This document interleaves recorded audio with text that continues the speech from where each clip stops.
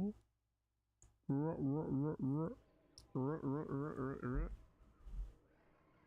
Um.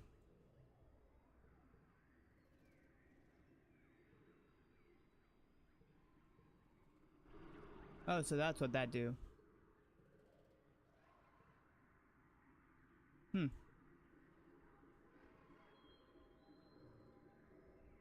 All right. I think we're live. Let me just check real quick. I just gotta make sure that it's coming through good and clear. Nice.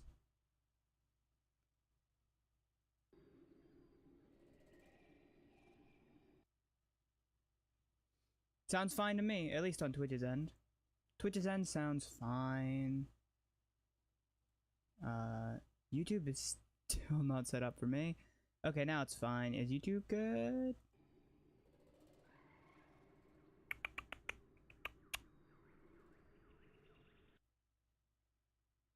YouTube seems to be fine to me. Alright, let's go. Alright. Boys!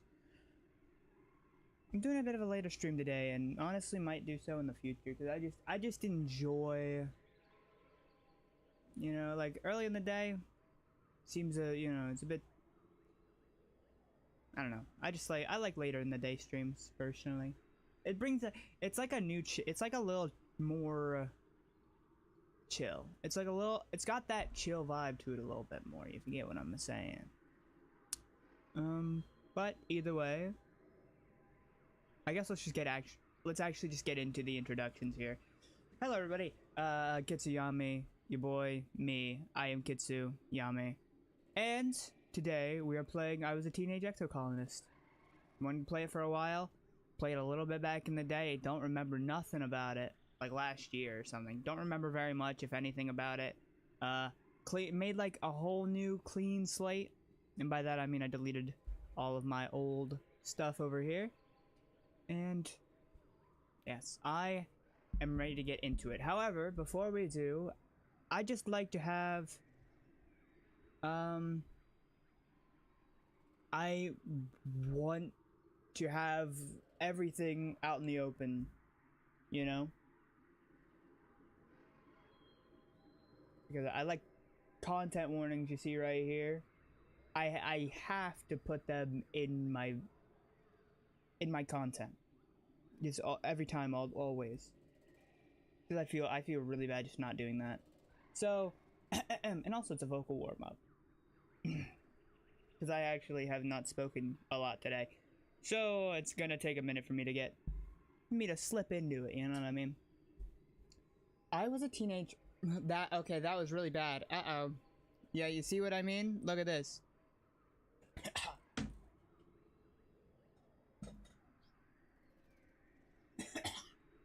Now hold on, let me actually get some water. See that? That's that's exactly why. That is exactly why I needed the vocal warm up. Can you imagine me going into a serious scene with that happened? I'm wagging my finger. You can't see, but I'm wagging my finger. Either way, I Was a Teenage Exocolonist is suitable for ages 13 and older. It does not contain excessive violence or explicit sex, however it does deal with mature topics which will be uncomfortable for some players. There are many ways to live your life on Verterma?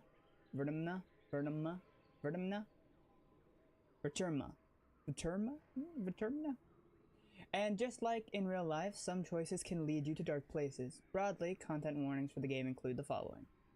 Major character death, we're not spoiling any of this. Children in peril / dying, animal cruelty and death, bodily harm and grossness, implied sexual content, drugs and alcohol, violence and text, mental health and trauma, domestic abuse, and traumatic global events. I think just broadly, you know, gotta make sure we throw that in there, you know, gotta hoop it in there. And yeah, I think we're just gonna get straight into it. Let's go. I do remember that you can choose some starting stats. And I honestly don't remember what I grabbed last time. Wake up. Warning, this game deals with mature subjects and may not be suitable for all players. Please see our content warnings in the system menu for the detailed list of themes and events. You wake to chaos. A confusion of light and heat and smoke. Fire. Your head is pounding. You must have hit it and blacked out. But you aren't sure how you got here. Or what on Vertumna is happening. There's something important you need to remember. Your stomach lurches as the floor crumbles beneath your feet, then collapses.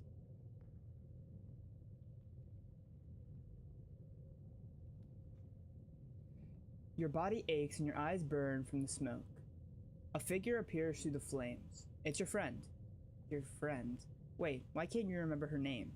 She's gesturing and shouting at you, but all you hear is ringing in your ears. I'm gonna climb out.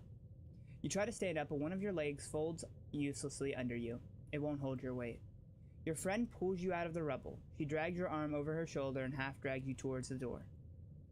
Though through it, you see a deep, eerie twilight, dark blue and cold against the heat of the fire around you. Glow season.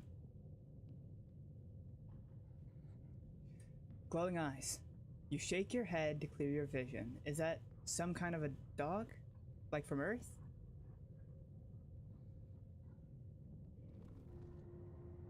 The creature howls and lunges, its jaws open.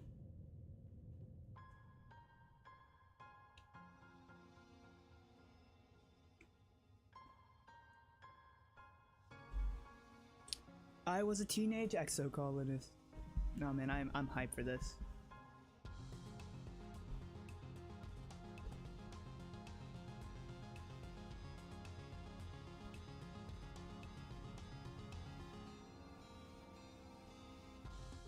You were born on the stratospheric Earth's first colony.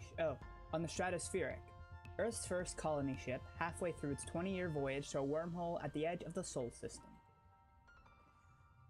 Your parents run the hydroponic gardens which make fresh air and vegetables for the ship.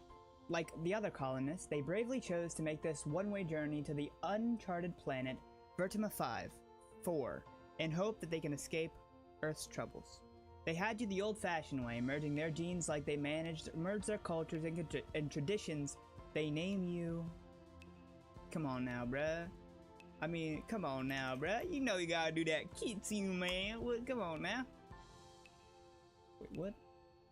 So, what's customized? Oh. Interesting. And then, feminine in appearance, androgynous. Huh. You're a bright-eyed child with an active imagination. Sometimes too active, your mom says. Use the sliders on the left to choose pronouns and late teen appearance. These can be changed at any time. Okay. Then I guess we'll go masculine for now. Wait, can you like more? No, you can't. Yeah, I'll go masculine. Sure. You just jump straight into it. Empathy, persuasion, creativity, bravery, reasoning, organizing, engineering, biology, toughness, perception, combat, animals. Oh, you can really just change this whenever. Okay. You have vivid dreams of things you've never experienced. Dirt under your feet, skies overhead, endless jungles, and strange animals. You wonder if this is what Vertumna will be. Vertumna. I'm just gonna... Vertumna? Vertumna. Vertumna? Will be like, I don't know, maybe I should look up pronunciation. Hold on, let me, let me just,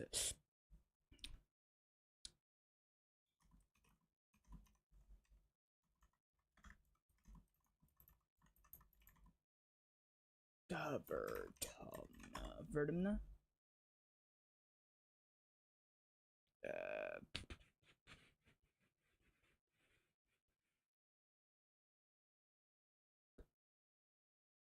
Yeah, how, okay, hold on. I'm just gonna Google translate English to English. Is it Vertumna? Vertumna. You know what? That works, I guess, for Tumna. Oh, every okay. You wonder if this is what Vertumnum will be. Every child on the stratospheric is given one genetic enhancement. By age 6, you see the first signs of yours. Eagle eyes, extra fingers, absorbent brain, super strength, calm temperament.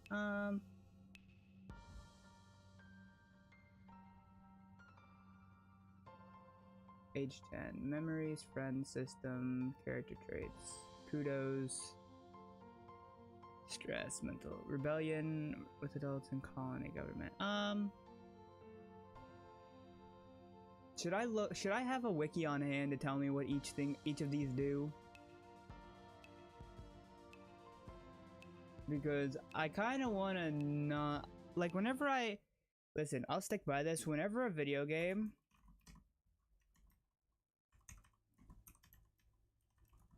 enhancements,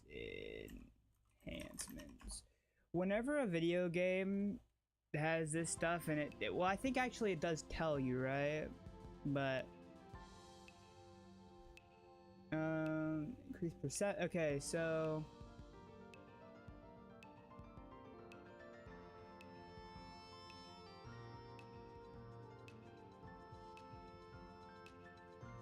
I don't know. I guess we'll go Eagle Eyes. Just because a calm temperament. Yeah, I'll just go with Eagle Eyes. Oh, so it does tell you. Okay. Perception, gain memory. Your eyes have both eagle and owl DNA, so you have superhuman long distance,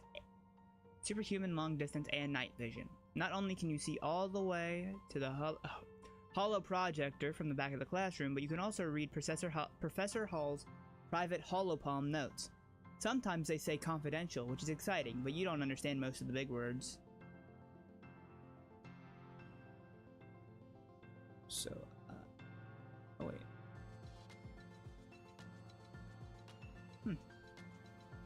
And to sneak past. Oh, so perception is finding things and sneaking past. Okay.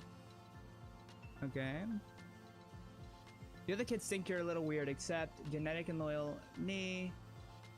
Animo, tough and gentle cow, bold and confident Mars, quiet and adventurous these. Wait, what? Studious and mature Tangent, shy and sweet Tammy.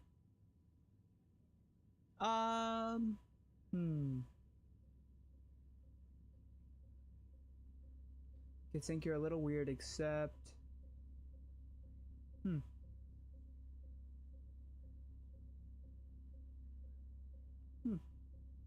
I don't know. I mean, maybe Mars. I think, cause like the blue hair. I think that's Mars.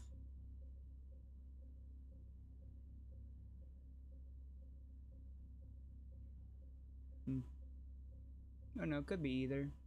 Could be any of these actually. We'll just go Mars because blue hair is pretty sick. Mars is a natural leader. Whenever you're all playing together, Mars is the one who comes up with all the ideas. She can be a little bossy, but that's part of her charm. She always organizes fun stuff for the kids after class. You're both founding You're both founding members of the Secret Fun Times Club. +10 persuasion, organizing, Mars ambition. -1 kudos. Oh, okay. Wait a minute. Okay, so friendship, toughness, combat, Anemon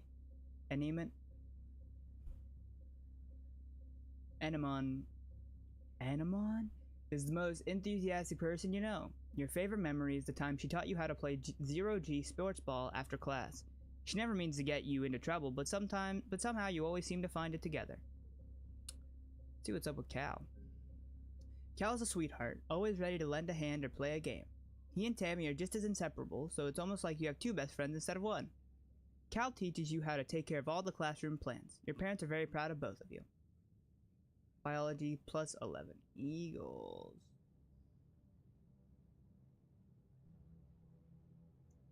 Oh, right. Familiar with xenofauna, hunting and ranching. Wait, that's not right.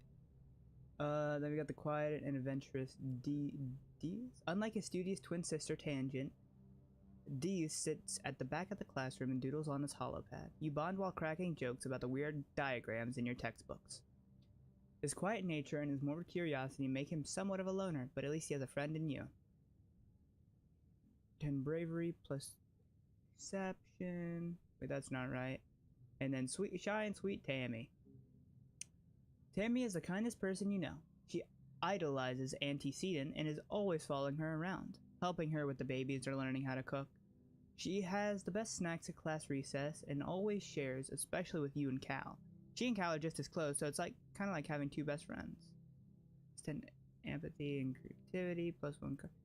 I like Mars because the persuasion and organizing. But I think, hold on, are we gonna do this to mid? I could totally min-max right now. Well, if I was min-maxing, I'd want it to be, oh, so it just tells you what it would be if you did this. Yeah, I don't know. I do want to have animals pretty high. But honestly, I thought plus 11 plus 1 from Eagle Eyes perk. I do want animals, but I do like I really like persuasion. And organizing is always good. What is organizing? Dedication to neatness and management. Charisma. Empathy. Biology. Toughness. Yeah, organizing. Yeah, Mars. You're 10 years old when the ship finally reaches the wormhole. Professor House says it's like a doorway to the other star systems, with the planet Vertumna 4 on the other side. You run emergency drills for months to prepare. Wait, what is -1 kudos? So does it just like... Oh, no? Maybe it gets better as it goes on. When the day finally comes, it starts with a rumble. Then things start to slide off the tables. You hurry to gather near the escape pods just in case. Oh. The emergency area is crowded with families. It's going to be fine, Kitsu, your dad soothes. We'll be through the wormhole and down on the planet before you know it. Just like we practiced. Your mom gives him a sharp, worried look.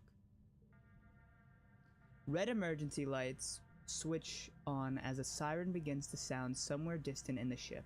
You try to breathe slowly, like you were taught, but you're very scared. You look out a porthole. The stars are gone. When you're frightened, you're... Put on a tough face. Get in touch with your emotions. Find a distraction. So do you just start with 10 empathy? I would like to get in touch with my emotions, please. -10 stress, 2 with Mars. Or Tammy, 2 with Mars, and stress cry. You bawl like a baby. It feels good. You aren't the only one. Nearby, your classmate Tammy has tears streaming down her cheeks. Mars is trying quietly to console her. She sighs as your crying makes Tammy wail even more loudly. Your dad puts his arm around you as you let it out. Wait, 2 for... Okay, okay. Uh-oh. You wait. The shaking builds. Rebellion? Okay. Alright. I'm just super interested in everything right now. Oh. Then everything starts to get very weird. The hallway stretches. And you're stretching too. Your arms feel impossibly long. You feel like it's slowly filling up like a balloon and constricting down to the size of an atom at the same time. Is this the wormhole? You hear the distant ominous squeal of metal giving away as the ship shudders and lurches in slow motion. The weirdest part is a sense of deja vu. You're sure this has happened to you before, and you know somehow that everything is going to be okay. The shuddering reaches a crescendo. You hear an impossibly loud crunch and feel weightless for a few seconds before gravity slams you back against the wall head first. You black out. As you slip unconscious, you feel yourself twisting out of time. It's today, yesterday, and tomorrow all at once. And more than just one tomorrow. Lots of them. Different tomorrows. You dream yourself in a place that you know from your dreams. Tilled fields, dramatic ridges, and a stranger, but also not a stranger, grinning as she grabs your hand. Hurry up, she says. I'm not gonna let you miss this. Distantly, you can feel the ship's shaking has stopped, and hear your parents' worried voices. Feeling safe, you slip further into the warm embrace of the stars. You drift. Gradually, your consciousness reforms. You wake up in the medbay. The medbed under you plays a soft tone, and an automated voice speaks. 2 weeks have elapsed. The patient's cranial injury has completed healing. They may now be safely discharged. As the fog lifts from your head, you realize something seems different about this room. It's so bright. You try to focus on the windows. Something is definitely different. Sunlight? Instead of the familiar blackness of space, bright light from twin blue and yellow suns is streaming through the windows. You peer out and see fields, grass-walled domes, and walls ringed by giant mushroom-like trees. There are construction materials everywhere, and people walking around outside on the ground. You better get out there and join them. Cautiously step outside. Do you rush outside? No, Kitsu's a cautious little guy. He's a cautious fella. That's what I think. Do I do WAs? Or do I? Oh, I can do this as well. Oh! Tammy jumps as you step out of the ship quarters behind her. You're awake. You've been asleep in medbay for days. Are you all better? You rub your eyes. You do feel groggy. Everything is so strange. The air feels moist, and the ground is covered with pale blue powder that crunches under your feet. The reflections off of it are blinding. You squint and look up, then almost fall over from the vertigo. The sky goes on forever. Around you are fungal trees taller than anything you've ever seen before. Your heart pounds in your chest. Are you feeling okay, Kitsu? You better go see your dad. Tammy says, worried. He and your mom have been waiting for you to wake up. She points southeast towards some odd geodesic domes. Okay. Hello. A low throbbing noise comes from the engine room, which provides power to the colony. Other corridors lead off to the oh my goodness gracious. A low throbbing noise comes out from the engine room, which provides power to the colony. Other corridors lead off to the teaching labs in medbay. You know the route to your classroom as well, but the rest of this wing is off limits to children. Congruence, the ship's onboard AI, beams down at you from the nearby holo screen. Don't forget to study hard, Kitsu. Okay. I really do, I think, because I know you can do a lot of different things. So I kind of want to see social and dangerous situations. So I think we need to up empathy and bravery in animals. That's what I want. I want to be because what is a biology? Study of plants, biochemistry, and the human body. Problem solving and general knowledge. Reasoning needs to be decent, bravery needs to be decent, empathy needs to be decent in animal, and perception as well, and probably toughness too. A small team led by Security Chief Rhett was enough to keep the peace on the stratospheric. To stay busy, they also ran the exercise gym and sports ball courts. Here on Virtunia, the garrison has expanded fast. They're building a huge wall around the colony and have an outdoor firing range and a big covered dojo. And best of all, a regular-sized sports ball court. All right.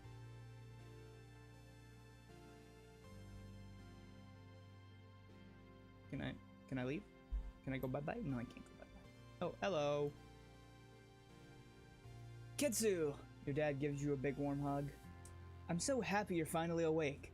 Dr. Instance thought it'd be best to keep you asleep while your noggin healed. Your mother and I thought you might sleep away the whole year, my snoozy little gooseberry. He checks your head and looks relieved. He was clearly very worried about you, but covers it with jokes and a smile. Nah, I love you, Dad. Welcome to Vertumna. he says, gesturing around you. You've never seen the stratospheric from the outside except in pictures. The ship has been separated into two, in parts taken off to form other buildings and a big wall around the whole colony. The alien jungle creeps right up to the wall. Only the geodesic greenhouses pass outside it, dotting their way up the hill. How'd you do this so fast? You've been asleep for weeks, my dear Aubergine, he says. And these geodesic greenhouses practically put themselves up. Some of this is only a quick temporary solution, he admits. We'll keep growing and improving things. One day our little colony will be as big as a whole city. Oh, and before I forget, he pulls a package out from his satchel and hands it to you. You blink and stare at it blankly. Don't you know what day it is? He asks. You honestly don't. You remind him that you've been asleep in the medbay. Happy birthday, he shouts, wrapping you up in a warm hug. Your birthday already? You feel a dizzying sense of deja vu. You stare hard at the wrapped package. You know exactly what's in there. You remember it. No, you dreamed about this package some years ago on the ship. Inside will be a small medallion in the shape of a sun that your dad made by hand. Open the package. Sun medallion, +1 to challenges. First round of challenges. How did you know this? How did you know this? It's exactly as you imagined, as you dreamed. A feeling of panic rises in your throat. Your hand shakes. But how? Your dad notices. You okay, Kitsu? He snaps his fingers. Dr. Rinson shouldn't have let you out so early. Sometimes those sleeping meds take a while to wear off. It might make your head feel funny for a few hours. You nod. Maybe that's all it is. Someone shouts your dad's name. Listen, I'm so sorry, Kitsu, he says. But I have to get back to work. There was an accident when we landed and... He stops himself. Don't worry, we're gonna fix it, your mother and I. Professor Hal is expecting you in classes, if you're feeling up to it, your dad says, pointing west to the engineering wing, in the rear end of the bisected ship. There he points to the large doors you came out of earlier. Or you can relax in our quarters until you're feeling better. We'll talk later tonight, he says, then kisses the top of your head and ruffles your hair. Have a wonderful birthday, Kitsu. I love you. I love you too, Dan. To enter buildings, click on the door and press the flag next to it. Then choose an activity for the month to gain skills and advance time. There are 13 months a year and 10 years to the end of the game. You only have time to focus on a few things. You know.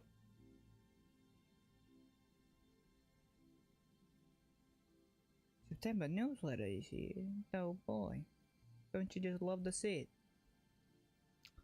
Alright, so... Ooh, dancing. Ooh, throwing... Moonwalking.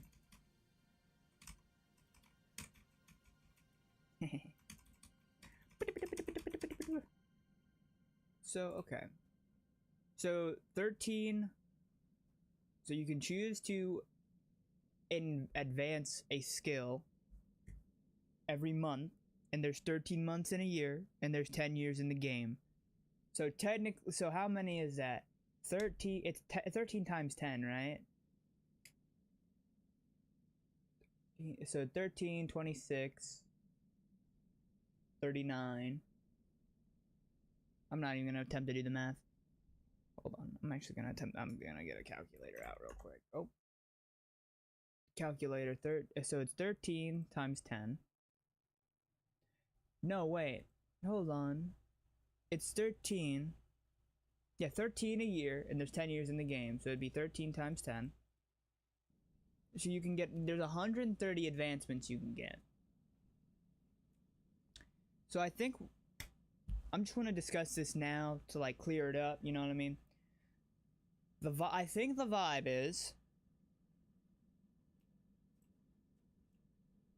are you not hearing any game sound? Hold on, let me make the... Let me...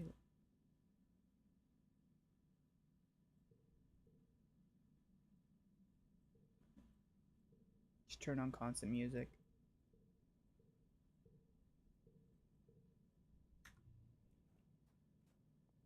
Okay, so here's what I'm thinking about advancing.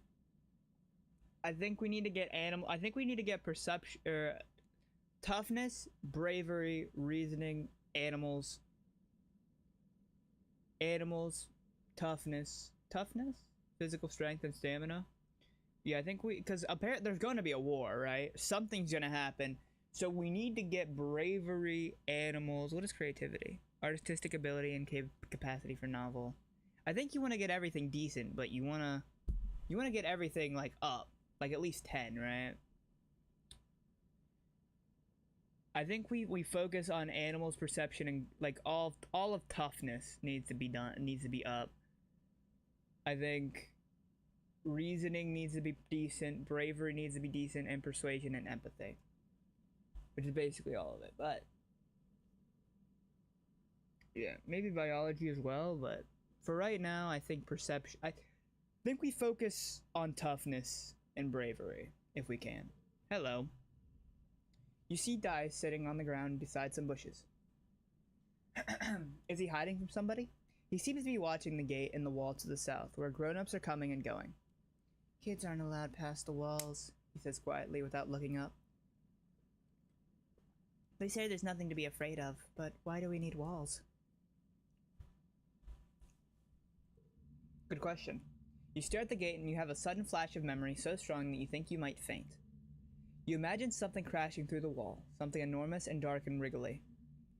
For years in space, you've had half-remembered nightmares of monsters, of your ships being destroyed by shifting through wreckage that used to be your home, trying to find something. Your dad always told you the dreams weren't real. Breaking you from this daydream, Dees whispers, I think there are monsters out there. I believe you. No, you don't, he says. You're being sarcastic, I can tell. Nobody believes me. Turns his back and annoys you. They're huge and wiggly and dangerous. Stop making fun of me. You're as bad as Mars. Oh. There we go. Now we got some music going. Hello, Amini. Hiya, Kitsu. Anemon? Anemon seems really at home here. She's rolling a sports ball around with her foot, making patterns in the weird blue snow. This stuff is different from snow on Earth, She tells you. Cause it isn't cold, but it's still neat. You can make stuff out of it. Your foggy head clears a little. Amon is simple, physical, real. You always feel grounded near her. What are you making? Just snow spirals, She says.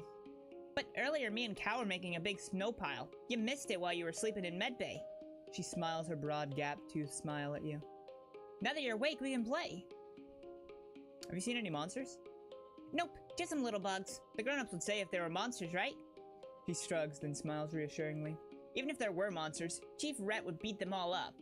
So don't worry. My mom says we're safer here than we were in space. You both look over at the wreckage of the Stratospheric, the spaceship where you were born. Anemon's mom, and antecedent, is probably right about that. Look what the wormhole did to your ship. Weren't you in school? She smacks her forehead. School? I wonder where everybody was. I guess I'm gonna be late for humanities class. She doesn't look very worried to you. But it's okay. Professor Hal is chill. Or she says, Professor Hal is chill. He won't mind, but we should probably go now. She grins and starts running towards engineering. Hey, race you. No fair, she's getting a head start. Is there anybody else I talk to down here? Yeah, I think we need to get bravery. I think bravery and combat. Bravery and toughness for sure. Combat not super needed. A low throbbing noise comes from the engine room, which provides you. Don't forget to study hard. I already read that. Study. Wait, what is this? So, pick an activity to do this month. So study life sciences or study humanities. Wait, what is this?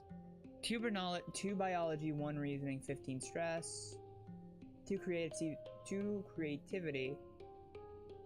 I'm only getting 1 reason. So I think we'll go with persuasion and creativity. Welcome, Kitsu. Professor Hall greets you. I hope you're all warmed up and ready to study the glorious humanities. history, literature, language, media, and philosophy. And yes, if you're lucky, we'll have a little ancient earth poetry too. He seemed excited about the last bit. By the way, if anyone is interested in taking engineering classes, please register through Congruence's scheduling system when you have a chance. She'll be helping me teach them. Today's assignment is an easy one, Hal says with a yawn. Because I was up late repairing Congruence's subterminal and I can use a nap. I'd like you to write an essay on what the Vertumna colony means to you. Freedom, equality, democracy.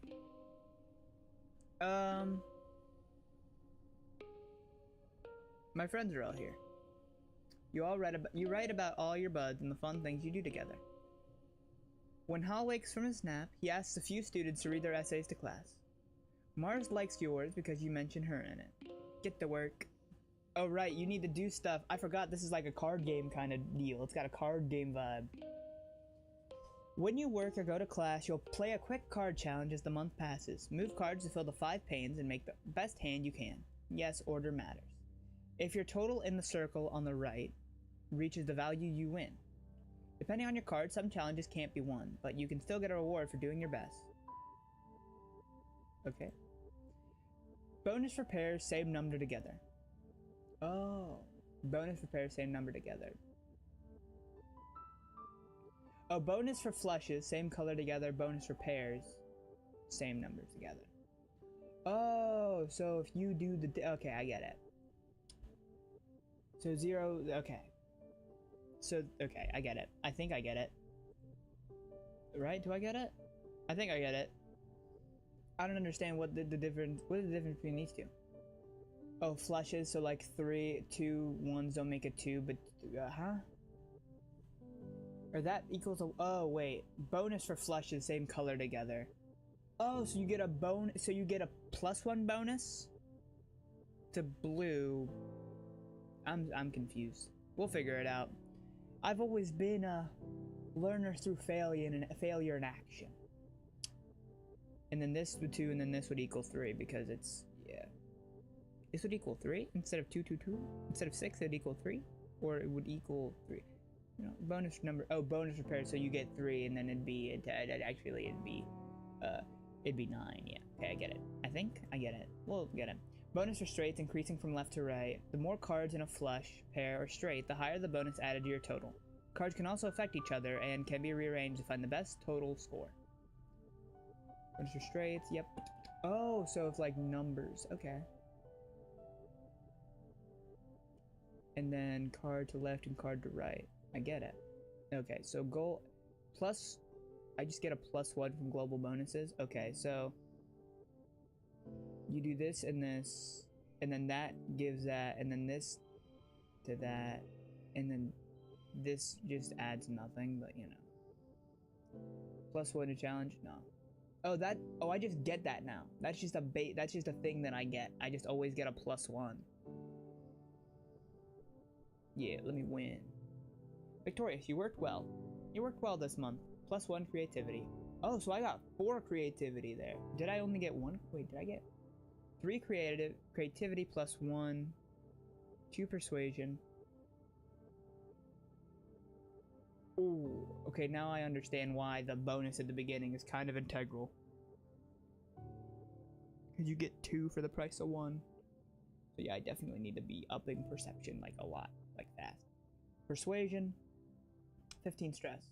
Your skills increase when you work or go to school, with extra skills if you win the challenge, and a kudos bonus if you make the highest scoring hand with your cards. Working also increases stress, which prevents you from working if it reaches 0. To relieve stress, take a month off to relax in the quarters wing. Okay, I think I could have put, if I put the blue baby and then if I put the blue, red, red, yellow, yellow, it would have probably been the best.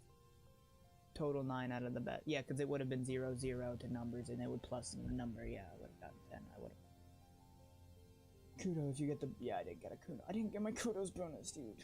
Done. Okay. Done. Your parents have been working from first dawn to well after dinner every day. You know growing food is an important job, and it's vital to get crops in the ground right away, but there seems to be something more to that. It's such a strange change from growing up in the stratosphere, when you saw them all the time. You stay up and wait for them at night before going to bed. Though you can tell they're exhausted, they make an effort to spend time with you. Sorry, we haven't seen much of you, little gooseberry, your dad says. Your mom watches you as she works a pebble out of her gardening tiller, which also serves as a crutch.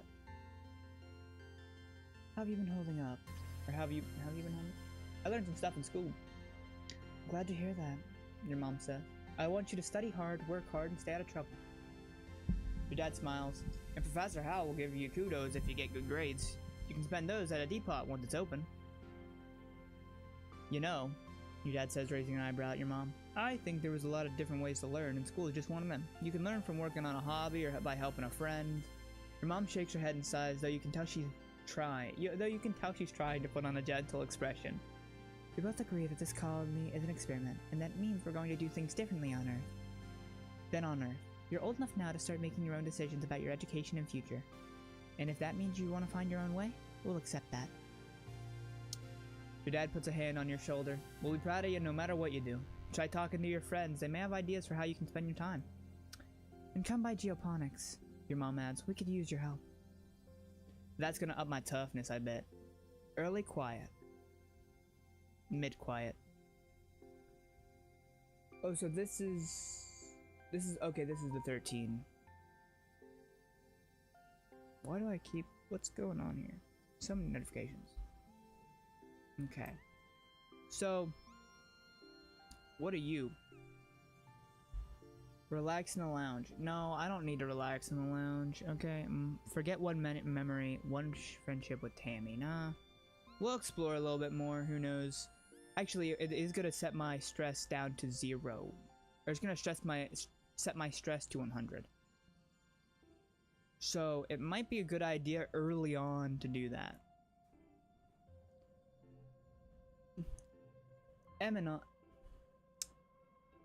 Enemon is bumping a sports ball with her wrists, trying to keep it in the air. Heads up, she shouts and bumps the ball in your direction. Do a trick. Bounce it back. Look out, ball flying towards you. I want to bounce it back. +1 toughness. Oh, you bounce the ball back and forth with her, trying to see how many times you can rally and keep it going. Amani is telling you about the new sports ball court. A proper regulation-sized court way bigger than the little 0G1 on the stratospheric. Her brother Calm is coaching the junior sports ball team this year. He's so great, she says. He's good at everything, especially spiking. He's coaching me to play awesome like him. You should join us. Okay. So, I got that now. That could get toughness up, I bet. Yo, what's up, man? How you doing, bro? Hello, my little potato, your dad exclaims, smiling warmly. What have you been up to today? Just hanging out with my friends. That cow's a good boy, he says. And have you seen him, Anemon? She's been out by the garrison playing sports ball. I think she spent every day outside since we landed. He chuckles to himself. Guess that's what happens when you've had enough brothers to make your own sports ball team. He breathes deeply and looks slowly around. Vertumna is magnificent, ain't it? Or isn't it? You nod. Seasons! Throwing his hands wide, he shouts, throwing his hands wide. I miss seasons! Back on Earth, it got much, much colder, and the snow wasn't half as pretty as our spark snow. He sighs, stretching. You just wait until dust season. Both the suns will be high in the sky, and it'll be real hot then. You'll see. Hello. You find your mom hard at work setting up the greenhouses with a small construction crew. You've seen these plans pinned to the wall of your family's quarters for years now. These geodesic domes will house the more delicate plants from Earth, spinach, tomatoes, maybe even fruit. She takes a swig from her canteen as you approach. Looking for something to do? She asks. Remember, Kitsu, you're responsible for your own schedule now that we've landed. You can decide how to spend your time, as long as it's productive. She points toward the engineering wing, in the back half of the stratospheric's severed frame. Professor Howe is still expecting you in class, but a well-rounded education includes practical application. You're old enough to help with the work around here. She claps her hand on your shoulder. I've got another minute. Anything you want to know? Can I join expeditions? Oh, you're too young to leave the colony. It's dangerous. She shakes her head. Your father would be worried. There's so much we still don't know about the world out there. Let the adults find out, then maybe you can join them in a few years, when you're older. She gives you a stern look. She isn't going to budge on this one. For now, stay inside the walls. What are you doing in geoponics? Geoponics? She looks down and nudges at a sprout growing between her feet. It's green, the color of Earth's plants. We're doing our best, she says. But it hasn't been easy. I just hope the potatoes and corn can handle the weather here. Here it rains like heck in the wet season. She glances up at the sky. She takes a long look at you, up and down. You're going fast, Kitsu, but you're still too young for real farming. Said, well, there's a lot of soil that needs to be hauled. Seeing your disappointment, she nudges you on the shoulder. Don't pout, it'll help build those muscles. We need them now that we're out in the real world, doing real work. Out here, we have to rely on our physical strength. She flexed her biceps. Your mom is really strong. What's happening in engineering? How's teaching classes on life science, engineering, and humanities? Pass all your tests. Maybe he'll let you work there in a few years. Your father thinks you're old enough that school's optional. I don't agree, but I'll be honest with you, she just says, gesturing to the fields.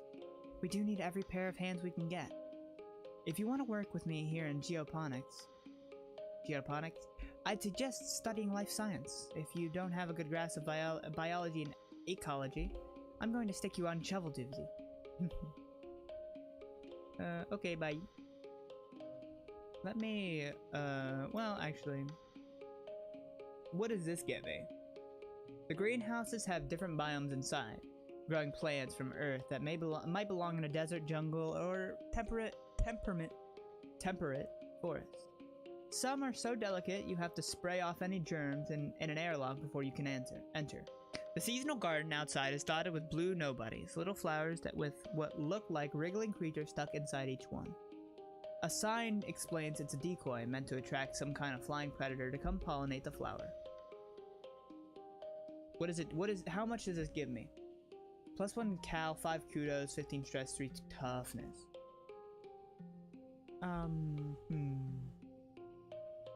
It's 25, 50, 100, I guess. Actually, no, this is 50, 75, and is it? I don't know. I'm confused. Like, this is 1, so it has to be, right? 1 toughness. Yeah, let's run.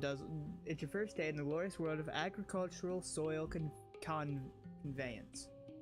Good morning, Kitsu. Looks like you're working for your old lady. I hope you don't expect me to go easy on you just 'cause you're my son. She walks you around the geoponics wing and geoponics wing? I keep on getting stumped because it just does not flow off the tongue as well as you think it would. She walks around the geoponics wing and points out where everything is. Your job is to move sod, compost, plants, garden waste, and equipment from one place to another. Get comfortable with this, she says, pushing a squeaky old-fashioned wheelbarrow toward you. Now, any questions before you start moving that dirt? Why not use hydroponics? Oh, on the ship we grow most of our plants with their roots in the water, and it's true, it was more hygienic that way. Your mom replies. She brushes an insect off her arm, which lets out a loud squeak of objection. But hydroponic systems use too much energy. Here, we have to grow as much as we can the old-fashioned way. Okay. Where do I move it again? Over there, she points to a dirt pile. To there, she points to the identical pile 10 meters away. She sees your confusion. We had some very precious soil from Earth on the ship, full of all the nutrients and bugs and bacteria our plants need to grow. But it was lost. She sighs. In an accident. Now we have to make more from scratch using vermin soil. Bitumen soil. This is the part of the process. Let's get to work. That's my boy, your mom says, slapping you on the back. You stumble a little. Your arms start to ache after the first half hour of work, but you keep going. By the end of the month, you feel utterly drained and exhausted, and good somehow. You feel your muscles growing already. Okay, so -1 kudos. Okay, wait, so if I do you, and you. That gives me 10. And then this is 5. So that gives me 18. And then first steps give me 19. Well. Nice. Is this the best I could do? I feel like this is the best I could do, right? Like, cause yeah. think. I hope. Yeah! You worked well. Plus 15 stress. Okay, I'm feeling, I by the look of the picture up here, I'm feeling a bit depressed. So we're gonna go lower. Wait, plus 5 toughness? Yo! The week you had far more bouts of deja vu, remembering what everybody is about to say or do just before they do it. Sometimes they actually do it, but not always. The morning you were sure Professor Howe was going to trip on the uneven floor in the cafeteria and spill his plates of hash brown. You even told Mars to watch. He didn't, though. As Professor Howe walked away, his hash brown safe for today, Mars called you a liar and a dummy. At night, your dreams are all mixed up with stuff that you know can't be real.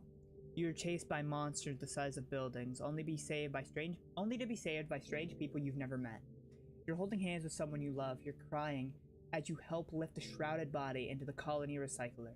Everything seems so familiar, but when you try to recall their faces when you wake up, they're smeared in your memory like wet paint. But what if those things haven't happened yet, but they will someday? Anytime you try to tell someone they think you're playing a trick or that you're sick and need to go to medbay, you eventually decide to stay quiet about your strange dream. Why? You don't want people to worry. Your parents have so much on their minds already. You have a feeling that something is happening at Geoponics that they don't want you to know. You don't understand it, but when they come home at night, they look really sad. You don't want to make that worse. If you keep going to classes and stay out of trouble, it'll be easier for everyone, yourself included. Okay. Now we're actually gonna go chillax. Late quiet. Yeah. This is the last month of quiet. Actually, I could have talked to some people, I bet. Hello. Cal is riding around the geoponics garden's on his hoverboard. The board comes to a sudden shuddering stop on the rocky ground in front of you. Cal falls off, but catches his balance before he eats dirt. Hey, Kitsu. Real ground is way harder to hover on than chip floors. There are bumps everywhere. We all have to adapt. Yeah, Cal exclaims. Things are actually way, way better on planet side. Hovering outside is rad. Look at this. He runs over to a small depression in a nearby hill and presents it like it's something amazing. Look at this. It's a skate bowl. Cool, can I try? +1 toughness, +2 friendship. Sure, but please be careful. Mom says if I break my hoverboard, we can't make another one. You take turns riding around the bowl, trying to get up enough speed going down one side to come back on the other. You don't land any tricks. It's hard just staying on the board with this uneven ground, but it's fun. You need a break soon. Yeah, I am on the brink of oh, hello. You cautiously step through the colony gates. Hey there, kiddo. Uncle Tonin blocks your way with a smile. I'm afraid expeditions is off limits for now. It's not safe out there for kids. You better toughen up so you can join the squads when you're older. I'm tough enough, I'm brave enough. View the map, view the bestiary. Float cow. Float cow, Xenolevis bovidae. Bovidae? These cumbersome looking creatures are actually lighter than air due to large helium sacs on dorsal and central side. Careful balancing of helium and urine allows them to control their elevation. They produce a salty, high-protein, milky substance for feeding their young so that is also nutritious for humans. Hopi. Hopi. Common Hopi. Xenophilus monopodus. A communal creature with two disparate sides of eyes and one strong foot used for both locomotion and defense.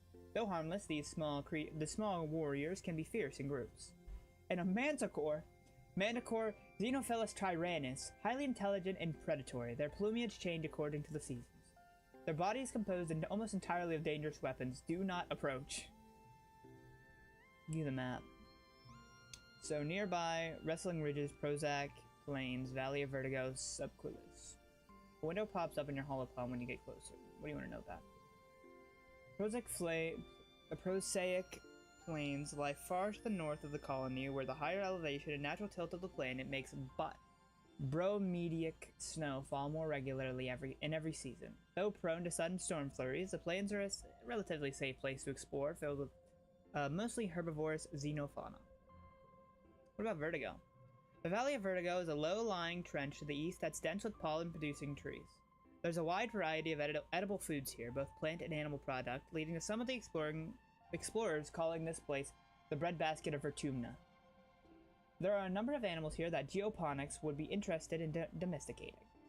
The Western Wrestling Ridge. The tongue-twisting region is the broken spine of the planet, home to both dizzying heights and abyssal lows. It's always hot and arid here, no matter the season. Traversing these steep chasms is dangerous and only to be done by those with sufficient glider training. However, there are some interesting ruins here to explore. That's this one. The Subsequis. To the south is a vast boggy wilderness, home to dangerous animals and hazardous weather conditions. Exploration in this area is only to be done with extreme caution. We got the Prosaic Plains, the Valley of Vertigo, the Western Wrestling Ridge, and the Whoa. Fine, I'm not tough or brave. I'm just a little guy. Yo, what's up? You found me. This is adjusting better than you'd expect to life on the surface. He already found new places to hide and do whatever he does by himself. Dare you to eat worms, becoming a carnivore. Dare you to eat this worm. So I got more people. Yo, how you doing? Hey, what's up? Anemone runs up to you. Hi, Kitsu! She huffs, catching her breath. She grins. On the ship, adults are always saying, no running, Amon, no running, but outside there's so much room. I can run for 5 minutes in one direction. Even more, after the roboballs clear the land for farms. Whoa. English, please. You want to train together? What would this get me? Telling a violent tale. I mean, it doesn't matter. I can't do nothing. I have to go sleep. I'm depressed. Tangent is hunched over her hollow palm, frowning and poking angrily at the air. She speaks without looking up at you. Professor Hall wants us to prep a log of native flora with pictures. There should be a catalog on the Colony Hornet, but I can't find it anywhere. I'll help you find the... Let's make our own list. Tangent is dubious, but agrees to try your idea. The two of you run around the colony yard, taking pictures of all the different Vertunian plants you can find, and making up fake sciencey sounding names for them, like Wonkius shrubbius and Purpurus gracium. After an hour, you've categorized 51 different species. Tang doesn't think it's a very complete list or a very scientific method, but you figured you must have learned something. Yo, what's up? Oh wow, I can actually do that. I can hold. Yo, what up? You see Tammy sitting quietly near the entrance to the lounge. You've known her for, well, your whole life. Back on the ship, you used to play with her, where her study used to play. Tammy had the best doll collection. After her mom died, her dad used all his nano printer creds to print her a different doll every month for a whole year. Her ears perk up when she sees you. Oh, hello, Kitsu. She says, her voice is soft and dreamy like a beam of starlight. You want to play with dolls? Sure, I sure do. 1 empathy and +2 friendship. You don't think Tammy will ever be too old to play with dolls. If anything, she has even more of them now. She takes you to her quarters and brings out the entire Spacey Stacy doll collection. A disturbingly realistic baby with real bowel movements and two super fancy posable dolls named Lily and Tilly, who can be programmed to move on their own. Tilly isn't very good at the programming, so Lily and Tilly just roll around awkwardly when you turn them on. You cover quickly by saying that they must be breakdancing at a club. The two of you spend the afternoon making up stories of their rise to stardom as professional dancers. Yo, Maze, what's up? A sharp whistle interrupts your thoughts. Hey, Kitsu! Mars calls out to you. Come here, I have a job for you. What's up? You walk over to Mars, who's sheltering from the snow under the ship's overhang. It's so gross here, she complains. This spark snow would ruin my good clothes. At least on the ship we had climate control. Tammy made me some soy sweets, but there's no way I'm going out there in all this weather. Said you like running around. Could you fetch them for me? Okay. Good. She claps. Mars claps. She's probably just down the hill near our quarters. Mars sighs. She's scared to take more than a few steps from the door. All she wants to do is hide inside and make sweets. And you're still eating them. And you're eating them. That's all I'm saying. Tammy is staring obliviously at the sky, smiling to herself. She startles as you approach. Oh, hello, Kitsu. She says, putting her hand on her chest. Do you need something? I'm here for Mars' soy sweets. Tammy smiles at you. Oh, it's so nice of you to help out, Mars. She's a very important person, you know. She hands you a box wrapped in pink and yellow in a pink and yellow scarf. One order of mango soy sweets made fresh this morning, she says. Please tell Mars that she can have the scarf back, okay? She used some of her kudos to nano-pan it for me because it's so dusty here, but I think I'm getting used to it now. Tammy smiles again and tucks her hair behind her big elven ears. Mars is so cool, she says fondly. Sometimes she's kind of bossy, but I know she really cares too. Here you go. Mars puts her hand out expectantly. Give it here. Here it is. I ate them all. I want half. Sharing is caring. +1 to that. If you want them, you gotta pay. No, I want half. Wait, what is this? Oh, persuasion of 5 or greater. I want half. The audacity. She glares at you and stares back defiantly. Okay, fine. She eventually relents with a small smile. You did fetch them and all. You split the box of soy sweets with Mars and sit to eat some with her. They're great. Tammy's a good baker. Mars sighs. But I wish she wasn't so scared of everything here. Sure, the weather is gross, but it's not dangerous. Oh right. Administrator Seek's looking for someone to do delivery jobs for the depot, she says. I don't want to do it because, like, ew. Running around out here? No. Just go through there and tell them I referred you. She gesturing to the door behind her. Okay. What's up? I can't do anything with stress because I'm so stressed. Command is a warren of long hallways with doors off to tiny, nondescript offices. Everyone you pass seems to be hurrying off to some place or something important. The end of one hallway opens into the Sun Supply Depot, which works as both requisitions office and general store. Beyond it are cavernous warehouses stacked high with supplies from Earth, now being gradually unpacked and distributed.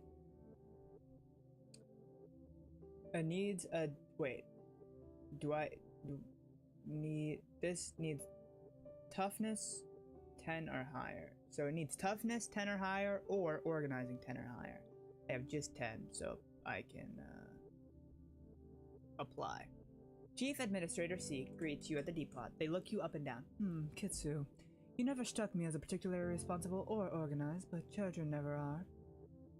What makes you think you'd be a good fit for the position of the courier? Card. You didn't realize there was going to be a job interview. But I am organized. Cleaning your bedroom once in a while isn't the same thing. Seek sneers. But lucky for you, you're the only applicant this week. You got the job, for now anyway. They use their eloquent stylus to note this on their holopalm. Come back in a few minutes and you can make deliveries. Yes, there will be kudos in it for you if you do it correctly. Dope. But right now I'm kind of really depressed and sad. Look at this guy. Look at him. Look, poor Kitsu in the top corner, bro. He is depressed. So we're gonna go EP times. I'm gonna go chillax. Maybe go EP time, big time EPs. Ship's quarter. The ship's quarters are where everyone sleeps, eats, and hangs out. The private bedrooms are small. You share one with your parents, so colonists spend most of their time in the big common area. There's a lounge and cafeteria and a creche where all the little kids and babies are raised communally. I need to relax because it's nice to take some time off to chill after all the stress of school and work. Not to mention the mental toll of just living on this unpredictable planet. Looks like you're not the only one who needs some downtime. Some of the other kids are also relaxing in the lounge. Hooked on your holopalm, join Cal, approach Mars and Dies, join Cal and Tammy. Sit alone. Ow. I have 7, 8 toughness. March and Dies and join Cal and Tammy. I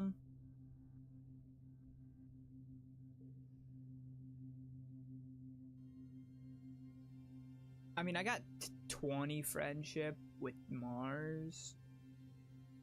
And I kind of want to commit and see opulence. Congruence. See You are 10 years old and your bird-like eyes miss nothing. People tend to listen to you and do whatever you say, and your best friends say you're a great listener.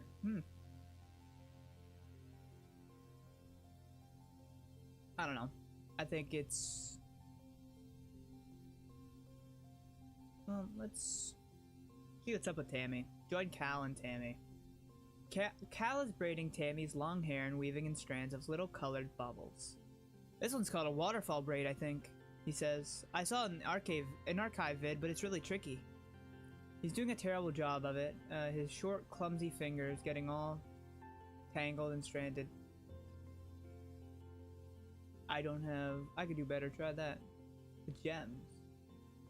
I'll do Cal's hair. You sit behind him as she sits behind her like a mini conga line. Braid some short strands. Dude, you bring some short... Hold on. Dude, okay. No, you're going down a little bit there, partner.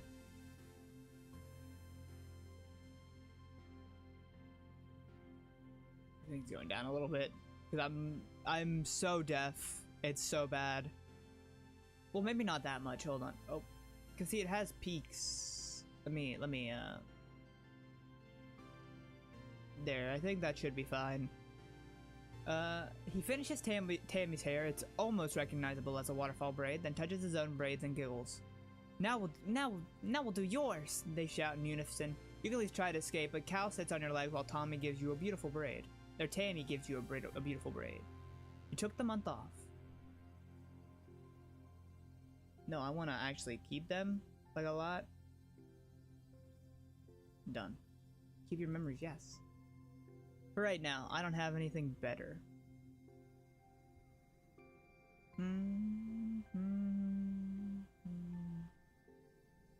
Early pollen. Use up. What? You found a hefty red Xeno egg. Hey, what's up? I'm bored. This is boring. Mars complains, stamping her foot. All the adults want to do is work, and they're not paying attention to me. Found something you might like. Let's go to a card. Change to...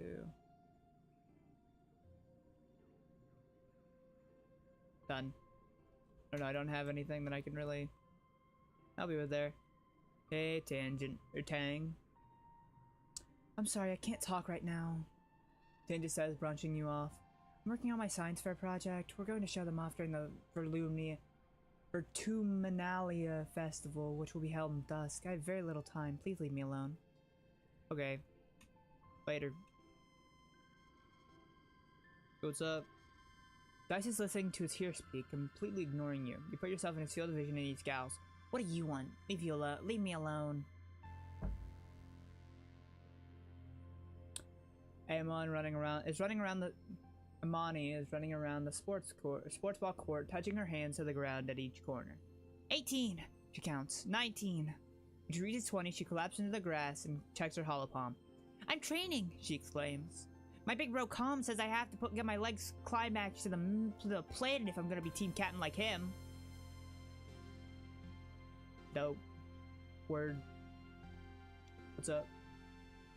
Timmy's dad is the head of expedition, which means he's out scurrying the jungle every day. This morning, you see her crying in the doorway as he leaves. I don't like it when he goes out there. She sniffs after he is gone. But he's so brave. And so are you. That's why I like you, Kitsu. I don't have... Bro. Hey, what's up, Cal? Cal runs up to you straight from foot to neck with purple dirt. There's so much space. Me and Eminon just ran for 20 minutes and we never ran down the same path twice. He leans over and braces his hands on his knees, breathing heavily. Whoo-wee! She's so fast. I want to finish toughness, I think. Well, let's see what this gets me. Because I don't know what this actually gives. Deliver supplies. +2 organization, +1 perception, friendship with Mars. Okay, I'm gonna go do physical labor. Right now. Because I want to get toughness above 100. Or not 100, but above 10. Shovel dirt. The new brown dirt is pretty rank, but it almost smells good after a while. Is this what people in the hollow vids mean when they describe a smell as earthy? It smells vertumny. Come on. Looking for more difficulty? This harder challenges will keep you on your toes. Want to focus on the story? I don't mind. I kind of like everything, you know. Oh, wow.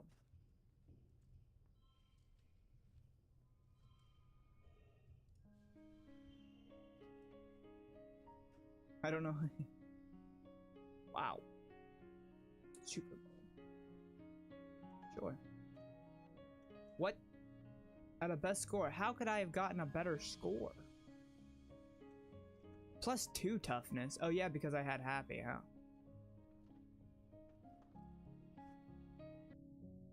Oh. You wake from an afternoon nap. You squint into the pink-tinged light slanting through the windows. You must have fallen asleep in the lounge. Tammy's shadow falls across your nest of pillows. Oh, I'm so sorry, Kitsu, she says, giggling. I didn't mean to wake you up. It's so nice outside with pollen sparkling in the sunlight. I just wanted to open the windows. You rub your eyes blearily. You were having the weirdest dream. Since you're awake, you could visit the cafeteria. Aunt Seton is making a new kind of candy. She's made of cotton. Isn't that weird? To go tie to the creche first. Then I'll meet you there. Save some for me, okay? Tammy skips off towards the creche, humming to herself. She'll get that free candy. In the cafeteria, Auntie Seton is cheerfully handing out masses of pink candy, puffy and soft like clouds. Oh, Kitsu, she says, handing you a wand with some candy spun around the end. Here, try some of this. We used to have it on Earth. You pull off a piece and give it a taste. It's so sweet at first that your mouth puckers. You've never tasted anything so sweet and so real. It's not at all like the soy sweets that the kitchen nano printer can make. It melts in your mouth, leaving a gritty residue on your tongue. You wait until everyone is gone, but Tammy never shows up. You look down at the cotton candy in your hands. It's wilted a little from the humidity, but it's kind of like her hair. You think, pale, pink, and so soft. You keep some to give to her later. You're relaxing in your family quarters you're relaxing in your family's quarters after dinner. Your mom had to run off on some kind of council business, so you and your dad are playing a hologram game. When you're just about ready to head off to bed, your mom returns. You can tell from the defeated slant in her shoulders that something has gone terribly wrong. Your dad starts to ask her what happened, but she waves him away and approaches you. She sits down and takes your hand, holding it between her two strong, dirt-greased ones. Kitsu, I'm so sorry to have to tell you this. She starts, her mouth quivers as she swallows, working on her next words. There was an accident this afternoon, in the creche. Your classmate, Tammy, has died. Oh, 50 stress. You try to understand her words. Tammy? Dead? That's not possible. You suddenly remember the cotton candy you were saving to give to Tammy. Pink and fluffy, just like her hair. You put your hand in your pocket to get it, but when it comes out, what comes out is a sticky dark red lump of hard goo. You stare at it, your mind blank. Ask what happened. Your mom tells you, as simply as possible, that Tammy was killed by an electric shock from a broken holo projector. It was just an accident. You press her for more, for an explanation. A little girl is dead, someone you'd grown up with, someone so much like you. She wasn't sick or anything. You just saw her this morning. She was right there. Why? Your mom's eyes are sad when she tells you. Sometimes, there's just no reason why. You aren't used to dealing with death, and you don't know what you're supposed to say or do. You sort of mumble okay and then get changed and crawl into bed, a full hour before your bedtime. You try to fall asleep, but you toss and turn for hours. You eventually drift off to fitful dreams of that small, sticky red lump of cotton candy.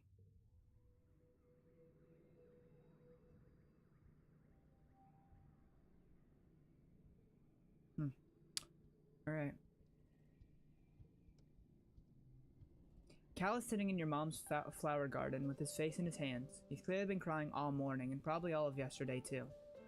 He and Tammy were really close. Whenever you guys used to play house in the creche, Tammy was always the mommy and Cal was the daddy.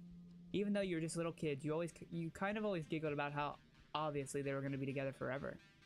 Like a princess and a knight. Are you okay? Yeah. He sniffs, looking up at you. You can see how puffy and red his eyes are. I mean, no, not really. That's just what people want me to say, right? Tammy always liked these flowers, he mumbles. Sometimes I pick them for her. He runs his hands over the pretty white flowers. Don't tell your mom, okay? Tears well up and slowly leak out of his eyes. He doesn't even blink, just stares at the flowers as tears run down his cheeks. They decide to give him some space. Mars is staring into space, looking somber. She doesn't even notice as you come beside her and barely reacts when you say hello. I'm thinking about Tammy, says quietly. She used to sit here down the hill. She had to sit down the hill there, in that spot in the sun. Every morning she'd just sit there for hours in the sun doing nothing, just being happy. You stare down the hill to the spot near the entrance. You can imagine her there working on some little craft project, humming to herself. She was so nice to everybody. I miss her too. I miss her too. And now she's dead, Mars says, making a face. How's that for fair? Of all the people, how come it had to be my friend? You don't have an answer. You ever heard Mars call Tammy her friend before, but of course she was. Tammy was everyone's scared little sister, even though she was older than most of you.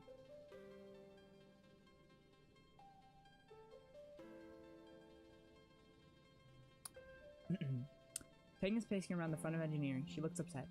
It shouldn't have happened. She said, what happened to Tammy? It shouldn't have been possible. There's no reason for that holo projector to break. Professor Howe said that it was recently serviced and nothing was wrong with it before. She gestures angrily. Just blew up for no reason. Nobody would have wanted to hurt her, so why? How? It doesn't add up. Sorry, Kitsu. I want to talk. I want to think about this some more. I hate when I can't find the answer.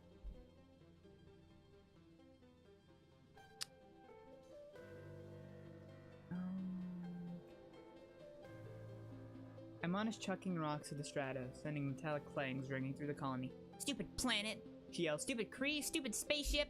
She bends down to pick up another rock, but instead just sobs and braces her hands on her knees. Stupid everything! Why'd she have to die? It's not fair! Kids aren't supposed to die! Can you believe Tammy died?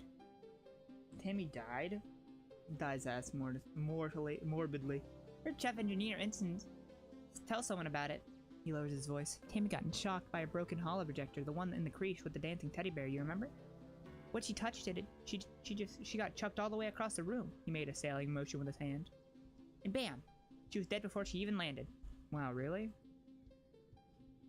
Dai suddenly looks embarrassed. Yeah, I mean, it's too bad she's gone. She was nice. He tugs at the sleeves of his oversized jacket. But that's kind of cool. That's kind of a cool way to die.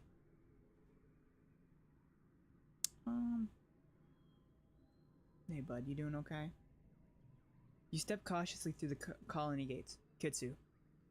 Uncle Tonin sighs as he blocks your path. He looks like he hasn't been sleeping. Sorry, but you shouldn't be out here. Our children are so young and so precious. So fragile. Please stay near the ship.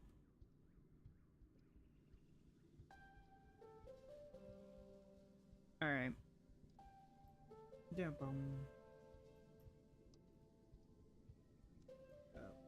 What does delivery do?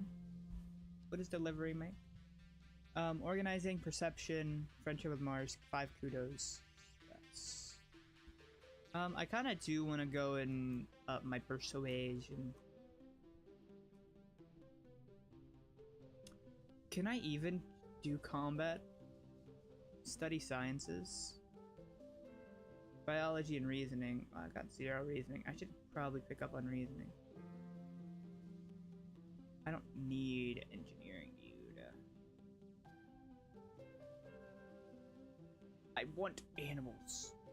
Where do I find animals, dude? Play sports ball, which 2 bravery, 1 toughness.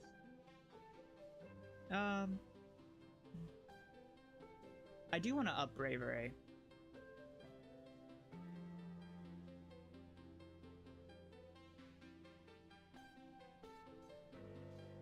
Here, let's try bravery and toughness. Playing sports ball. Ooh, okay. Discovering and then first words and kudos? Okay.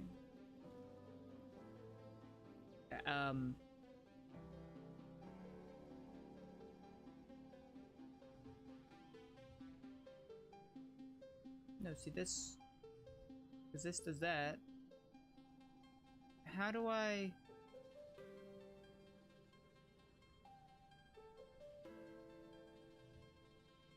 So would it maybe make more sense?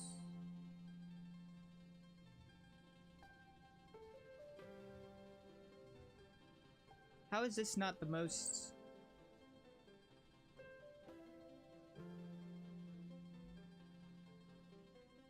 Like, would it make more sense to have it like this? But then I don't get the bonus.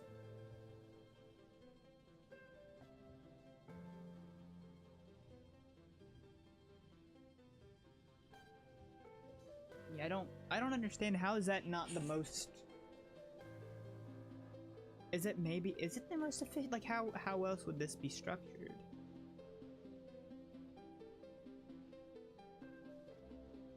I guess I'll try it, but like... Okay, so... +2 bravery.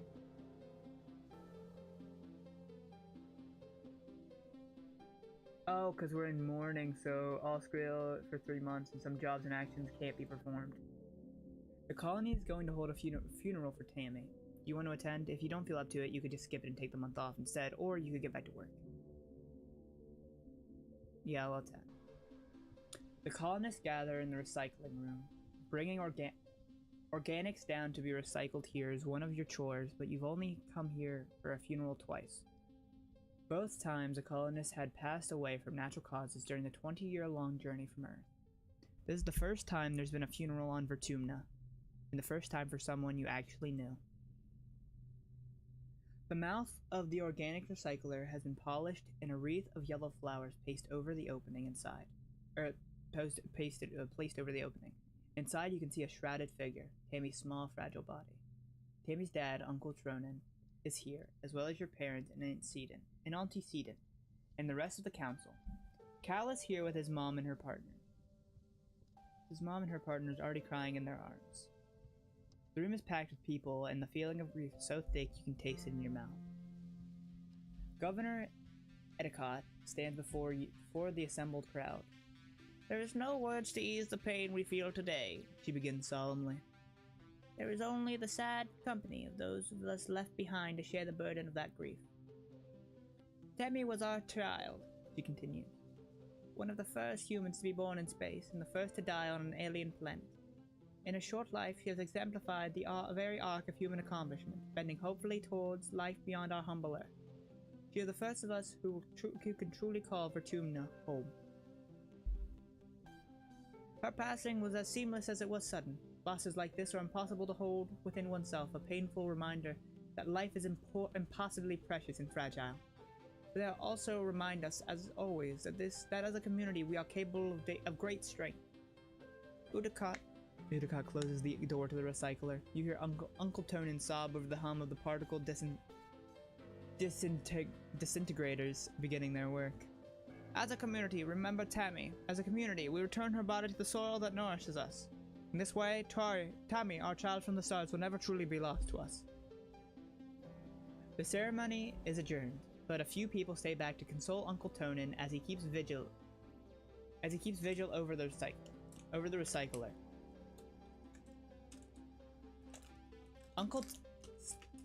Cal and Uncle Tonin hold each other and weep openly.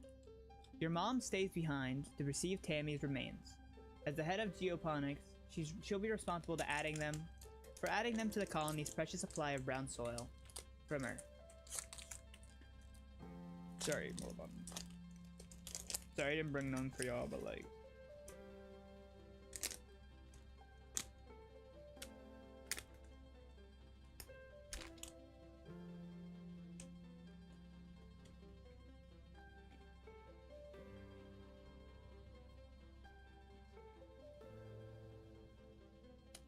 Sorry, I was hungry and I just remembered I had like a really small bag of, a few small bags of cheese balls in here, so I'm gonna eat them.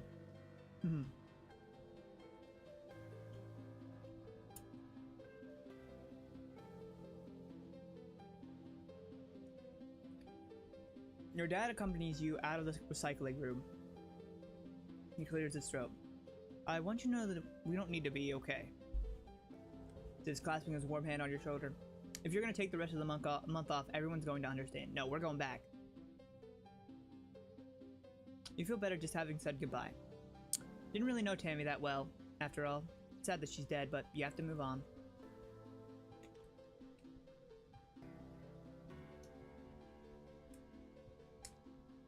She will be immortalized. She will be immortalized in the great history of this planet.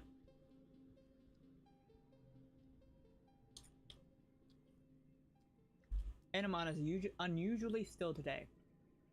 She's sitting in the dugout of the sports ball pitch, fiddling with an ugly doll with red hair. Tammy gave me this, she says, as she sighs. I kinda told her to shove off. Because I don't want to play with dolls. Because I don't play with dolls. Why'd I have to be so mean to her? Sorry. He looks uncomfortable. He looks uncomfortable to be around you. What's up, bud? What's up, Cal? Cal gives you a sympathetic smile. Hey, Kitsu. He says, we'll be okay.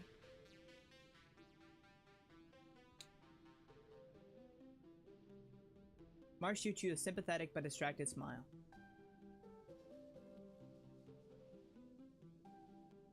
Okay, so what do we do here now? Hold on. I'm gonna chug down these balls real quick. Don't take that out of context.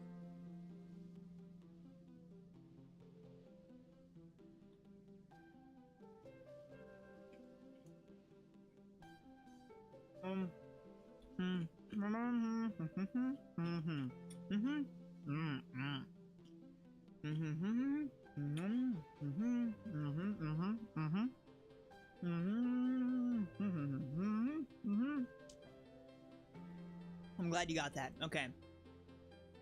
I guess we're gonna go grind out bravery for a bit. Or we could. I want to, need you walk through the seasonal garden, spraying up pollen from nearby plants. The air feels thick and harder to breathe here, but a sign says these plants are all harmless. Okay, so we're gonna shovel dirt. So here's the plan for, basically for the next 3 months, shovel dirt, and then we're going to, go, you know what, I'll just show you when we do it. We're shoveling dirt just because I want to get, toughness seems like a pretty big skill to have.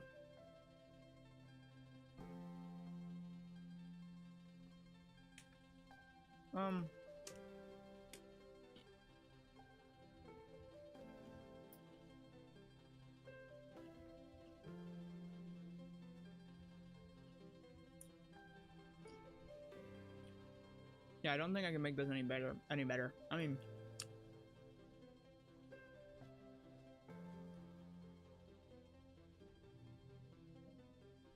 yay. Oh, wow. Oh, I'm feeling depressed again.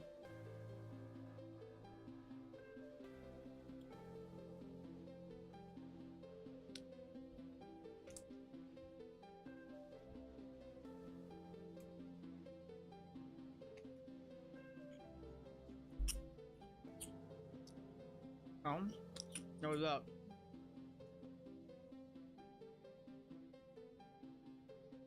Dang, it can't be that hot. Dust is such a dry, hot season. Both suns are high in the sky, basking in the usually lush Vertumnian jungle. If there's a breeze, it's warm and, you guessed it, dusty.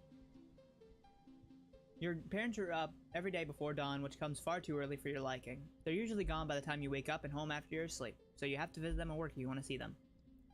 Good morning, Gooseberry. Your dad greets you cheerily. Have you come to see the crop and seen the harvest? Mom and I are gathering crops from actual Vertumnian dirt this week. Sure, sounds neat. You around the rows of corns and beans from Earth. They all look a little yellow and scraggly, not what you'd expected, but your dad enthusiastically points out that the vegetables are ready to harvest.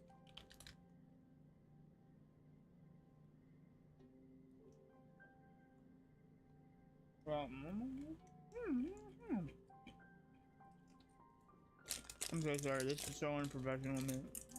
But I had a very small lunch, so.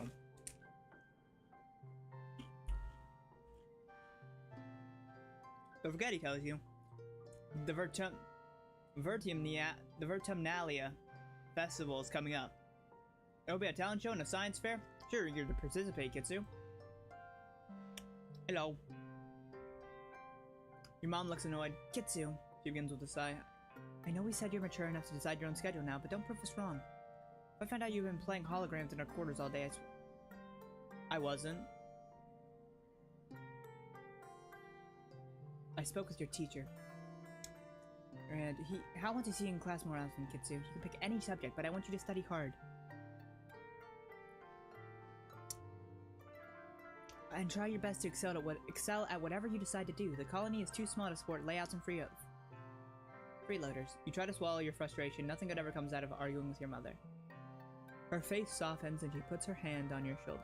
Your father and I do appreciate that you've been helping out here in geoponics. But you know how I feel about education, Kitsu. Your future is more important than shoveling dirt around. Okay.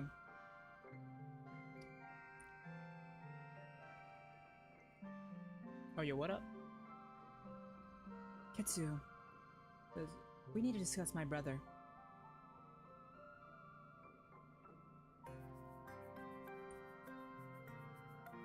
Okay, who, this?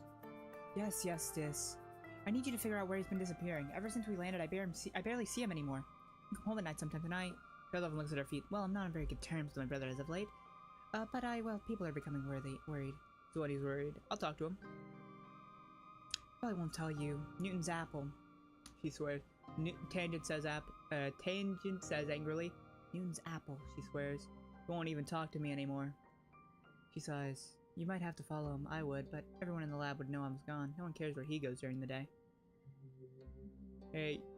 Hello. Hey, bud. How you doing? Totai said his sister Tangent wants to know where he's been disappearing off to. His eyes flit briefly to yours, then he stares vaguely off towards the engineering wing when her sister is reading her hollow poem between classes. He doesn't say anything. What is it? I need to have a good friendship. 10 or higher. Hey, what's my friendship with you, bro? Only 2? Holy. She's worried about you. She doesn't care about me, says suddenly. Tangent's just worried she'll get in trouble if I don't come home one day. He scowls and picks up the hem of his sweater. He doesn't care about anything but her schoolwork. Alright. He slumps in relief as you go. Well, I tried.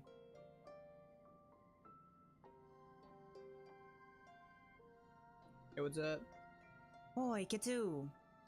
Mars says, looking you up and down with a sneer. She's gross. That's what you get for walking around in the dirt out there. She sniffs. Not me. I'm sticking to the ship until they pave out all that yucky mud. You wonder if she's scared of more than just getting muddy.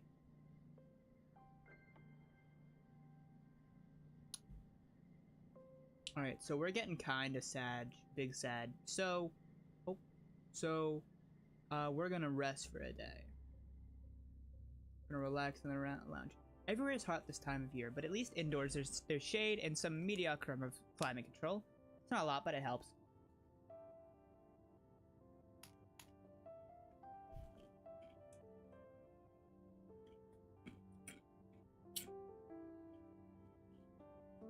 When you get bored of potato juice, you amuse yourself by coming up with juice cocktails with fancy names and even fancier presentation.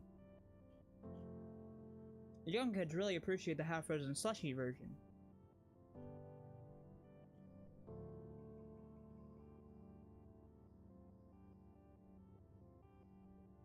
I would like to keep my memories, yes.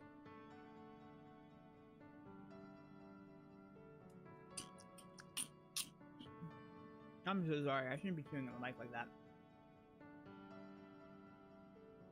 It's time for Vertumnalia. Uticott and the council have called a festival to celebrate life here on the planet Vertumna. Everyone gathers in the colony square to hear Governor Edicott's speech.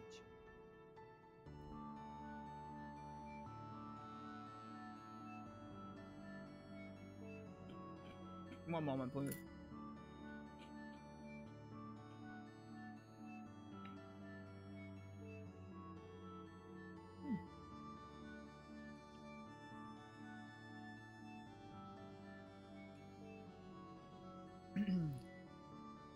In Earth's history, Vertumna was known as the god of sea. In Earth's history, Ericott begins and then clears her throat and waits for everyone to quiet down. ahem. In Earth's history, Vertumna was known as the god of seasons, change, gardens, and fruit. It's no coincidence that our forebears of the Vertumna project chose to take on such an auspicious name, in the hopes of seeding future bountiful seasons of humanity. We will continue this tradition of Vertumnalia, a midsummer festival to celebrate our Vertumnia, this lush planet upon which we find ourselves today. Clap. Everyone cheers and applauds. The members of the council all get up on stage one at a time and give their own short speeches. Governor Edicott announces each one. Governor Edicott, command. Chief Administrator, seek command. Security Chief Rat Garrison. Chief Engineer and Engineering. Chief Cultivator Flulu, Geoponics. Chief Steward Antecedent Quarters, and Chief Mayor Melatonin Expeditions. When it's your mother Flulu's turn, she announces that tonight you'll be eating some of the very first crops grown from Vertunian soil. Vertunium? Your eyes go to the feast table aboard the Stratosphere. It would have been mostly soy-based foods from the nanoprinters, spiced up with what precious fruits and vegetables could be grown in small growing bays. This year, the Earth's plants look even less robust than usual, but they are supplemented by some Vertunian plants that you've come to appreciate. Juicy potato pods and slabs of edible fungi. What was that? Edicott takes the stage after everyone on the council has said their piece. What is a festival without festivities? She asks. Mr. Howland, Security Chief Red have organized a 3-part competition for the kids. Good luck, children. Science fair. I'll just watch. Competitions are dumb. Now I'll go bot wrestling. I'll go bot wrestling. A bot wrestling contest. This has been a classic competition for years on the ship. Someone has rigged up a hydraulic lifting bot to slowly stretch out, increasing in strength over time. The aim is to see how long you can hold it closed, using any part of your body before it pops open. Anamon and Cal are competing with you. Cal doesn't like that it's a competition, but he does love bot wrestling. This is a toughness challenge. Go on, give me something decent. Oh, okay, decent. Okay, great. Wait. Dope pools. What?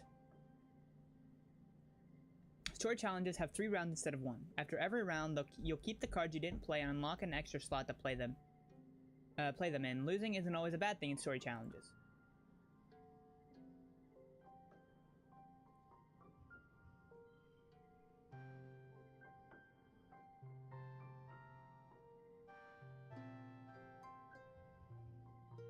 Wait, what if I do this? But this is 9? Oh yeah, because it's the thing, I guess.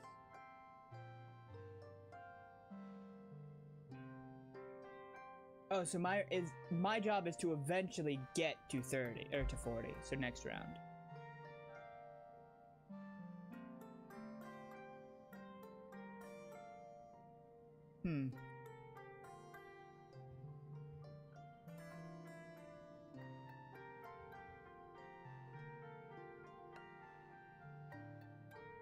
So if I do this, and oh, stress cry.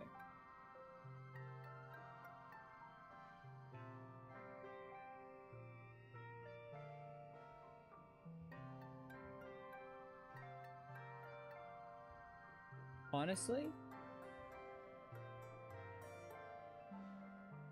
the thing is, I kind of have to pop. I guess I'll run this on +1 skill on blank to challenge to win.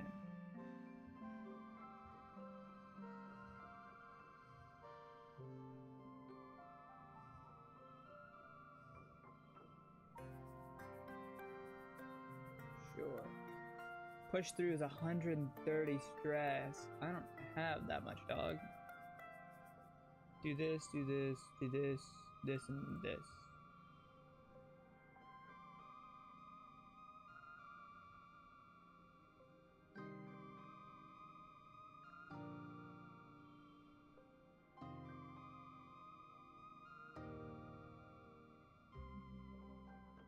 I'm gonna push through. Yeah. Gonna win, dude. That just kind of wasted all of my stress, but like... Amon's brother Calm is the judge and awards bonus points for technique as well as for brute strength. You sit on the hydraulic bot and use your weight at first, then switch to a bear hug when it starts to wobble and push you off the ground. You make... Oh, you are the champion. Gain status popular, gain Botathon champion, friendship with Cal, and honestly I think Cal is probably like your winner and everyone wants kudos doubles for 3 months, yeah. Like Cal is like the highest friendship I got besides childhood friend. Like Mars. You make it a full 5 minutes of increasing difficulty before it eventually springs from your grasp. It scuttles into a corner, freed at last. You can just barely edge out Anemon. She offers you her hand and then pulls it back at the last second before running away, cackling. After the festivities are over... Oh, I got stress back. Dope. After the festivities are over, everyone takes time off for a much-needed break. During the fierce heat of dust, a few days of rest is exactly what you need. You feel refreshed. Dope.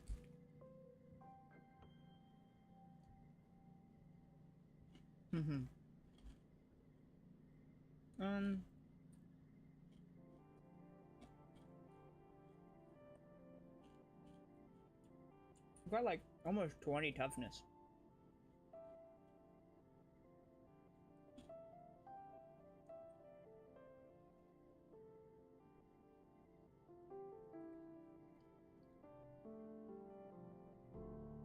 Because this gives me 1 toughness, 2 bravery.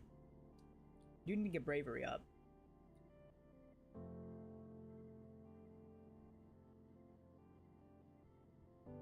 Well, what is the thing that, because the thing is I'd have to do 2 days.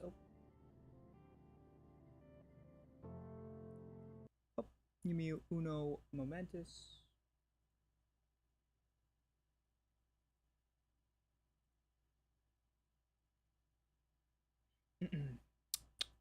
There we go. Because this just 3 toughness? Yeah, this just gives me 3 toughness. I think I can sneak out a bonus toughness over here and get bravery on top. Oh. Hi, Kitsu. On the adult ships are always saying no running. La la la lee la lee la lee. La lee lee lee lee.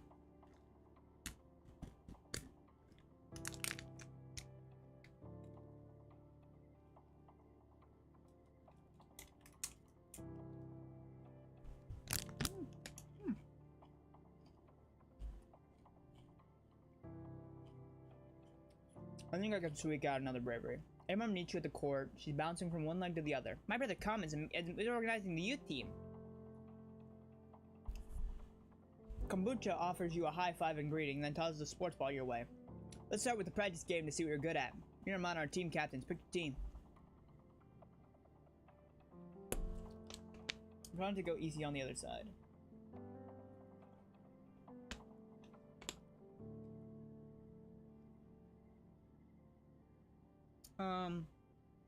I think I choose Cal, right? Because she's gonna choose... Wait, hold on. There's an uneven amount of players here.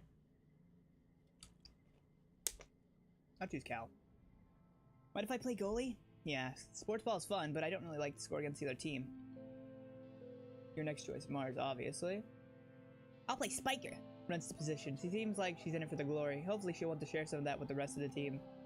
You face off 3-on-3. Challenge. Okay, so...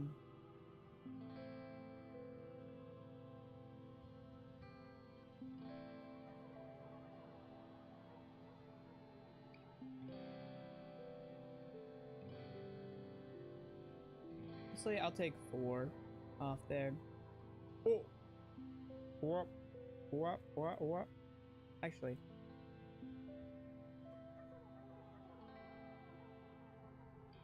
I don't need to push through, actually.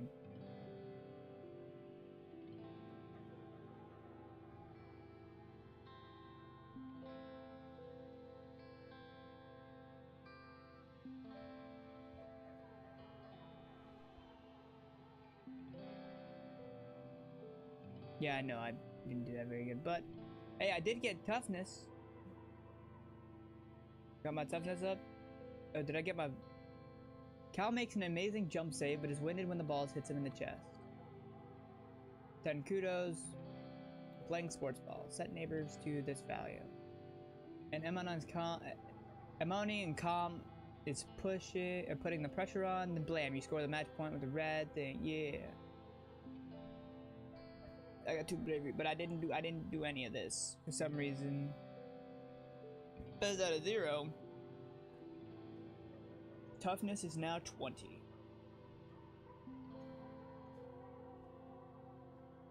And now I do want to see if I can leave now. If I say I'm brave enough, wait, let me be. Let me go. Hello. You know, Kitsu, you're alright, Mars says as you approach. You blink at her, trying to figure out what she means. You're an alright what? At your stunned silence, Mars laughs and tosses her hair over her shoulder. You're alright, she repeats. You actually have good taste, unlike all the other nullheads. Ever since we landed, it's been help with this, Mars, and don't waste resources on that, Mars. It's boring. At least you understand the importance of sophistication. You shoot the breeze with Mars a bit longer. At some point, Dai skulks out of the living quarters and has to pass by both of you, clearly trying not to draw your attention. Where's he going? Mutters to you, then raises her voice so Dais can hear. Trying not to get eaten by aliens! If you die out there, you can't use your body for fertilizer. Don't be a waste.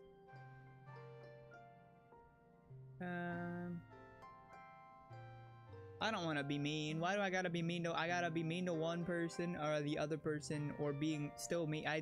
I can be big mean, little mean, or mean. I guess he is a little weird.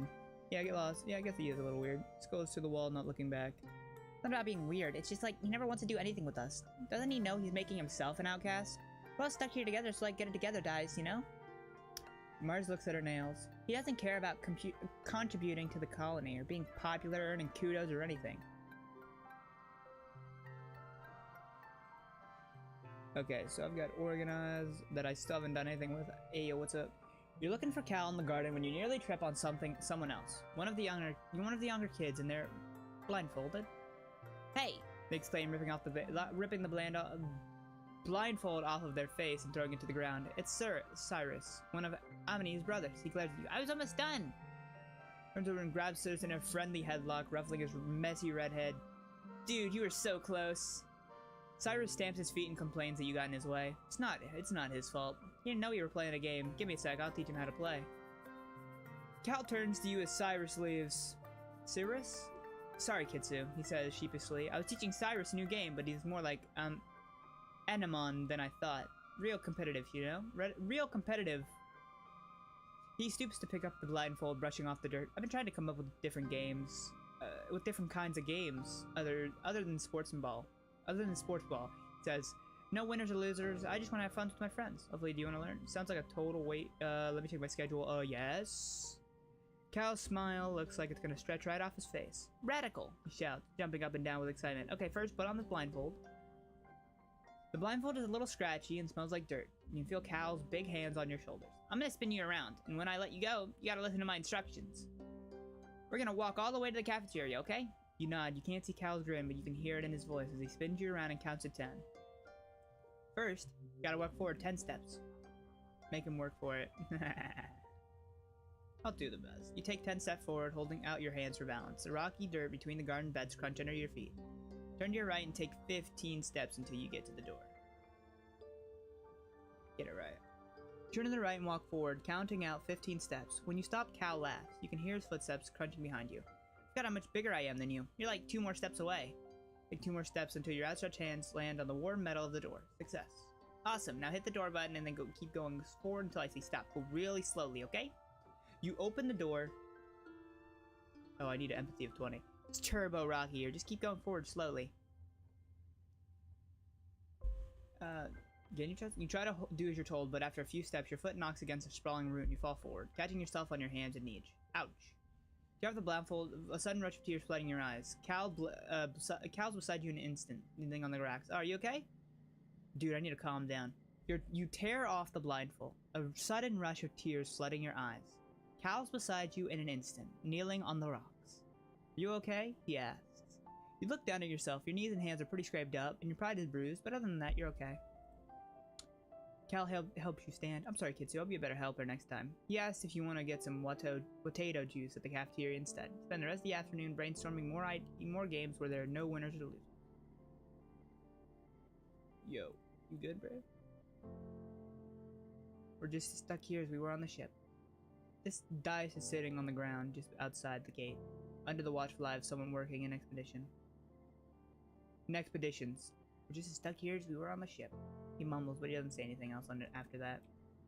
Bro, I'm tough, I can do it. Please. Kitsu, I'm sorry, but we shouldn't. I'm tough enough.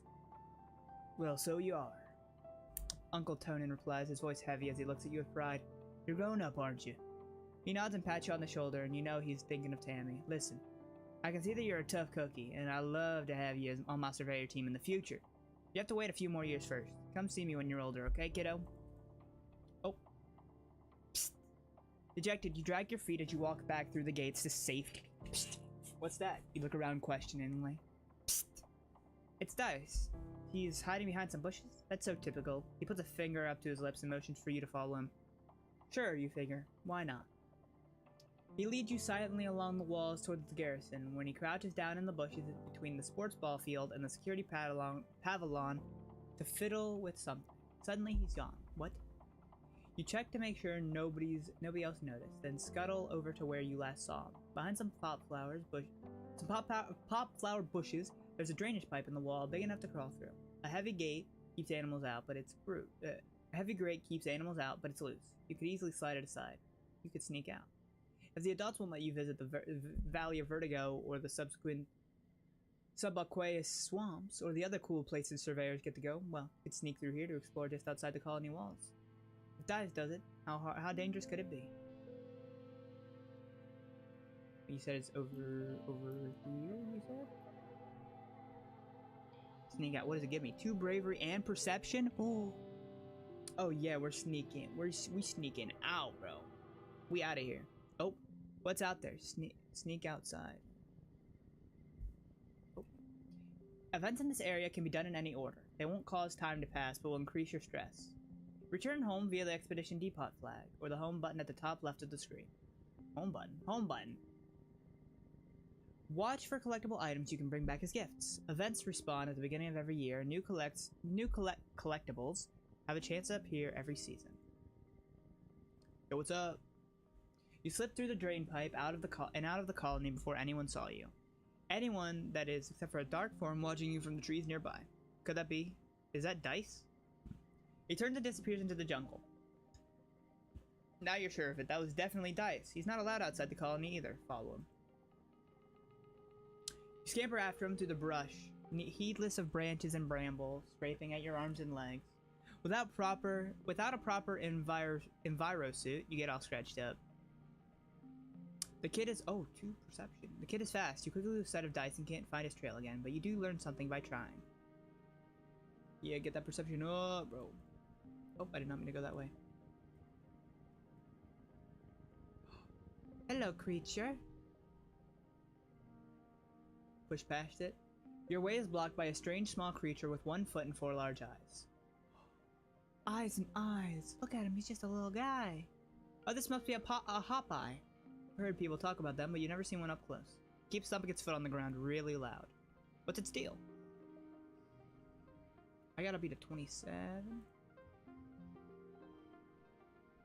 Oh, okay. This is gonna be easy.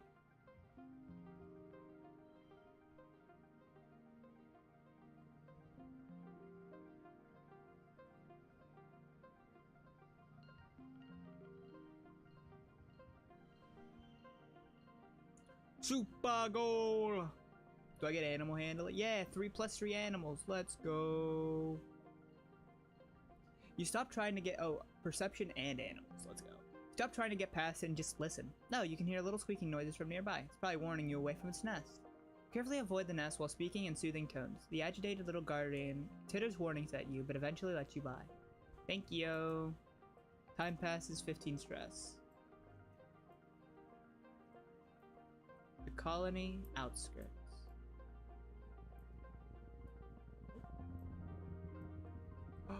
What are you? Oh, did I not? I can't go this way. Oh, so I need to. What's up here? You stop for lunch, eating an earth treat grown from your own greenhouses. A watermelon, nice and sweet like a more solid potato pod. You munch away, spinning seeds. Practice seed spin. Take the challenge seriously, lining up targets and keeping your score. Your aim improves. Okay, this is great. This is exactly what I needed. We picked a yellow flower. The path here is engulfed by a dust tornado. It whirls and twirls, not showing any sign of moving away. Perception challenge. I've got a decent perception. So let's take the challenge. Why not? Oh, what does a yellow flower do? Plus one to a card, change it to speak. Okay. Boop, boop, boop, boop. Oh, I'm keeping you. I'm using you just.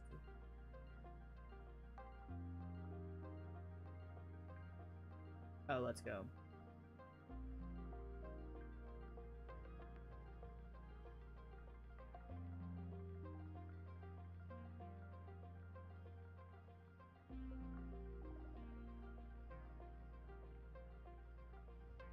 Okay, I'm getting kind of unlucky here. Well, I guess maybe I 1, 1, 2.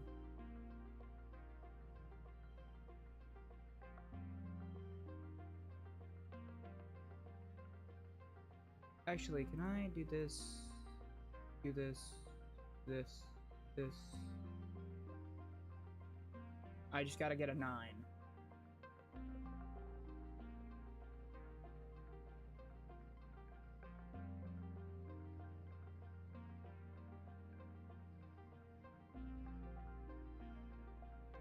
What? 4, 5.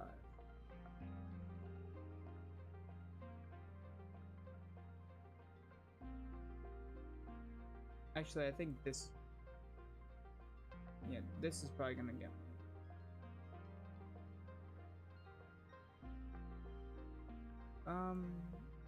This is gonna be the best one, I think. Yeah. 2 perception. Man, out here is crazy. I just have to make sure that. Okay, yeah. Hot under the sun. -1 to strength check. Nice. You shut your eyes hard against the swirling dust and somehow manage to walk in a straight line through it. Once you pass through and turn around, the dust storm settles. You wonder if walking through it somehow caused it to die down. Another cloud.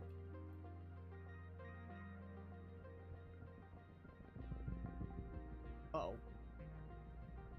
I'm not going that way, right? I want more animals. At the top of a rise off to the east, you think you spot someone watching you. They're dressed in black. Is that Dice? But they look way too tall for Dice. Maybe another surveyor? You blink, hike over in there, and look for clues.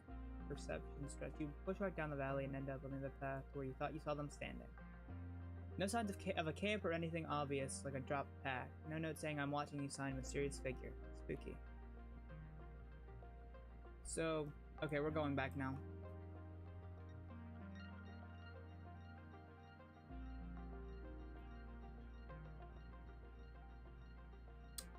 Yeah, I wanna go home. I wanna go home. Yes, I wanna go home. I wanna go home. 2 bravery and 2 perception. Dude, I'm getting perception, dude. Late dusk to early wet. Yo, what's up? Emma holds her stomach as you approach. Does the air here make you feel hungry all the time, or is it just me? She wonders. I feel like I could eat a whole one of the mushroom trees just ow. She might be shoving a whole mushroom in her mouth. Oh.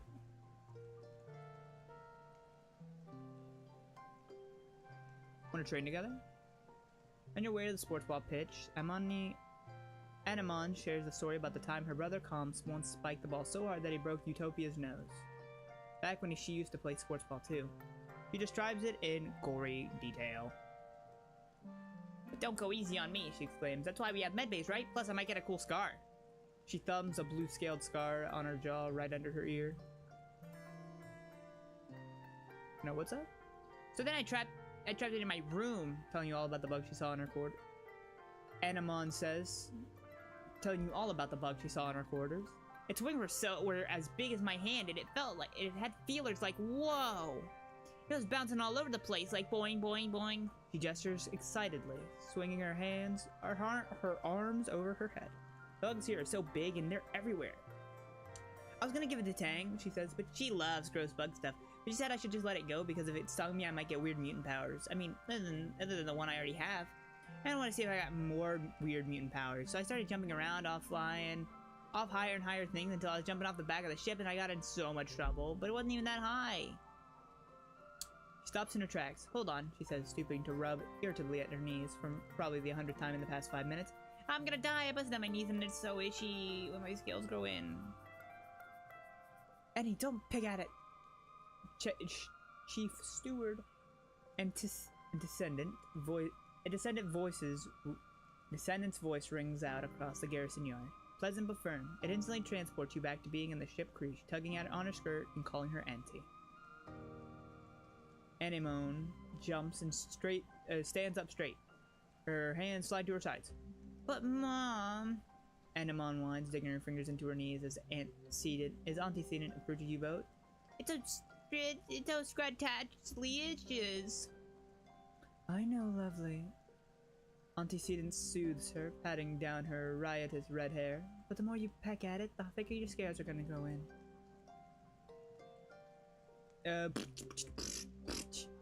Anemone tucks her hands under her armpits to keep from scratching.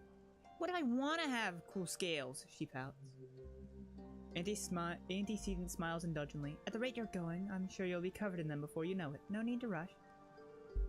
Anemone's skin is dotted with patches of protective blue-green scales that grow in wherever she gets a cut or scrape. She rubs the patch on her jaw indignantly, the one she got when she ran headfirst into the food synthesizer back on the ship. Anemone augment. Oh, so I... Okay. Auntie Seaton opens her satchel and pulls out a bundle of clothes. The queue for the nanoprinter is over a week long, so I patched your pants with scraps from your brother's clothing. Please try not to put any more holes in them, or yourself, okay? She hands the clothes to Anemone and kisses her on her forehead. Anemone sticks out her tongue and gags. Yuck. Anemone evaluates the clothes as her mom walks away. Galactic, she breathes as she runs her fingers over the odd-colored patches. Then, right there in the middle of the yard, she unashamedly squirms out of her pants and pulls on the new ones. Wow, I look like a fighter jet from the hollows! She exclaims, showing off her new pants. Like when they'd stencil your kill count on your plate. Oh, or like a really cool scar. Yeah, you get it. My pants are scarred, just like me. Oh. Yo, Dice. Oh. Dice sitting on the ground just outside the gate, under the watchful eye of someone working on expeditions. We're just as stuck as we were on the ship. No.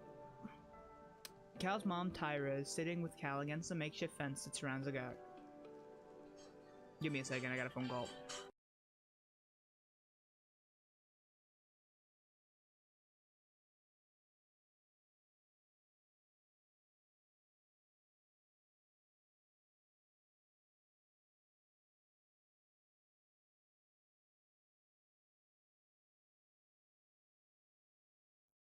Alright.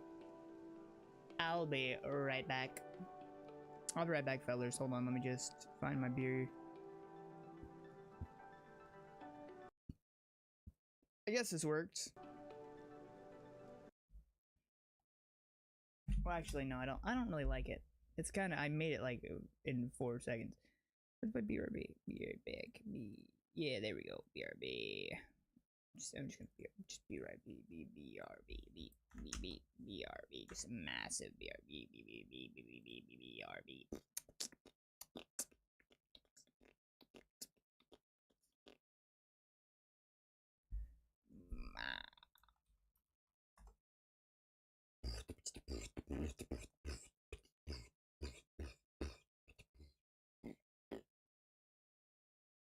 I don't know why it lost the Mario font, I'm gonna be completely honest. But we're just gonna be right back, fellers. Be right back.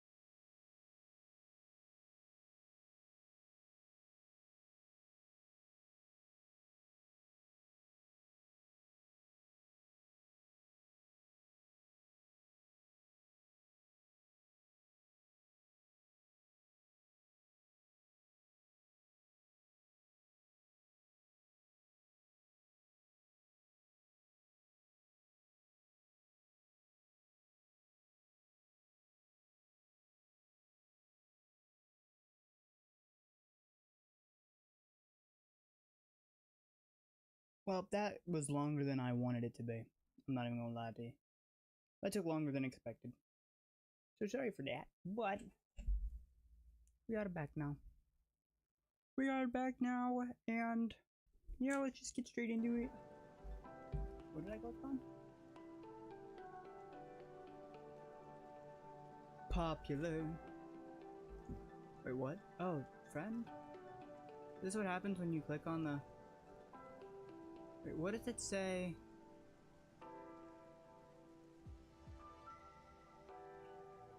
Aspartame.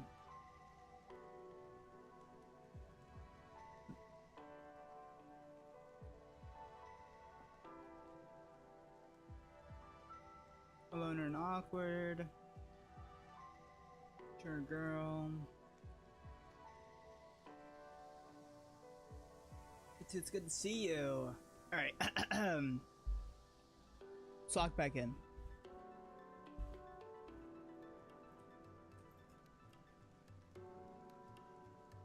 Hey, what's up?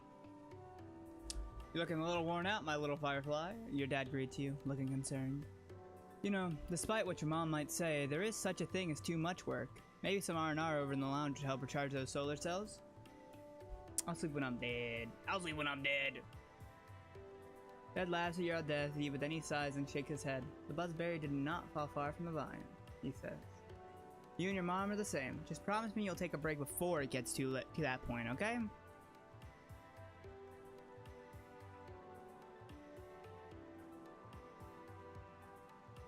Yo, money mail. I have all these kudos and nowhere to spend them yet, Mars says, sighing. Zeke says the Steve Pot store won't be open till next year. How am I supposed to show off how much better and hardworking than I am there? Harder working than I am than everyone else. Let's go deliver. Let's see what delivery does, because it gives organization and on perception. Actually, how much stress am I at? No, we're gonna go chillax for a bit. I don't think I should have pushed the roll, but you know, we're just gonna relax for a week. You look around you look around the world, and around the world. Sorry. You look around the lounge, some friends are here. Who do you hang out with? Anemone. Hey, friendo! Anemone says. I was just trying to get out of here, but you can come with me. I'm gonna play some sports ball. Oh, +1 combat, let's go. So much for relaxing. Anemone grabs you by the arm and marches you to the sports ball pitch, where she strikes up a game of sports ball that is not strictly regulation. You make up your own rules, even roping her 3 younger brothers into playing. They're young and they kind of suck at stuff, but it's still fun. You took the month off. I kind of really need that, and I need all this. Yes. You're having a terrifying familiar dream. A monster crashing out through the walls, unfathomably large. Every part of it wiggling and moving and searching for something. It tramples through the colony as you watch helplessly. Time shifts to the wreckage of your home. You're picking through it, looking for something. Tears streak down your dust-covered face as you lift heavy pieces of debris, searching. You wake up shouting no, but your voice is drowned out by a deafening rumble from the skies outside. The bedroom door is covered in water. It's pouring down from the clouds. You guess this must be rain, but you've never experienced it before. There's a bright flash from outside, and then another crackle and rumble. Thunder! It must be a thunderstorm. It's still the early hours of the morning. You've already almost forgotten your bad dream, but you're too unsettled to go back to sleep yet. The rain beats down with angry peals of thunder like the footsteps of an angry beast. No, we're gonna run outside and play, bro. Rebellion and -5 stress. Wow. Okay. It's surprisingly warm outside, and the water feels nice hitting your head. Everything smells fresh and damp and wonderful, and the dusty, packed ground has turned to squelchy mud between your toes. You don't go too far from the door to your quarters, but it's exciting being outside in the dark, watching dramatic streaks of lightning arc down to the hills behind the colony. So, yeah, I'll be a little bit more rebellious. It don't matter to me.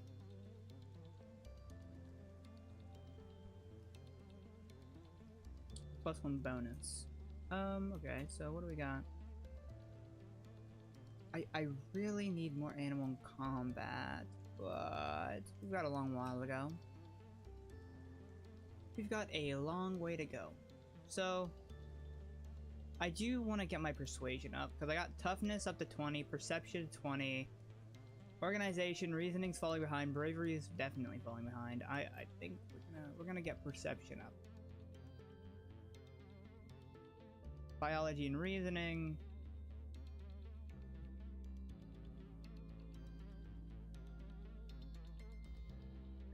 Two creativity, 2 persuasion. I do need that, but let's study for reason. Good afternoon, my burgeoning biologists and up-and-coming chemists. Professor Hal welcomes you back to your old classroom. This afternoon, we'll learn what I like to call the wet sciences. He gestures to his hollow projected lesson plan. Biology, chemistry, medicine, ecology, and geology. You'll learn a little bit of everything, with opportunities for further study in your favorite field. If you're looking for something a little drier, try registering for engineering classes. Okay. 11115. Yay! You worked well this month. Oh, I got 3 biology and 1 reasoning. I need 5 reasoning. Oh. Mid-wet, late-wet. Oh, we're almost at a full year. So, I think we up bravery, no? I think, because sneaking out, what does it add? Bravery and perception. Boss event remaining. I'm gonna sneak out and explore. I have I have really low stress right now. So I feel like this might be this is a good opportunity.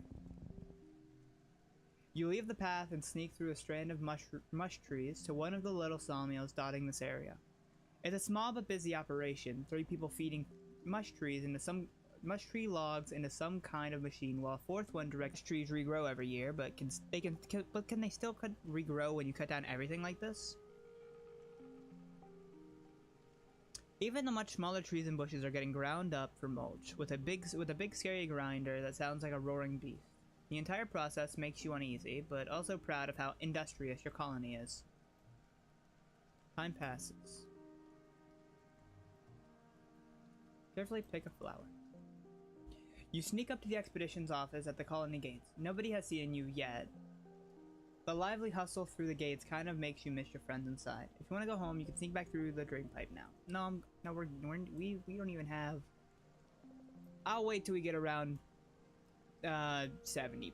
Actually, no, because 70 only leaves me for 2 more days of stuff.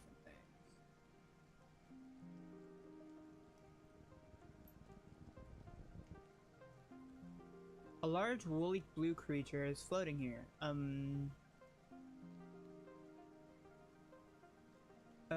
It seems to be upside down, which is causing some distress. Its segmented kicks uselessly in the air as it tries to right itself. This must be a float cow. The colony is working on domesticating these, though you haven't seen one up close before. Her slitted eyes look at you imploringly. She makes a helpless cowing noise and tries to flip over, but she can't.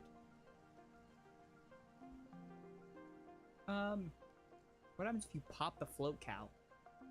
You definitely shouldn't do that, right? Like, you shouldn't pop the cow that survives. You shouldn't pop the cow. Like, that's not what you should do. I'll come back. I'll come back with more. Trust me, I'll come back with more animal handling. Oh. Yo, Dice, bro, what are you doing? You spot Dice sitting in a clearing, but not before he sees you first. Instead of sneaking away as usual, he stays as you approach. He stays still as you approach. It's like it's totally natural that he'd be sitting in the middle of a jungle so far away from the colony walls. Now that you think about it, you're a little glad to see him. You are so far away that you can't see the walls anymore. It's really weird out there, and it's getting late. Here you go, 1 second. There we go.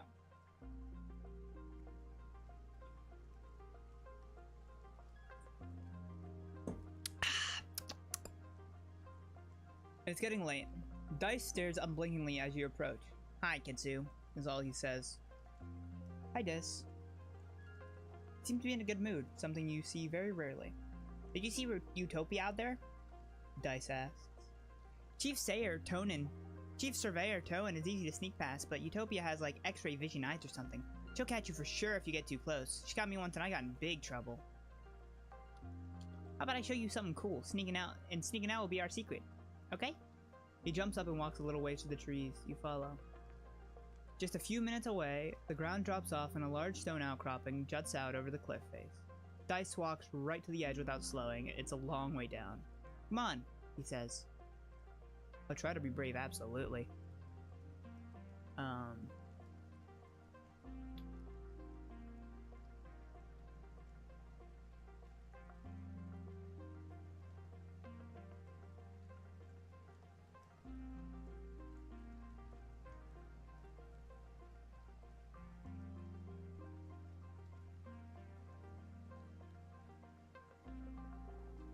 Oh right, this is Brave Challenge, so this...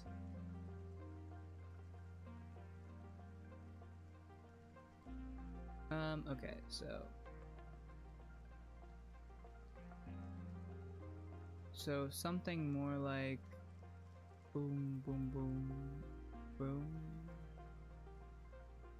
Hold on, wait. Let's see how this rolls. So we want this. That brings a 0. This would bring it to a 2. This brings this. Well, actually, would you want like this? I guess that works. And then goal, yeah.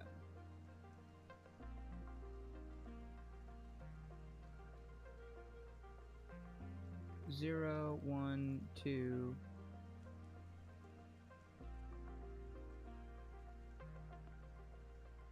Probably not the best I could do, but you know, no skill changes. You bravely, oh, minus 30 stress. Oh wow, I just got insta stress. I got like insta de-stress. Plus 2 perception, a beautiful vista, and 2 friendship. You bravely step onto the rock and walk out to the edge with Dice. You both sit down, feet dangling over the precipice, and look out at the amazing view. It's incredible. You snap a picture with your hollow palm, but you won't share it on the net. This is your secret, yours and Dice's. Oh, absolutely. I'd love to keep exploring.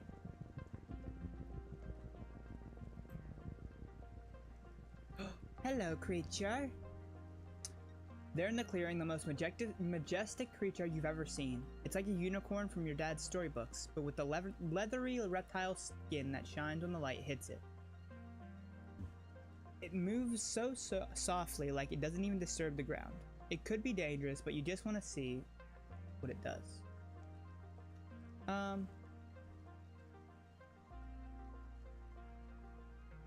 do a perception challenge. Ooh, a beautiful vista. Ooh.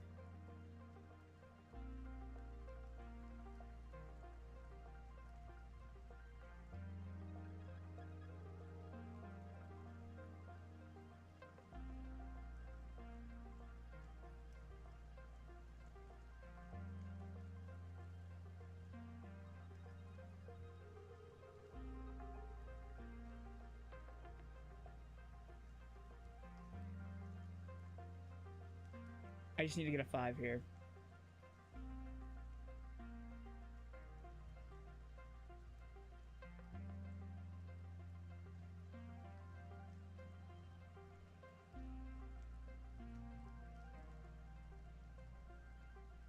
Minus 2 kudos. I'll take the minus kudos for a high perception.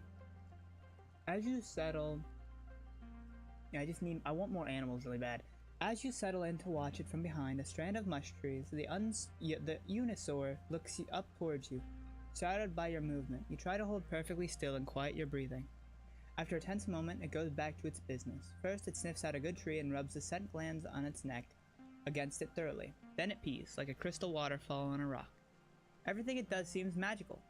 You quickly take a picture with your hollow palm, but you know you can't share it or you'd get caught for sneaking out. Next, it sharpens its horns. Ooh, did I just get 9? Next, it sharpens its horns against a rock, which is scored with marks from having done this before. This must be its favorite sharpening rock. You notice the bulge in its stomach. It must have had a huge meal recently. Eventually, it curls up for a nap. You quietly sneak away. This is so wonderful. Vertumna is a magical place. Wait, what? Give me that. How much wood log? You're minding your own business when you stumble onto... There's something here. Something invisible that makes the hairs on your arm stand on end. Like an electric aura. As you walk forward, it begins to feel like something nipping at your ankles, but when you look down, there's nothing there. You back away, the sensation stops. You move forward, oh, it's worse. The feeling is like tiny electric bites and is growing more intense. Some kind of microscopic gnats? An electric field of some sort? It hurts, but maybe you can find a way to avoid it and get through this area. Mayhaps. Perceive it. +2 to a card. I need to hit 27.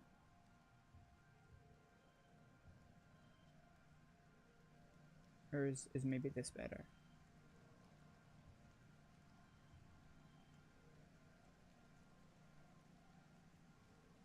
Or do I get the same result if I do this? Or not you, and you. Oh.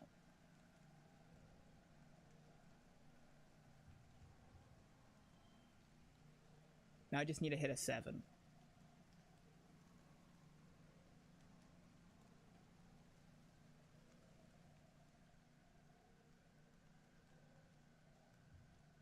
Two, 3. Okay. Global bonuses, but that gives me an 11. Oh, total out of a best score. 5 stress, 2 perception. I have 30 perception. By trial and error and a little intuition, you find a route through whatever it is. The shock seems strongest near some low-lying fractal palms. You can hear a humming from the palms and decide it must be some kind of natural electric field. Maybe to ward off animals like you. Time passes. I keep on getting... Hold on, wait, do I have... I think I need 10 animals to figure out what's wrong, or get the chance to figure out what's wrong. The mush trees are at their tallest and wet, and you come across a cluster of them that look ripe for harvesting. If you're older, you could probably cut them down and get some kudos for them. Give them a friendly pat. Perception 2 animals. You like the mush trees. You give one a pat and are surprised when it moves under your hand. It's not the tree though, but a camouflaged creature lying against the trunk. It's small and looks a little like an octopus or a starfish. Lots of long legs wrapped around the tree like it's giving it a hug.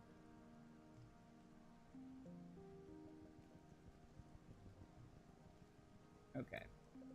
Let me go back. Now that I have 10, I should be able to talk with that fella now.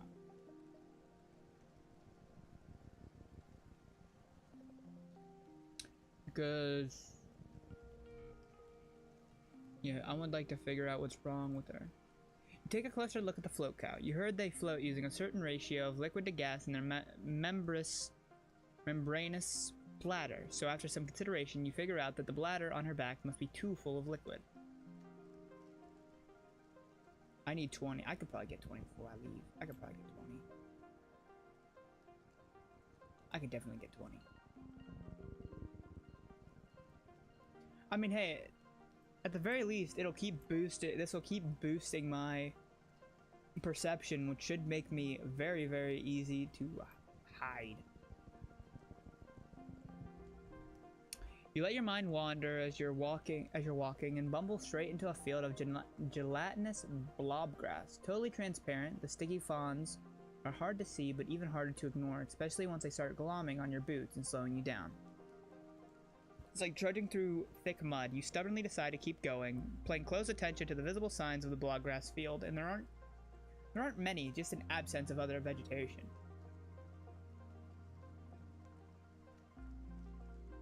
Zero, 1, 1.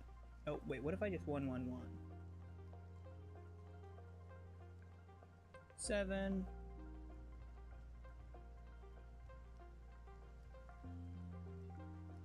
No, if I want to do it, then you do it like this, right? Because then that's 2, and then that gives you 9. This... let me just add 2 to this to make it 11. That's gonna be a bit easier. 2, 8. Yeah, let me change that to that as well. This is the final round. I can push through. I have 50 stress, so 45 would mean I'd had 5 left.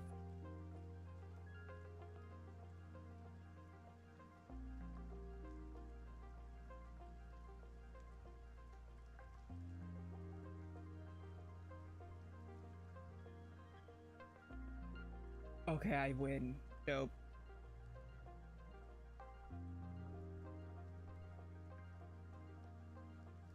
Wait, what? I got, now that I have 36, what is this? Highlight collectibles. All collectibles glow. Oh, nice. Perception and +5 stress. There it is. You can hop along from that rock to that fallen log, then climb over all those old pieces of surveying equipment. Get through the villainous blob grass. Spend a bunch of time on it though, and it takes some tricky bouncing. It's tiring. Got a new perk. Highlight collectibles. All collectibles glow. Nice. Did I miss any over here? Oh, when I go back, I'll look.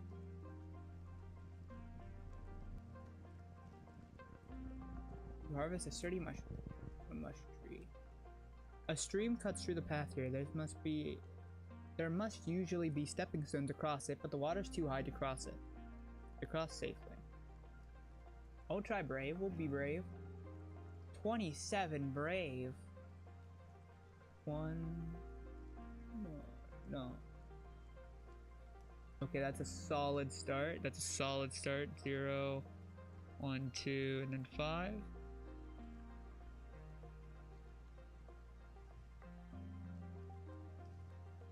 Honestly,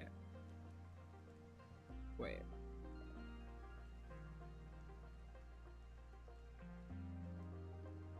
Okay, and then final is 0.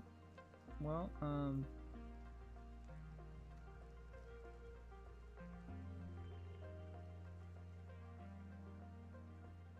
I shouldn't have done the kudos, but you know, that is gonna take away a kudo. Well, I didn't take away a kudo point.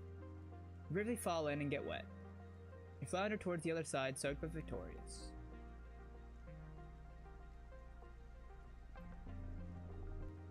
Yeah, we're going over.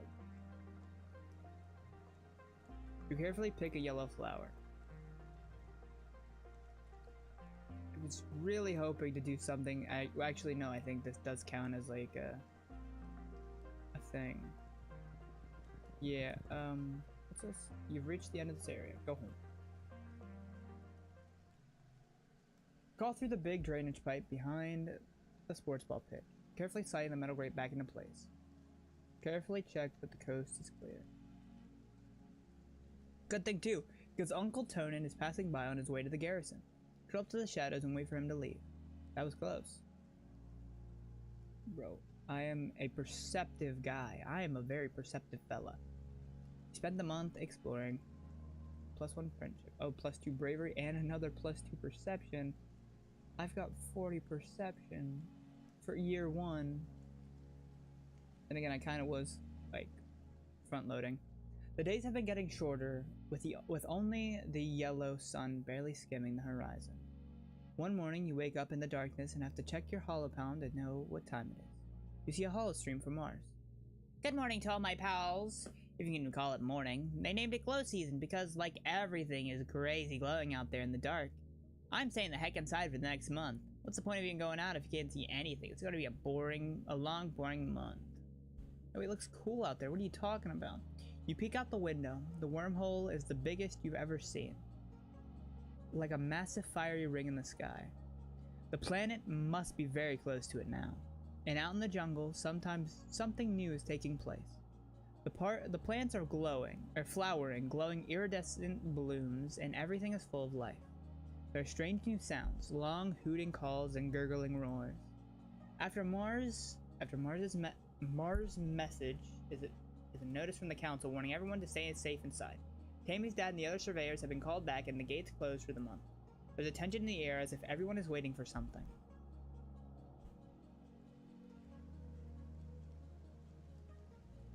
To glow. Oh, this is so sick. So pretty. Like, look at this. Can I sneak? Hold on. Can I sneak out though? Can I sneak out though? Hey, what are you doing? Dice says, spotting you trying to take the grate off the drain pipe that leads outside the walls. Don't be a nullhead. Haven't you seen the extra lookouts on the wall? Spot you for sure. Then they'll find our secret exit and it'll be gone for good. I suppose he's right. They have been patrolling a lot during Glow. You wouldn't want to be caught. They'll need a break soon. What's up? Anamon blinks at you in the dark. It's so creeptacular, she breathes.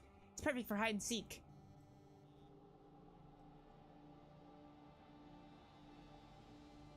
Hello. Ketsu! Your mom stops as you walk by. What are you doing out of our quarters? It isn't safe out here. Doesn't seem very dangerous. She narrows her eyes. What you should be afraid of here is me if you don't do what I say, Kitsu. We don't know what's out there this time of year, so you and the other kids are going to keep your butts in the ship. You know there's no sense arguing when she makes that face. As you walk away and are just out of earshot, you hear a mumble, stars. It is beautiful though. So this makes sense because I do need to EP time because like I'm at 90. I need to EP. I would like to relax in the lounge. You nestle in the cushions, close your eyes, and listen to music. You have an archive of over 100 years of music to choose from, but still, you wonder what new songs they're writing these days. 10 million light years away on Earth. The only new music you've heard is when the adults have come up with a new space shanty. It's nice, good music for harmonizing with your friends as you work. But it's not really something you want in your ears all the time. I actually want to keep all of these in the room. I would like to, yes. It's nighttime when the emergency sirens start up. Well, what passes for a day. It's still nearly pitch black except for an eerie green twilight glow on the horizon. You look towards the gates. They're open. Wait, they shouldn't be open. The alert blares out of every speaker in the colony. The same one you use for hull breaches and fires, and in space it meant you were supposed to go to the nearest emergency shaft and put on a spacesuit. On Vertumna, it means going to an assembly point and wait for instructions. The closest assembly point is a children's creche, but from the opposite direction you hear shouting and loud popping noises. 5 bravery or greater. Okay, gunfire? Is the colony under attack? Hide in the creche. What does this give me? Unchangeable. Hiding in the creche, unchangeable. Ooh. Oh, bravely helping the fight. Yeah, we're gonna fight! Rebellion plus 20 stress. Gain memory, bravely helping the fight. Gain status, heroic. Increases for 3 months. Oh. You try your best to be brave and fight back. First, you dodge some helpful grown-ups who point you back to the quiche. Then you head outside to get your bearings. You can hear yelling from up the stairs to command, and a commotion to the southeast, at geoponics where your parents are working. Right, we're gonna go to geoponics. Your parents are defending the greenhouses from a pack of knee-high creatures which seem to have eyes glowing all over their bodies. Their oily flesh ripples with a constant, subtle motion as the individual eyes blink one at a time, incessantly. You can't tell which end is which with these horrible things. Cal is standing nearby, wide-eyed. He slowly picks up a shovel and moves beside you. He reluctantly holds a shovel in front of himself like a weapon. Easy, Toggies, he whispers. We don't want to hurt you. Get out of here, both of you, run! Your mom shouts, attracting the pack's attention. All except one animal, which moves straight towards you and Cal. Figure out what it wants, analyze its behavior. I wanna figure out what it wants. You look into its too many eyes and see fear. This creature is scared of you. To Cal's amazement, you crouch down to try to look less threatening and choose 2 eyes at random to look into to communicate with. You start to reach out a hand, but the creature is trembling. Staring into your eyes, it is made even more frightened than before. It pounces. Okay, so this is a combat challenge. Of course I got under the sun, bro. What are we doing? Oh well, at least it makes it an even roll.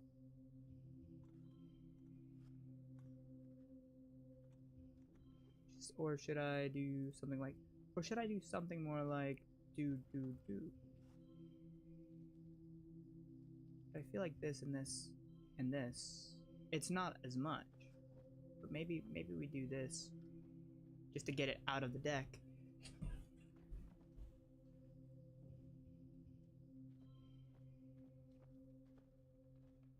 $15 and then 8. No, I got this. No, I got this. I got this. I got this.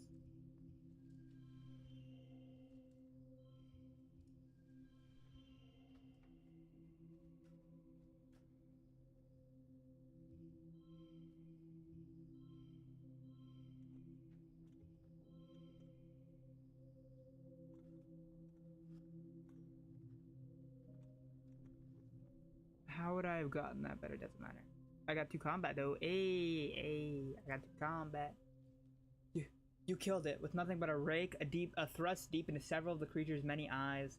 The rest of the pack scampers off the moment it falls. You've never killed anything before. The body of the creature that was so terrifying a minute ago now looks strangely small and harmless.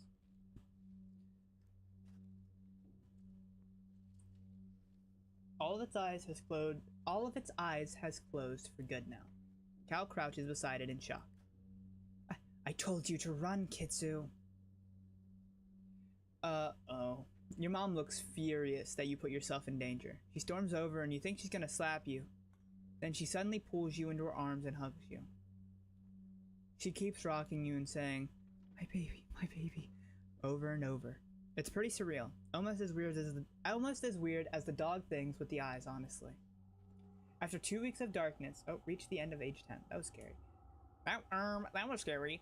After 2 weeks of darkness, with the blue sun barely skimming the horizon, it begins to move higher in the sky and daytime returns. The council admits that they don't know how the gates were opened or how the creatures got in. Some of the attacking creatures were once thought to be docile. Others were species no one had seen before. It was like something had driven them to assault the colony. At least nobody was killed this time.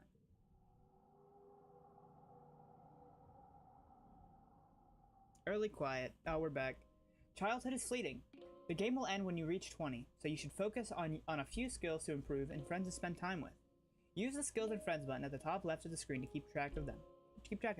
Good luck. Okay. So I got... yeah. money. I'm pretty happy with that, honestly. Are these all the things I gained throughout my lifetime? And then what is this? Stress, kudos, rebellion. Okay.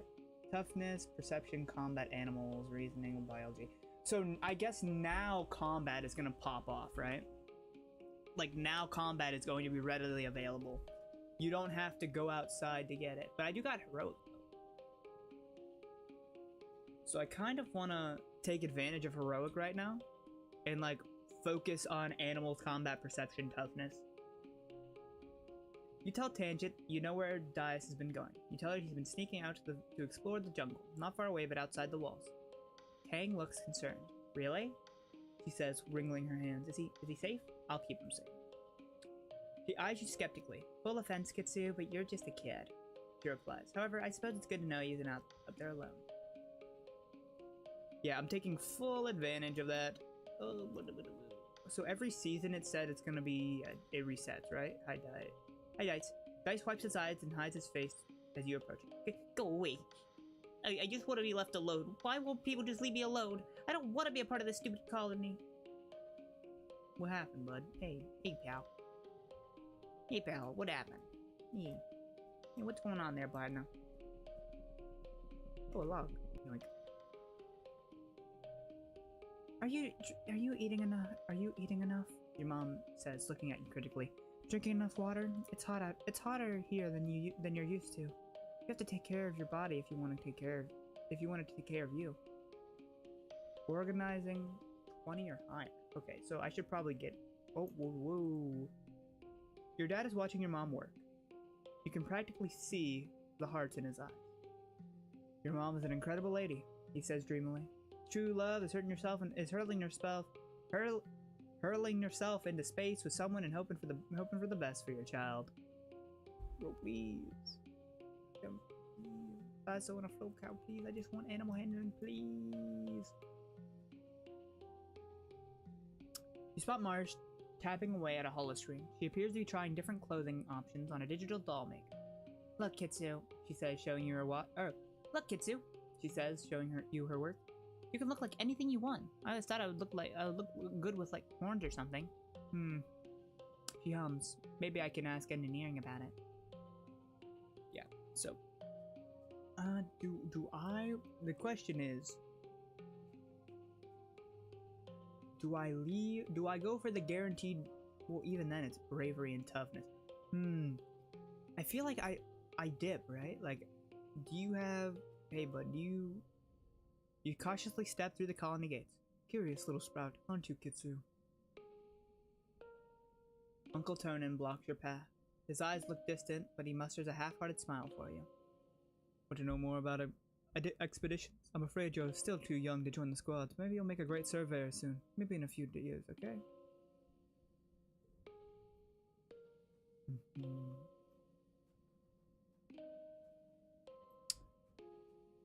I can rest. What do you do? Do you give me literally anything?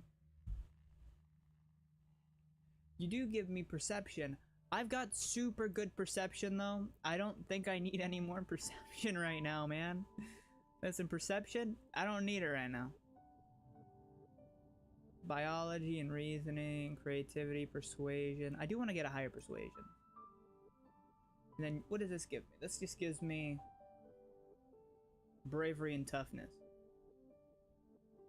If I was boosting that, then I would. Bravery and perception. Gives me more bravery than perception. But it also gives me combat sometimes. It also like gives me combat some of the time. And also it gives me animals as well. So we're gonna go for animals here. So pretty. The muck hides interesting bugs and other treasure. For those willing to put their hands down the right holes. Are you? I am, of course. Oh, 3 perception. How nice. Look dark. Look closer. Another 3 perception. You stuck your hands down enough holes to know. This one's probably safe. You can't hear anything rustling around in there. I'm gonna put my hand in there. Sweet. Literally, the hole's full of sugar bugs. These palm-sized balls of squish exude a sweet syrup when you tickle them. You fill a bottle with them, then let them go again. You fill a bottle with it, and then let them go again. Should be worth a few kudos to Antecedent in the kitchens. Oh. I needn't forget my... Wait a minute. Are you a thing that I can pick up? Because you look so much... You look so different. Compared to literally everything else. Hello? Hello, precious? You spot a group of Hope Eyes playing on a cliff. They let you get pretty close to watch them chatter to each other and rub noses. They're all friends, just like people. They hop away if you get too close. Walk through their territory. Yes, sir. I'm gonna walk through their territory. Yes, sir. Yes, sir. One. Okay, no, wait. So 1, 1, 2, 7, 0, 1, 1, 2. Another 5 though. Wait, hold on. What if I instead do it like this?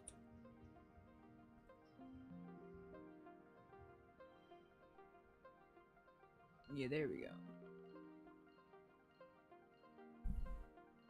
Give me 1 second. Oh.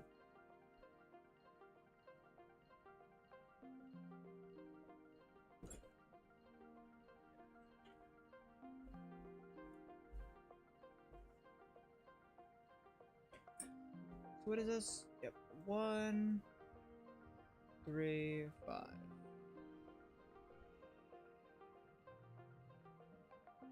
I know, I'm not even close. No skill changes. The Hope Eyes are wary at first, but you crouch down and copy their cute little squeaking noses. Uh-oh.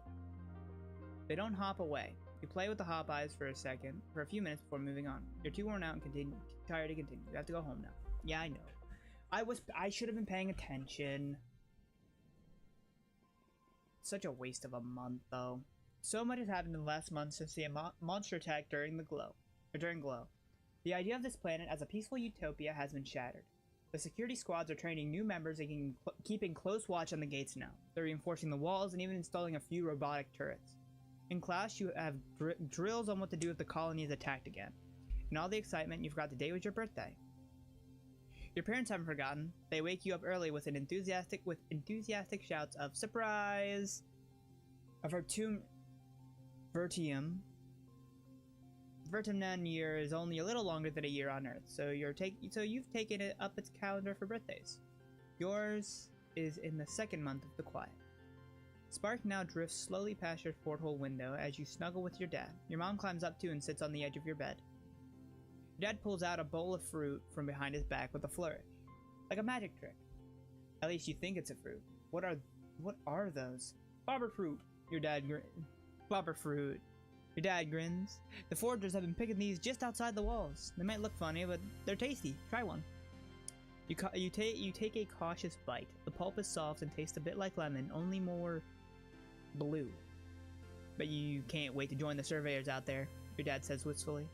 Who knows what else you'll find? Kitsu is not allowed outside the gates, your mom interrupts, her voice sharp. It's too dangerous for kids. Well, I know, but eventually. Dad says, but your mom cuts him off again. But not now, your mom replies. Not since the attack. Not with everything we know is out there now. I helped. I was a hero. Don't even start, your mom snaps. You should have been in the creche with the others, not putting yourself in danger for no reason. You don't get it. You know your mom wasn't a farmer back on Earth. She was a fighter too. Such a hypocrite. Even still, it's clear that everyone should know how to defend themselves if it happens again. To be clear, this includes knowing when to run away. Your dad adds. Security Chief Rhett's offering self-defense classes at the lessons at the garrison. You know, even for kids. If you're interested, you should drop by sometime. Your mom gives you a stern look, and I've heard stories of kids sneaking outside the walls, she says grimly. If I catch you doing that, I'm going to put a chip in your ear. You laugh. What a good joke. Your mom doesn't laugh.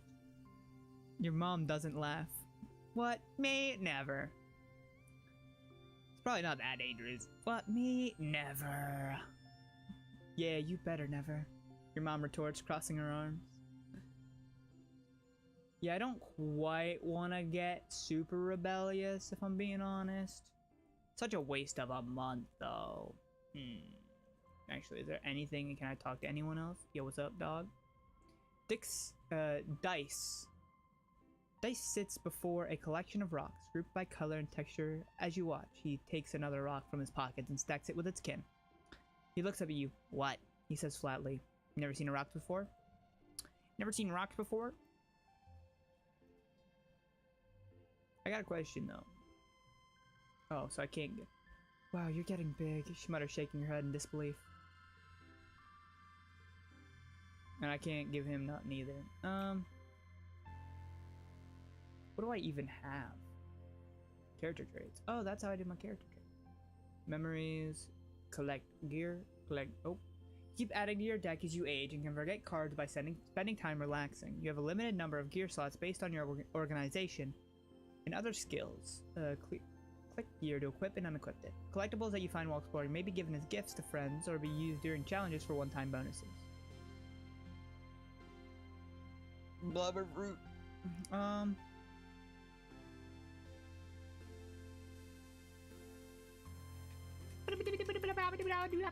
Okay, it doesn't matter. I'll still have a little bit. Just need to relax. Forget what. You're hanging out in the lounge and watching vids when Mars pulls you up out of the cushions. She has a devious look on her face. Kitsu, it's your lucky day. You get to help clean my bedroom. How is that lucky? She puts her hands on her hips. Because you get to hang out with me all day, of course. And bonus, I might let you read my holomags. You know, I wouldn't trust anyone near my most precious things. Alright, fine. Really? She laughs. That was easy. Follow me. My dad says it has to be finished by tonight, so we better get started. Mars' room is worse than you expected. The door barely opens because there's so much junk in it. It's mostly clothes. Mars has an extensive wardrobe and spends all her kudos at the nanoprinters making more. She plops on her bed. I'll be the surveyor. You should start by taking the dirty clothes.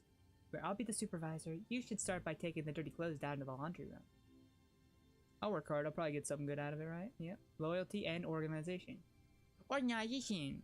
You wash and fold, sweep, and put everything away. It's tiring work, but it feels good to make progress. Mars just sits and reads old beauty magazines on her holopalm. Hello, princess. Mars's dad's Uncle Al and Uncle Bernie pop their heads through the door after a few hours. They're everyone's uncle, and as usual, covered in a layer of dust from the sawmills. How's the cleanup going? Mars scrambles to turn off her holopalm and jumps off the bed to help you pack away the last of her school supplies. Oh, I see. Uncle Bernie puts his hands on his hips. You recruited a friend to help, did you? Gitsu. He asked you. Did Mars clean too, or did you all do all the work here? It was me, all me, obviously. She says, but they're always trying to teach me these lessons. Oh. Don't they know that being this fabulous is hard work too? She pouts. She swipes her holopalm to give you a couple of kudos, your share of her allowance. Stick with me and I'll teach you to be fabulous one day too. Nice. Now I'm happy. Happy! Wait, hold on. There's a one for 3 months and a 10% chance to get a bonus +1. I could get a plus like 5 to toughness right now. I need both of those. I need to get rid of the zeros, I'll be honest. The zeros can kind of botch it. Is there anybody going on? What's going on here? Anybody? Oh, hello. Kitsu, come here. Kitsu, come here. Uh-oh. You know that that tone of voice, those raised eyebrows, that pinched mouth. Your mom is mad about something. You slink over to her and cross your arms. I know you haven't been going to school, she says tiredly. She leans hard on her rake. We talked about this. You have to focus on your studies or you'll end up shoveling dirt or delivering packages for the rest of your life. Hal wants to see you in class, she says, pointing her finger at you. Don't think he doesn't tell me all about you skipping out on lessons. Your only job is to train up that big brain I gave you so that you can keep this colony running where we're gone. Your eyes go wide, but she shakes her head. I know you don't want to hear it, but I won't be here forever. You kids are tomorrow's governors, chief engineers, and chief cultivators. Maybe sooner than you think. Yeah, boy. Yeah, boy. Of course, I shall at once to the school. I'll do what I want. How's Rebellion looking? It's uneven. It's a bit even out. Yeah, bomb. She doesn't miss the sarcasm in your voice. Cut it out, Kitsu. She says. You'll shape up and pull your weight around here. Things are gonna get real uncomfortable for you. Uh-oh! I need to go to organization. Either way, though, what's up with this? So, defense training. Yeah, I need more defense training. Blue. Oh, and I get combat and animals from here? What are we talking about? What was I doing this whole time? You attend your first session of Security Chief Rhett's self-defense classes. It's a small class, mostly security officers and other adults. You and Anemone are the only kids. She gives you a wink and a cheesy thumbs up as you listen to Rhett rant about how everyone in the colony needs to learn self-defense. You could be walking along thinking you're safe within the walls and a flying animal could swoop out of the sky. Then what would you do? Rhett chops the air with his hand. I'll tell you what you're gonna do. You're gonna chop that beast right in the throat. Hee-yaw! Hee-yaw! He points at the assembled class. But only if you learn what I'm about to teach you. And the only way to learn is by doing. Who wants to volunteer for a demonstration? Me. I want to. Me, I do. +1 bravery. The security chief doesn't scare you, or so you pretend. Red is like the biggest adult you know, and he is so intense. You step forward and Ren and Rhett nods as he crouches down. Okay. He says, I'm a manticore, stalking you through the force. What do? I kick it in the face. You try to kick Rhett as he approaches you. He easily grabs your foot and slips you onto the mat. Ouch. Wrong, you use your brain, Kitsy. The first thing you do is call for help, then you run. Rhett grabs your forearm and hauls you off the ground. Only engage with the enemy when there is no other alternative. No one walks away from a fight without getting hurt. So the first rule of self-defense is to not put yourself in situations where you need to fight. Anemone still thinks you're cool for acting tough. She gives you another thumbs up. Once you've learned situational awareness, we'll move on to hand-to-hand self-defense. drawing on a variety of martial arts. Only when I'm confident that you're ready will we advance to weapons. There aren't that many weapons in the colony. Mostly stun gloves and batons, with a few Faz rifles. Flaz rifles. You know you don't have to use them, but it'll be good to know how. As you get older, challenges can have conditions. The challenge suit, social, mental, physical, determines what conditions can appear and which decks will work best. Nah. Try to collect social cards if you want to win battles for social skills. Oh, okay. Which conditions can appear and which decks work best. Try to collect social skills if you want to win battles for social skills. Oh, so you can only have a limited amount, or is it just better to have a limited amount? Card becomes 2. Oh, then I'll do that with this. Oh, actually. That becomes... Oh, this card becomes... Oh. Then I do that. Then I do this. Then I do that. Then I do this.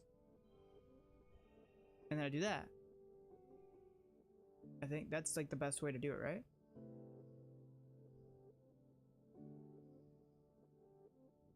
I hope it's the best way to do it. Total, how? What's the difference there? Animals in combat. Let's go, Bubba. Yeah. Since I got that boost. So the boost is gone now. Early pollen. Alright, now we're actually gonna lock in. We're gonna go to school.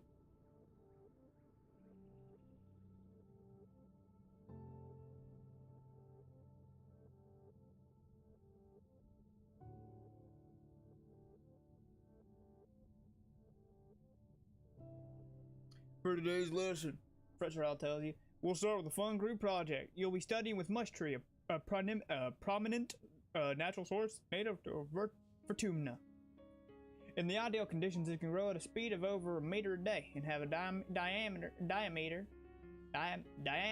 of up to 30 centimeters. He stands on his tippy toes and gestures to illustrate. The team will experiment to find those ideal conditions. You're teamed up with Tang and Cal and are given a mush tree spore and a bucket to grow it in. The rest is up to you.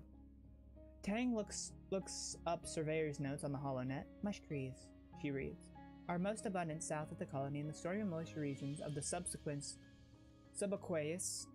swamp. What if we use water instead of soil? Cal suggests, like they do in the hydroponics. Tang nods. If they like wet weather, that might work. Kitsu, do you have any suggestion?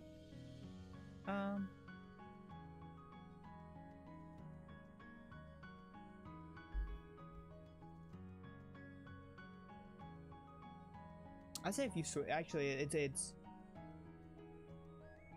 I want to sing to it. Tang protests, saying talking and singing to plants is foolish and unscientific. But Professor Hal reminds you that we don't know anything about Vertanian plants yet, and nobody has proved it doesn't work on mush trees. He gives you his blessing. Every day you rush into the classroom to check on its progress. You and Cal sing quietly to it. Tang flatly refuses to join in. By midweek, it is sprouted, and if you look very closely, Hold on, I'm so sorry. By midweek, it is sprouted, and if you look very closely, you think you can actually see it glowing while you watch. By the end of the week, yours is one of the biggest mush trees in class, but one other group has also tried Cal's water idea, and theirs is the same height as yours. How'd they do that without singing? 5 kudos. Let's go. Do that for that. This for this. This for that. And then that for this. I don't see there being a better way of doing this though. So like, I'll take 5 kudos. How? What is a better Oh, probably. Okay, I know what the better situation was. It was to move the blue out of the way. That's what was it. If the blue was in the way, it would have. Yeah, it was silly of me. That was silly, Billy. 12. Yep. Yep. I get it. Biology. I don't really want.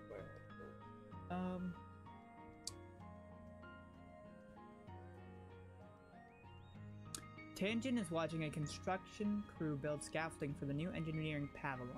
They're using mushwood, which is so light that one person can evenly lift a 10-meter long pole and stack it into place. He points towards them. Human beings are so great, don't you think? Before we landed, this was all just dirty jungle. Now it's civilization. I've been thinking about adaptability in writing and biology class. The book says it's what sets us apart from the animals. Like, we don't need fur because we can make warm clothes, and if it's too hot, we can make air conditioners instead. Maybe the animals have neat adaptations. Tangent rolls her eyes at you. Maybe, but even if they do, I haven't seen any sign of intelligent life here. Just those big, dumb xenofauna. Some animals here are smart and friendly. Tang looks skeptical. They're still animals, Kitsu. Maybe they're just pretending to be nice so you'll feed them. You're lucky it didn't eat you. She folds her arms. Dwarf's moth look cute, but one can eat through a bag of rice in less than 30 minutes. Even a herbivore can be dangerous here. Doesn't have to want to eat you to be able to hurt you. Together, you watch as the foreman puts the blueprints for the scaffolding onto the floating screen of her hollow palm and raises it to the scaffolding to check their progress. I'd like to see an alien do that, Tang says primely. Humans look defenseless and weak, but we're the strongest species in the galaxy. Who else can literally bend reality to their will? Not a stupid alien, that's for sure. Puts one finger on her chin. I'm living proof that humanity is greater than our biology. She says, all of us are, really, with our genetic enhancements. We're the next step in humanity's evolution from great ape to galactic superspecies. Listen, whatever you say, man. Whatever you say. Spot dice. Blah blah blah blah blah blah blah blah blah blah blah blah. So there's really okay. So, oh, hello. You meet your dad adjusting a watering pot in your mother's flower garden. He's having a seething fit, his eyes runny and red. You're alarmed. You've never seen him look sick before. People were hardly ever ill on the stratospheric, except sometimes when the zero-G moons made them queasy. Not to worry, my little beanstalk, he says nasally. I'll be fine. It's just a spot and make my head a little stuffy. He wipes his nose with a handkerchief and looked around. Everywhere you turn, the air is soupy and tinged with pink from all the floating pollen. On Earth, your dad tells you, we used to have this hay fever, even though it had nothing to do with hay. Even though it had nothing to do with hay, your mother cuts in, carrying a large bouquet of flowers. The native flowers seem to be in full bloom this time of year. She buries her nose deep into them, and they smell fantastic. Your dad smiles kindly and agrees that they sure are beautiful. Then he blows his nose loudly. Sniff the flowers tentatively. They do smell good, and they look harmless. Dad's eyes look sad. Look so sad, maybe that's just the allergy. Hey Kitsu, I know the last few weeks have been very hard on you. This might be a good time to relax and stick around in the quarters wing. Nah, I'm busy. I got stuff I gotta do. I actually got a job I've been blowing off. I gotta actually do that. Mars is leaning over a hollow screen, chin in hand. She exhales and blows a piece of hair out of her eyes. I hate schoolwork, she says. But my dad's told me that a good education is necessary for all people of culture, so I guess I gotta do it. She scrolls listlessly through her work with one finger. I'm doing the science parts last, though. Dope. Give me this. What does this give me? Perception and organization. I don't really need an organization, but I think like I've not really increased Mars's friendship at all, so I might as well go for it now. Now let's deliver supplies.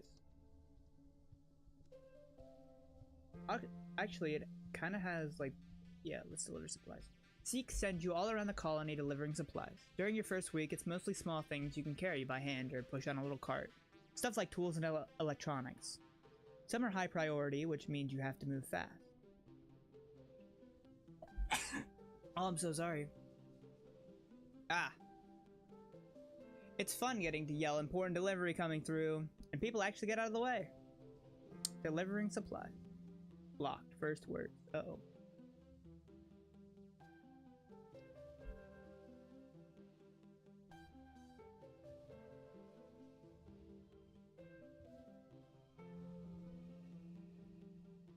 There's no better way of doing that.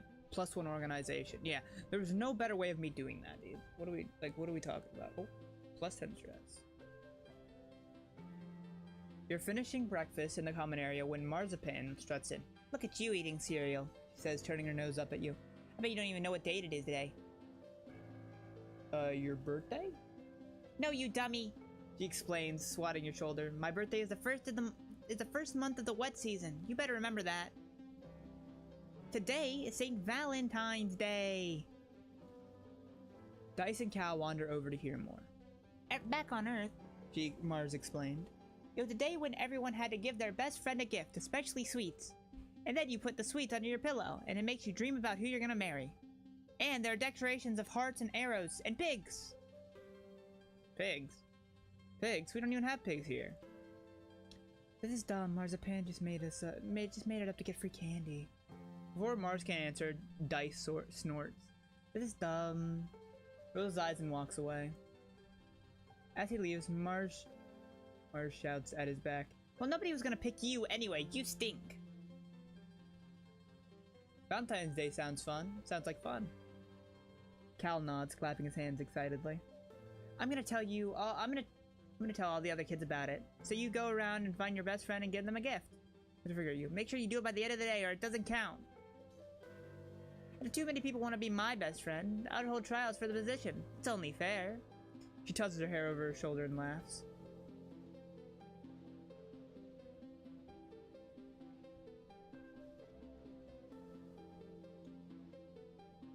We're looking pretty good on the stress drink. Yellow. Someone to come ask to be her, but she's trying. Mars has clearly been waiting for someone to come ask to be her BFF, but she's trying to play it cool, looking expectant and nonchalant at the same time. She's tapping her foot while kind of idly looking around at nothing. Wanna be best friends? What's that? Two? Okay. She hums, opening her hollow palm. Let me make sure I didn't promise too many other friends already. She pokes at her hollow palm, holding it so you can't see what she's doing.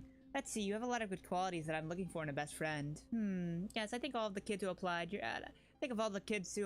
you're the most qualified for the position. Okay, Kitsu, I choose you as my best friend. You remember the thing about the candy and fish some soybeans out of your back pocket to offer. Gotten a bit soft and warm. What flavor are they? She asks, holding each one up to the light to appraise it. Oh, green fizz, those are rare. Then she surprises you by handing you an entire bar of chocolate, a whole week's ration wrapped like a present in a scrap of iridescent cloth. Marzipan always remembers her friends, she says, nodding benevolently. Oh. So Yellow. It's the last day of the month. So I need more reasoning, I think. Because this is persuasion and creativity. Maybe I power load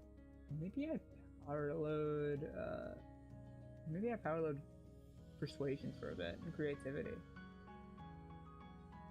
Or I could go do animals, combat and animals. I think I'm gonna alternate school, combat, and animals. School, combat, and animals. Because what is my bravery at? I've got 13 bravery.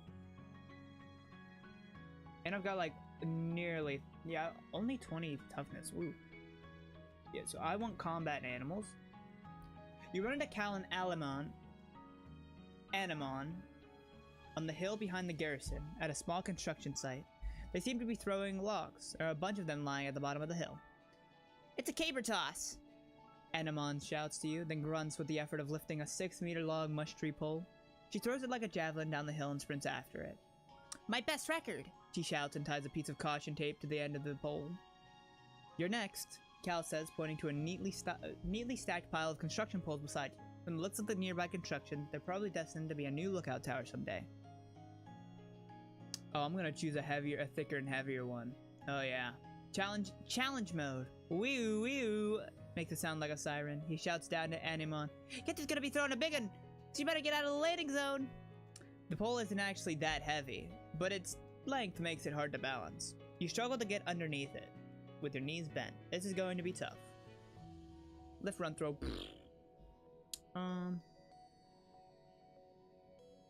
Physical. What if we... This, and that.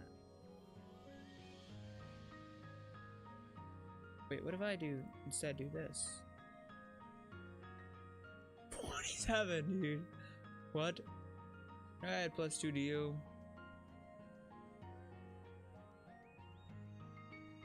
In 3 rounds!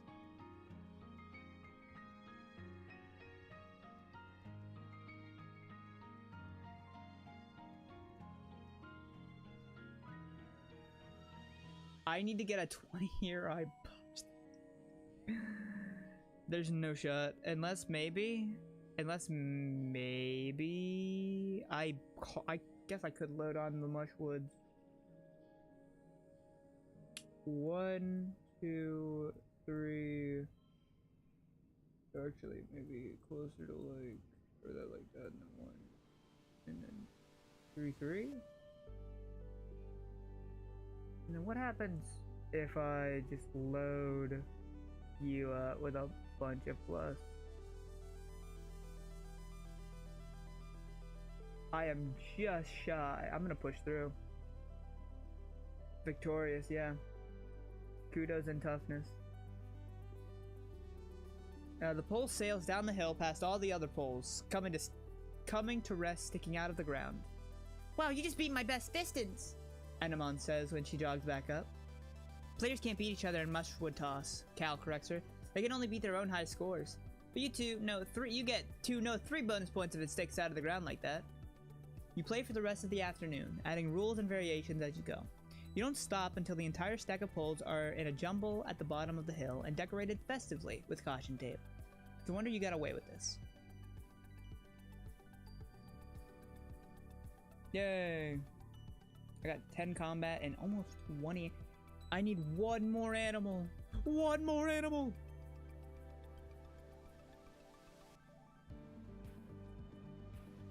Just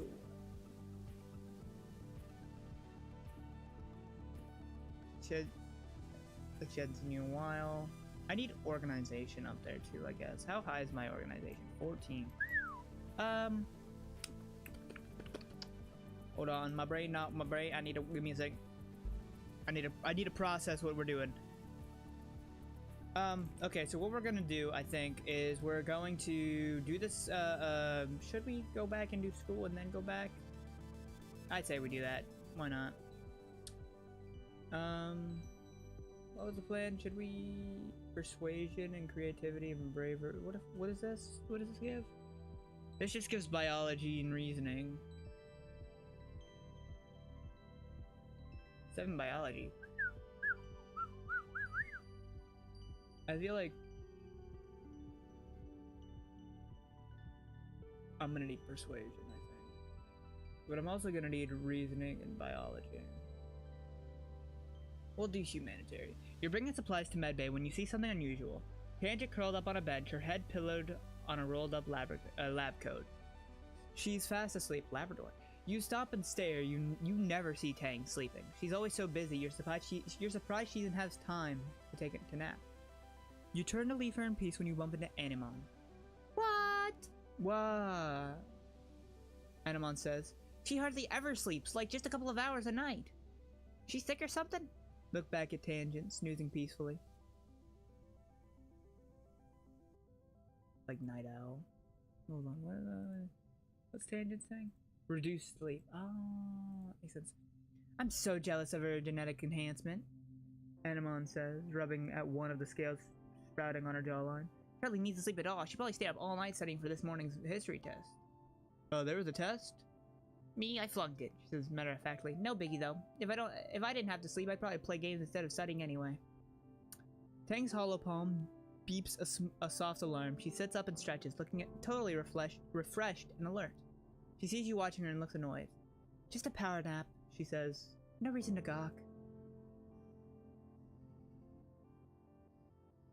The card becomes 2. Okay, then I will... 1, 2...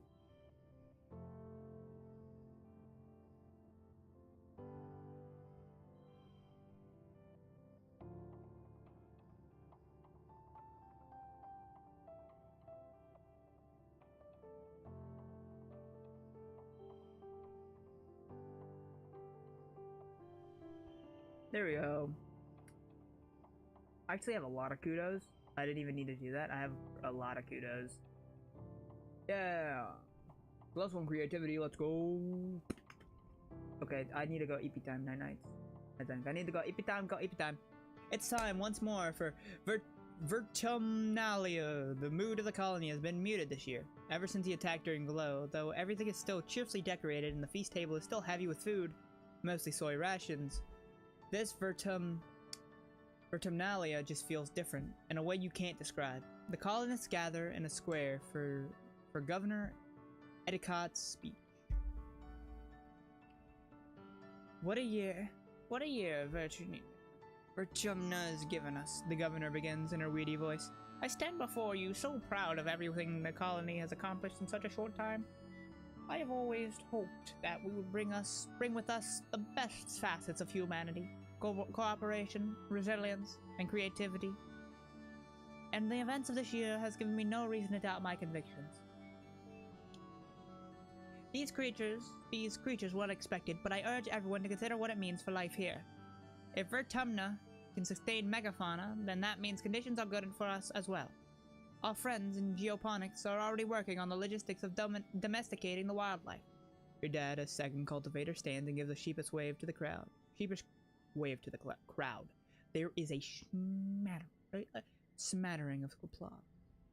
Mars elbows you. Hey, she whispers. Did you hear? My dad says Edicott's gonna announce the depot's open to the public. You shoot her a questioning look, and she rolls her eyes. You know, shopping, somewhere to spend all the kudos we've been saving up. Gonna be candy and toys and makeup, nice smelling soap, not the boring kind in the communal showers. You know the concept of shopping. They do it in the Hall of Vids from Earth, especially the ones Mars likes, but you've never actually done it. The colony provides everything you need, but it would be nice to buy yourself a treat. My dad's give me an allowance, Mars says, shooting you a look of pity. Too bad your parents make you work for yours.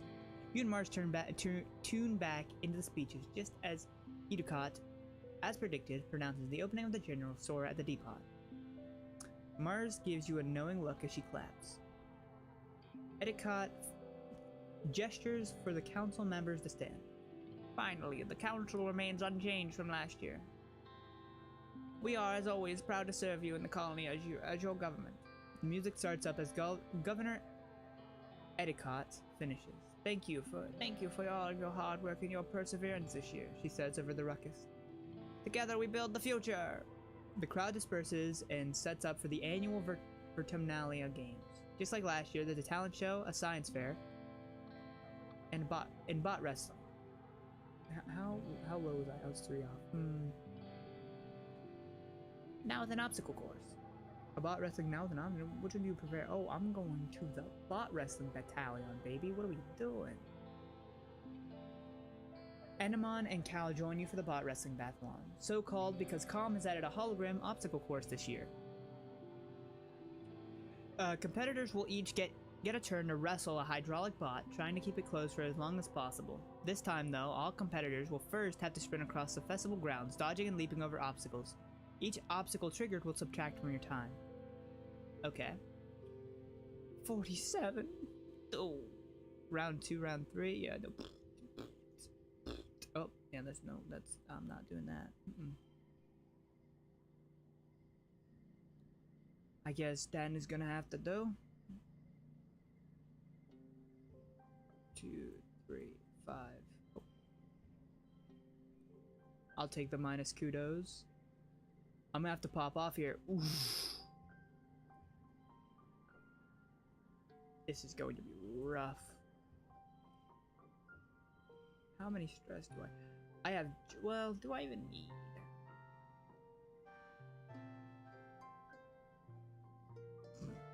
That would have been really bad if I didn't notice that. How many? I have 1 blobber card. What if I... +1 flush.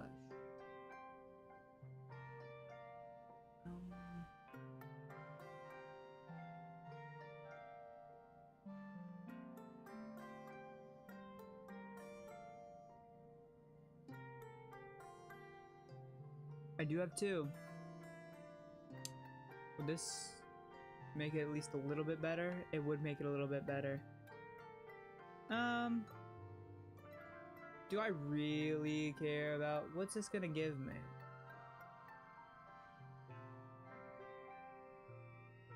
I'll push through for 45. Oh, I can't push through for 45? Oh, because I'm out of 77. It's not that I have 77 left.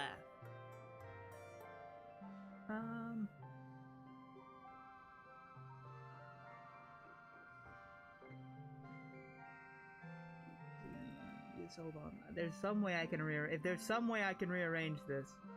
Hold on. If there's some way I can rearrange this.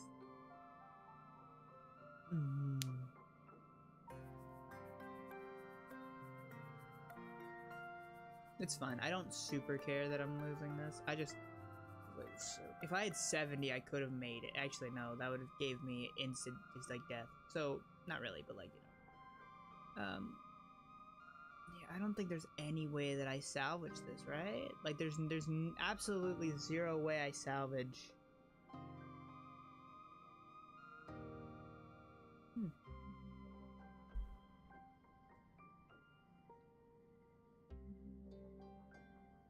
Honestly, it would have made more sense to turn this into here.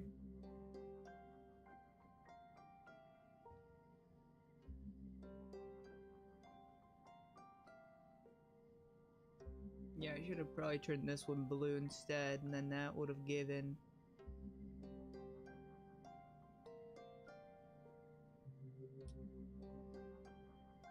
Oh well, doesn't matter.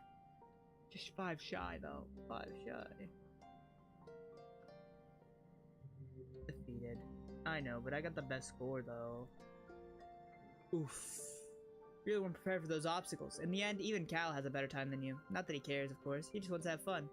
Shut yourself off after the bot throws you to the dirt. Enamon wins by a large margin. She does a victory dance on top of the bot, cheering until Calm grabs her around the waist and carries her around on his shoulders.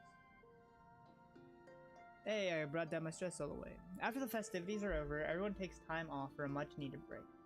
Mars organizes a water fight that takes over the whole colony, even the adults. It frightens everyone's spirits, even in the thick heat of dusk. You end up on top of the western wall with dice, launching water-filled poof shrooms down on an unsuspecting Enamon in the sports ball court below. The walls seem like a neat place to hang out and relax, much quieter than the lounge if you're looking for some solitude.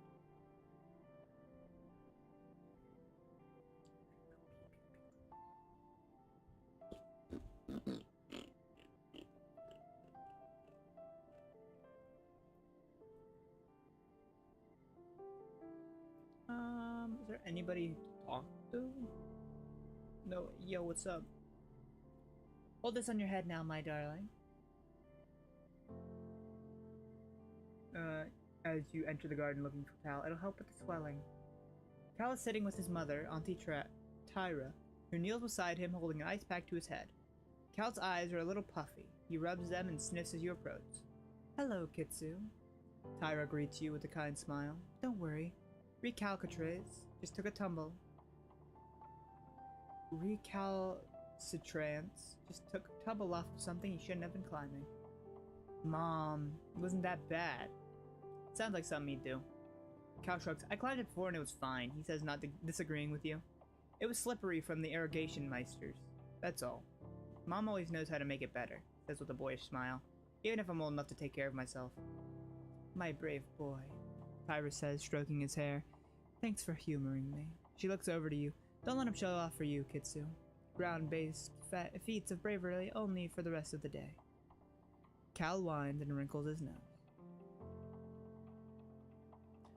Tyra laughs and wraps him in a big motherly hug, rocking him back and forth despite his protests.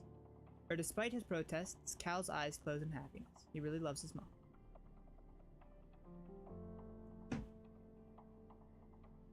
Okay,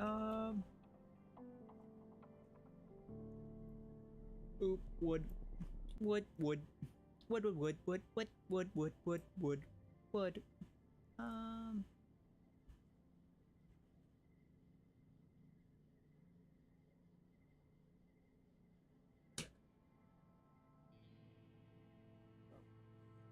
One freaking fly doesn't want to leave me alone, dude.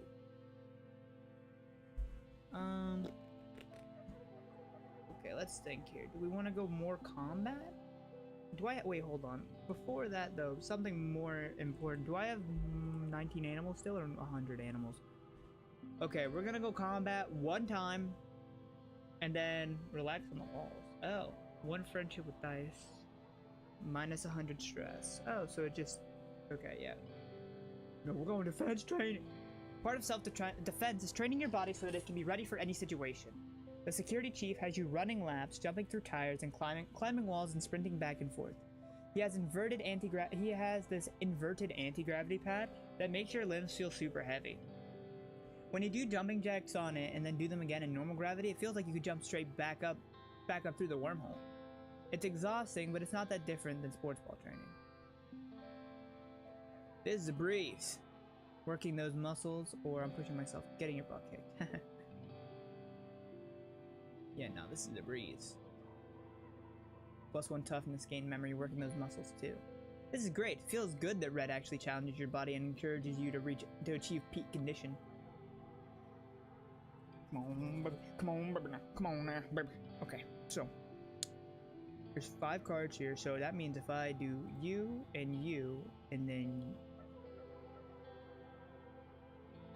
hold on, you, and then you. See, but that, I don't think that's good though. I think it might be better to do it like this, because then you get like that, because like this gives the same, so I guess it doesn't super matter, does it?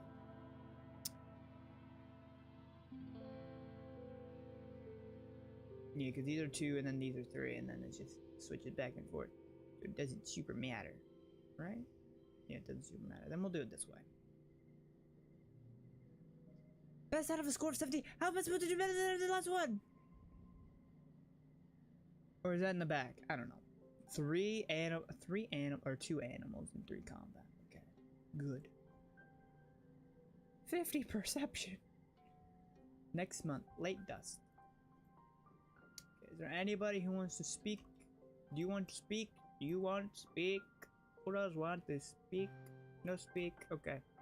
Then I'm going to combat and I'm gonna go help that floaty cow. Actually, the floaty cow's not even there anymore, but like, you know. Yeah, we're sneaking out to explore. Yeah, we're sneaking out to explore. Yeah, we're sneaking out to explore the depths unknown. So, the colony outskirts. Oh, hello. You leave the path and sneak through a strand of mushrooms. Leaving disgust.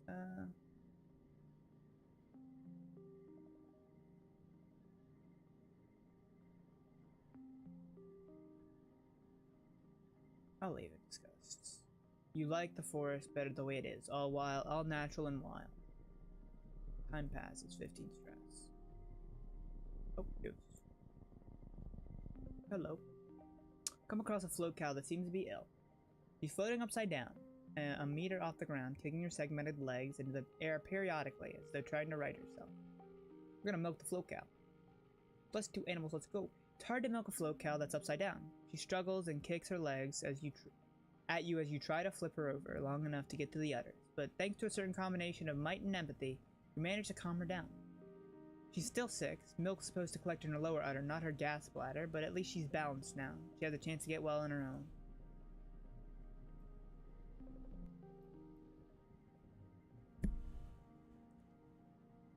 As you come into a bend in the path. Yep, someone peering. Oh.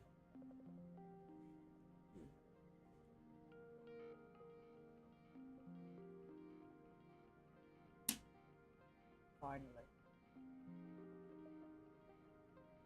I've gotten him. He's been terrorizing me for the last time. He's been terrorizing me for hours. As you come to a bend in the path, some movement catches the corner of your eye. There's something up on top of a nearby mushroom-capped tree. You can't quite tell what it is, but is that a person? Someone is peering over the edge of the mushroom cap above you. You can't quite see their eyes, but you get an impression of long dark hair and an enormous mocking grin. I wouldn't go that way if I were you, they warn playfully. They have a deep, methodical accent. musical accent you don't recognize. A stranger, that's impossible. You're the only people around for thousands of light years. What the heck is he out there? You feel a chill up your spine. Find another way. Yeah, nah. Well, actually, should we go this? Is he gonna still be there? Is that a person? No, you think he's gone now. You remember the way, though. The warning, though. Are you sure you want to do this? Yeah, I don't want to do that, actually. I'm not sure what's over there, but, like, I don't want to... Yeah, what's up, Dice? A second sun is beginning to set, and you're planning your route back to the gates when you spot Dice in the distance. He waves you over. Hey, Kitsu, he says gloomily. He says, I wish we didn't have to go home. I wish we could stay out here forever. I would miss my parents. What if, he begins, what if we didn't go home? Today, I mean, what if we stayed out and camped overnight? He gestures to the pack on his back. I bet a tent, just in case, and a perimeter sensor, and I found a spot right near the droplet that looks safe. Okay, I guess. We'd get in trouble, like, I feel like no way we'd get in trouble. That'd be too dangerous. These are the little, I'm not sure if he saw the little beasties out here, but like, yes, camp out. Actually, am I competent enough? I feel I'm competent enough. I got a 50 perception. Listen, I'm gonna tell you what, okay? If I have a 50 in perception and you're telling me I don't see whatever danger's happening, like, what are we doing? I am kind of heavy investing into strength. Like, if this is like charisma, oh wait, what is it? Does it tell you? What is it? It's like a speech, mind, body. I think it's like influenced by the fact that people are definitely gonna murder. No way, we get in trouble. I don't know. Do I want to risk it though? I kind of want to risk it though. Like, I kind of really want to risk it though. I really want to and see what happens. Yes, camp out. Is there? Can I save here? Can I new save? This might be an uh-oh moment. Camp time. You know, I don't plan on saves coming, but like, if I die, I'd rather not have to go all the way back. You know what I mean? Yes, camp out. Okay, I guess. Dice sets up the tent while you place the perimeter posts around the edge of the clearing. If anything trips this invisible wall around your campsite, at least you'll know about it. Without even saying goodnight, Dice crawls into the tent, takes off his jacket and stuffs it behind his head, then curls up in a ball facing the wall. He falls asleep almost immediately. You crawl in beside him and pull a thermal blanket over yourself. You're exhausted from a long day of hiking in the jungle, so despite the excitement of being out in the wild at night, quickly fall asleep as well. Both awake to a blaring signs and bright lights filling the campsite. Look up the courage to look outside. It's a perimeter alert. Someone must have triggered it. Dice sits bolt upright and looks at you with wide eyes. Should you go there and check? Yeah, I'm gonna go there and check.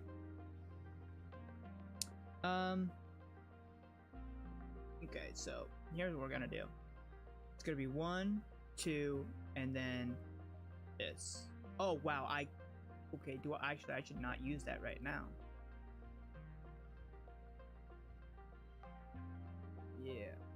Yeah. Next round.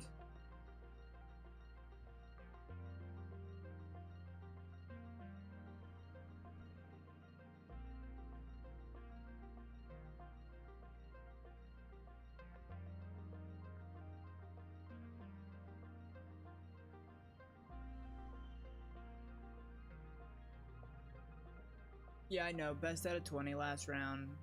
Last round only. Yeah, I know. You both carefully open the door and peek through a crack. Nothing. Whatever it was, the lights and noise must have scared it off. Camping outside. The sun is almost up, and you are definitely not getting back to sleep after that, so the two of you eat soy rations and quietly watch the sunrise over the jungle together. When the surveyors open the gate and start prepping for the day, you pack up your gear and go home. You expect the worst, but nobody even noticed you were gone. You left the privacy curtain on your bedclothes, and your parents must have come in late and left early. thinking you were asleep there the whole time. You're lucky, but it also makes you feel a little sad. Oh, you're back. Spent the month exploring. I'm almost... Bravery and perception. Yep, bravery and perception, baby. Late dusk to early wet. Yo, what's up, Dice? Dice is sitting in the grass, near the big gates that lead out to the jungle. He's just staring out into nothingness and picking absent-mindedly at the weeds. He pretends not to notice as you approach. He's gonna sit down with him.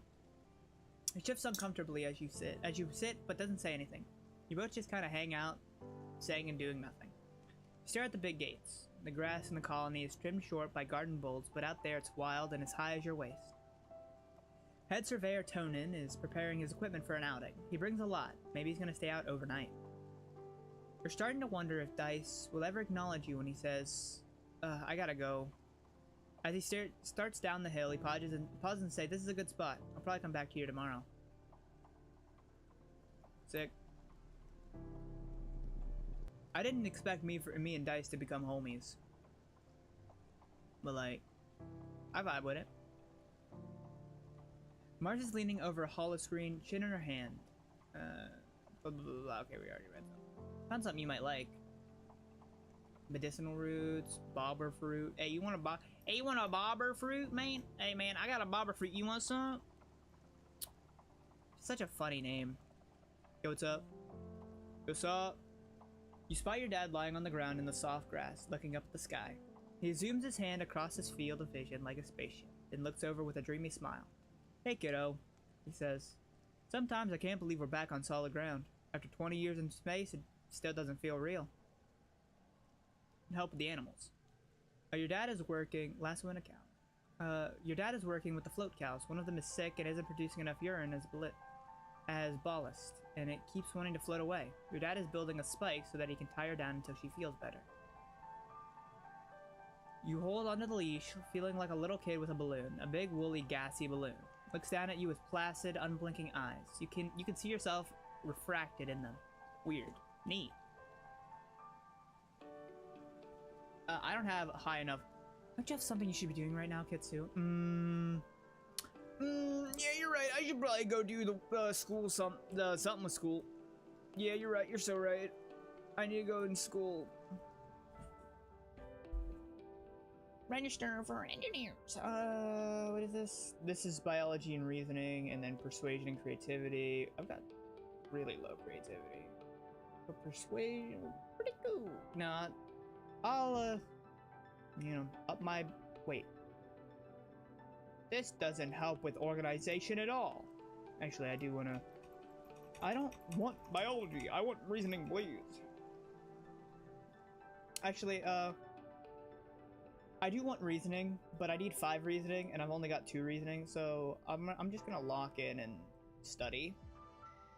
And while I do that, I'm gonna read, while I grab my jacket. This week in biology class, you learn about predators and prey. Professor Hal brings up a picture of a hawkeye on the holo projector and asks, who can tell me what special thing hawkeyes do when they see a predator?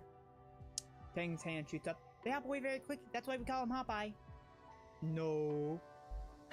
Hal nods, that's true, but not what I was getting at. Ow, I just kicked my... I just did so much. Ow.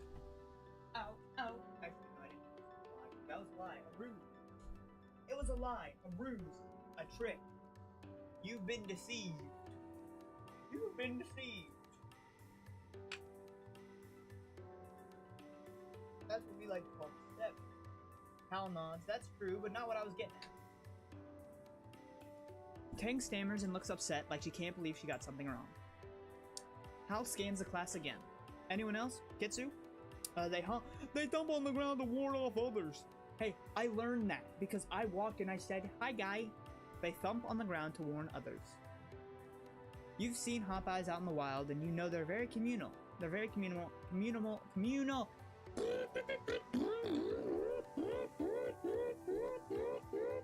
Sorry, I had to recalibrate.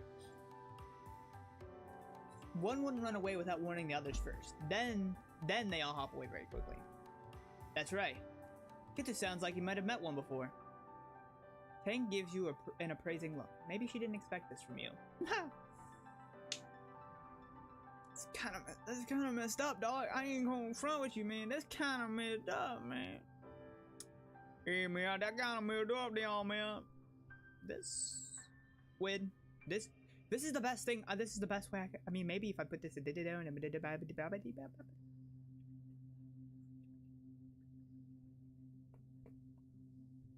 This better be the best. I know. Okay, fine. Whatever, dude. Whatever, dude.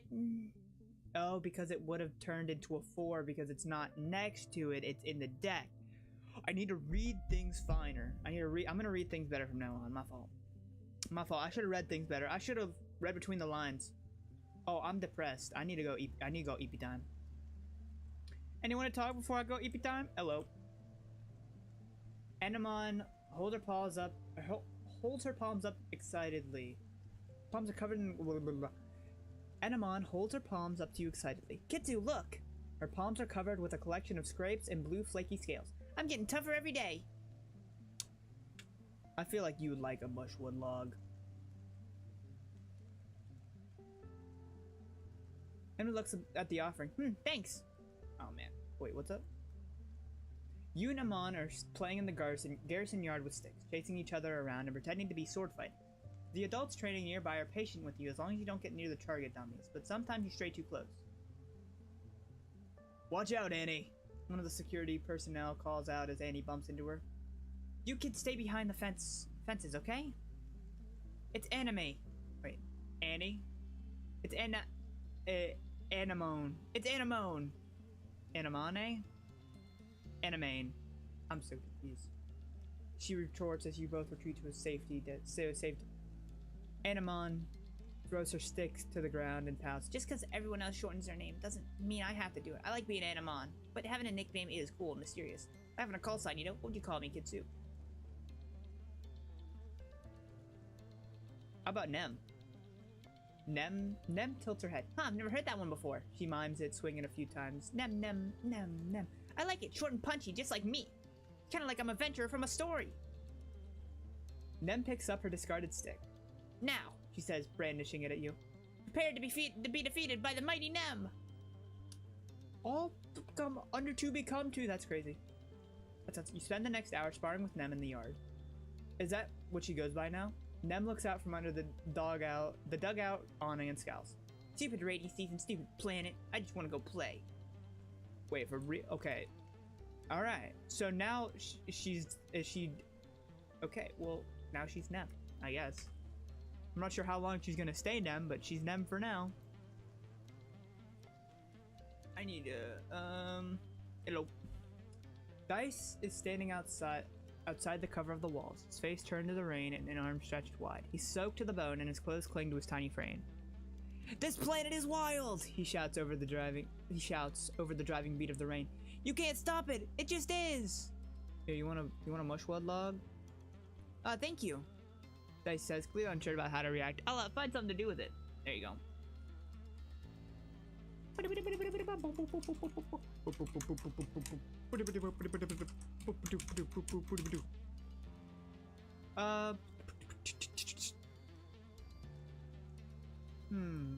was that? Oh yeah, I need to go EP Town because I'm depressed. Well, not depressed yet. I'm gonna be depressed. I'm in the stages. Mars is watching your holoscreen intently. She shushes you before you can get a word in. They're about to kiss. Mars is barely giving you a second look. Okay, fine. Later, fine. Fine then. What? Oh, my fault. Dude. I was looking. I had to check. I checked on. I tabbed out to check on Twitch and YouTube to see how the output was going, and I saw I was in the. I was in Mars's dialogue box thing, interaction, and like, bro, I was so concerned. Oh wait, no, then I am just gonna go up to where is it? Is it over here? Yeah, relax in the walls. It gives me a plus friendship. After the first attack on the colony, they added lookout towers to the walls. Now you have a place to hang out if you don't feel like working, and And because it's all the way up here, no adults are going to come ask you to run any errands for them. On rainy days, you take shelter under the pavilions and listen to the pitter-patter of warm raindrops on the grass roof. You can do whatever you want. This is the life. It's nice to help keep watch. Bro, I'm always picking up unintentional perceptions. Sometimes you have to fill in on lookout duty so someone can go grab a meal. Maybe someday you'll be allowed to work full shifts as a lookout yourself, but you find out it's not as relaxing as you think. Oh, hey, Kitsu. Dice pops his head up a nearby ladder and looks surprised to see someone else here. Do you mind if I sit here? Bro, why is everybody calling poor Dice stinky, bro? What did he do? Heck yeah, come sit beside me. The two of you dangle your feet off the side and watch the valley below. Dice shuffles a little uncomfortably and doesn't say much. You wonder if this is a private spot to be alone before you discover it.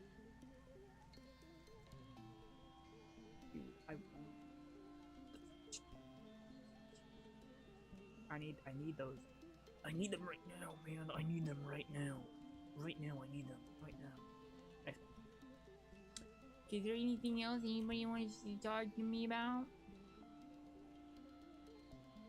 Kind of go combat, if I'm being honest. I don't want to combat, but like, oh. I kind of want to combat right now. But I feel like the +1 when increasing skills, like I don't need perception. I have over 10, or I don't need combat or animals right now. I already have above 10, which is like basic for this part of the game. Like I'm 11. So I don't need to. I think we're going to... Wait, what is this give extra thingy? Friendship with... No, this is just 4 and this is also 4. Is this 10 stress to 15 stress? No, I need... There we go. You each pick a native vertuminin keystone species and prepare an hour-long presentation to the class. You pick the float cow. Cal is excited. He was going to choose the float cow too. You end up working together on a slightly longer presentation, which gives Cal time to describe in glory detail all the float cow births he's attended. The class is fascinated. 1 slot card gets +1. Oh, okay. 1, 2, 2, 2, 4. I mean, is there a way? Well, maybe do this.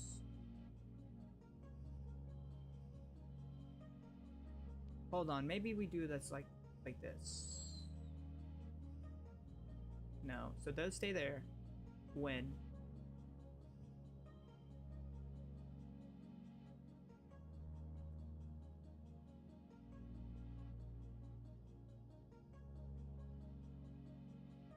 Alright, yeah.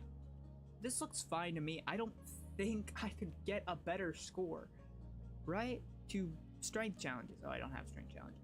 But it's like, okay, so this, because this has, why does this have +1 from battle conditions? So it would make sense. Oh, because it,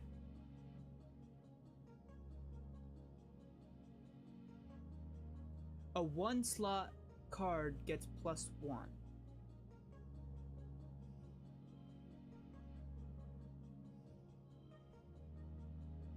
You know what, that's fine. I'm probably not gonna get it though, am I?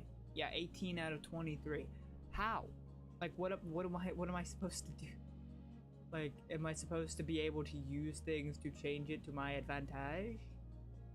Actually, what needs to happen is I need to get rid of some cards, huh? Wait, did I miss up? There's a commotion in the square. An expeditions vehicle has driven through the gates and is idling in the middle of the square, an unusual sight. People come down from command to investigate. Utopia gets out of the vehicle and trudges over to Udicott. After a brief conversation, you see Udicott gesture to people to unload the vehicle and clear the area. You stay out of the way to see what they're unloading. It's a body. Chief Surveyor Tonan's body. Someone quickly covers him with a sheet, but not before the image of his torn open body is seared into your memory. However he died, it was violent and bloody. You feel your stomach cramp with nausea. What happens? What happened? Dice asks, coming over to crouch around the corner with you. You share that Uncle Tonin is dead, and he stares at the sheet-covered body intensely, as if he could see through it. Did they know how? I'm sure they'll tell. They never tell us the truth. I'm sure they'll tell us later. No, they won't. They'll just tell us something happened, the same way a bunch of animals just happened to attack the colony. They don't want us to know about the monsters and other worse stuff. They want us to think everything is fine, but it's not. This planet isn't as nice as they say it is. He shakes his head. They hate that they can't control us. You and Dice watch as the adults carry Uncle Tonin's body away. From the way he's practically vibrating, you can tell Dice wants to ask more questions about what happened. After a few awkward minutes, he sneaks away without saying anything, probably to try to go take a look at the body. At least Tammy isn't around to see this, you think. At least they're together now, wherever people go when they die. You watch Utopia bend over to get a hug from Udicott, wiping her tears as she finally cries. Udicott has never been the most comforting presence in your life, but it seems to help. Utopia will probably be the next chief surveyor. At 24, she'll be the youngest council member. She was only a toddler when the stratosphere left Earth. Apparently, her sharp eye and hoverbike flying skills are the best in the expeditions. Utopia more.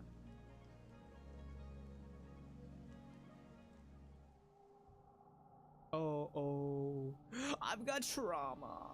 Surround Utopia, age. Here lives the new chief after. Oh. Yup. Autumn. Hold on, wait, let me just. For dramatic effect, of course. Hold on.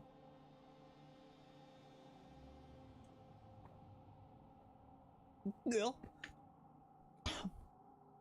Pulls on collar.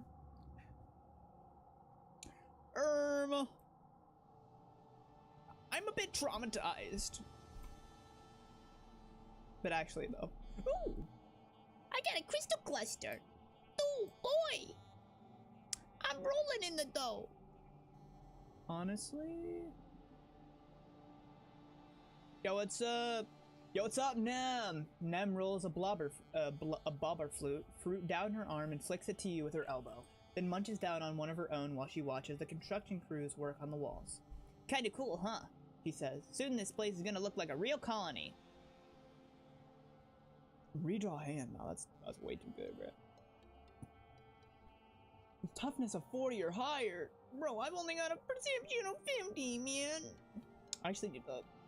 You know what, though? I think I should, like, lock in to here. The only thing is with bravery is combat, you know what I mean? Like, they kind of go hand in hand. Oh, I don't know why I was using the arrow keys. Both my hands, like, right next to each other. Your mom gives you a stern look. Be careful, she warns you. Now that we know for a fact it isn't safe out there during Glow, I won't have you venturing close to the walls. Stay where I can see you, close to the ship.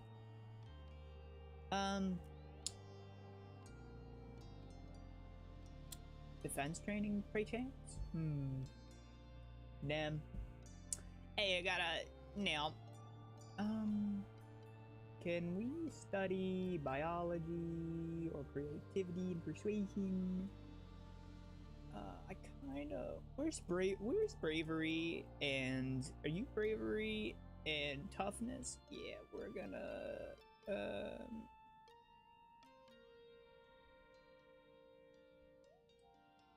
I feel like I need more bravery, man. I'm gonna need at least 20 bravery. Yeah. Which is exactly what it'll give you. Training in the dark is really hard. You lose a lot of sports balls under the bleachers and in the dark corners this month. You submit a request to engineering to make some sort of glow-in-the-dark paint so that it's easier to spot the ball, but it gets rejected for not being a priority concern. Playing sports ball. Oh wow, actually this is kind of... It's funny, one slot will turn cards yellow. That's actually not very nice. Actually, you're 2, 3, 4, 4. If this isn't the maximum, I don't know what is. What's the max? What's the max, dude? What's the maximum? What? It would be the... Bro. It would have been... Anyway, it doesn't matter. I got 4 bravery and 1 toughness. I feel like I need at least, like... Actually, I do have a lot of toughness. I should be working on combat. It's been a quiet glow, but the grim, surreal darkness of the season reminds you of last year's violence. As the month wears on, you overhear arguments at dinner. Adults worrying about that an attack is still coming, and others who think the first one was a fluke. Surveyors mention seeing new tracks in the forest, but are hushed so people don't panic. The gates are closed. You drill emergency procedures, filling soundlessly from the classroom to the quiche to hide under the tables, or to the quiche to hide under the tables, waiting for the sirens to call the all clear. You drill and prepare and worry, but nothing happens.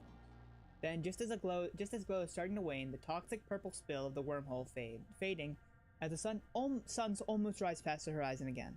The sirens start. You're reading a hollow novel in bed when you hear them, followed by the stomps of boots down the hallway outside the quarters. An alert flashes on your holopalm. Shelter in the creche. This is not a drill. Plus 10. Oh. You get another message from your dad. Me and Mom are gonna stay in the greenhouses. We're safe. Just follow Aunt Annie to the quiche and wait for us, okay? Don't worry, we're way more prepared than we were last year. Love you. Stay safe. You could go to the church where you belong, or you could follow the security guards and see what's happening. Dude, what are you talking about? We need to go, dude. We need to go. I want to go. I want to fight. Okay, I want to fight. Fight for my betters. Rebellion and status gained heroic. Bro, I gotta heroic is such a good buff, dude. I can't give up. You sneak out of the living quarters and head towards the gate. You're immediately spotted by security chief Rhett, who stops what he's doing to yell at you and gesture aggressively. What the heck are you doing out here? This is no place for kids. Get back inside. I want to try to help. It's probably gonna be really, really hard. One slot. Oh, so this is. Oh wait, actually though.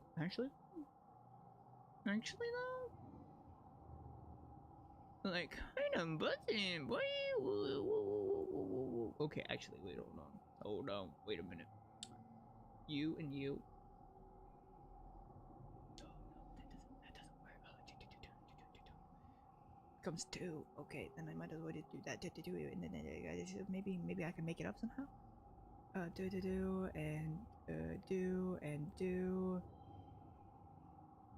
to neighboring. Actually, then get this thing there. Actually, wait, what? Why do you have a -3? Card becomes 2. Wait, then let me do this. Is that 15? It's 11. Okay, this is okay. We had this.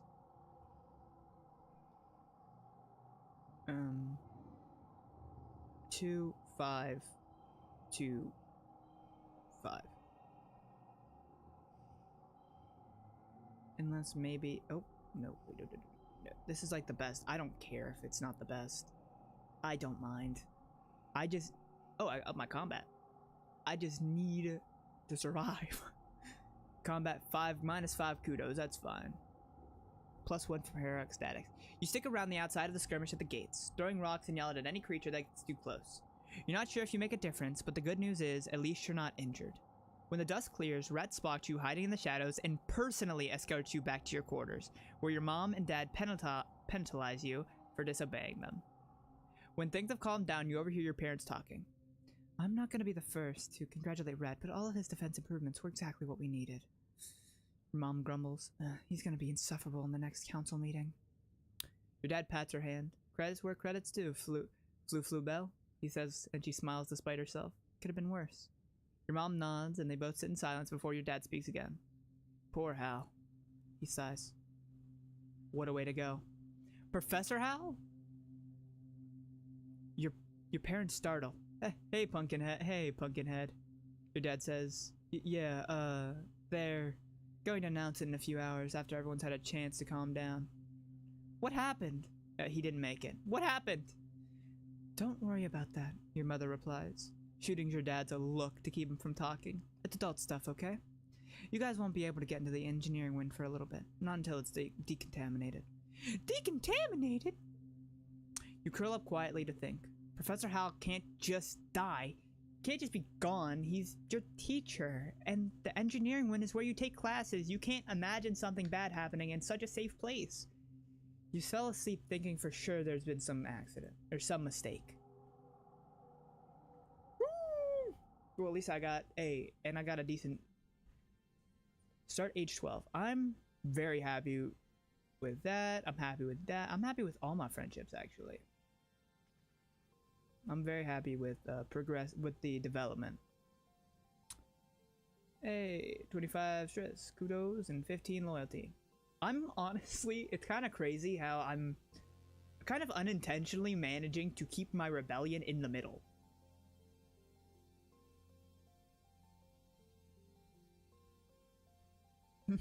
Like, unintentionally. Also, this is kind of crazy because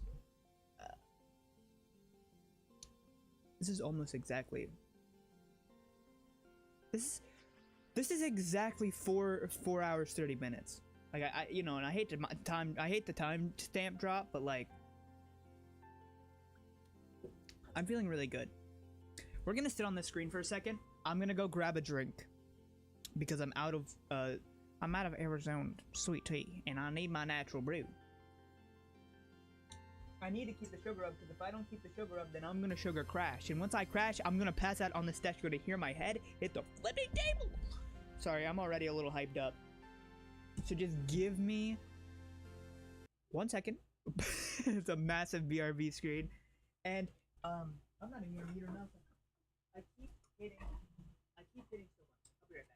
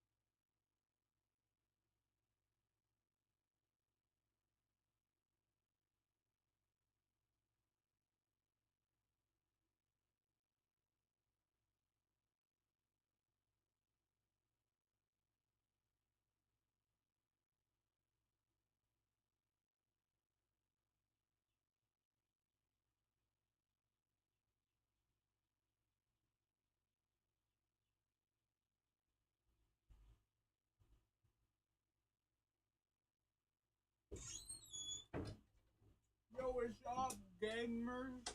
I'm back. I'm better than ever. Nom, nom, nom. I got some bologna on the way out. So, on the way back, I grabbed some bologna. So,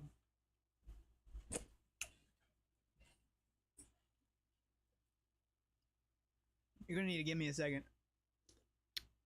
Well, I absolutely destroy it. And absolutely pound it. While I devour this, you know what I mean?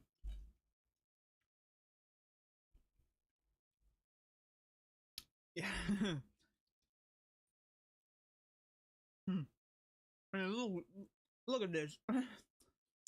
I mean, it makes sense because I'm kind of carbo loading strength or body or whatever, but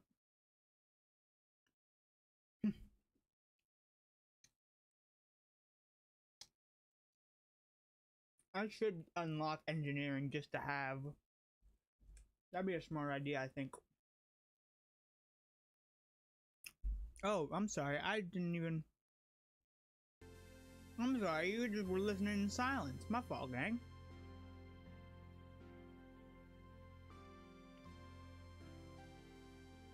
Just give me a minute, swallow it down.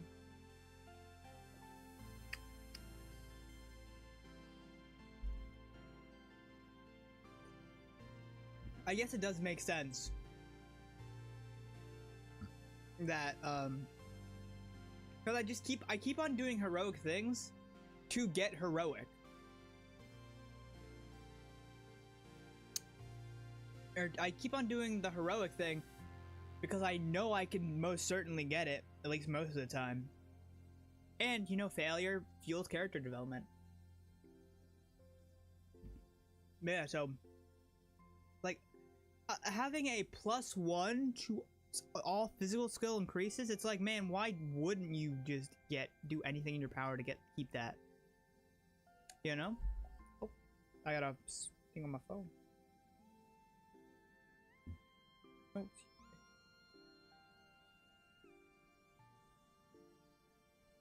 Yo, what's up, Dice? How you doing?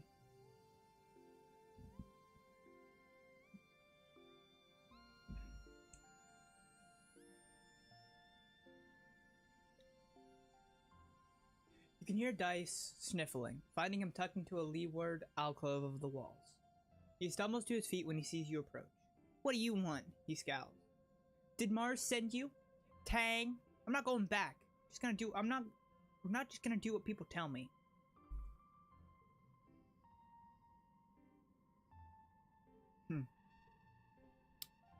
Dare you to eat this worm. That's crazy. I dare you eat this worm.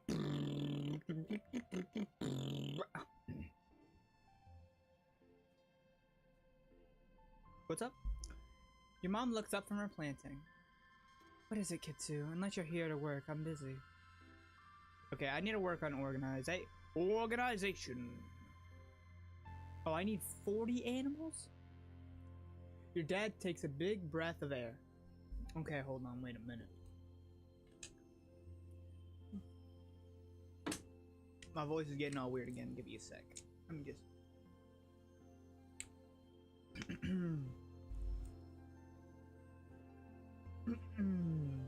Your dad takes a big breath of air. This is real living, he says grandly. Sometimes I wake up thinking we're still hurtling through space on the strato, and I'm just so jazzed. When I remember we're here on a real planet. He slaps you on the back. Never take this for granted, kiddo. Never take this for granted, kiddo. Never. Hey, Cal, you got anything interesting? The sound of hammering rings through the garden, and you find Cal helping your mom to build a row of raised garden beds. Turns out some of the earth plants don't grow so great here, so we're gonna see if this helps. He says, taking a breath to rub his face. Your mom stifles a laugh at the smear of dirt leaves across his cheek. Mom says we gotta worry about the nitrogen level soon. That hopefully we'll be eating just plants that grow here pretty soon. Be eating plants soon enough. Oh, more medical roots. Oh, medical roots, yum. Hello, Maz. And furthermore, your attitude toward your elders in general is entirely disrespectful. You find what is saying? You find Udicott delivering a scathing reprimand to Mars, who is doing her level best to look like she'd rather be anywhere else. You speak out of turn. You question the council's decisions. If you disagree with an order, you simply do not do it. I could go on. Do you need me to go on? Mars scowls. No, she replies. Udicott clicks her tongue. I honestly thought better of you, Marzipan. She chastises. You have the sort of natural leadership ability I remember from when I was a girl many years ago. Mars doesn't roll her eyes, but you can get the sense it's a close call.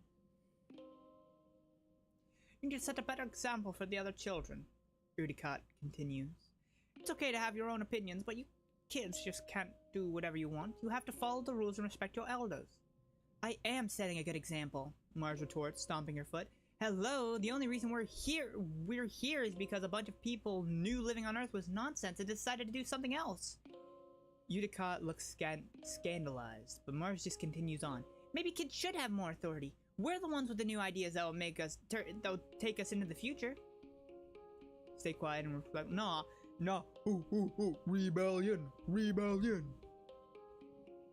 Rebellion. See? Yeah, I want to rebel. I'm gonna rebel. Oh man, that's crazy. See? Mars insists. Everyone agrees with me. You might be stuck on Tunma. Your ancient old brain is still stuck back on Earth. She takes a deep breath and for a moment seems much older. Governor Udicott, we need higher walls and more aggressive farmland clearing, and we need it now. Are we just gonna stay here on this planet, or are we just gonna sit around until the jungle swallows us back up? Udicott's mouth opens and closes a few times. Then she puts her hand to her forehead. Both of you get back to your duties. Marzipan, we'll talk about this later in private.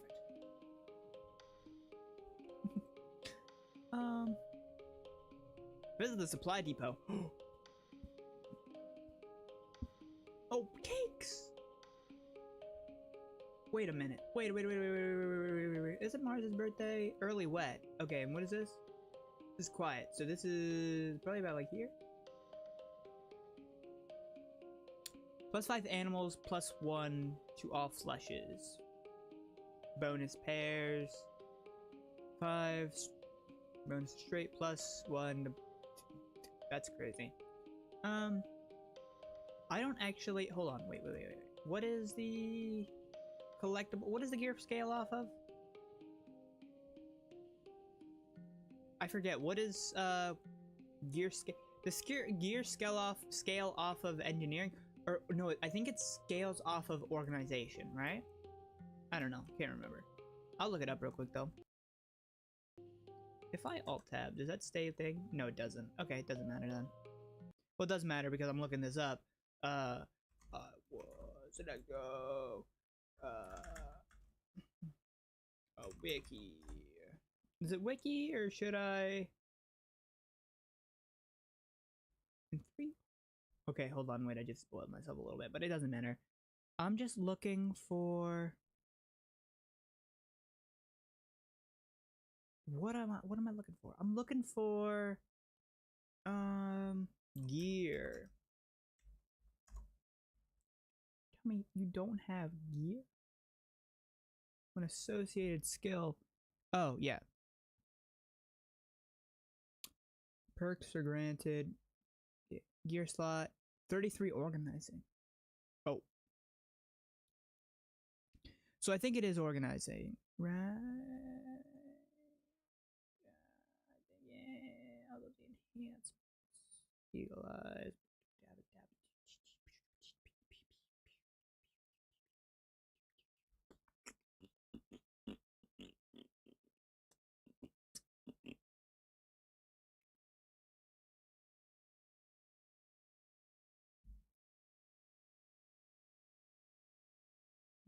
I think it is organization.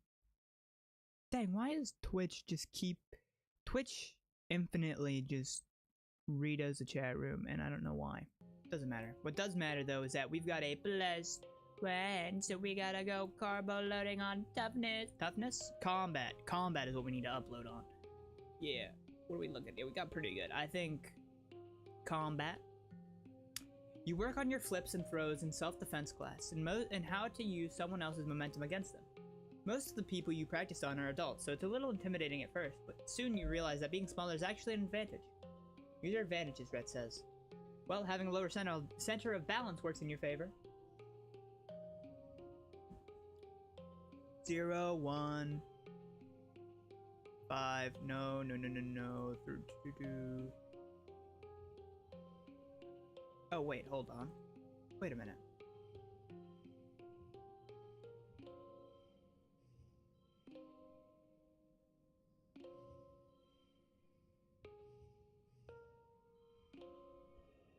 I don't see, actually.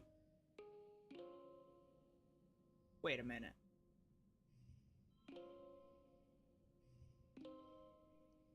Is this how it wants to work?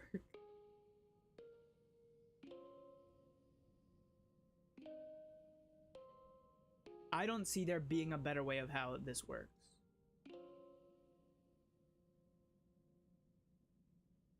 Right? Like, I don't see how this works. 21 out of 23. Oh, 5 combat. 3 animal. You've been having weird dreams, as usual. They seem to get worse around glow. You wake from a dream that has tears drying on your face, though you can't remember why. Just that you were terrified. Whatever it was, it felt real enough that for a moment you just lie in bed with your eyes closed and try to calm your breathing. You blarily rub your eyes and... Surprise! Oh, it's your birthday! Dad leaps onto your bed and gives you a big cuddle. Happy birthday, little tomato head. 12 years old. Wow, can you believe it? No, your mother answers for you, laughing as she hands you your presents. Just yesterday, Aunt Descendant was showing me how to change your diaper. Because it's your birthday, your parents have brought in food from the canteen so you can all eat together on your bed. You stuff your face with savory tofu chunks, you open your presents. Which one is your favorite? White. Toy Xenofauna. A photo from your best friend. A stuffed Xeno from your dad.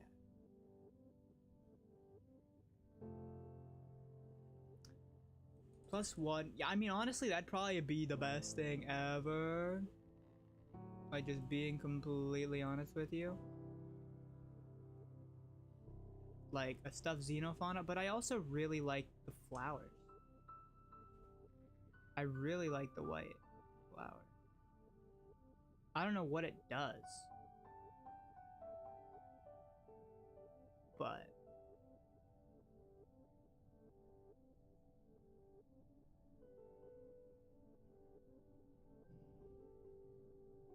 they're exotic because they came from Earth. I saved these seeds in cold storage for over 20 years just for this day, your mom says proudly. These are the first Earth flowers to bloom on Ventuma.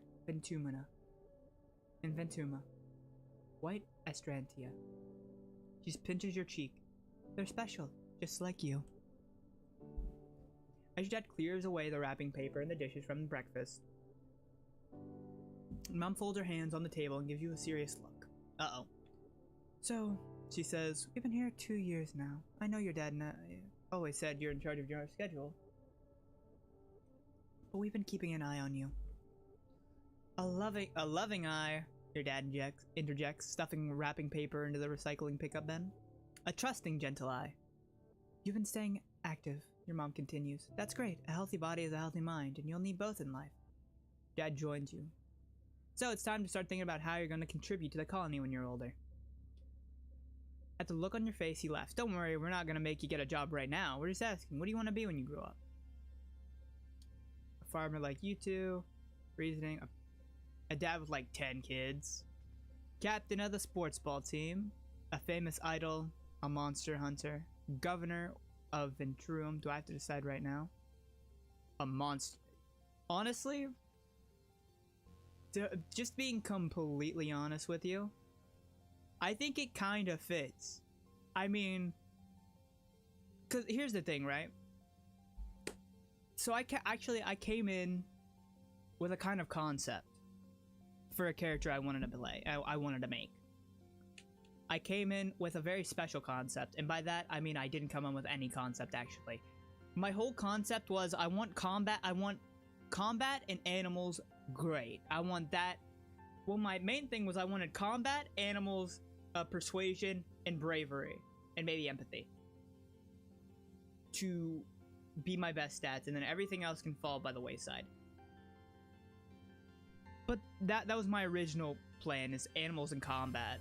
Being mainly animal and combat, but like bravery and reasoning and persuasion, empathy, and all that stuff. But then after the first glow happened, I think that I kind of went the way of another character concept of kind of like an RP kind of way, because hold on, let me actually lock in here because I don't want to filler word this. An idea formed in my head of how I was going to do Kitsu in this game. And because there's multiple different ways you can play the game, and there's multiple like it encourages you to replay the game and change things up. Like, I didn't really come in with a concept or a strong concept. It was more of just like a baseline of like, oh, I want combat up, I want animals up, and I want persuasion up. But then after the first glow, I really liked the idea of the first glow happened. Kitsu, like, he killed that monster, and he's like, I cannot allow this to happen anymore.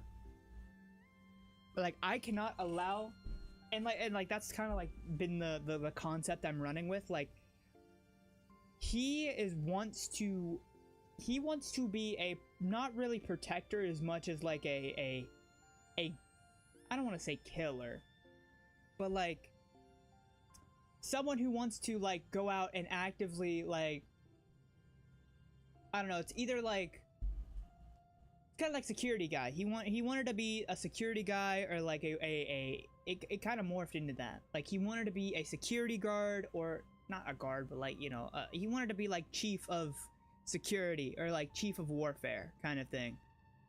Like, he wants to be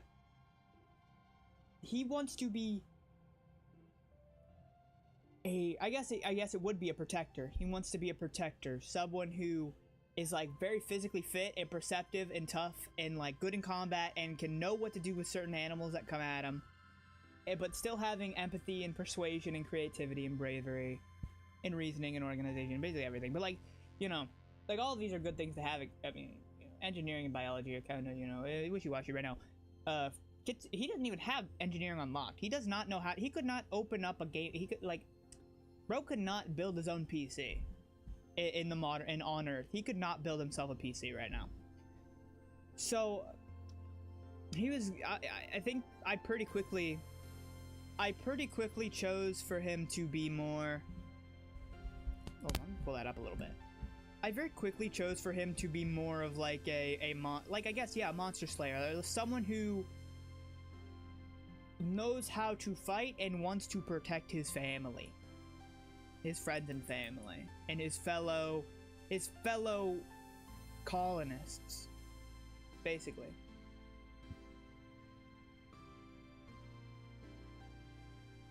You know, so I should get reasoning to at least 5. I need to up reasoning.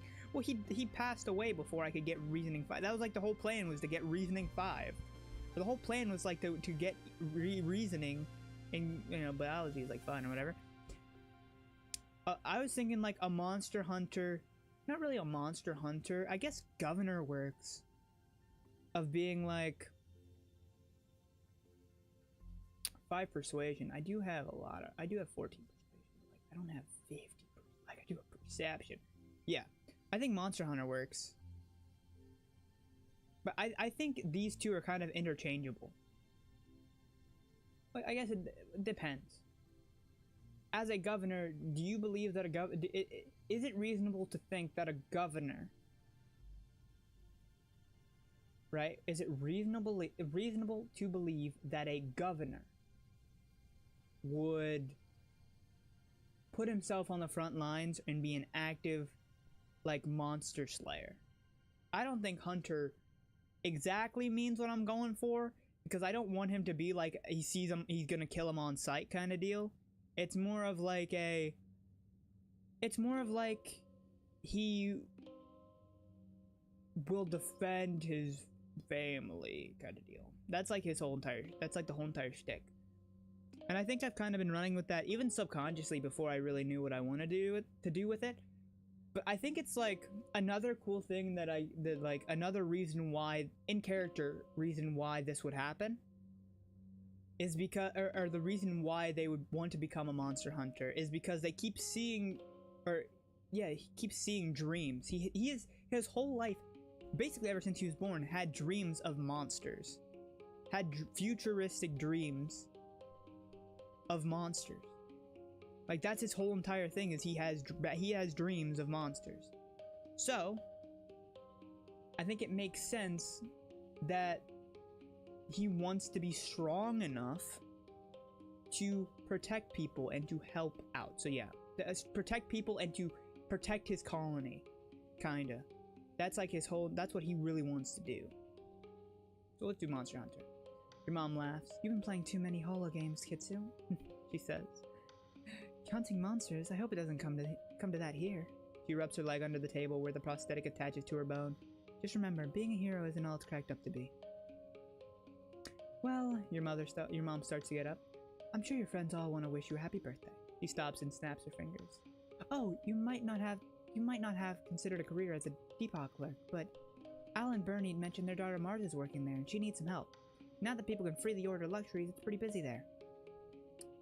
Sure beats shoveling dirt, your dad laughs. If you don't take that job, you tell Mars I'll be right there. Your mom rolls her eyes and smiles. Yeah. So like that's like the whole character concept. Is that he is like. Actually, I'm kind of curious. Does changing stuff now, just changing pronouns now? Oh, in the late teens, and this can always be changed. Okay. Yeah, it's like the character concept of he's had dreams ever since he was born, so he wants to be strong enough so that if things ever were to happen. Dice almost completely ignores you in favor of playing a game on his holopad. Holopad. Just one. He mutters and cusses and stumps his feet as the game lets out a cheery whistle of defeat. Stupid game! Dice hisses. He looks like he'd throw the game away if it wasn't literally attached to his hand. What's up? The planet is like a body, Tang muses. And we are a foreign invader, much like a virus. Also like a virus, we seek to appropriate the systems of this planet for our own gain. Co-opting its growing cycles, using its resources to build, etc. She crosses her arms and looks thoughtfully towards the wilderness. Is it any wonder we've prompted an immune response? Sorry, I can't afford to get rid of that. Right now.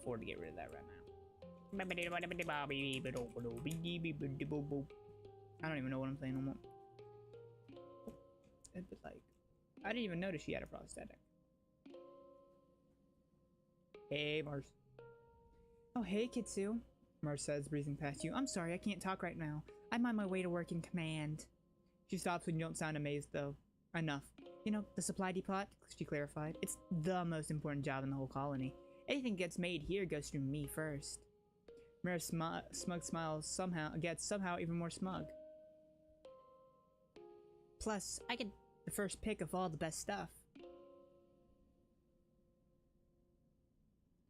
Oh wait, I have a rebellion 55%. So I'm in the middle. I'm kind of not loyal, but also I'm not rebelling. I'm kind of just... Could I work there with you? Well... Mars hums and hauls. I suppose it is a lot of work to do alone, and I do like you. We should stick together. Whatever Mars does to pull administrator seek strings works, because an hour later you get a message from the... Whatever Mars does to pull administrator seeks strings works, because an hour later you get a message from them on your holopad. They're dubious that you'll be able to rise to the responsibilities of the role, but that's nothing new. Seek is dubious about everyone and everything, but they agree Mars would be more efficient if she had someone else to keep an eye on her. Okay, so here's the dealio. Working depot. What does that give me? Organization and replace. That's exactly what I need. Oh boy, oh gee boy, oh Willy Willikers. Quiet season. Okay. Bye boy, gee Willikers. Yeah, I need to.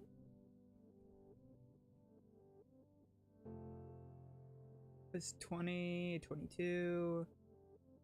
I think I'm gonna defense training. So here's what we're gonna do. I think we're gonna defense training today, then tomorrow we're going to toughness train, and then after that, I think we'll still have either we might have a day. I don't know. Honestly, I couldn't tell you. So we're just gonna do defense training tonight. Nem's big brother, Calm, teaches karate techniques to the class. Kicks, punches, flips, all the cool stuff. He's much more calm than Security Chief Rhett, and takes the time to connect with you instead of just relying on intimidation. You kinda wish he was the chief of security instead. Maybe one day. Rhett can't be the boss forever, right? Calm organizes your first karate tournament. Well, he doesn't call it a tournament. It's more like an exhibition to show off how far everyone's come in their training.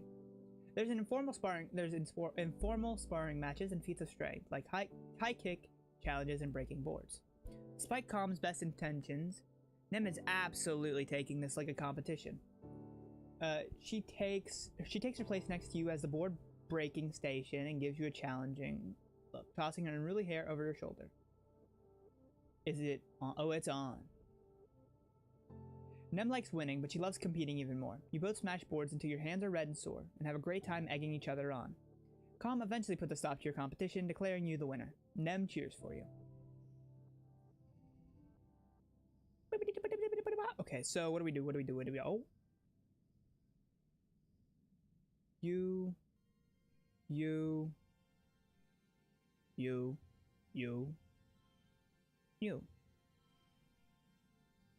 Okay.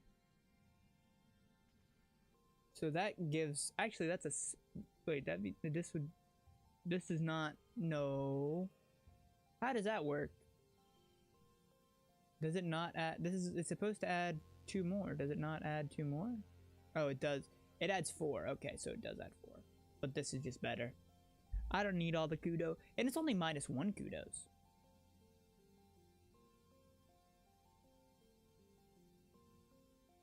Duplicate when drawn.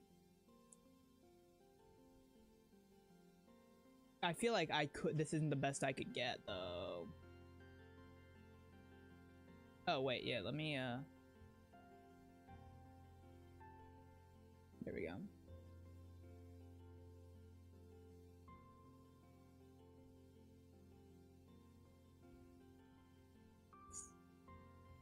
Will this now? So this is 18, this is 19. Is there any way the neighboring blank cards? I'm trying to think, is there any way that I can make this better? I don't think so. I don't know what I would score for, but whatever, right? I'll run it. Oh, I'm stressed. Mid quiet, late quiet.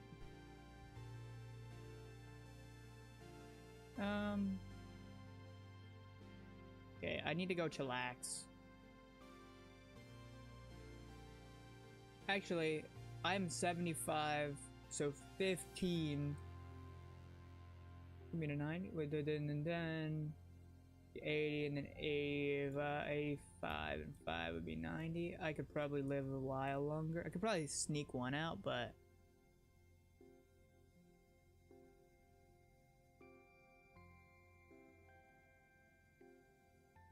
I think this is the 3rd month, so I'm not sure if I can get toughness.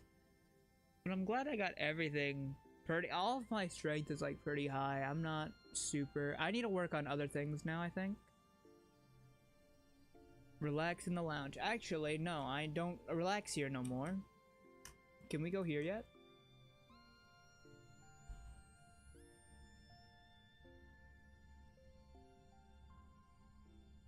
Oh, the humanity. There's something that only takes 10 stress. What's 10 stress? Do you take 10 stress? It is 10 stress, so I could technically... That'd only take me to 85. Kombucha designs a really fun practice version of the game, where you remove the net and only use your feet to move them past the ball to try to kick it into the goals. He calls it football because, well, obviously. What a silly name. One... Oh, wait, hold on. Let me just, 0, 0, 1...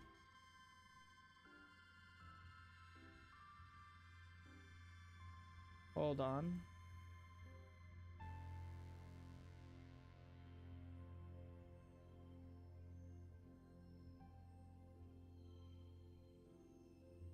Hold.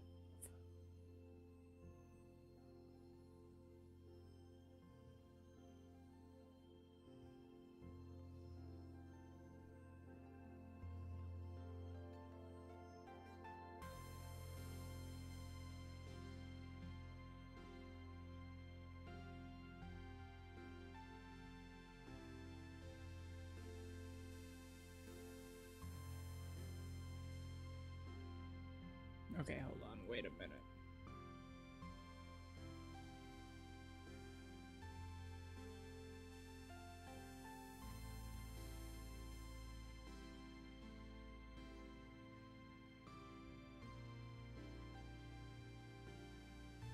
Hold on. I had it somehow. It was like this, this, this, this, and this.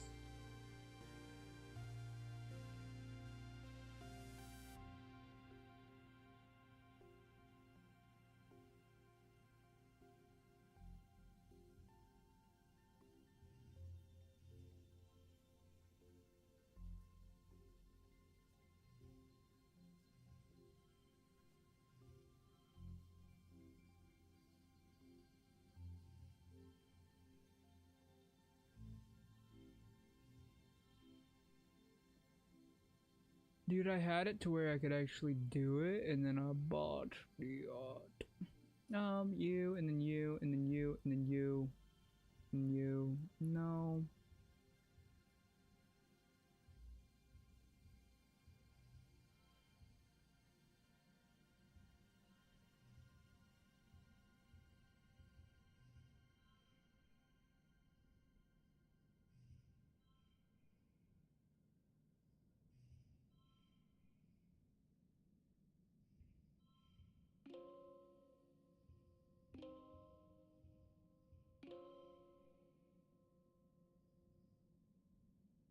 You know what?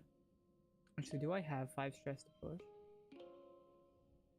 I should have 5 stress to push. And then I'll chillax. I think, because this is only 10, so 15. The 10 is, and then the moment it'd be 90, right? I think.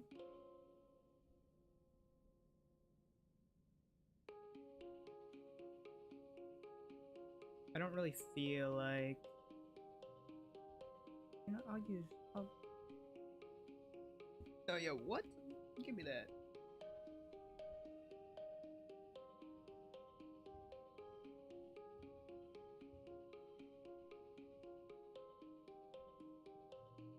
Yeah.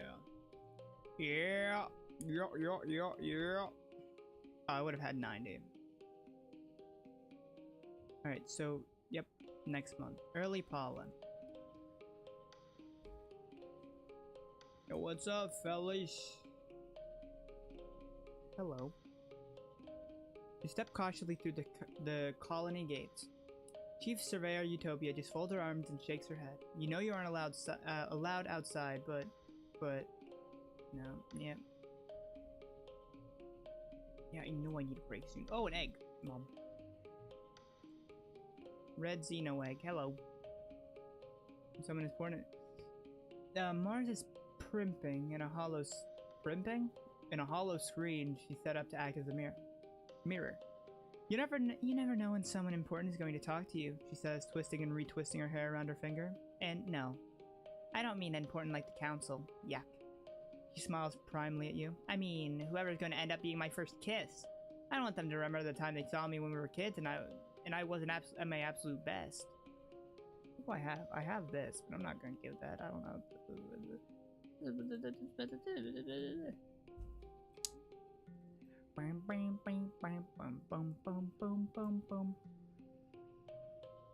How's the friendships looking? Ooh, wait, oh, actually, I'm surprised. Oh, no. I wonder if you could have saved Hal. You probably could have saved Hal, but in return it, like, you know, did something else bad. Now we relax on the wall. Most of the time you're... Hold on, how's dice looking over? Yeah, 18, okay. Most of the time you're alone up here, except for the occasional passing guard, but sometimes you're joined by Dice. He barely looks up at you as you plop down and kick your feet through the railing and over the edge. He looks like he's doodling on his holopad. You see all sorts of plants, mushrooms, little creatures with too many eyes or too many legs. He has a selection of plain examples at his side, like artist paintbrushes laid out on a towel. He must be quite the junior botanist. He's not drawing plants right now, though. He's actually drawing a person, and it's not anyone you could recognize from the colony. They have long dark hair and a pointed face, and are covered from neck to toe in floaty black robes. They look neat. You wonder if they're Dice's original character or something, like a super cool goth self-insert. Looks nice. Dice smiles shyly, but doesn't look away from his drawing. Thanks, he mumbles. Not very good at drawing him yet. Honestly, I think we need to start getting rid of some cards. Fellas, boys, I think we need to start getting rid of some cards here. I need to see my card deck. I think it's about time we lose some of the beginning ones. I think it's honestly time we get rid of, literally except for the blues. I think we get rid of everything else but the blues. We get rid of the blues and what is happening to the sound? So what we're gonna do.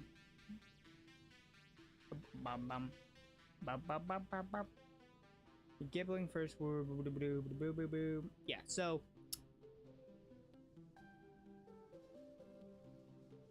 yeah, I'm forgetting you. Sorry, bud. First steps, you're out of here. I probably should have gotten rid of zeros first, but, you know, whatever. Your dad comes back from work one day looking seriously under the weather. He's pale with deep circles under his eyes, and he keeps sneezing. I'm fine, he suggests. It's all just pollen in the air. It's skunking up the old air tubes. You remember hay fever, flu? We always got it back on Earth, too. Your mom frowns and crosses her arms. We did. She agrees. So why isn't it bothering me? You're a lot tougher than me, sweet pea, your dad says, and your mom rolls her eyes. I'm sure I just had to get used to it like you did. He continues. Maybe I'll go for a stroll outside the gates later. Really get a good lug full of this stuff. I'll feel bad for a few weeks, but after that I'll be fine. Your mom raises both eyebrows. Outside the gates? You? Your dad shrugs, then he falls into a fit of sneezing and can't answer. Your mom directs him to go lie down on their bed. You need rest. You need rest, not masochism. Not mashimo? She scolds him. I don't have Your dad sneezes. A body's no bowl in my body, foo-foo. And I have to fertilize the cord of the pixie beads this week. Your mom grunts. Your dad pulls a handkerchief from his pocket and sneezes into it a few times. Big yelling honk sneezes that echo through your whole quarters. He pulls it away from his face and you can tell that something's wrong. Huh? Hush, your dad says weakly, holding the handkerchief away from his face. It's bright fuchsia pink and glittering in the light. That's weird. Then his eyes roll back in his head. His knees buckle and your mom yells for you to call Instance. Chief Engineer Instance takes your dad's vitals and gives him a cursory overlook, but she seems satisfied with what she sees without having to do a thorough examination. The explorers have started calling this the Shimmer. The Shimmer, she says, shining a light down your dad's throat. He's looking a little better, but not much. It's an airborne environmental toxin, likely in the pollen fog. Will he be okay? Doesn't seem to be causing long-term damage to the body, Instance explains. She gestures in the air, making notes on her hollow eye that only she can see. I've been tracking its effects for 3 seasons now. The toxin is flushed out of the body after 3 to 5 days, and it's not contagious. She looks down at your father. What that means for you, Geranium, since you're particularly susceptible to the toxin, you should be taking better pains to avoid exposure. If you must go outside during pollen, use a respirator. Your dad smiles weakly. You got it, boss, he says. Your mom smiles and puts her hand over his. As your literal boss, I'm ordering you not to come to work for the rest of the week, she says. You're on strict bed rest. She leans in to touch her forehead to his. They stay like that, smiling with relief. Even after 1 day of bed rest, your dad is looking a lot better. He's clearly anxious to get back out into the fields. You're gonna love this new crop, Kitsu. It's called a pixie bean. They glow in the dark. He's already pulling on his boots. The fields look so beautiful at night. I'm happy that I'm happy that we finally found something that would actually grow here that isn't soy, and more soy. Soy, my noi. I'm happy too.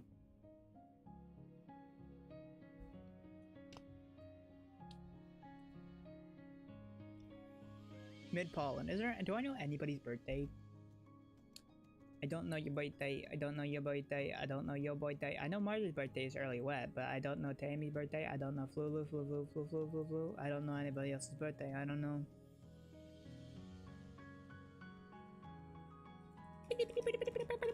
Oh, hello. You slip through the colony gates, feeling the breeze from the mushroom forest ruffle your hair. You look around for Dice, but he's nowhere to be seen. Maybe he went to class today? Probably not. Oh, I got Dice's secret. +2 in the first or last panel. As you're about to return to the colony, you hear what sounds like crying coming from one of the expedition vehicles. You pull the tarp back. You pull back the tarp that keeps it from being blanketed with fungal spores and find Dice curled up in the cabin. He wipes his eyes and turns away. Go away, he mumbles. Are you okay? I'm fine. Just leave me alone. This is a great hiding place. Coming in. You pull back the tarp and slide into the cabin of the vehicle. Dice continues to cry, but softer now, as if he's trying to stop but can't quite manage it. His lower lip trembles. You're lucky you have a family who cares about you. He sniffles. My mom is God, and my sister thinks I'm stupid. Dice is quiet for a long time, almost long enough that you begin to consider actually leaving him alone. Just before you do, though, he speaks. I'm never going back to class, he says. I hate being around other people, and I hate doing schoolwork, and I double hate it when the teacher asks me questions. I'm not Tang. I don't know stuff like she does. Dice kicks at the console of the vehicle a few times. Bang, bang, bang. Then bursts out into tears again, pulling at his hair. I'm just dumb, okay? People ask me questions and I freeze up and I say stupid. Say something stupid and then everyone laughs at me, even Tang. Tang laughs the hardest. Dice sobs. She's embarrassed by me. I know she is. Today she just told me people would like me more if I stopped being so sensitive and mature. Hey, we need folks who use their hearts too. Dice turns away. Even you think I don't use my brain. Everyone always thinks Tang. See, even you think I don't use my brain.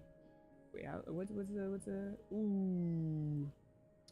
Dice turns away from you. See, even you think I don't use my brain. Everyone always thinks Tang is better than me. Dice wraps his arms around his legs and hides his face in his knees. I hate her, he mutters. Everyone thinks she's so smart, but she's just a big meanie. I hate everyone here. I hate being here. I just want to be alone. Poor fella. Poor guy. Your hollow palm pauses with a message from Tang. Hello, Kitsu. If you're not occupied, could I ask for your assistance in the lab? Thank you in advance, Tangent. Typical Tang, but her asking for help is something so rare that you can't help but head over right away. You find her hunched over a spectrometer, making notes on a holoscreen. Oh, you're here, she says, blinking rapidly. She looks like she's been awake for days, wrinkled, a little shiny, and with a wild-eyed look for someone who needs a cup of blep tea. I came as soon as I could. I'm researching the shimmer, the respiratory illness some people report during pollen. He says, I'm loath to admit it, but I need your assistance. She takes 4 vials with swabs inside and She takes 4 vials with swabs inside and puts them into your hands. I need recent saliva samples from both you and your father, he says. There must be a reason why he's so susceptible to the shimmer, and you're not. You shall have your genetic code with him. There must be some markers that we can compare between the 2 samples. Then she continues, pulling another vial from a rack of test tubes. Administer this to yourself, wait 3 days, and take the samples again. The test should be able to determine if anything in your body chemistry has changed. Tang looks at you very seriously, cutting through her bleary expression. There's something going on here, she whispers. Something really, really big. I've begun to realize this is more than just about curing a disease. She squeezes your hand so hard it almost hurts. Unlocking the screens of the shimmer. The secrets of the shimmer. Well, who it affects and why it could lead to a greater understanding of all life on Vertumna. And knowledge is more than power, Kitsu. It's control. Are you okay? You seem unhinged. Tang blinks again. I'm perfectly fine, she says dismissively. This is the fact of complete concentration and focus. I'm in the zone, Kitsu. Okay. 1 shimmer cure, 1 help tangent, plus 1 help tangent. Thank you, Tangent says. I've been researching so hard I think my eyes are gonna fall out of my head. And for what? Well, for the end of a debilitating disease is a pretty good reason, but Tang just shakes her head at herself before you can answer. We're at a disadvantage here, she mutters. We're fighting blind. We need to understand this planet if we're going to get it under our control. I see. Oh, hey. Sorry. Sorry. Didn't mean to do that. I gotta go this way. Hey, you need... Hello. Wow, you're getting so big. Okay, so what we do now, I think, is I go work. I go work my job. My dads are so uncool. Mars complains. Mars, do your homework. Mars, you help out more. Mars, we're gonna cut off your allowance. She scoffs. As if, right? That money is mine. I earn it. With the toss of her hair over her shoulder, she seems above it all entirely. Doing what? You don't have to ask. My presence enlivens this dreary colony. I'm their beloved daughter. They owe me. Actually, I do want to try something. How do I... Okay, so something I did see. And like... I'm not sure if it is actually. Hold on, let me just... I do need my persuasion and my organization up. Secret roles... But like... I did... Here's the thing. When I looked on the wiki earlier, I did see that it said there's like 3 pets that you could get, and I'm trying to figure out if I should keep a Xeno egg and maybe that's how it hatches, or if I gotta... Sorry. My inter voices took over there for a moment. Seek rolls their eyes when they see you report to the depot for your first day as a clerk. Oh, it's you. They deadpan. Well, at least you might learn something useful while you're here. The depot is where the precious nanoprinter lives. Seek lords over it like a tyrant, and they don't like children. They load the depot module on your holopalm and walk you through the process. People submit requisitions for the nanoprinter through this portal, they explain. It's your job to program the correct routine into the nanoprinter to fulfill their order. Then, when you mark it as available for delivery or pickup, depending on if we have a delivery person available, and we Seek grumbles, and we almost never do. With that punctuary explanation, Seek leaves you to figure out what to do on your own. It's okay for the first hour or so because no one puts in a requisition at all. It is pretty early. Maybe everyone's still asleep. I'll clean and organize the depot. There isn't a lot to organize, as you don't store a lot of stuff here except for things that people need all the time, like toothpaste. But you find a bucket and start to mop the floors the old-fashioned way, because there's nothing wrong with taking pride in your work.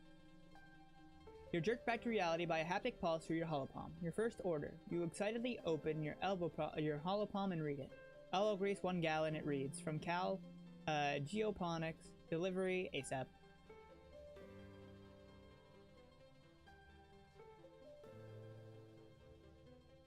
Fix the... There must be something because you're not finding anything under... You fix the requisition to your holo screen and fire up the nanoprinter. Because you're not finding anything under... OMG, are you serious? Are you kidding me right now? Like, that's not even a thing. You're about to punch in the parameters for something similar to what's in the requisition when you hear someone laughing behind you. OMG! Mars exclaims, leaning over your shoulder to look at your hollow palm. Are you serious? Are you kidding me right now? Yeah, I need my reasoning up. Yeah, that makes so much sense. My snipes her gum in your ear as she reaches over and dismisses the requisition. Here, I saved you from being a nullhead today. Now you owe me one. I take payment in acts of service. She hops up under the depot counter and primarily crosses her legs. I'm so totally relieved to have you as my assistant here, Kitsu. Finally, someone to haul boxes and fetch things so I can focus on the important work. Maybe we could share the responsibilities? I don't care which one of you is in charge, Seek interrupts, as long as you get the work done. Wait, did you wash the floor? Seek pauses. Wait, did you wash the floors? They say, looking impressed. Well, that does deserve a reward. Here you go. They swipe their hollow palm and you feel a pulse as a couple of kudos are deposited in your account. Another wait until Seek is gone to giggle. Either way, I'm glad you're here. This job is usually so boring. Okay, so crawling. Locked in? Oh wait, hold on. I'm a silly Billy.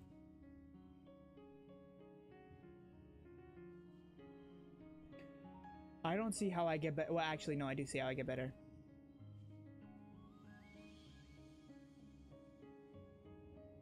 Is this the best I can do? Was I not? Oh well. I don't know what I'm. I don't know. Organization, persuasion. Yeah, I need reasoning up. So we're gonna go to work actually, and we're gonna go work in the school. We're gonna go schoolwork for now. Anybody want to talk? Anybody say nothing? Anybody want to say nothing? Anyone want to say something? Wait, so did I get in collectibles? Do I have to go interact with my father now? You're catching a break inside the geoponics domes. He takes a huge plug from his canteen, then upends the rest over his face. Ooh, he exclaims. Wish I could take my eyes out of my head, watch him out and plug them back in. That's it, the look on your face. Too gross? Too gross. Sorry, kiddo. Phone is just so itchy.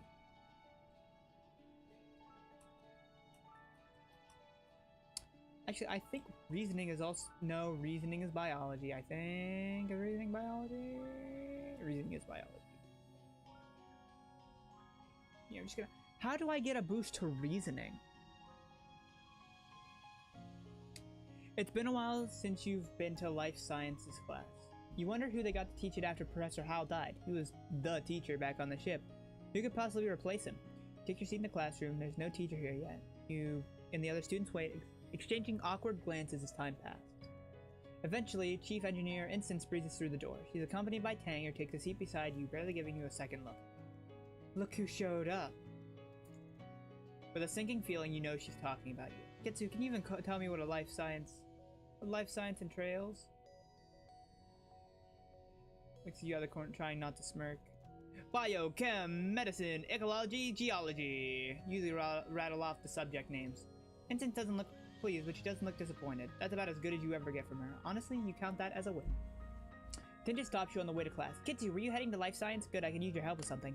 I'm working with Chief Engineer Instance in the biolab. If you give me a hand with it, I'm sure she'll give you credit for the class. Of course I'll help. Honestly, Tang admits, we just need someone to label petri dishes and move them from the cooler to different machines. A hot-eye could do it. Instance is staring unfocused at her hollow eye as she processes the results of the scan. Tang goes and stands beside her, pulling up the scan on her own hollow palm. They confer quietly while you wait. Sounds like they're studying the shimmer, the mysterious illness some colonists get during pollen every year, including your dad. Instance looks up at you as if just noticing your existence. Ah, Kitsu, he says. We've been studying samples of some of the colonists who got sick during pollen, including your dad. Some of the stuff in those lungs, it's some kind of fungus. I think the shimmer's a form of reproduction. It's like a Tang explains. It's like a fungus trying to turn us into more fungus like it. It's really neat, actually. Yeah, neat. Oh. So I have to also work on a cure.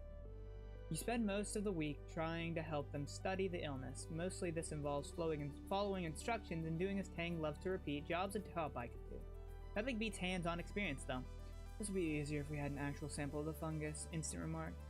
They're working with some biological samples, a fancy word for snot, but according to them, the fungus is all mixed in with human cells. Instance has to spend a lot of time in vert space trying to deconnect the two inner models. Where can I find a sample? Our most useful reports have been from foragers returning from the Valley of Vertigo. He tells you. Where the pollen stick are you? That might be a good place to start.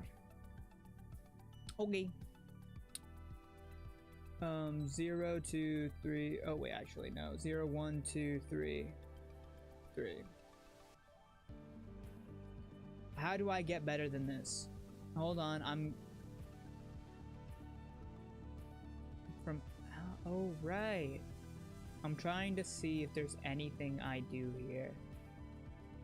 Actually, there is something I do here. That somehow doesn't. This gets more. Oh, because it's a 1 and 2, right? It's a 1, 2, 3.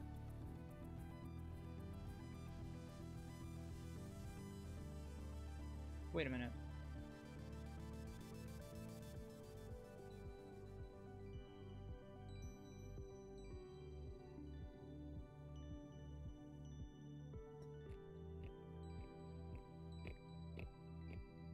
Wait a minute. If I do this and go over here, that means this connects and this connects like that. I don't see how I get better than this.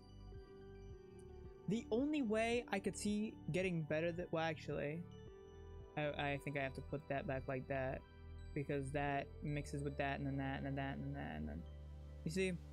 So like this goes 1, 2, 3, and then these two share 3, these two share reds, so how would I mix those like that? Maybe do it like 2, 3, 2, 3? It's like having it all be red and then... Actually, I think I did it, yeah. Because you get 3 from here and then that's only a 3 and a 2. So now this is a 3 and a 3. This is a 3, 3, and then plus 3 on top. This has to be the best. Huh? What? Dude, I'm doing this for reasoning, please. Like, lock in. What did I want to do? Be 13 now? Dust season. No, 12. Okay. Yeller. Yeller. Yeller. Hello. Dice is scrolling through a novel on his hollow palm, completely checked out. Can't you tell when someone is busy? I really want to give him the Xeno egg and see what he does. Thank you. I'll find something to do with it. I thought he would like wild stuff. My fault. I should have picked. My fault. I should have gave him a bobber thing. Mom says you approach Nem just as she's about to bite into a sandwich the size of her head. Mom says I'm about to hit a growth spurt. I'm about to hit my growth spurt, she says, chewing with her mouth open. She says I got a hollow leg. Let's see. I guess I'll just go back and do it again. What do I have close? Because like, what was this? This was like, actually toughness is okay. So 30 is what I'm hearing. Well, no, not 30. 40, I guess. Is it 50? Is it really 50, 75, 100? I guess, I'll do combat. Well, no, I need reasoning though, but I can't get good reason. Is reasoning? Hold on. Register for the engineering class. Using Congruence's HoloNet scheduling system is almost as a test on its own. You feel like a hacker navigating the confusing interface, but manage to add your name to the list of drop-in students. You are now eligible to join Tangent and some of the older students in the engineering class. Yeah, what is engineering giving? 1 engineering, 2 reasoning. Let's go, dude. I should have done that years ago. But do I want to get I kind of do want to get combat. Actually, I feel like animals would just be better, but like, I want to get at least 10 reasoning real quick. It's been a while since you've taken a physics class. You wonder who they got to teach it after Professor Hal died. He was the teacher back on the ship. Who could possibly replace them? Cruel Congruence is waiting placidly for the class to begin. Oh, Kitsu, hello, she says as you take your seat. It's been a while since you joined us to learn about the grand world of physics. Don't be surprised, I'm teaching this class now, in Professor Hal's absence. Congruence takes her place at the front of the class. Today we will learn about me. I am the ship's onboard intelligence. But what does that mean? Does anyone have any questions for me? How do you know so many things? My brain is big, she explains. It's enormous. It's just enormous, really. Much bigger than this little monitor you see here. And it's connected to the ship's holonet, so anything you can look up on your holopalms, I just know. What's your job?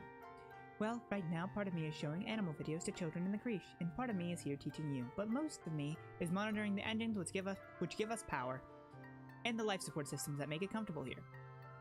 Or just listen. Congruence explains that she had to do all kinds of calculations to help fly the ship and land it, and that she was designed to provide a user-friendly interface to the ship's system. But Hal modded me to be far more than that, she says proudly. Now I can even tell jokes. Why did the computer cross the road? I don't know why. 010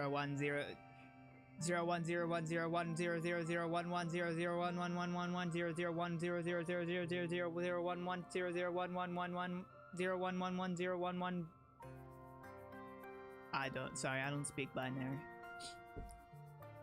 Wow, binary? +2 if okay, but actually I do this, and I do this, and then we can play more. And I think that the bill will do that right now.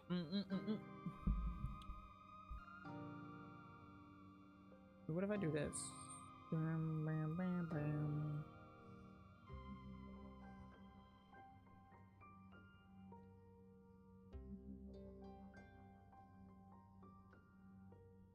I guess this just this just works. I guess I don't.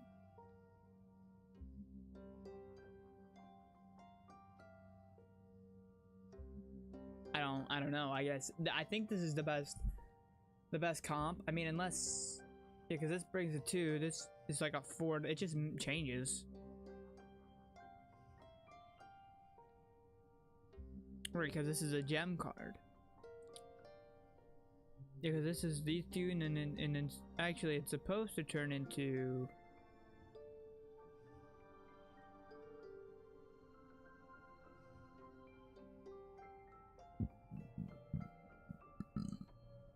I don't know. 1 from 1 challenge. Time for 3rd annual Virtuminalia Festival. You gather with your family in the colony square. Everyone takes a seat as Governor Udicott approaches the stage. She folds her hands and serenely addresses the crowd. What a pleasure to address you all today as your governor, she says, looking as pleased as she ever does. In under 3 years, we built a colony of which we can truly be truly proud of. While we've suffered hardships and losses, we remain standing, as always. Looking toward the future, we are building together. Let us use this midsummer festival as a time to reflect on our many beginnings. Udicott continues. Fresh water, good food, healthy children, and a strong community. Udicott bows her head. But first, let us remember Professor Halitosis, who guided our children and kept our engines running for so many years. Chief Engineer Instance will be filling in with help from our ship's AI Congruence, until someone can take up the mantle that rested so easily on Hal's broad shoulders. We also recognize the passing of our dear friend, Chief Surveyor Melatonin. Known for his gentle nature and his curious spirit, Tonin joins his daughter Aspartame and his partner Lavenduel in the world of our memories. In his place, we welcome our youngest council member ever, Utopia, representing Expeditions. Utica invites the rest of the council to stand and be recognized among the crowd, including your mom, who huffs in annoyance. When the applause dies down and the council sits, Utopia remains standing. Actually, Auntie Udicott, y'all mind if I make a quick announcement? Udicott nods and Utopia clears her throat. I just wanted to say thanks to y'all who are trusting me with this job, she says, her clear voice ringing out over the crowd. A cheer rises from Expeditions, and she motions for them to quiet down. Uncle Tonan's left some big shoes to fill, and well, I'm gonna give it my best. We're fixing to get to the bottom of what we've been calling the shimmer. The sniffling folks have been getting darn pollen, Utopia continues. Till we do, please keep on wearing your masks when pollen is thick, and let the doc know if you are under the weather. She bends down to hug the governor as she leaves the stage. Thank you, Utopia, Udicott says warmly, and thank you to the rest of the council for their service. Live music starts playing and Udicott smiles, and now it's time for games and feasting. The crowd disperses towards the feasting table, clearing the area of chairs so the children's competition can be held. Which will you do this year? I should have worked on creativity a little bit, I'm gonna be honest. Don't even watch. You know, hey, we'll run it. Com keeps adding complexities to his bot wrestling game. Last year was a hollow obstacle course, and this year there's an accuracy challenge. Sink 3 buckets and you can move on to the next stage. Com says, unveiling something with a flourish. It's VacuBot with a basket tied to its head. It chirps as it stomps back and forth and the crowd cheers. You're competing against Nem and Cal. You notice they're not racing around together. Cal is playing with the VacuBot. Nem is standing next to her brother. You're up first. Oh. Well, that's just simply unfortunate, ain't it? This is really the only thing I can't... Well, I guess maybe... I'm gonna keep this because that can be good. I'm also gonna keep... Actually, I'm gonna keep these two. Just...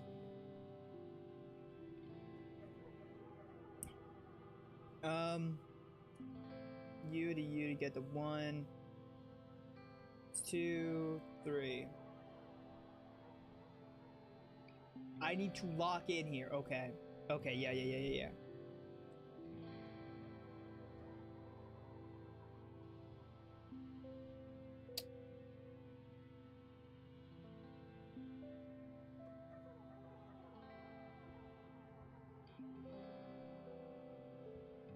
Two.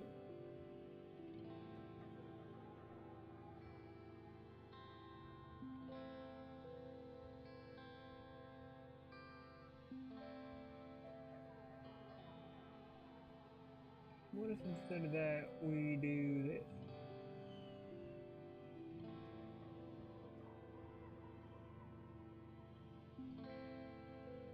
How much stress do I have?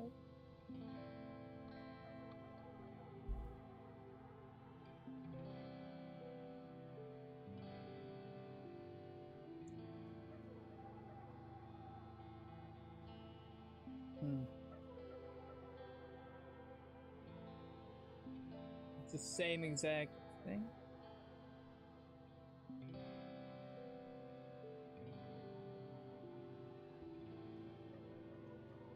Actually, what if we do this and then take this down, down, pass it around?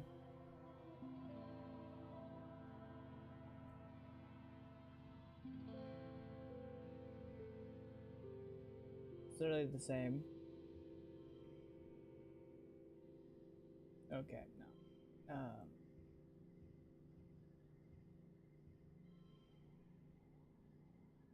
I'm gonna push through for 15 stress.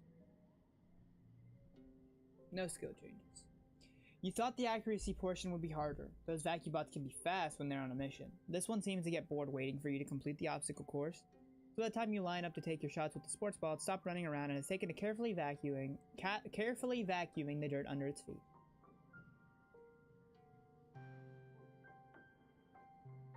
You easily sink into your baskets and move into the wrestling competition and win by a huge margin. Nem pouts and stomps over to Calm, yelling that it wasn't fair that you got it easy. She refuses to speak to you until Calm sits you both down and makes you shake hands, pointing out that Nem also got hit by 5 Halo obstacles and couldn't have won anyway. Nem begrudgingly accepts your win. After the festivities, you take your time off for a much-needed, very relaxing break.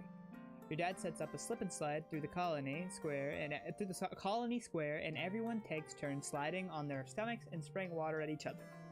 It's a lot of fun. You can feel your worries floating away in the hot dust sun.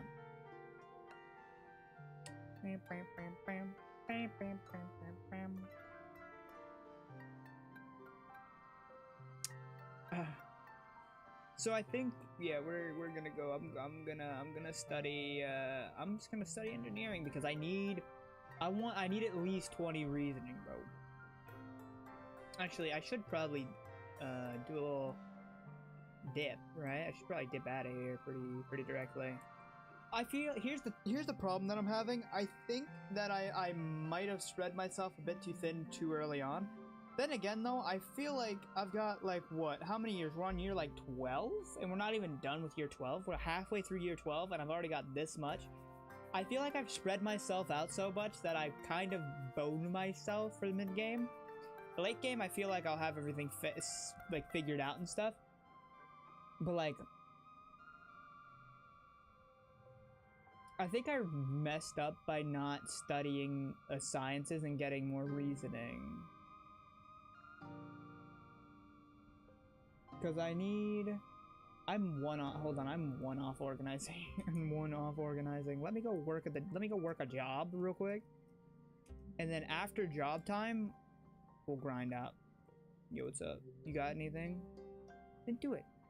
Takes a while, but when you do, you're standing over a bloated body of a dead Hawkeye, nudging it with a stick.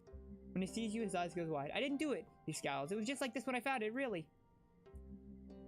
Well, how would you do something like that? What's up, Mars? They're so... Yeah, I'm gonna go work. I'm gonna work in Depot. Just to get my organization and my persuasion. What is this, tough?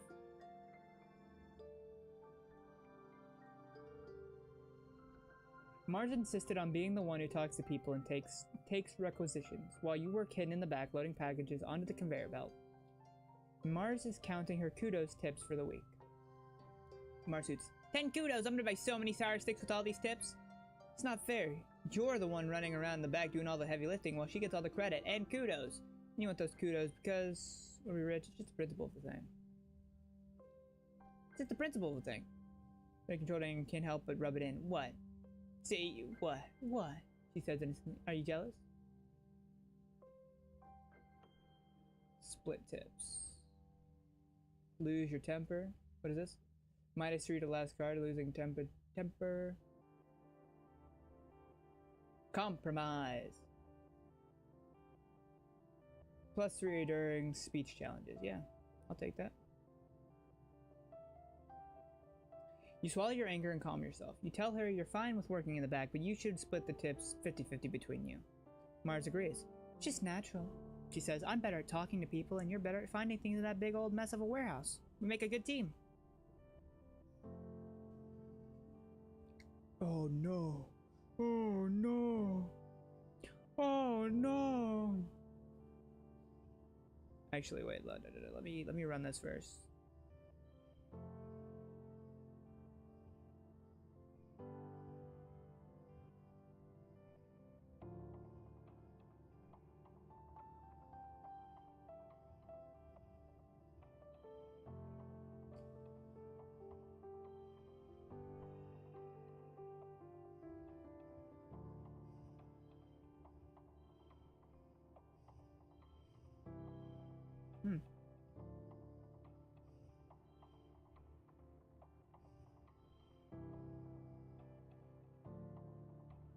I don't see how I could get any better here.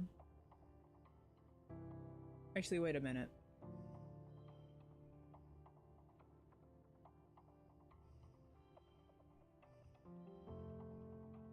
Yeah, no, I don't see how it gets any better here than this. Yeah, I was about to say, like, there's literally no way. Oh, kudos and 10 stress. I'll take the stress. Mild dust and then late dust. And then after late dust, oh, we're coming up on the glow again. Coming up on the traumatized.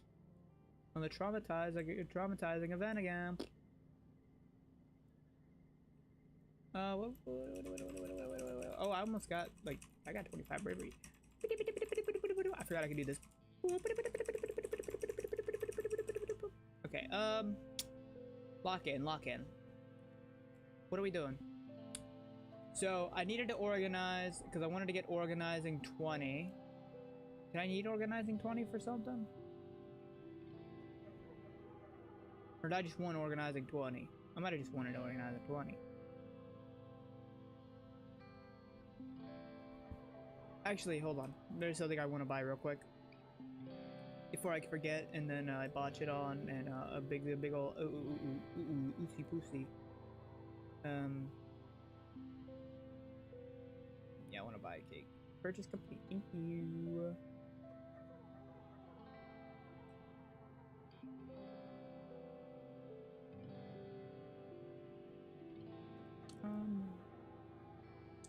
I would like to get at least reasoning. Oh, I can get reasoning 10 here.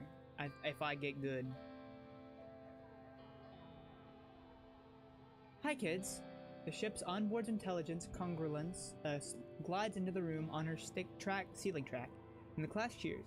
Congruence is so cool. She's like a person, but also a machine. She knows a lot about jokes, and she knows a lot of jokes and can tell you anything about space. She never gets bored or frustrated by your questions.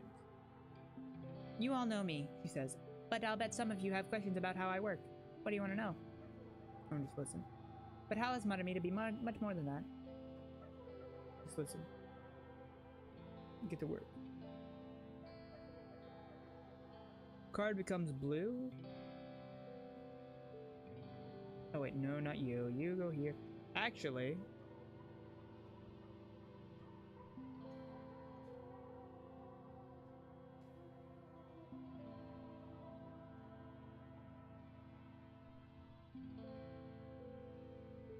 there's definitely a better way of doing this. Hold on, there's definitely a better way of doing this.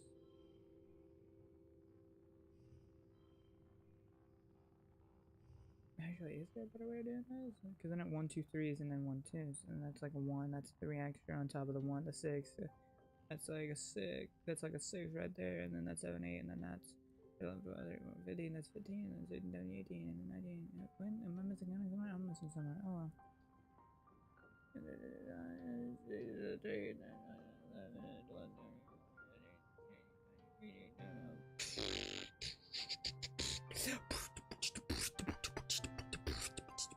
Sorry, my fault. Oh, now I'm getting the best scores in the game. Okay. Alright. Alright. Okay. Alright. So, this should be early wet. And then early wet is your birthday, hello birthday girl. I know literally nobody else's birthday. Cake. A birthday cake? Icing is a little uneven, Mars notes, and there are no candles, but keep practicing and you'll improve. That is it, right? Early wet. Yeah, this is early wet. Yay! Okay, what do we got? Does anybody else? Oh, a blue bobber fruit. Yeah, that's a blue bobber fruit. Just for me. Good boy.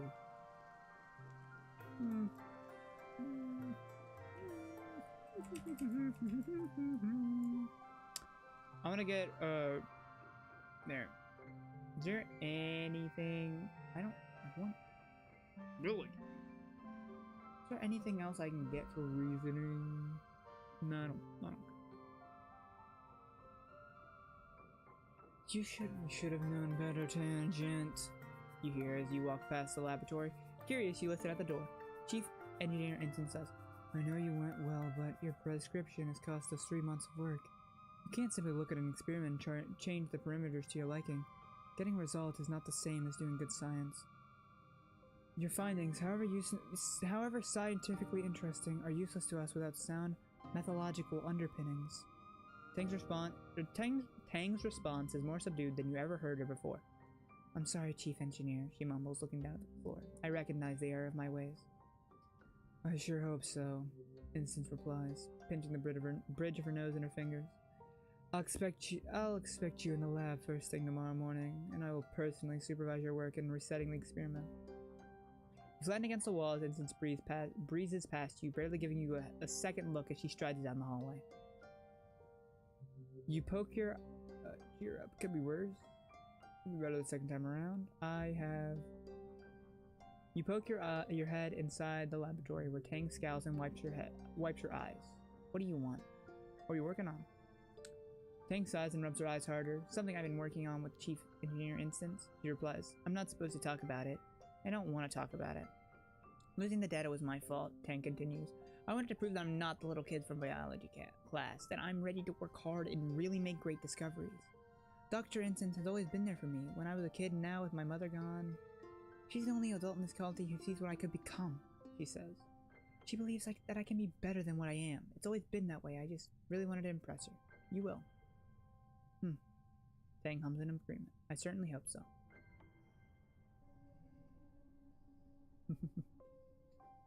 Card bliss +1, and then is that doesn't 3, 2, 1 anymore. Actually, hold on. Go here and here, and then 5 and then 5. I don't see how I could get better than this. I do not see how I can get better than this. This is like the best ever, I think. Gem. +1. Oh no, Sun Medallion, right? From battle condition, yeah, which is Sun Medallion. Ah, but I've got to get better. I've gotten better. You gotta stop doing it to me, bro. What did I want to get better? Like, how was I supposed to even know? How was I supposed to get better there? Like, how was I literally, how was I supposed to get good there? Man, what are you doing? I'm gonna go outside. Actually, is there anyone who... Is there any talkies?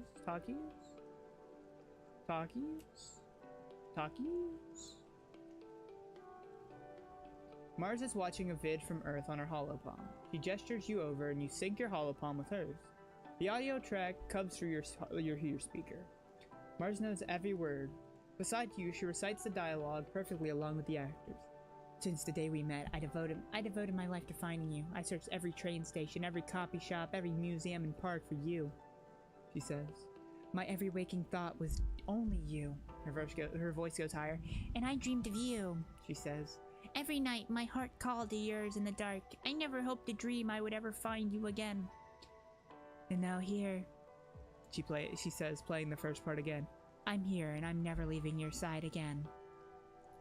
Mars drags her hand down her face as the couple in the vid kiss passionately. Ugh, she exclaimed. I've seen this vid 100 times, and at the end always makes me want to yards.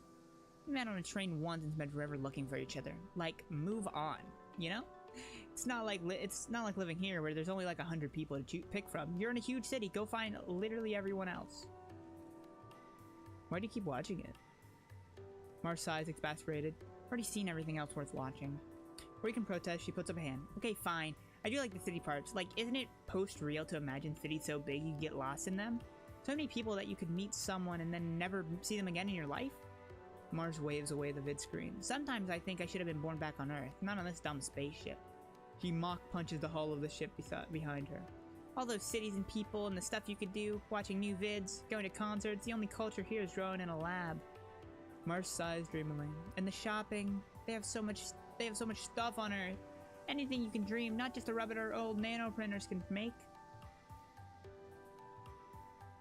I'm bored of everything I own, Mars complains. Speaking of shopping, do you want to trade some kudos for one of my old jackets? My dad said I can't print more stuff till I get rid of something. I'd say 50 kudos sounds fair. What does it give me? +2 persuasion! +2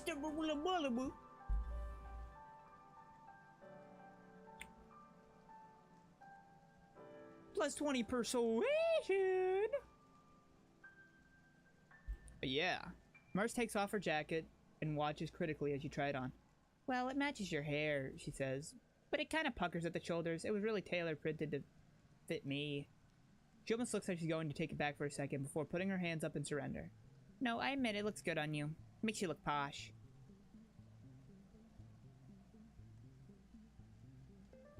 I like +1 to challenge. Like +2. Like, this is crazy, bro. It's good just to have, I think. +2 bonus to straights.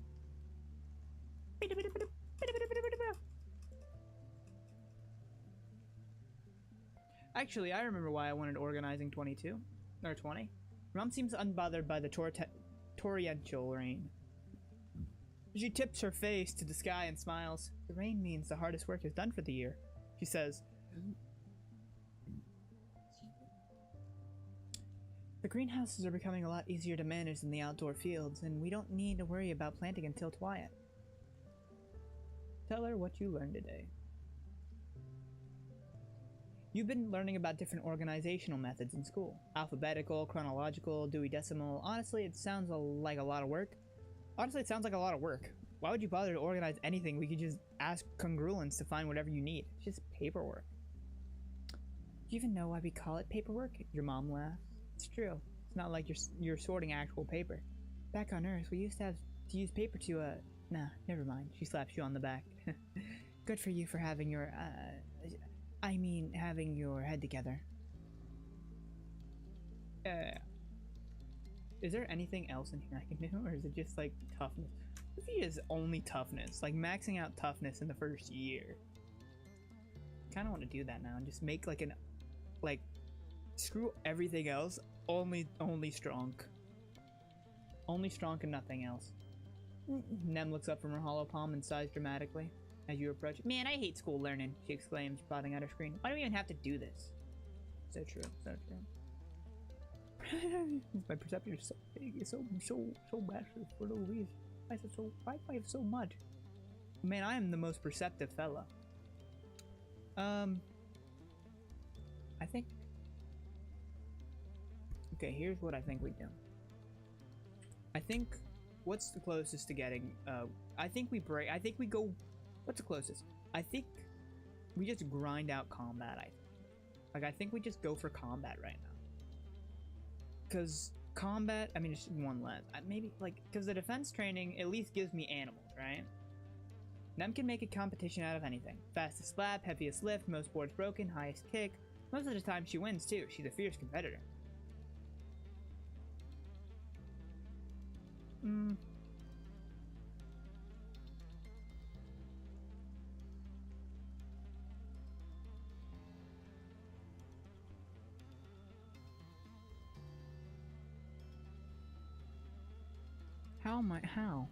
How do I get... Actually, maybe by moving you down like this, you get like this, and then you get like that.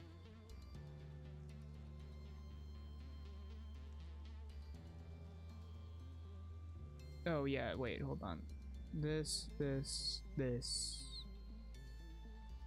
I don't think I can get better than this. I would have been surprised and upset, honestly. Oh, I got a new trait for aminals. Mid wet, late wet. Yeah, not important. Animals. New perk. Level 2 pets. Upgrade pet cards via relaxing in the park. Via relaxing in the park. Where's the park at? Where's the park at? Is the park in here? No. No. Park in here?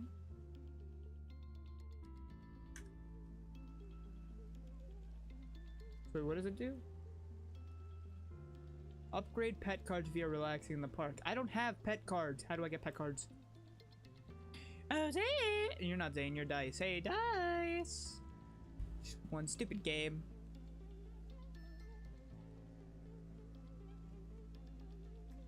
Honestly, I don't really want to be... I don't want to be mean. I don't want to be mean, but... Hey, actually, how's the friendship with Dice looking? 20... Okay, wow. Actually, Dice was like super high, and now it's the lowest I have.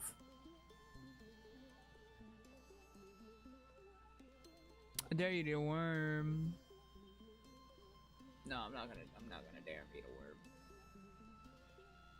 How do I get a pet? Do I just walk around? Do I go outside and because it gives me bravery and perception. Yeah, we'll run it. Why not? It's been a while. Hello, Emino. Hop-eyes are usually docile little creatures. They don't even come up to knee height. They eat grass and hop away when you come near. But something has riled this group up. You see them fighting each other, getting in close, then rolling onto their backs and kicking with their big foot. punting each other up 2 meters away. It's neat behavior, so you sit and watch until you suddenly realize you're surrounded. They've stopped fighting with each other and are all staring at you. They pounce. Uh-oh. I think it's 235, right? Okay. 235. Next round.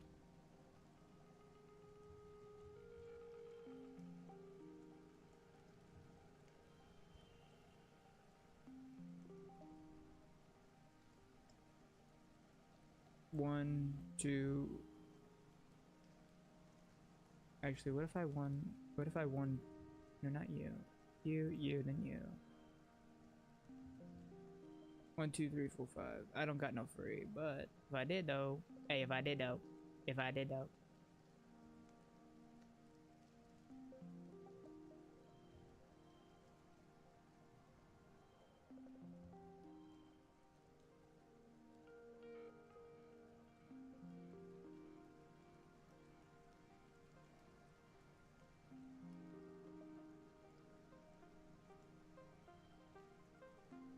I just want the +1 to toughness, man.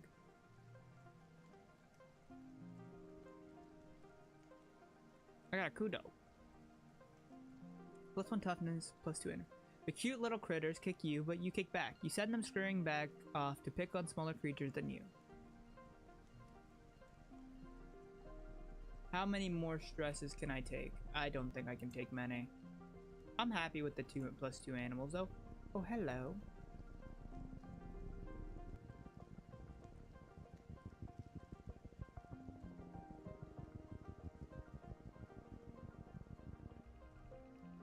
Welcome to the clearing and immediately stop in your tracks. There's a Unisaur here. You've seen them before, but they still feel you with a sense of awe. I'm gonna be as quiet as possible. From 0 to 4.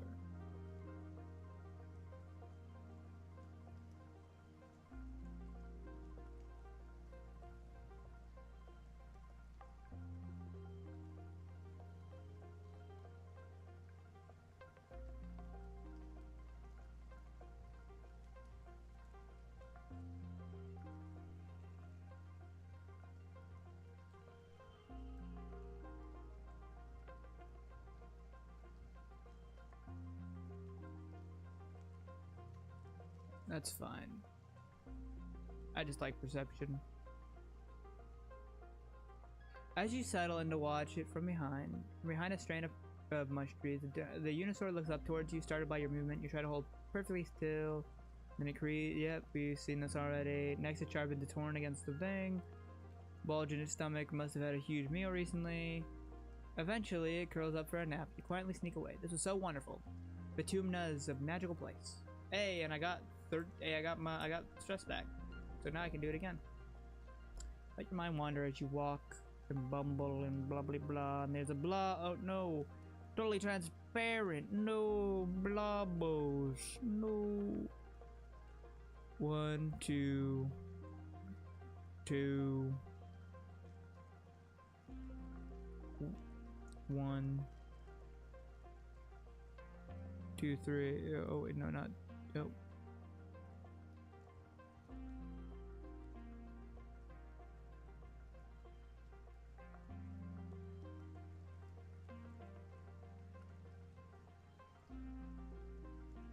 Honestly, I do want to get rid of that.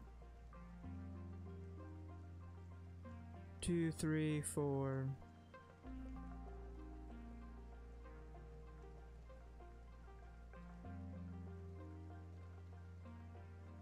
Two, 2, 3, 3. Oh no. 2, 2, 3, 4.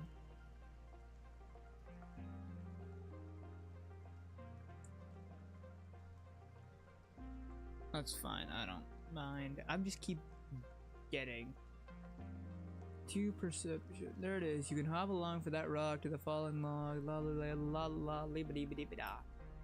How much do I have? 80.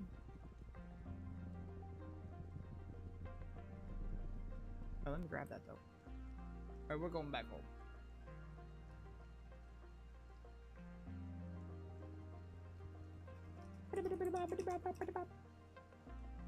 Yeah, we're going home. I need the EP time. Yes. Let's end the month. I know, but I need to go EP time nights, okay? I'm tired. I want to go EP time night. Beep, beep, beep, beep, beep. That's all I want. Oh. So, honestly, perception is almost... I've almost got 2 notches in perception, which is crazy.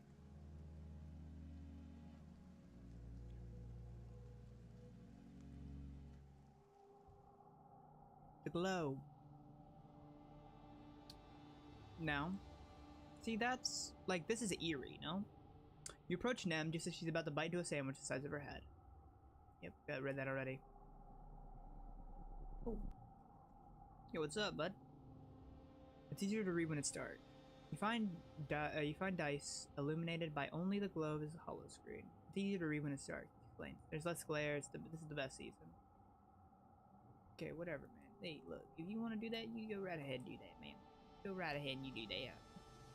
Your mom gives you a stern look. Be careful. She warns you. Now that we know for a fact it isn't safe out there, during glow, I won't have you venturing multitask. 40 organization. Yikes! Man, you know what, man? Let me go over here. I'm gonna go chillax up here. I'm gonna go relax on the walls up here, cause yeah. The view from the wall during glow is absolutely breathtaking. The wormhole seems to smother the sky, like a swirling jewel-toned bowl, pressing down on the gloom. Everything in the wilderness is lit up and seems to breathe in and out with the planet, like one living creature made of stars. It's beautiful. You could almost forget how dangerous it is. Get him out. Why would I get rid of Die Secret? That's like a crazy good card. What are we doing? Yes. Get him out of here. Two data points form a line. The 3 is a pattern. The colony has been on high alert all glow, hoping that the creatures from beyond the wall don't return for a 3rd year in a row. Surveyors keep reporting that they're seeing unusual animal activity. Even the plants seem different, they say. And new tracks that must have been left by creatures larger and heavier than you'd ever seen. You and the other colonists drill evacuation plans. You're in engineering when you hear the sirens ring through the colony. You cover your ears against the noise and make your way to the nearby classroom. This is one of the assembly points, so you should be safe there, but it wasn't so safe last year for Professor Howe. What if another creature got in?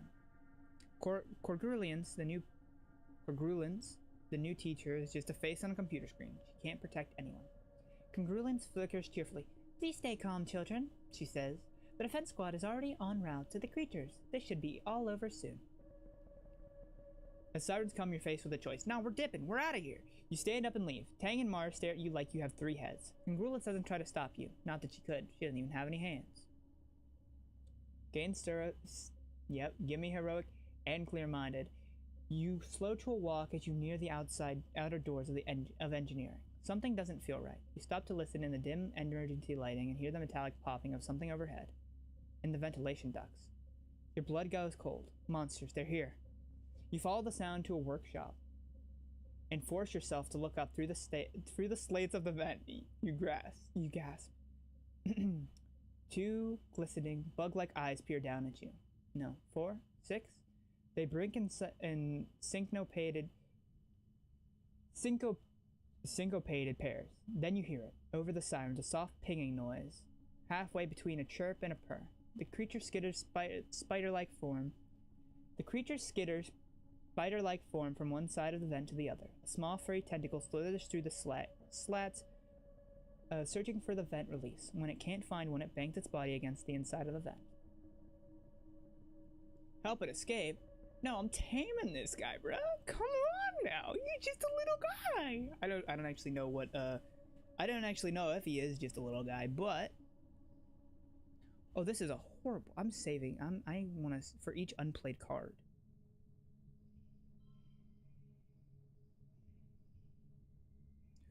No, you see though, I actually this is so good that I got less. I have no stress now. Can I turn you into a blue? I can turn you into a blue.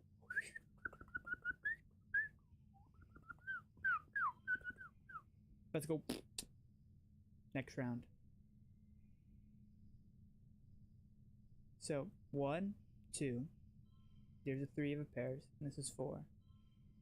6 for 17. I need to hit a 22. Plus 1 for each gem on a card.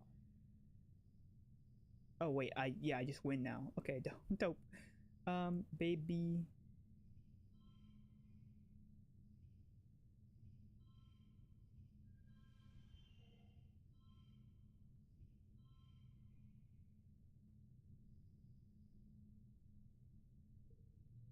Victorious. I'm fine. That's fine, dude. I'm just happy I won, okay? Just happy we win. We stay, listen, we stay winning, dude. And I got, oh, look at him. He's just a little guy. Look at him. Look at him. He's just a little face. Just a little baby. Look at him. He's just a little guy. See, this is why we heroic, because you always get the good stuff, man. You win it over by reading its body language and slowly building trust. It seems to want to join you, and you hope you'll be allowed to keep it. Oh, hope? Oh, well. Plus 1 on... plus 1 skill on challenge win. Plus 1 skill on challenge win? Every challenge I get 1 skill point? You look the species up on your holopalm and learn that Viriki, so named for the thrills they make, which yours is making now, cuddling against your leg, are neither male nor female, though they do require a mate to reproduce. So it's a they then. You decide to name them Ricky Ticky, Bright Eyes, Squiggly Peterson, something else. Oh, dude. No. Huh? Oh.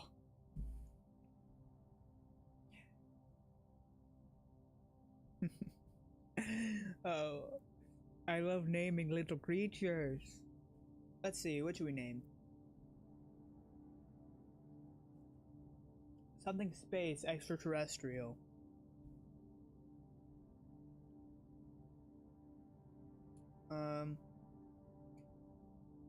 For an adorable... What should I name this little fella?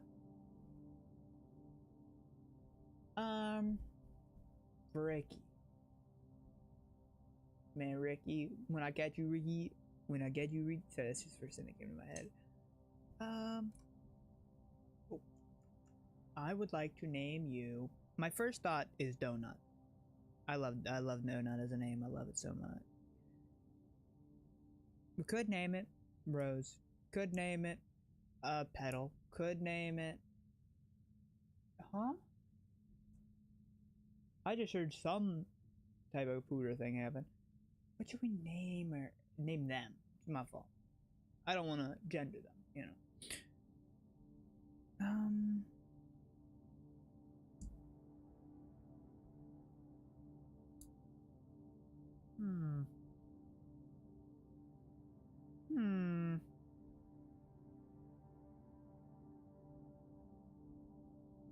Strawberry? No.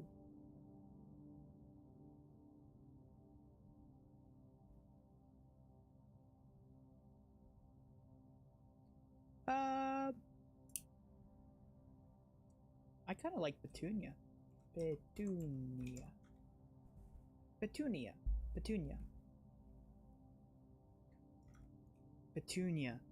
There we go. Is that how do you spell Petunia? You spell it like Petunia.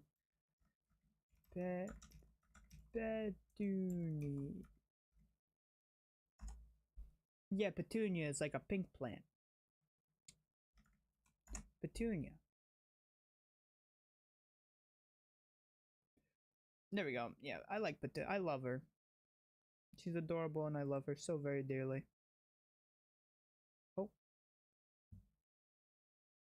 Wait, what happened to the YouTube? Okay, there we go. I have not looked at the YouTube for a second, so I was only looking at the Twitch. So I had to make sure everything was a-okay. Petunia. Petunia. Okay, Petunia it is. They blink every one of their beady black eyes up at you. None of them in unison. They seem to have no problem with this name. It isn't long before the sirens turn off, ringing 3 short pulses as the all-clear message flashes on your holopalm. Let me just. Oh, you're gonna have to give me a second here. You gotta give me Petunia. +1 to challenge. Win. +1 to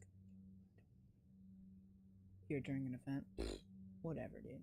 You and the other children file out of engineering and you head back to your quarters. Your parents will want to know that you're safe. You manage to smuggle your new pet Variki under your jacket and hide it under your bed before they arrive. Your dad gives you a big hug, but your mom slumps into a seat at your small table. It's like they were going specifically for geoponics this time, she mutters, but your dad pets your hair and shushes her. I'm sure it was just bad luck, Flulubel, he says, but your mom shakes her head and folds her arms in front of her mouth, staring out the porthole window at the field. Petunia! Wow, so we're not just gonna smuggle this creature around like for the rest of time, are we? I've gone broke. I was so rich and I got broke in like 5 seconds.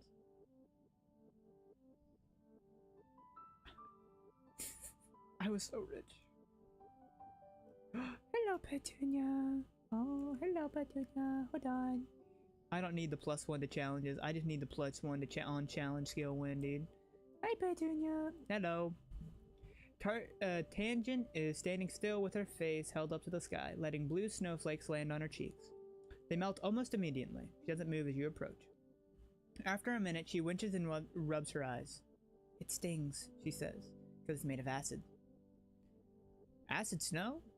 Tang nods. The HoloNet entry says it isn't harmful. It freezes at 12 degrees Celsius and turns into tiny crystals that are so heavy they fall from the clouds. See them under a microscope. She sticks her tongue out and lets some of the flakes fall on it. Tastes kinda sour, but sweet. Fascinating. Tang pulls a sample jar out of her coat. We know what it's made of, but our understanding is incomplete, she says, and places the jar on an outcropping of rocks. The big mushrooms changed in shape and color before the snow began to fall. I wonder, is there some sort of signal that precedes the changing of the seasons? What happens if I expose samples collected in dust season to snow from quiet season? In dust season to snow from quiet season. A small excited smile creeps across Tang's face. There's so much to learn about this planet. I can't wait. You and your brother are so much alike. Tang narrows her eyes. Yes, we used to get that a lot, she says. I guess it's still true, but if you think sneaking out of the colony is the same as valid scientific research, she frowns at you. He's so dumb, she mutters and shoves her hands under her arms. He only cares about feelings, especially his own. Don't look at her, she said. Look at them. Them! I've gendered her in my head and I need to stop that. Look at them, I love them so much.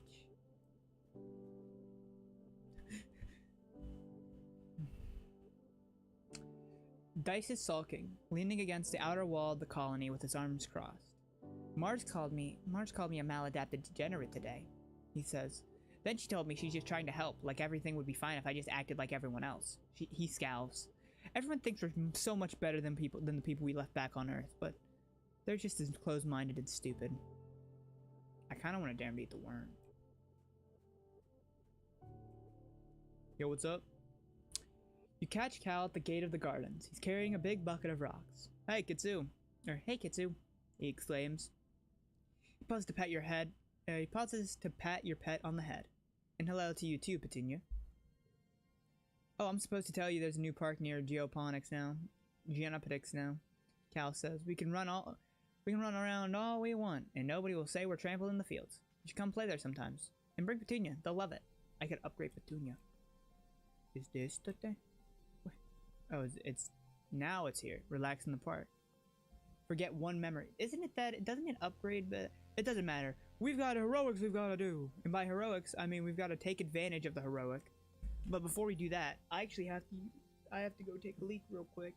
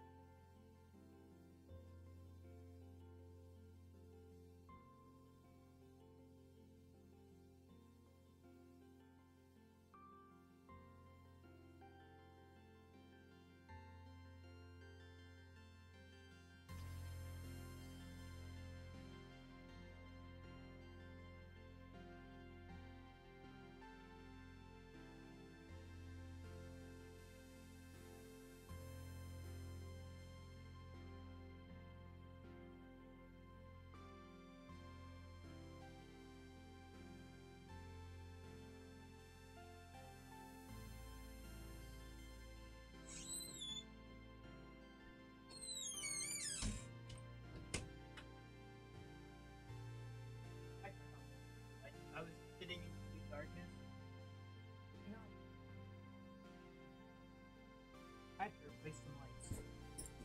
I just have no light bulbs. No light bulb.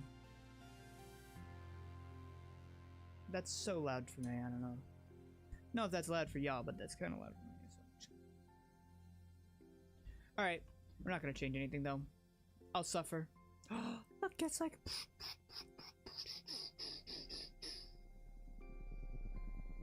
medical herb. So like, how was animals 40? I think it's 40. How close is combat to 40? Combat is not close. Bravery, well, the closest one I have is toughness in combat. So I might as well run combat, right?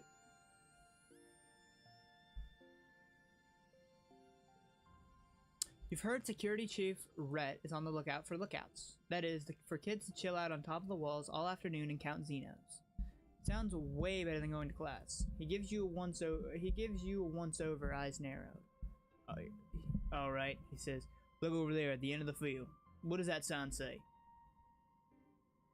Oh, I've got perception, buddy. I don't know if you've noticed. I'm almost at perception. I'm almost at perception level 70, okay? I'm perceptive. Read out loud. You can read the sign easily. It says, you can read this, your eyesight is 20/20. Huh, what a weird sign. What does that mean? Rhett nods in approval. Good, you pass. Come back next month and I'll put you on the roster. Okay. Oh, this card becomes 2? Becomes 2 for me? 1, 2. No, this is horrible. This is bad. This is really bad. Okay, so 1, 2, or could I 4? 1, 2, 4, 4.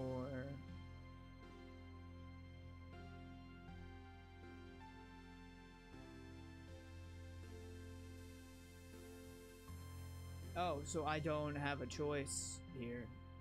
Actually, if it's... yeah, then...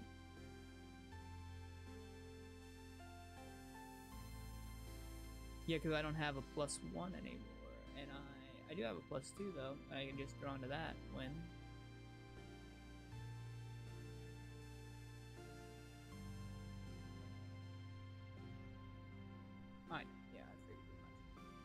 +3.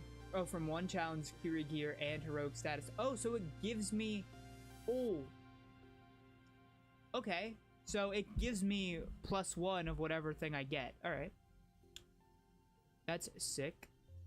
You wake to the sound of your parents arguing in hushed tones, clearly trying not to disturb you. You blink away the sleep from your eyes, eventually remembering, wait, isn't today your 13th birthday?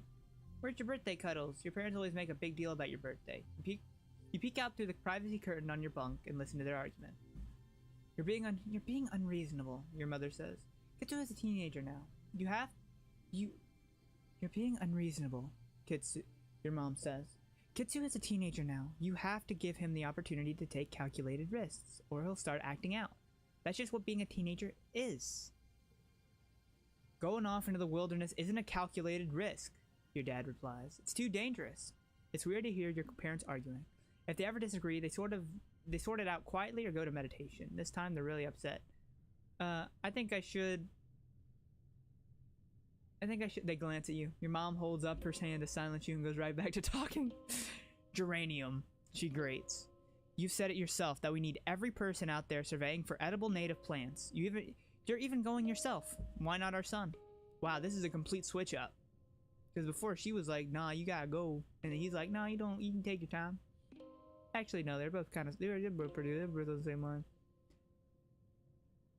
Your dad flails his hands helplessly. Because Flu, he's our son! It's our responsibility to keep him safe! You're not keeping anyone safe by coddling him, your mom almost shouts. You're not keeping anyone safe by coddling him, your mom almost shouts, and your dad flinches in shock. Kitsu's survival depends on him understanding this planet we're living on. So you're not doing him or the colony any favors by pretending that's not the case. I can take care of myself. You're brave, but you aren't stupid. You assure them that you'll stay out of trouble. Your dad's shoulders sag as he shakes his head. You barely even know what's out there, kiddo, he mutters. Your mom's fierce expression softens. Hey, Kitsu. Sorry. It's your birthday today, and here we are arguing like a pair of idiots. Happy birthday. They both give you a hug. Went to order up from the canteen and have your usual birthday breakfast, but we got to talking about how Utopia's opened up positions and expeditions for kids 13 and older, and, well, that's you now. Sick. I suppose we were supposed to let you spread your wings someday, your dad relents. It just feel better knowing you were safe here inside the colony walls. Gives your mom a faint smile. We decided early on to let you choose your own path in life, so if you want to join expeditions, we're behind you. Just stay safe.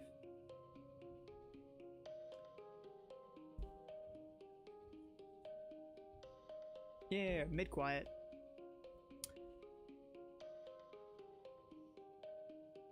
Oh, I got combat. Shop weapons, new card in the depot. Okay. Oh, right, baby. Alright, I love weaponry. Okay, so, yo, what's up? You trying out as well? Nem and Nougat are kicking up a huge cloud of dust outside the Gerson, passing a sports ball back and forth and chasing each other around. Nem looks up at you as you approach and flails excitedly at you. Kitsu, hey! Kitsu, hey! She says, jumping up and down. Look! She's bouncing the sport ball on her knee. Look what Nougat and me are practicing! Nem bounces the sports ball from one knee to the other a few times before launching it up in the air. She crouches and leaps up after it and spikes it with her head towards Nougat with a yell. The sports ball thuds into Nougat's chest, sending her sprawling in the dirt. For a second you freeze, waiting for the crying to start. Instead, Nougat shrieks and laughs, clutching the ball as Nem jumps up and down and pumps her fist dramatically. 4 points for the ball not touching the ground after contact, Nem crows. The crowd goes wild, the Garrison Galaxies win again, woo! Nougat cups her hands over her mouth, Roger, imitating the roar of a crowd. Well, that's awesome. I could do better. Well, that's awesome. I know, right? Nem beams. She stands up straighter and puts her hands on her hips. I'm gonna be just as good as my big bro someday. Nougat will too. She rubs the back of her hand across her nose, leaving a smear of dirt. Hey, you should come by the sports ball pitch sometime. I can show you some tricks. Nem and Nougat look at you expectantly. Okay, I will. Yay, great! Nem says, bouncing on her feet. I can't wait. I'm so excited. Sports ball is my favorite thing on the planet. Her eyes go wide. Maybe even the whole galaxy. Me too. Nougat yells from where she's still laying on the ground. She picks herself up and carefully puts the ball down in front of her, then kicks it to Anemon. Did you see that? Nem laughs. Haha, she kicked the ball with her foot. Nougat's a natural. She's already inventing new ways to play sports ball. Future coach, Nougat. Nougat puts her hands on her tiny hips. If you come to practice, you gotta play. She challenges, pointing at you. Nemi says I gotta be coach, so it's my rules. You and Nem both burst out laughing. Nougat is such a little character. Let's see, is anybody else talking? There's gotta be some items, please. No items? No items, crazy. Alright.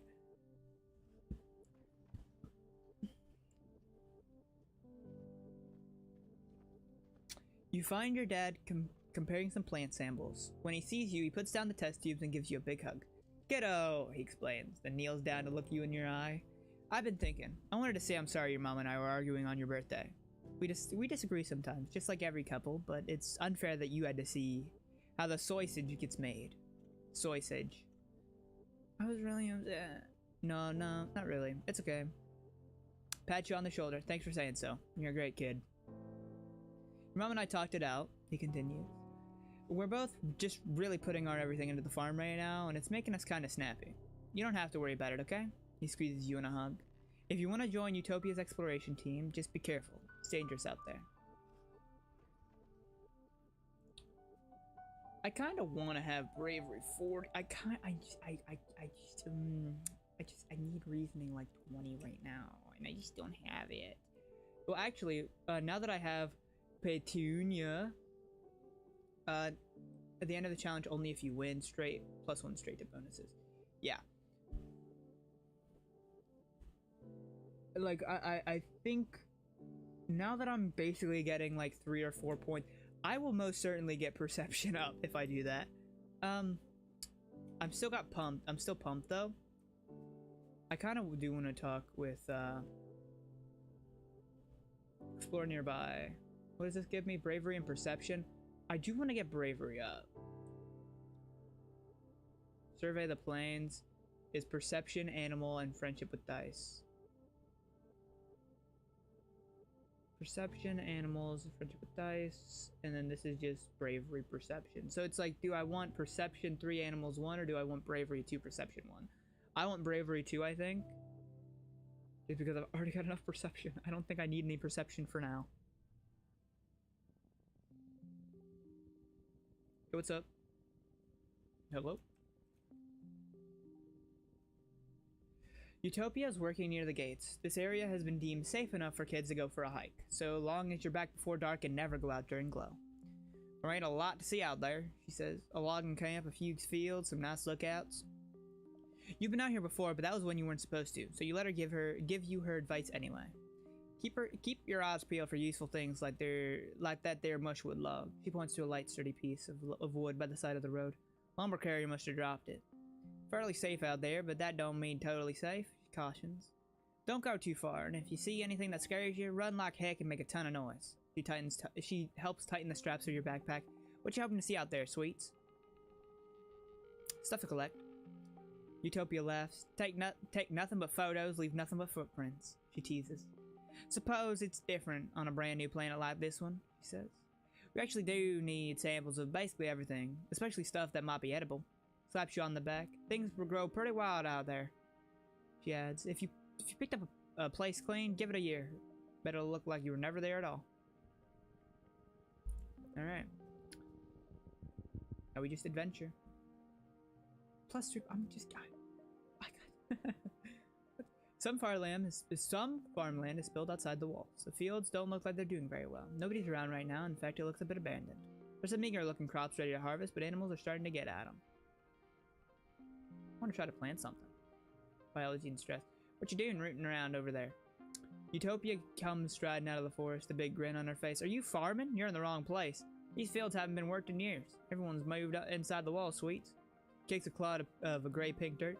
Soil's just not good enough out here for growing earth crops. Besides, the animals get to it faster than we can chase them away. Try pouring to geoponics if you'd like to help out.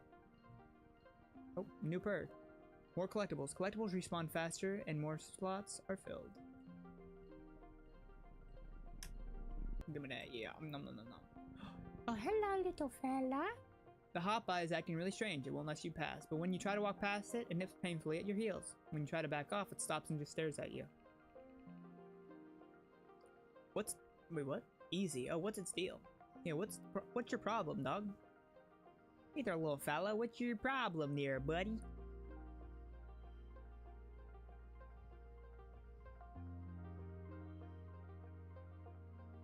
Or is this better? Yeah, we'll do this because just 8 is better. I've got 3 rounds to do this. 2. 2. Actually, would it be better for this, perchance? Like that. 13 and...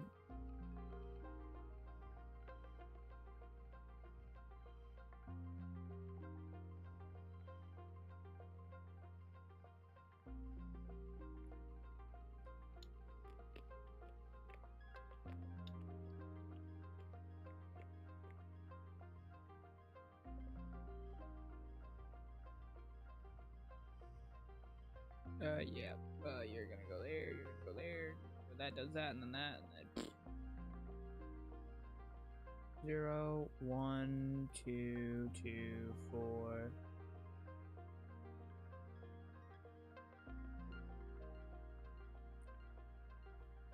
+1, animals...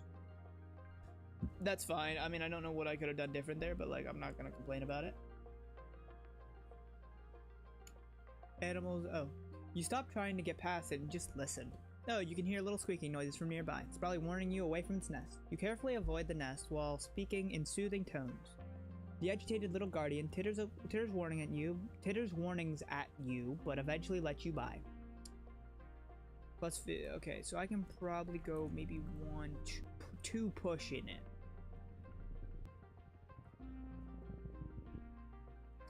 Ahead of you, the road curves right, and there's a steep hill heading off to the left. You're better. I bet there's a really great roof from the top, but it's gonna be a scramble to get up there.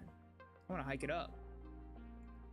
You leave your pack and some bushes at the base so you'll be lighter on your feet, then start the trek. It's tiring and even steeper than it looked from the bottom, but some broad mushroom-capped trees provide shade.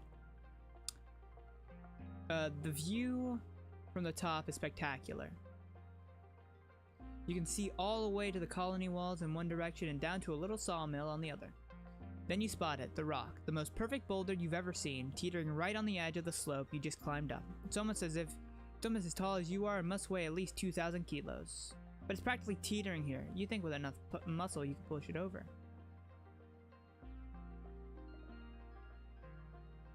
Do you think this is gonna have a grave problem with what happens? I feel like if I don't do it now, it's gonna fall off eventually anyway. I'm gonna resist the temptation. Not today, Rock. Not today. How many? What am I at? 80. So if I do 15 more, I'll be at 95. Geoponics engineers have set up work site here, using the robo plow to tear up the ground and prep it for farming. You stroll up to the farmers with a wave and take a closer look at what they're doing. They ask if you want to help. Sure. Sure. Sure, I'll fight. Why not? You. Actually, I should probably...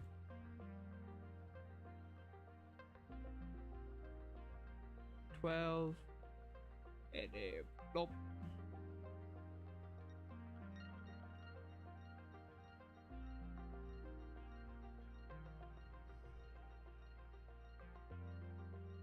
And we'll just throw that there anyway.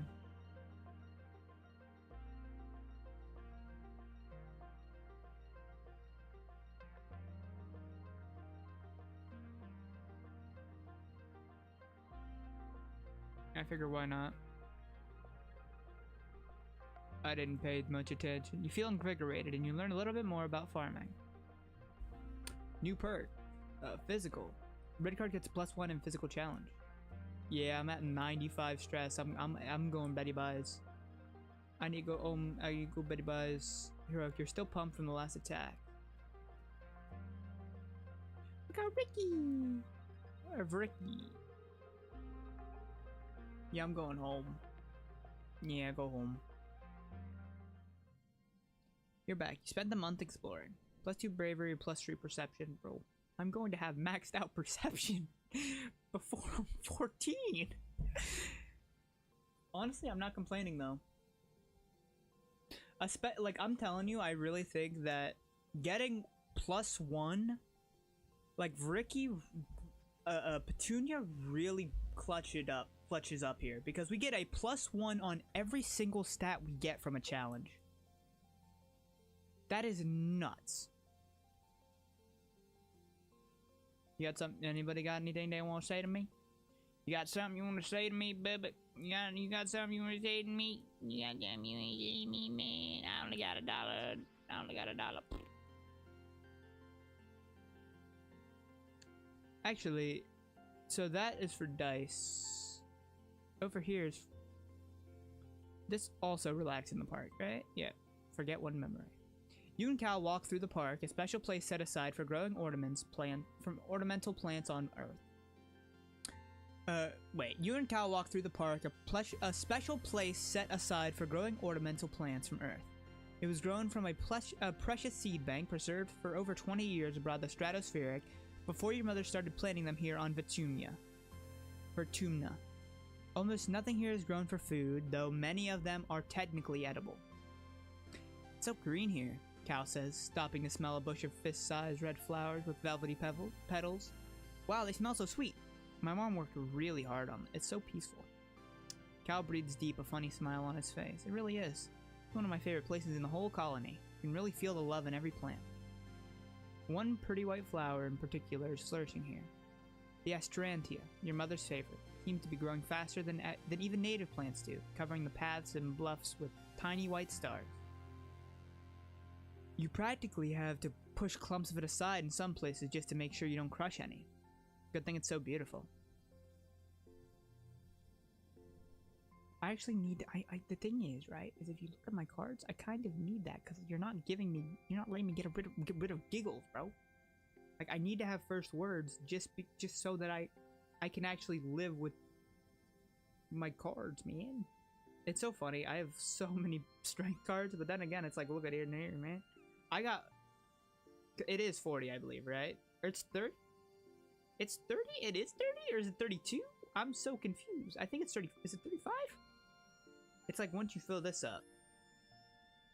It's like, is it 30? It's not 30, because I have Bravery's 30. Bravery's one off 30. Hold on, wait a minute. Keep your memories, yes. Yo, I'm gonna... Oh, yeah, okay. I need to commit to Bravery real quick. Early pollen. Oh. Yellow.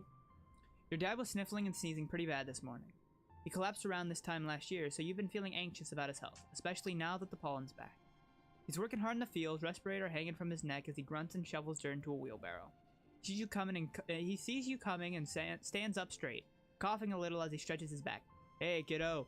Hey, kiddo, what brings you out here? Dad, working hard or hardly working? Your dad laughs. You got that one for me? That sounds like what? That one sounds like me. Just get these pixie beans in the ground. He continues. We're all set to have a great harvest in time for Vetumiaria. He leans on his shovel, tucking one foot behind the other, and rocking back and forth. Truth is, I've been working like a dog. I'd like to get out of here for a while. Hey, what do you say you and I go for a little walk? He says, brightening. I know you don't get outside the walls much either, but we could do a little nature walk. I studied all the plants the foragers bring back, but I've never really seen them in the wild. Sounds great. Awesome, your dad exclaims. I knew you'd pick up what I'm putting down. Javon doesn't see the draw. He continues, slipping his shovel up onto his shoulders and picking his way carefully out of the turned fields. She likes what you can control, you know? But there's a whole planet out there, and I want to go explore it. He stops and doubles over, suddenly racked with a coughing fit that makes him unable to speak. He tries a few times to catch his breath, but each time he just starts coughing harder. The pink pollen in the air swirls and eddies around you both. Maybe you should stay indoors. Oh, your dad wheezes. You're just like Instance, that old stick in the mud. I remember we were younger. She was always walking around with her nose in everyone's business. She always thinks she knows what's best for people. Despite his brave words, he has to hold on to you for balance as he catches his breath again. Okay, maybe now's not the best time. He gasps. Maybe now's not the best time. He gasps, finally putting his respirator back on. Oh, I thought he had that. I didn't know he took it off. But, you and me, we're on a date with the outside world, kiddo. I'm taking a rain check. He says, his eyes red-rimmed and streaming from irritation. Can't wait until Instance figures out a treatment for the shimmer thing. Says maybe next year, maybe the one after that. I'm gonna be first in line, you bet. Nope. I need to go out. Hold on. I think I'm one off of bravery. I'm single bravery off. Please. You got it. I need more reasoning.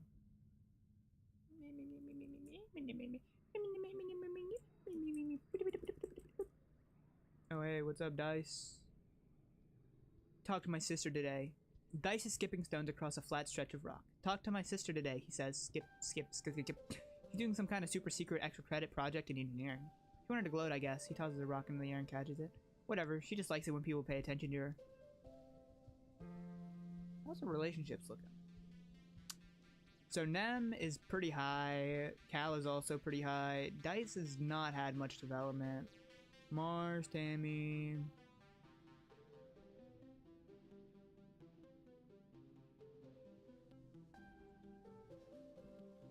I need bravery. You got bravery? I think I'll get bravery this time.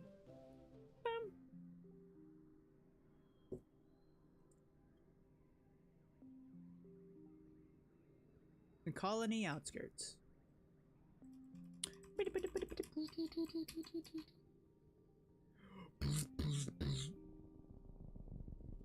go. Okay, well, fine. As you come to a bend in the path, movement catches the corner of your eye. There's something on top of a nearby mushroom cape tree. You can't tell what it is, but is that a person? Someone is peering over the edge of the mushroom cap. Somebody is peering over the edge of the mushroom cap above you. You can't see their eyes, but you get an impression of long dark hair and an enormous mocking grin.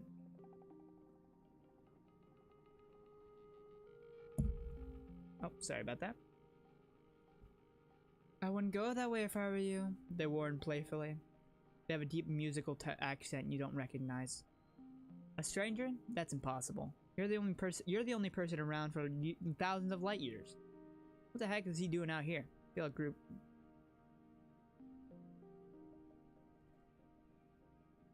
You know what, honestly? A bad idea.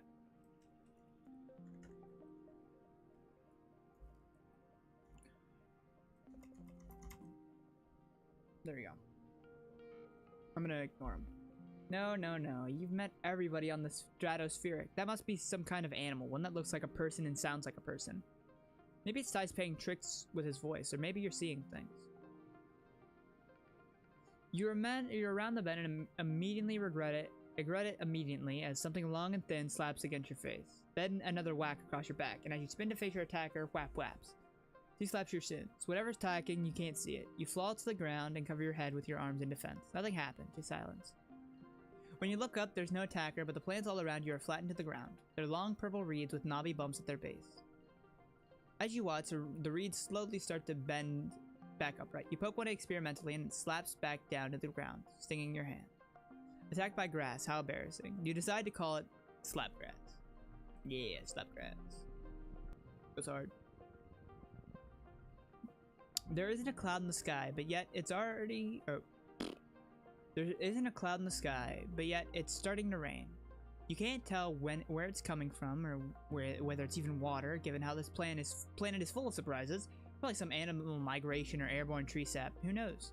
You have a strong desire not to be out in it. Find something to use as an umbrella.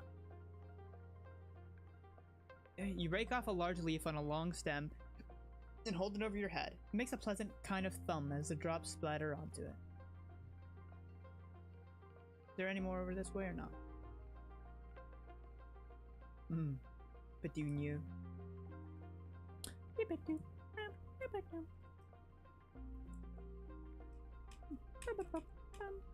Oh, hello, little creature. Why are you walking so slow?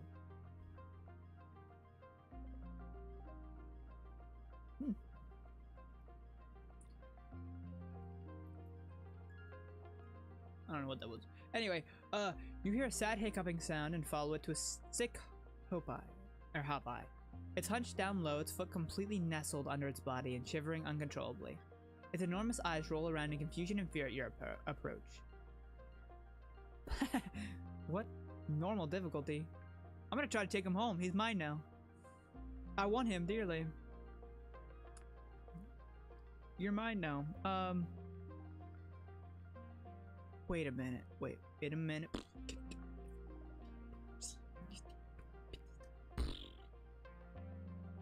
Camping outside, physical and physical. All redecorate. Hold on. What if I do 3, 2, 3, 3, 4? Oh yeah, man. Okay, hold on.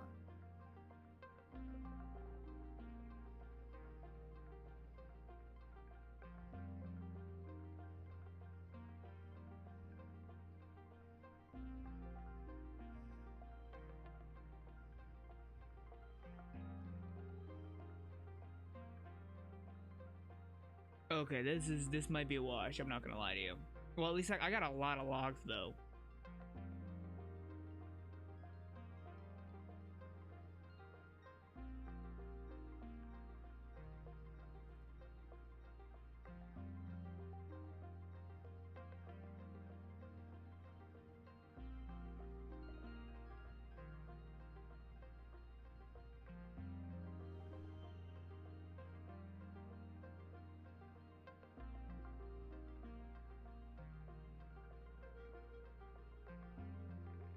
wonder if I move everything down and over one and then I do this.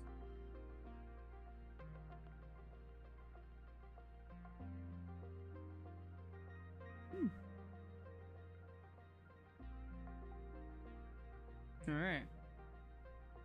Ooh.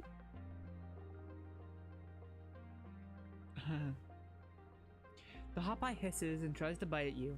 It doesn't want to be touched. You throw your jacket over it, then carefully pick it up and put it in your pack. You crack the zipper a bit to give it some fresh air. Your dad helps you make a little nest for it in an empty part of the geoponics barn. Every day you bring it food and water and gradually nurse it back to health. Cal takes an active interest in the recuperation. Utopia says that Hopeyes don't really have a gender, he says, as you're washing out the pen together. Or maybe she said they're both, and they're really social. So what are you gonna name them? Oh, no. I know exactly what I'm gonna name it. I'm gonna name it Talano. Let's stick with flowers. I really like flower names. What is a violet flower? Tulip? Hey, Petunia and Tulip? I kind of vibe with Tulip. Are there purple tulips? Hold on. There are Queen of the Night. Wait, Dutch grown nut Queen of the Tulip Queen of Night bulbs? That are just like a great what? Okay, yeah, Tulip. Yeah, Tulip works. Cal offers the cutie pie a piece of blubber fruit. Cute.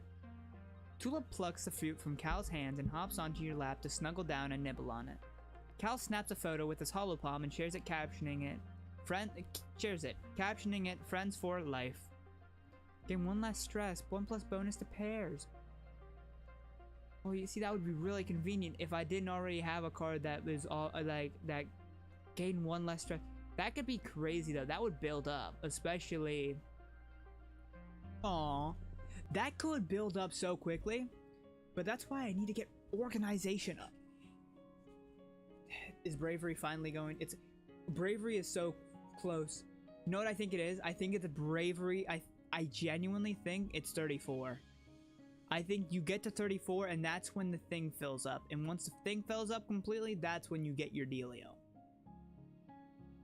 Okay, so here's what I'm thinking. Right, and stick with me here. I got 2 little guys. 2 little they thems or I'll be honest with you. Variki is they them genderless. And Petunia is genderless and Tulip is both. What is it? I don't even know what that's called. Intersect, is that something like that? It's intergender, I think. Intersex, that's what it is. I think. I don't know. I want to sound like I know what I'm talking about, but like I really don't know what I'm talking about. Dude, I need 1 more bravery. 1 more living bravery, dude. No, I need 1 more bravery. No. Okay, so if I'm gonna get bravery, then what I don't need bravery. I need organization. I need organization so that I can get more passive cards because, like, imagine that. Like, literally the card gain 1 less stress plus 1 bonus to pairs. Like, look at this. Gain 1 less stress is crazy. That would build up. Like, that build up crazy style. But I think I'd want the plus 20 persuasion and plus bonus more than I want lavender, not lavender. I was thinking about the name lavender. Lavender could have worked, but I really like tulip. Like tulip. Tulip. Okay, so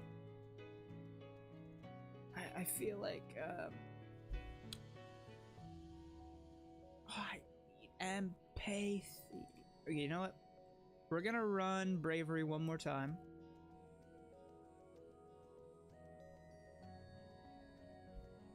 Right, we're gonna grab bravery uno momentus. Uno momentus. We are going to do that real quick.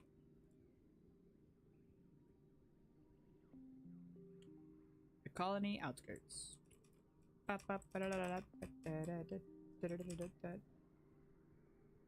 so what we're gonna do is... Oh. Oh, hello. Come across a cluster of mush trees. They're not fully grown yet, but they will be soon. Well, you're age 13, so... Plus 10 stress, plus 5 kudos, plus 1 toughness. Ooh. Spend the day cutting down mush trees. They're so light, even before they're fully dried out. You drag them towards the logging camp where you're congratulated for your efforts. Got $5, dude. Let's go. Oh, hello. About a group of hop-eyes playing in a clearing. They let you get pretty close to watch them. Chatter. They're all friends, just like people, but they hop away if you get too close.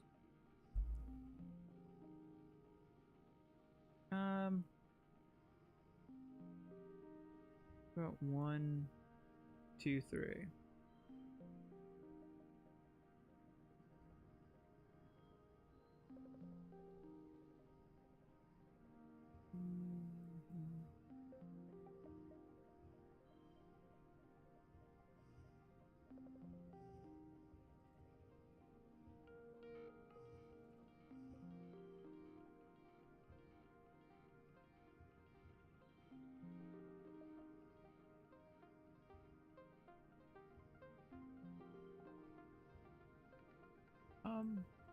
Honestly,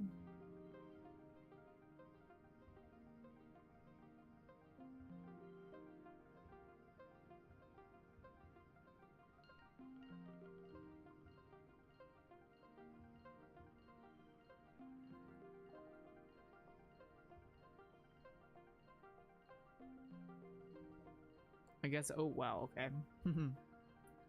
One. Actually, let me do this to get this and the number, and then throw that out because I don't think.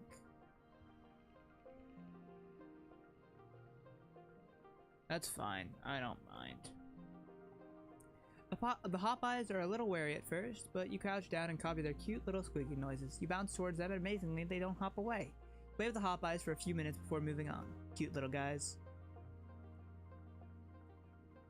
Oh, I'm getting depressed.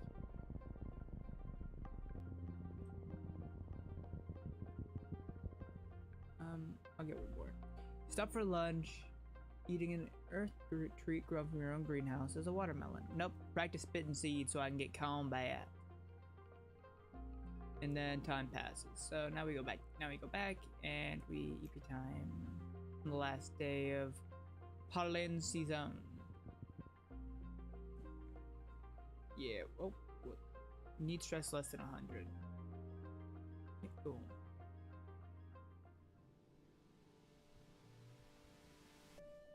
Am I finally going to get it? I am. Okay, I'm right. Actually, it's 33. You're getting older. It's that magical time in your life full of discoveries and possibilities. When children become adults and their bodies change in weird, wonderful, and often embarrassing ways. When you were younger, Congruence gave your class a frank presentation about preparing for the changes your bodies would experience in the next few years. Which parts of the presentation were relevant to you? Ha! Nothing. I'm like a doll down there, dog. Probably voice changing.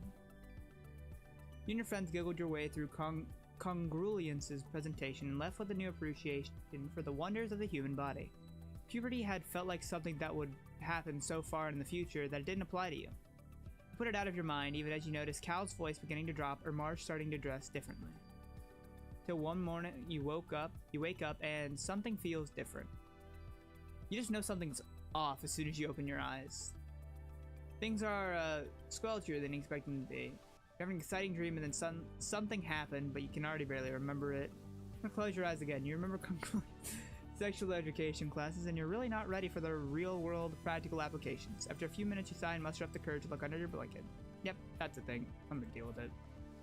You wait for your parents to leave for work, calling out to you that they're going to make breakfast if you lie around in bed. When you're sure they're gone, you carefully strip the sheets on your bed and stuff them into the recycler. You put in a question for new sheets from the depot and continue on with your day.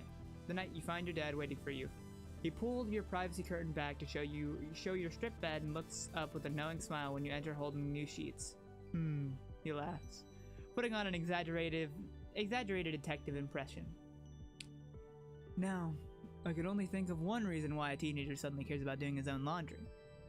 He pointed at you and exclaimed, "By Jove, I think I've got it. What's up, Kitsu? Got something to share with your old man?" You can feel your face getting red as you ignore him and make your bed, but it doesn't stop him. Aw, kiddo, it's okay to feel a little wet behind the ears. You retreat into your bunk and slam the privacy curtain closed so you can't hear him make any more jokes. He's so embarrassing. Hormones are making you brave and rebellious. Rebellion increases tripled. Tripled?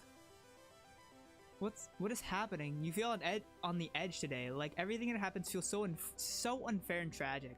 Like you want to punch stuff and then cry about it. Like you want to be left alone, but you also desperately want attention. Feels like a fountain of new energy is starting to bubble up inside you. Dangerous, uncontrollable energy. Welcome to puberty, Kitsu.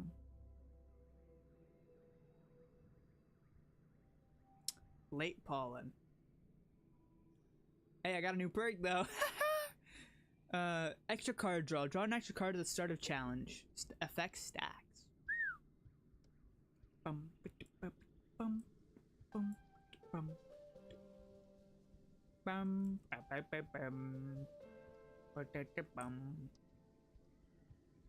Make you brave and rebellious.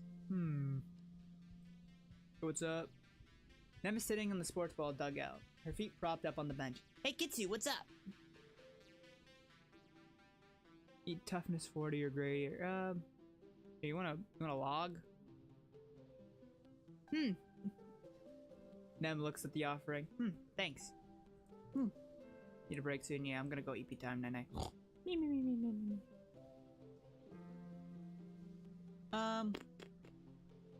Has missed nothing. You got a knack for finding hidden things or saying hidden when you need to. Oh, you can rename character? Yeah, it's really funny. Because I got like 70%, 82 perception. I need to max it. You know what? You know what I say? You know what I say? I say, why not? I say I'm gonna go. I'm gonna relax. For today's an off day. I think. Relax on the walls. Look out. Oh, I forgot about lookout duty. I'm gonna chill out in the walls, man. Saw it. You relax on the walls again this month. Compared to the hustle and bustle of the colony down below, it's pretty boring up here. Catch up on some Hollow videos and enjoy a month of not really doing much of anything, really. Finally. Oh, I can only delete one?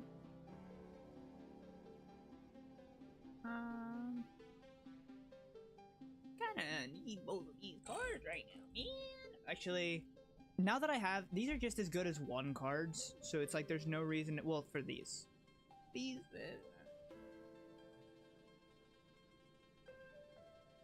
Yeah. I guess I won't get rid of any of them yet. But I do need to start, because, like, I do need to start cleaning up. Happy. Barely dust. Let's see. Is there anybody who needs to speak? Any talkies? Any talkies, anyone? Any talkies? No talkies. Talkies? No talkies. Okay. And I do want to go on lookout duty, because I feel like I might as well lookout duty, right? Like, it's only 10 stress, I get $5, and I get a friendship with Nem, and I get animals and perception. It's like, what? I do need to work. Yeah. Because I feel I might as well just max out. You know what? If I'm gonna max out on wait, hold on. What is the thing? With Nem, yeah. You show up bright and early for muster with the other garrison recruits. It's mostly younger people. The older, more experienced security guards are all posted up by guard duty. Nem is here, though, her rowdy red hair tied back into a poof. She shoots you a little grin as she falls into formation beside you. You shift from foot to foot awkwardly, not sure where to put your hands. Nem nudges you with her elbow and gestures that you can stand like her, with your hands clasped loosely behind your back. You manage that just as Security Chief Rhett comes to speak with the recruits. Good morning, recruits, he calls, his voice cutting through the still moaning air. He pauses, looking at the assembled band of motley youth, and taps his ear. Good morning, Security Chief Rhett! Cousin, well, we'll be working on that. He says, well, we'll be working on that, he says. Working in the garrison ain't like other jobs, children. Here, you'll be expected to give 100% every day. You burnt spoon in the kitchen or shovel the wrong pile of dirt in geoponics. It's not a big deal, but here it can be a matter of life or death. Not just for you, but for everyone in the colony. Loyalty, dedication, self-sacrifice, honor. These are the soldier's creed. Rhett says, steely-gazed and even. You wonder how many battles he saw on Earth. Just like your mom, he doesn't talk much about it. This is not a place for half-baked kids to run around and play soldier. You look around awkwardly at other recruits. Isn't this a little intense for lookout duty?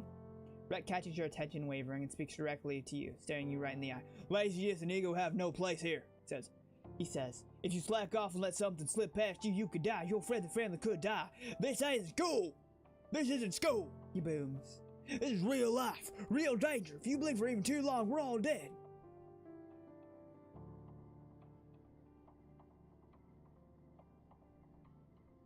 Take no blinks. Yeah. It hurts your eyeballs, but you stare Rhett down until he actually laughs. Well, he cracks a smile anyway, and he looks away first. That's the spirit, Kid Sue, he says, clapping you on the shoulder. I don't mean to scare you kids, he addresses the rest of the group. But I really do need you to know that this isn't a fun little game.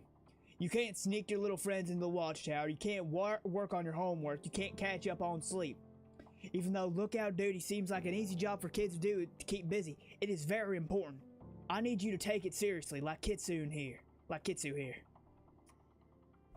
Oh, buddy, don't you worry. I've got an 80 perception, and nothing's getting past my eyes. What? Okay, you know what? Boom, boom, boom, boom, boom, boom. No, for that, like that. And then do for that, and then... Actually, wait, what is that? Did that there? Oh, wow, I just instantly went? Okay, wait, hold on. Hold on, wait, pause, rewind. I don't even pause it. Oh, hold on, wait a minute. Let me chill. Let me actually take a second here and look and see what I'm doing. Botathon, discovering 4-2. So if I wait, no, like this, and then that would go like that, and that gives me a higher number. This doesn't have a gem on it, so this does nothing for that. These are just kind of self-contained. You included that. If this was a 2, if you were 2, it'd be better, but you're not, so whatever. Plus 2 for that, because I get that, and then plus 1 for every gem.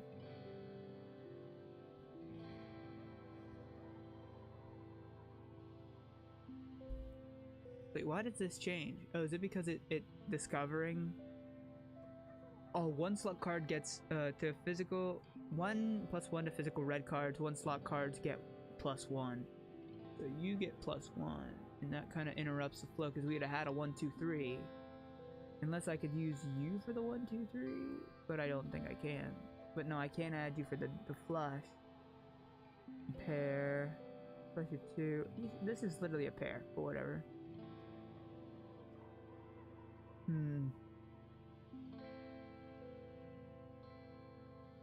I don't know what else I can do here. I don't know what I could have done. I genuinely don't. Like, 6 perception. Plus 2 animals, plus 5 kudos, plus 10 stress. Yeah, that's fair. It's Vertumnalia. Time for speeches, games, and feasting. You stare hungrily at the feast table. Sure, it's mostly soy rations, but it's more food than you usually see all at one time. This year, though, there was something new. Great big turniquets of glowing beans. Weird. You try to sneak some food before the speeches start, but Chief Engineer Instance catches you and smacks your hand away. Your mom gets really mad at her and causes a huge yelling match. Your dad directs you away from the table as Instance blames your mom for the way things are right now, whatever that means. Your dad passes you a soybean to keep your tummy busy during the speeches. He's the best. Governor Udiko takes the stage and manages to calm everyone down. Welcome, everyone, to our 4th Vertumnalia celebration, she says, speaking through a maxiphoner. Her voice has been getting weaker lately and can't reach across the square the way it used to. I'm proud as always to stand before you as your governor and to celebrate another year of peace and prosperity on this beautiful planet. Scott steps aside, wobbling a little as she walks, leaving Seek to complete the annual formalities. Your mom steps forward. This year's feast includes a new glow-in-the-dark food. Pixie beans are our first domesticated Vertumnian crop. The crowd applauses and your mom raises her hands. Credit goes to Geranium. He insisted we dedicate a third of our fields to them, so you'll have to thank him. You'll have him to thank for the light show in your toilets tonight. A smattering of laughter ripples through the crowd. Your dad chuckles nervously. Your mom's smile fades. As you know, we lost our hydrophonic and microbial soil during the wormhole accident, she says. These pixie beans will make up for lost sweet faith with our Earth crops. Erdicott's weedy voice rattles through the microphone. Thank you, everyone. Let's get on with the games. The crowd packs away the chairs as children gather in the square. Which competition do you participate in this year? I need to log in and get some better audio black. Come on now. I need to log in. I need to get a better creativity. Honestly, my creativity is pitiful. I kind of want to skip it. Just see what happens. Yeah, I'm too old for this stuff. I'm too old for it. Nah. Quadrathon. Calm directs your attention to this year's edition. A cloth-covered mountain as tall as 4 adults, studded with mysterious protrusions. He pulls it back to reveal the Tower of Terror, he announces with a flourish. Test your courage with 3 stories of ladder climbs, followed by a death-defying leap of faith onto the poof-shroom mats. I feel like Cal and especially Nem is like... we have a this is a crazy... I did not expect this to kind of go this way, but I'm having fun with it. This is sick. This is epic. You, Nem, and Cal take in the majesty of the Tower of Terror. Both of them are hooting and pumping their fists. Absolutely bonkers for about jumping from 3 stories. You'll all still be doing the wrestling, agility, and accuracy portions of the course, but clearly this is the winner by popular vote. What about you? You ready? I'm ready. Oh, I'm ready. I lost 1 year. I ain't gonna lose again. I lost 1 year. I ain't gonna do that again. Okay? I ain't gonna do that again. I learned my lesson. I'm not gonna do it again. Wait, hold on. Would it be better just to do this? To get 3-3 to 24?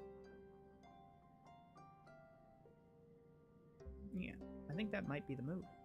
That might not have been the move because now I'm out of red cards. I would have actually, it might have been a bad idea. There you go, just to even it out a bit. 3. We'll just throw in a 1 just to get him out of it. Just to get him out of there. Get him out of there. Wait, what is this? Sort card by suit.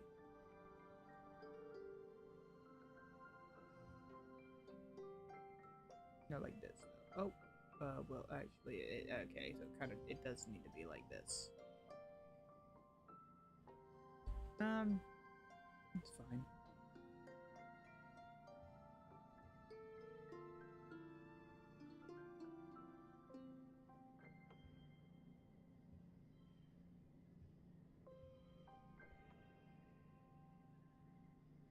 I got so many logs.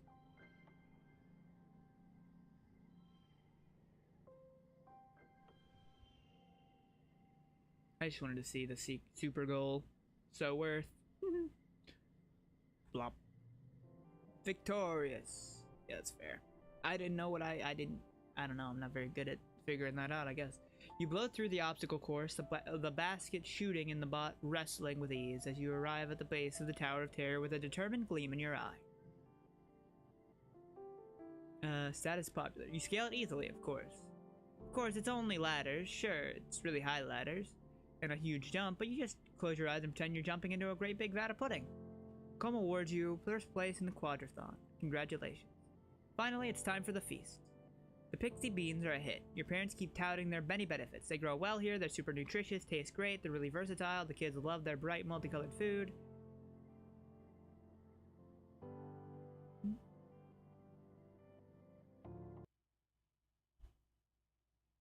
Oh, yo. I was locked in. I ain't even gonna lie to you. Sorry about that. Yo, how you doing, Nova? It's doing pretty good. You know, I've been really enjoying the game so far. How you been doing? Just sorry about that.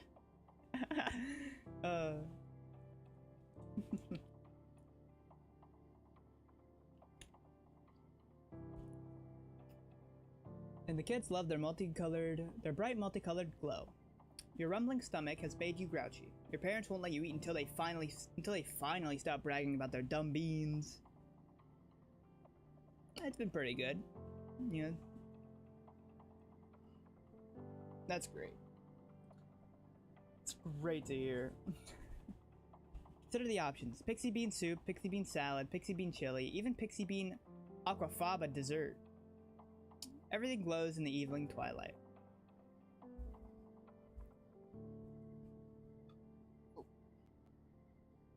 You sullenly shove your pixie bean everything around on your plate.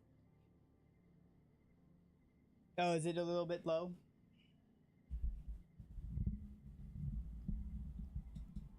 Yeah, hold on, let me fix that real quick.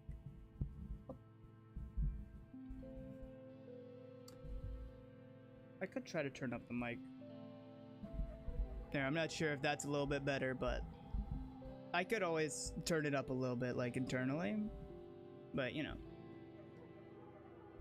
or I could just turn it up like this and see what that does. But that's untested territory, if I'm being honest with you. I feel like that picks up a lot more bass. I'm gonna turn it a little bit back down. But like, yeah, there we go.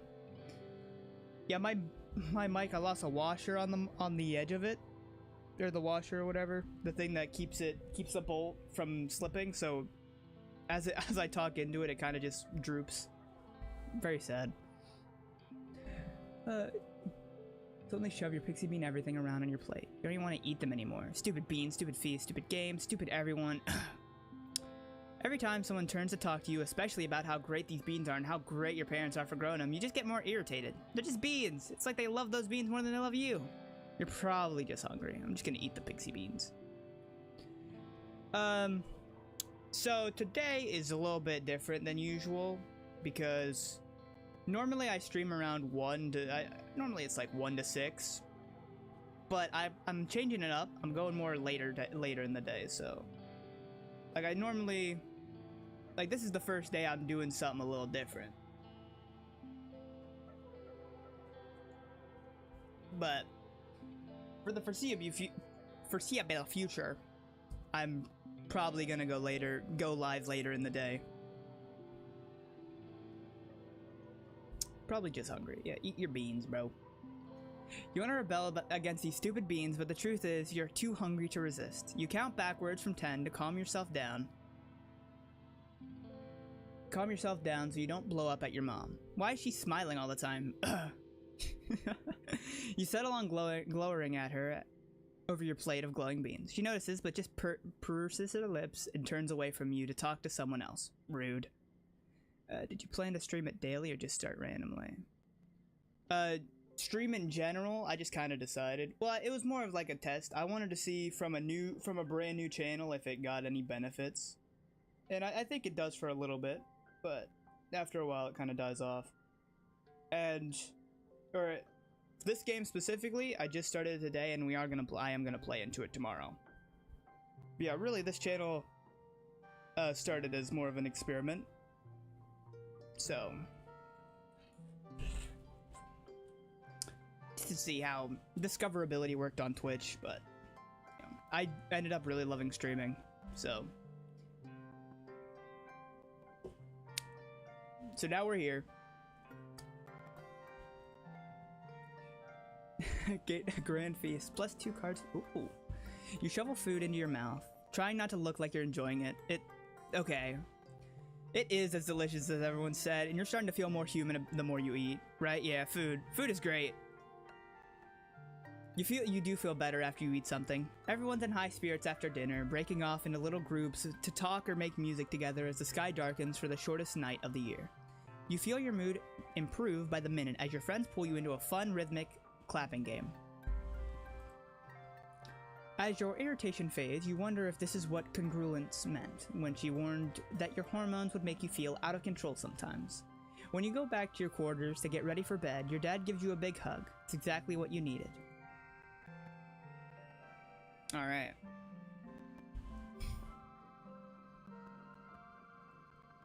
So what were we, wow, all 3 boosts at once. A lot of boosts. Alright, so, what are we thinking here? What's the plan? Probably to up creativity stuff, right? I feel like I got a lot going on for down here, and I've got some things happening here. I got nothing going on up here.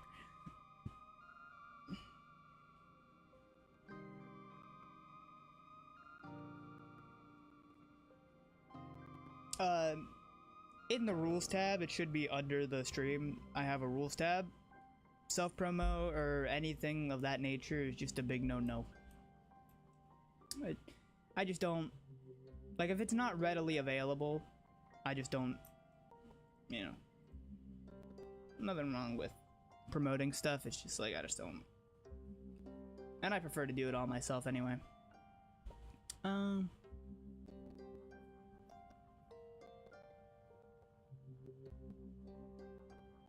Engineering, reasoning. Where's study humanities, creativity, and I didn't read that. No, you're cool. It's fine. I mean, study humanities. Let's study humanities. You're running late for humanities class. When you arrive, everyone is gathered in the beanbag chair. You're running late for humanities class. When you arrive, everyone is gathered in the beanbags around the room's big holo projector. Ship's computer congruence is displayed on it. She's giving today's lesson, reading an old book of Earth poetry. Just because it's a multitude of things. It's like, if I don't typically just trust people off the internet. You know what I mean? Like, no offense to you, but like, it's kind of common sense, or it should be common sense to just, you know, only, I don't know where that thought was going. I was gonna say commission and stuff, but it's like, indeed, yeah. So it's like, whenever, I feel, because it's like, if I reach out to like somebody on Twitter or something, and like, they have a few, like they have thousands of followers, and you know, they have multiple displays of like work and stuff, and there's a lot of people who can kind of vouch for that. That's a whole different story. But if it's like you know, come into like a Twitch chat and being like, hey, I can show you my stuff. Like I don't mind being asked it, but the rules already state that I'm not going to be. I don't really because I just want to make my own stuff. Either make my own stuff, or I you know, no offense to you if you don't have, like, maybe for all I know you could have like 10 bajillion followers on Twitter and have everything, and you're just looking for work. But like, ultimately, all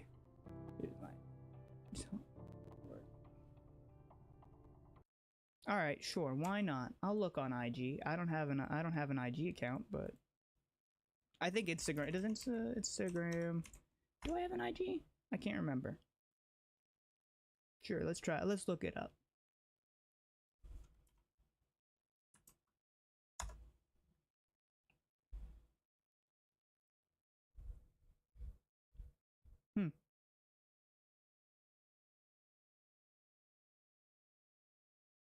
Well, your account is private, but like, also other than that, you know. Like, I'll look at, you know. Oh. Yeah. Yeah, so I don't have an IG account. I've never made one. I don't care about IG, really. So yeah. Yeah, you too, man. Yeah, you have a nice day as well. You're running late for humanity. You sit down next to Tang and nudge her in motion. What's up with this? Tang frowns at you. Where have you been? She whispers. Ever since Professor Hal died, Congruence has been teaching this class. Then she frowns at everything in general. They said everyone else who might be qualified is too busy, and no, they didn't ask me. What does a computer know about poetry? Actually, a computer knows a lot about poetry. What are you talking about? That's kind of nuts. That's kind of a nuts thing to say. I'm not going to be honest. Like, a computer that knows all poetry Earth has ever made, and you're telling me that they don't know poetry? Like, it's an AI, but like, huh, okay. Huh, okay. You get back to the lesson. Great. Another day of learning about what ancient dudes on another planet thought about love and dying and stuff. Yep, get to work. Guard becomes 2.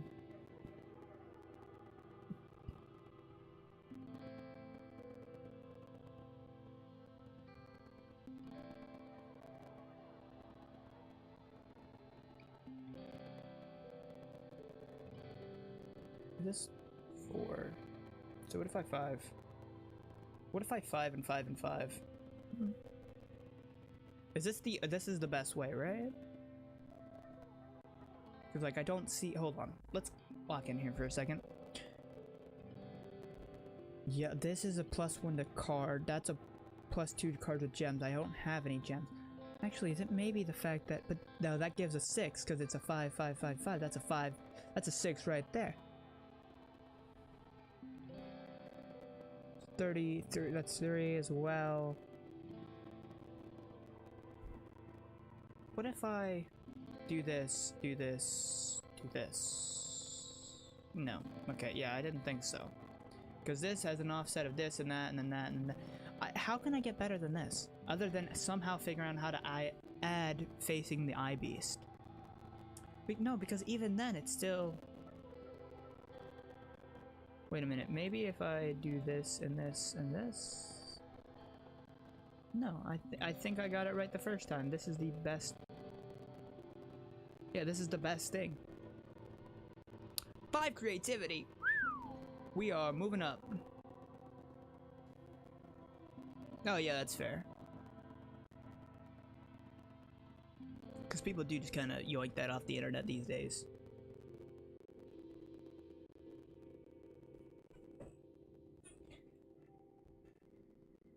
Plate dust. Okay, bye. Bye-bye.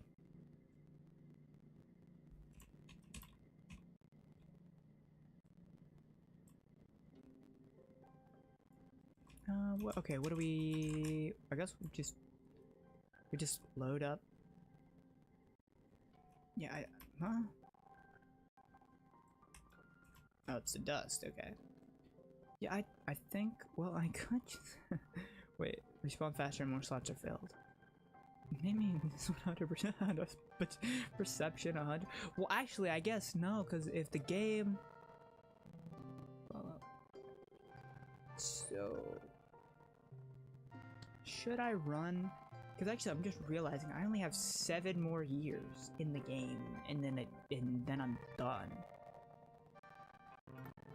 So, I guess maybe I should... I think I should get everything down here at least to 50. I need to get organization at least to 50 as well. Or at least 7. Maybe 70 and a lot of stuff. I think I just go... I think I run creativity and persuasion. Like, I think I just... Because, like, there's no reason for me...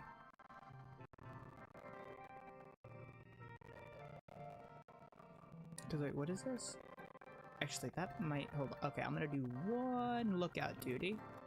And then I'm gonna lookout duty... Actually, no, I can't lookout duty. Yeah, I'm gonna lookout duty here. Your solo watch is interrupted by the sounds of soft footsteps padding down the wall towards you.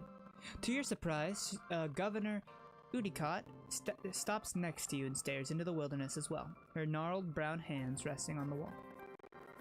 I often come here to think, she says. She's talking to you? It's hard to hear your own thoughts when you're cooped up inside command. You must get a lot of time to think out here, don't you, Kitsu? Yeah, I do. Udicott smiles and gives you a knowing glance. I'm sure, she replies. She sighs and tightens her hands on the railing. Sometimes I look down on the colony, she says softly, and sometimes I look out into the forest. No matter where I look, I think about every hardship we face and every one we've overcome. I think about what we're doing here, the things we're taking and the footprints we're leaving. She huffs a humorless little laugh. I wonder what the animals think of us, she says. Cutting down trees, building all small, big walls, trying to grow a funny little alien plant. Must be so strange to them. I think it's beautiful. Whatever the animals think of us, you think it's wonderful. A miracle, even. You love looking out with your holoculars at the creatures flitting around the treetops. All the diverse lushness, so chaotic and alive. Ratumna is a good place. You tell her you're glad she brought you here. Udicott is quiet for a long time. Thank you, Kitsu, she says finally. I needed to hear that, I think. Get to work. Oh wow.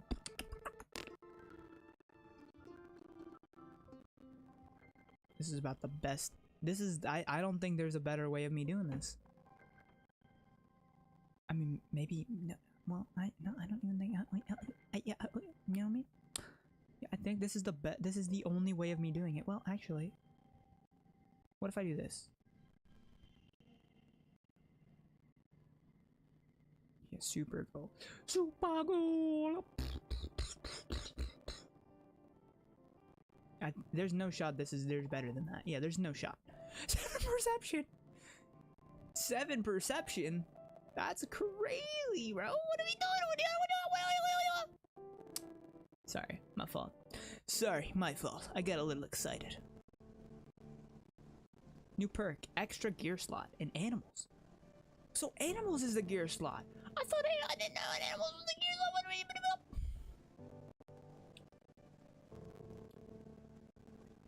So wait. So are you better? Pets follow you and may appear in events. Only show equipped pets off. 20 plus persuasion and plus 20 boost to straights. Is that good? That is good, but I think the gain 1 less stress is kind of busted as well. Sorry, I got excited.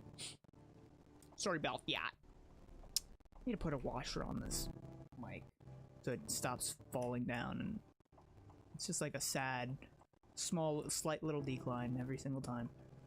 Organizing, reasoning. I need reasoning 10 is like bare minimum. What I really need is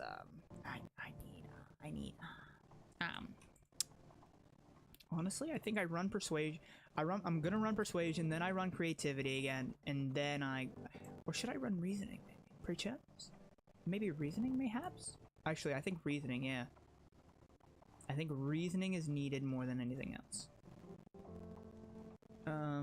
But I am gonna lookout duty just because it's crazy. It's crazy how good lookout duty is. Lookout duty is one of the few jobs you can do that lets you stay up all night. You and them feel like ninjas. Epic? I don't know what that. Feel awesome when it's your turn to take a night shift together. While the colony sleeps, you walk the walls. Silent protectors. Sick. Oh. Okay, well actually this is kind of crazy. This is lit actually. Because 4 and then 5 and then 5 for this. And then 2 and then 2. Okay, wait, no, that's not the most epic of epics.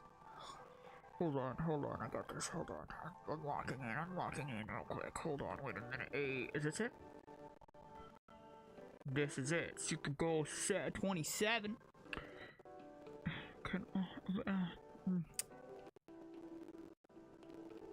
What if I do this? Right, do this and this. And then duplicates. So that is more than this. This is 27, so if I remove that, take the U now, and then put you there, 29. So this does more than this.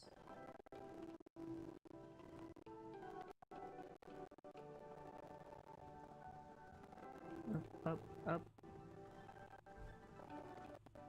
I guess this works a little bit. Oh yeah, because it's 2, 3, 4, 3 blues, and like this doesn't have any. Wait, would it pray chance be better to do this? No, that could have worked, but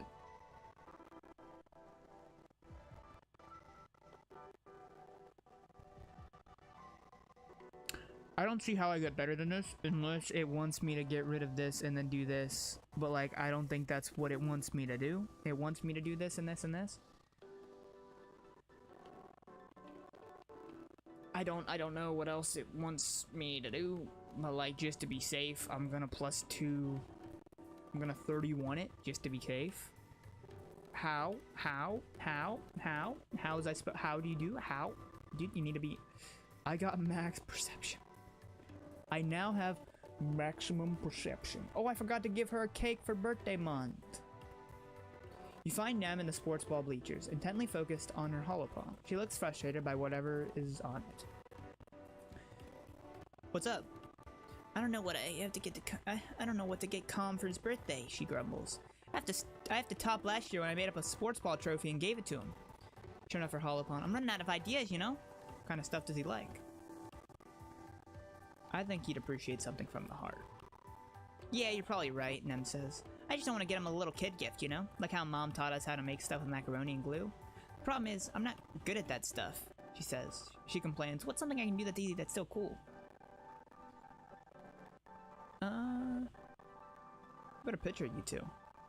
As long as I don't gotta put macaroni on the frame. Nem replies, laughing. Yeah, that's nice. He'll probably move out of the house, out of the family quarters soon, and that way he'll always have a picture of us to take with him. She jolts up. Oh, I have a perfect picture too. Thanks, dude. Thank you, dude. This is an awesome idea. Hey, Squirt. What are you talking about up here? What are you doing up here? Or what are you doing up there? You look down at the pitch where Calm is standing with a sports ball under his arm. An easy smile. Is this knucklehead bothering you? Nem gasps, then laughs. Calm, she was. Kitsu's my friend. We're just talking. Calm drops the sports ball on the ground and rolls it under his heel. I'm getting the team together to run some drills. You can come too. Nem looks at you hopefully. Sure, I could use the practice. Always got more stats, baby. Nem cheers and scampers down the bleachers, launching herself into a full body hug with Calm.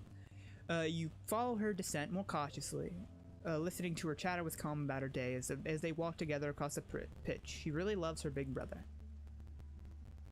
Yeah. Perception level 3. Avoid blocking events. Slip past all path blocking explorer events. What? I can just dip now? I can look at it, leave and dip now? Just come back and do it later and then just be like, nah, I'm done. Oh, wait, what? I'm enlightened. Wait, what? You've been enlightened by mastering a skill. Oh. Reasoning. Please. I need reasoning and engineering so bad. Please. Biology though. Ooh, ooh. Studying humanity. Oh, the humanity. I'm doing this.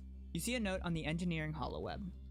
Chief Engineer Instance needs someone to help with after-school tutoring. Literally anyone who isn't a complete idiot will do because she's desperate. Please apply. I'm gonna apply for the job. You tell Dr. Instance you're interested in the job. She looks up from her holopad like she just noticed you exist. Yes, you'll do. Yes, you'll do, she says, nodding. The younger, slower kids have trouble keeping up with congruence sometimes. Mostly just have to pat them on the back now and then and stop them from wandering off when they're supposed to be studying. No offense, but anyone with a pulse could do it. You wait for further instructions. Instance sighs, shooing you away dismissively. You know where the classrooms are, just come when you're not doing whatever nonsense teenagers do here.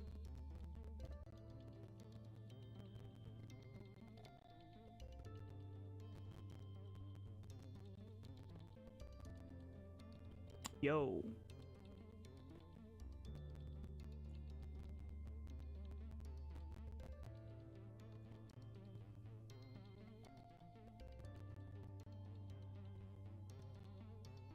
Comes blue. Oh, yo. Wait a minute. Hey, yo, wait a minute. No, what? 10. Then this 3. Oh wait, actually, I need. Okay, so here's the sitch. I need you to stay here, you to come over here, you to go here.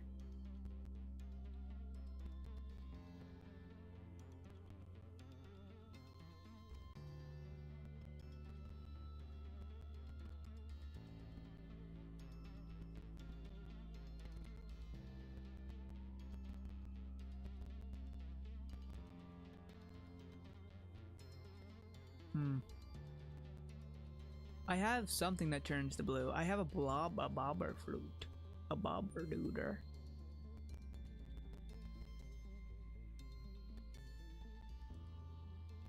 I'm gonna turn you into a bobber fluber. And then that's what you need. And then you come over here. Come over there. And then I'm just gonna apply two to you. Wait, what? Oh, because I botched it.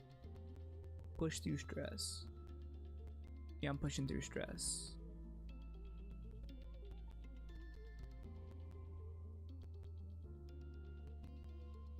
Are you being dramatic?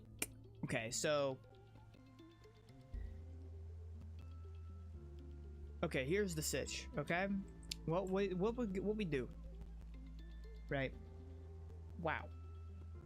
It is 1 in the morning for me. I should not be awake right now, but oh well. Honestly, I'm still feeling pretty energized. I'm feeling pretty good. I'm not gonna lie to you. Okay, so what we're gonna do? I'm out of tea though, which is a sad.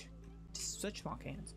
So what needs to happen is I need to go back here in mental skill again, and then I think I just triple mental skill. Cause like I got perception level 3. I don't think I'll perception, yeah, level 3 technically. Tutor children, what do you give me? Empathy and +3 reasoning and empathy.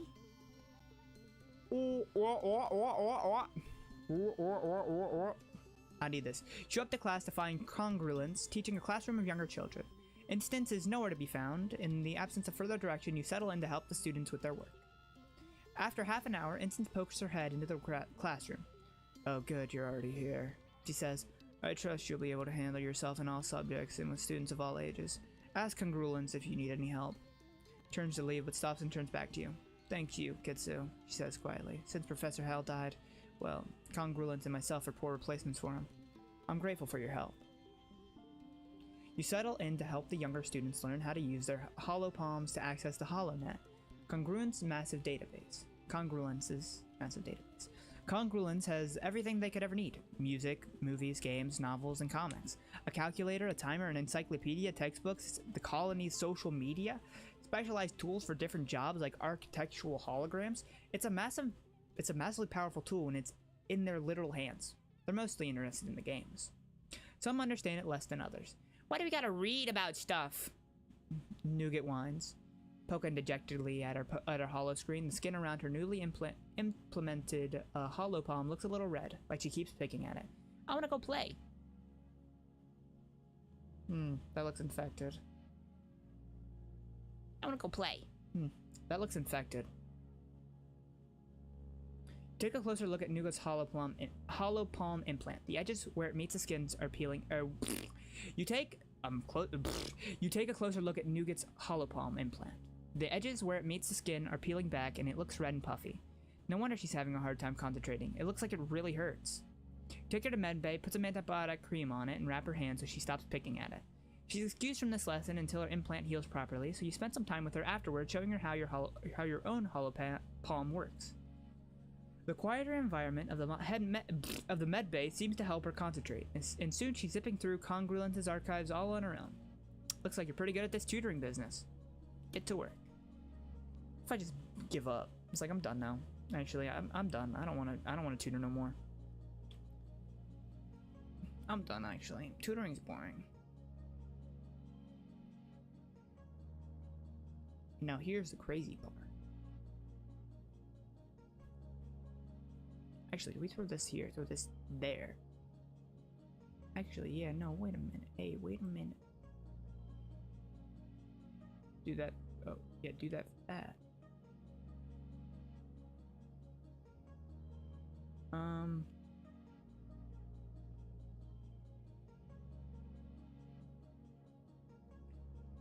So the problem is actually that if I do this and I do that, and it'd be like that, and then do I have something that changes it blue? You go blue.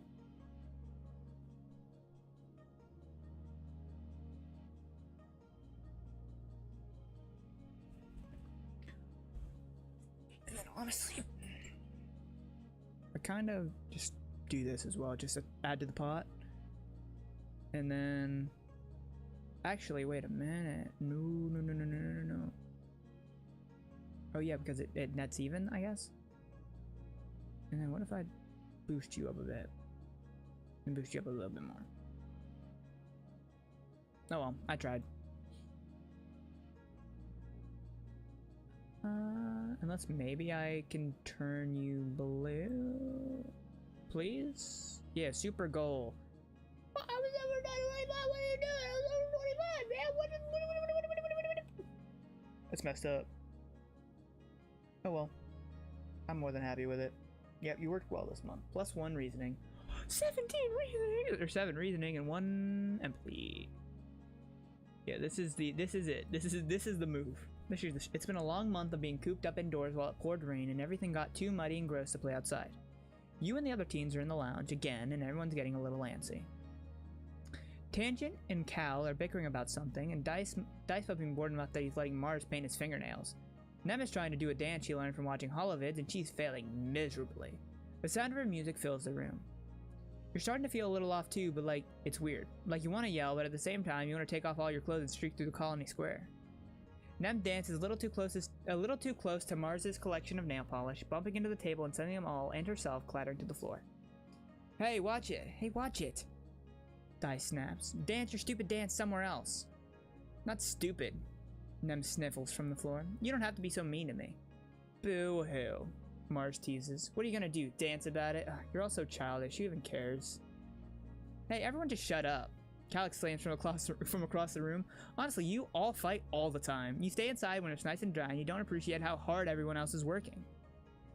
Just whine, whine, whine, whine. You're not better just because you work outside, Tang joins in. You're not special, Cal. If I wanted to, I could work outside. She opens her holopalm and flies her fingers over the screen. There, see? Next month I'll be working in geoponics. How do you like that? Then you can nag me about my soft hands all you want. Udicott pokes her head in from the command corridor. Children, keep it down. We can hear you all the way from the bridge. Everyone goes quiet for a second, and then explodes into arguing again. Udicott throws her hands in the air and retreats down the hallway in defeat. Yeah, time to go wild. Yeah, fight! Everyone just shut up. Calm down. Do I have a good reasoning? Or would it be in organizing? Reasoning? And what was it? In bravery? Creativity? Persuade? Yeah, I have a pretty low persuasion. I feel like everyone shut up! Everyone just shut up! Dude. Everyone ignores you and keeps squabbling. Mars chases Cal, and everyone else chases her, and somehow you all end up in the classroom. Suddenly, Mars shouted, "Okay, everyone! Everyone!" She claps her hands. 1, 2, 3, look at me! Everyone, shut up! Everyone stops arguing and looks at Mars in shock. I have an idea, she says. We should decorate the classroom. No one seems excited by this prospect until she adds, with toilet paper! Come on, it'll be pretty! Now everyone's on board. You feel yourself getting excited too. This is so naughty. You might get in trouble, but who cares? You're having fun. Make it into a competition. You split the classroom into half and break up into 2 teams. Whoever completely covers their half first is the winner. Everyone agrees readily, even Cal, and he hates competitions. Your team is doing well until the other team sends Tangent over to sabotage your progress. Mars complains as Tang runs around tearing down your garlands, but Nem on the other team insists there's no rule against sabotage, so it's totally fair. This makes Mars shriek in indignation and go flying at Nem, knocking her to the floor for a vicious hair pulling battle. All the noise attracts the attention of Chief Engineer Instance, who throws her hands up in dismay at the state of the room. The kids scatter before she can make anyone clean up. The next day you all feel terrible. Feels like your arms and legs are made of lead and it takes so much energy to do anything. You can barely make it out of bed. All the energy from yesterday has been drained out of you and then some. It lasts for a week. Some of you can't even get out of bed, and when you do, your moods are all over the place. Aggressive, sulky, impulsive, until your batteries run out and you sleep for over 12 hours straight. You're resting in the lounge with your friends, watching holovids and grazing on roasted pixie beans when your dad and Chief Engineer Instance come storming through the door. You! Instance snaps, smacking the bowl of pixie beans out of Mars' hands. Stop eating those! Stop eating those this instant. Mars looks like she's about to smack some sense in an instant, but then your dad steps in. I'm sorry, sorry everyone. I'm sorry everyone. We were wrong about the pixie beans. They're not safe for you kids to be eating. You've been feeding us poison? Mars shrieks. Ew, ew, oh, ew, ew, ew. Did my dads know you tried to kill me? Your dad spreads his arm. No, they're not. Don't worry, Mars. Calm down. They're not poison. They're just a chemical in them that hyperbonds to estrogen and testosterone. Your big teenage growing hormones, and the brain likes binding to that new macromolecule a lot more than the regular kind. It's been making your moods unpredictable and causing periods of hypo and hypermania. When Mars just stares blankly at him, he laughs awkwardly. Translation, he says, it's been making you kids act silly and feel sick. I'm sorry. Instance frowns. If it's doing this to the kids, it's not long until it builds up enough to affect the rest of us too. Till further notice, no one is eating a single pixie bean. Oh, -1 color. Ended hormones. The pixie beans! Your dad looks distraught. Flulu was right. He says, collapsing on in a nearby chair and rubbing his eyes. She didn't trust these things, but still going to be ticked that we don't have another food source. You look at him in shock. You hardly ever see him swear. It must be worse than you think. Your dad sits there in silence for a long time.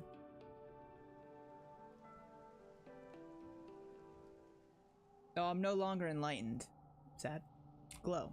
Okay, so. Yeah, we're super low on that. I'm gonna need to. Okay, so Tulip and Petunia, you gotta be very, very careful, okay? Because they're bad people. They're bad monsters are gonna come. You guys are good monsters. But the bad monsters, they won't kill us. So we gotta be very, very sure that they're you gotta keep them on lock, okay? Nem is sitting in the sports ball dugout, her feet propped up on the bench. Hey, Katu, what's up? I got something for you. What do I even have? You want a medical route? Actually, I think I know who would want a medical route. Now that we know it isn't safe, don't go out there because you go out there, bad time, bad ooh-ooh, bad ooh-ooh, bad time.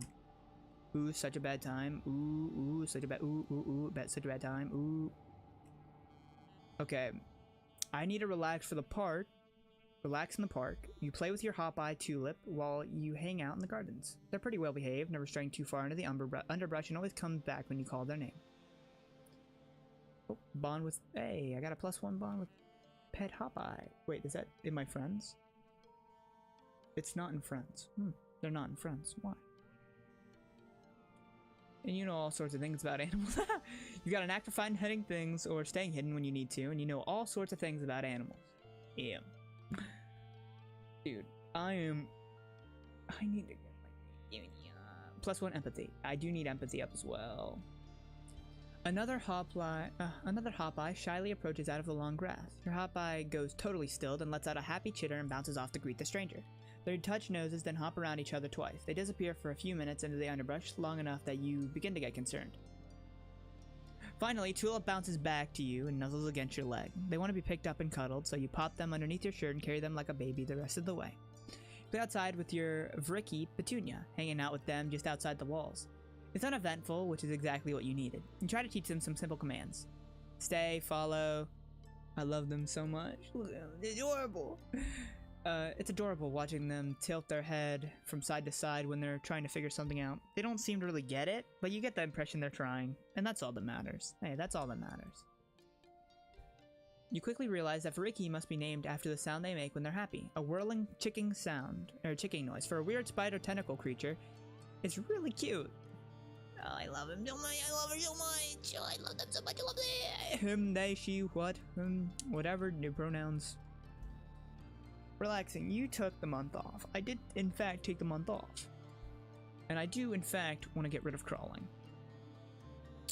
Yes, and I'm not going to think about it. Another year, another glow. Everyone's pretty sure there's going to be attacked this year, so the colony is on high alert.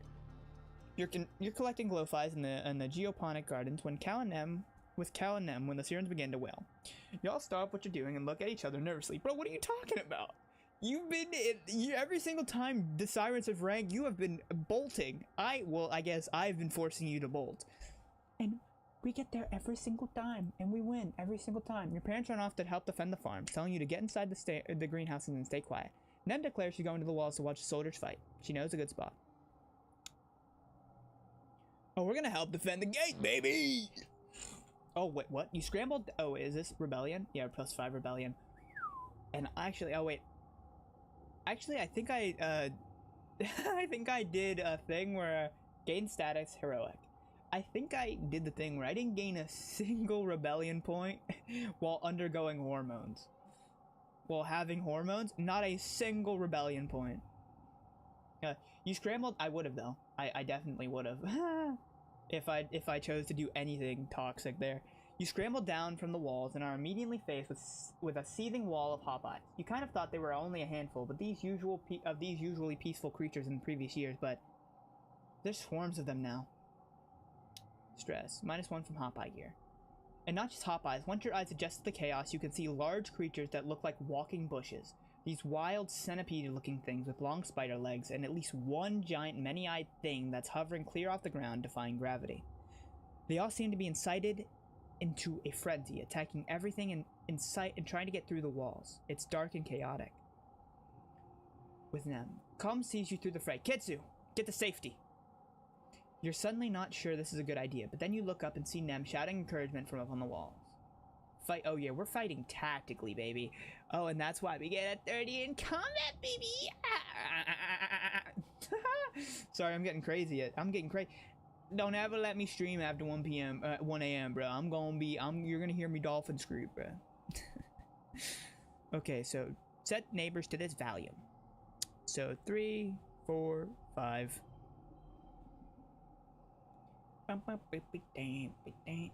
Actually, I'm gonna save that strategic. There we go, strategic, and then maybe do you, and then, well, no. Well, actually, yeah, 100%. I just want to get rid of it, and then actually, yeah, I'll put, yeah, and then next round, 35.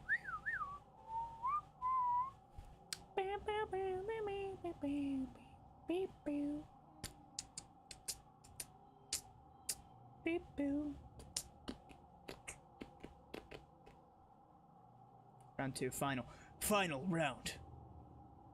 Uh-oh.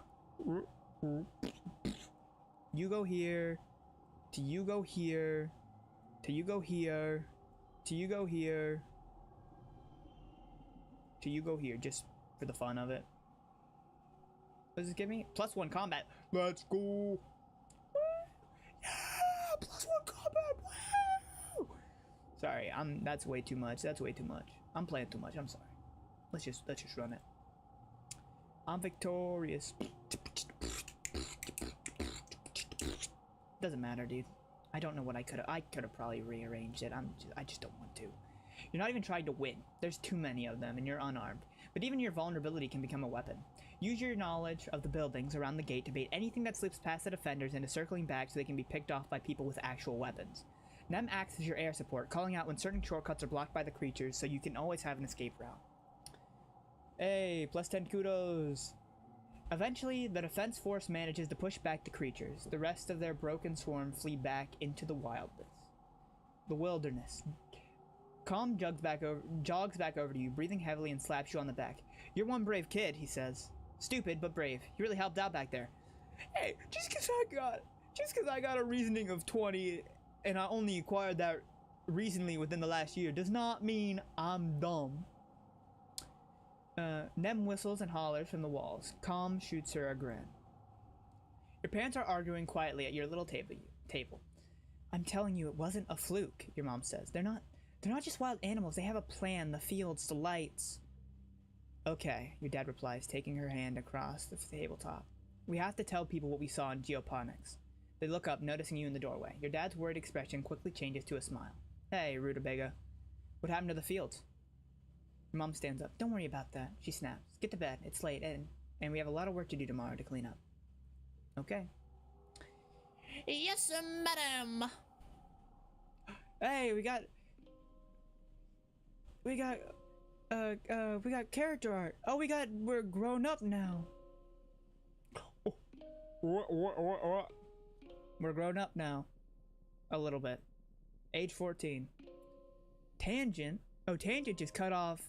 It went buzz cut. Start age. And you're looking old, man. Looking old. Hold on. I gotta talk to everybody now. Oh, wow. So, I am quite curious about something now. So I am quite peculiarly. So what? Oh, late teens. So this is just still okay. Bro, you good? You good, bro? Let's see. I want to take in everybody's new character designs. Oh, I love the character designs. I love them so much. Actually, I think it would. Oh, and you get to see actual like things, like character art. Sick. Cal. Tangent. Dice. Friendship out of 100. Mars. Dude, I love these character designs. They're so stylish. Oh. We don't look at that. We don't look at Tammy. Fulu. Oh. Is she getting older? I can't tell. 47. She's been 47 for like a while. Gradium. Is it, hasn't he? I might just be Silly Billy. I might just be the silliest of Billies. I'm not gonna lie to you. And then, oh wow, so you're not even gonna show me. Well, I guess I see me, right? But like, still. Okay, what do we got? We got up in toughness. Then again, though, it's like, how did I get enlightened? I don't listen. Actually, unless it's combat. Yo, what's up, Dice? I've been learning a lot about systems, Dice says, writing on his holopalm. Like the water cycle and the nitrogen cycle, food webs and decomposition, stuff like that. Pretty cool, even if all the textbooks from Earth. Even if it's all textbooks from Earth. He looks wistfully out of the wilderness. He looks wistfully out at the wilderness. There's so much we don't know about this place. I'm not gonna force him to eat a worm. We're past that point. Yo. Cal trundles by you with an empty wheelbarrow. Hey, Kitsu. He calls out. Get in, we're going planting. Oh, I've got 20. Oh, I've got a, well, actually, I don't need another hot buy fax. Please. I don't need another one, please. It's just gonna blow up my deck even more. Please. Yo, how you doing? What do you think of my hair? Mars asks, fiddling with the end of one of the twists. I see you eyeing it. I'm growing it out. She sighs and buries her face in her hands. It's so boring here. I am literally watching my hair grow. Oh wow, I have everything that I can now talk to people. Become one. Boring. Sure, why not? Mars is always talking about how she's bored and wishes there were more to do here, but there are 100 reasons Vertuna isn't boring. You try to list them all. There's all the cool plants and new constellations to look at. Just yesterday, you watched a Dorbs moth squeeze through a crack in the walls, and snow animals should be able to fit through. Persuasion. Mars listens politely, but starts yawning halfway through. Less bored is still bored, but when it comes to Mars and Vertumna. That's fair.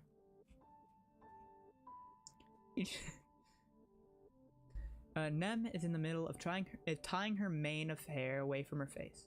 Oh, hey, Kitsu, she says, hair tied between her teeth, just about to go for a run. Wanna come? I don't have 40 toughness. Maybe I work on 40 toughness. Hey, Tang. Tang looks up from her work, holding her stomach as it rumbles audibly. What, again? Who cursed me with a mortal form? I did not ask for this. She reaches into her bag and pulls out a protein bar. The downside of requiring less sleep is that the body burns more calories while awake, she says, taking a bite. My calorie intake is much higher, similar to that of a bodybuilder, which is fitting, as I do have the strongest brain in the colony. Wanna study together? You and Tangent sync your holopalms and play a game together where you race to assemble chemical compounds using a simple programming language. Tangent is a whiz at it and breezes through the levels, barely breaking a sweat. You can tell she's hiding a smile when she looks over your shoulders to help you with a particularly tricky algorithm. Wait, did it just boot? Hold on, did I lock in and get... I'm sorry, I was not paying attention. Did I just lock in and get 20 in everything? Like, out of no... Like, yeah, because I don't have 20 in creativity. I need to get 20 in creativity. I need to work on that. So, honestly, I think. So for quiet season, I'll just grind out. I want to grind out toughness, and I'm gonna grind out toughness. Lookout duty is all perception and animals. I don't need no perception. I don't need no. Defense training is combat and animals, and bravery and toughness. I could use more bravery. Is there any other toughness sport that I can do? There has to be another toughness, right? I mean, it's definitely not in here. Actually, maybe I should tutor more. Empathy and reasoning. Like this is like kind of things I really do need. What's in here? I don't think I've looked in here in a while. Oh, it's just a normal lounge area. Okay. What's up here? There's gotta be some. The liver supplies is toughness, right? Organization and perception. Dude, I hate to break it to you. I don't need it, man. I don't really, you know what I mean? Is this toughness? Yeah, this is toughness, though. Hey, maybe I get toughness. Yeah, toughness. Shovel dirt. Hey, Squirt. Your mom calls out to you. Don't you think it's time you started thinking about what you're gonna do when you're older? You look at her in confusion. Isn't she always telling you to stay in school? She chuckles. You gotta think about it sometimes, kid. Maybe come join your folks on the farm, if you think you're up for it. I'm ready. Mom claps you on the back. Oof, she's just as strong as she looks. Great. Come see me and Peg when you're ready to start. It'll be more fun than wheeling dirt around, I promise. Shoveling dirt. Toughness. This is like it has to be like crazy easy.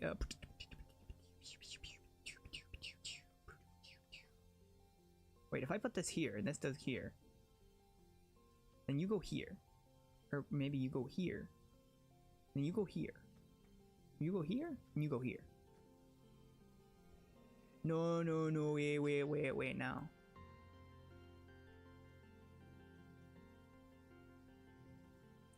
I think I get it. I think I understand now. Well, no, because this needs +4 there, and then that's what makes it interesting. Is like it needs a 2, and then a, yeah, and then.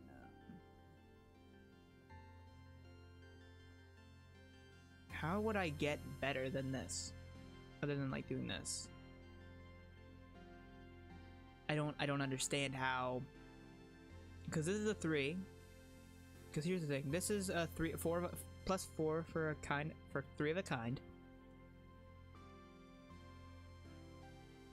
See, this is 3 of a kind. Straight of 3 from yeah, like this is pairs in a, like how much, what can I do better? Like what genuinely here, what can I do better?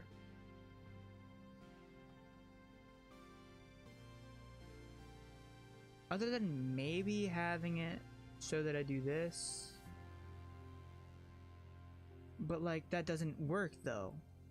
Because like in what world? Like, and I guess maybe if this was red, if I had another red card, I could do, right? Like if I had another red card. Well, this is 7, playing sports ball. Set, yeah, set, because this you wouldn't have a, oh yeah, set sports ball. Okay. Wait, hold on, I'm thinking about this all wrong.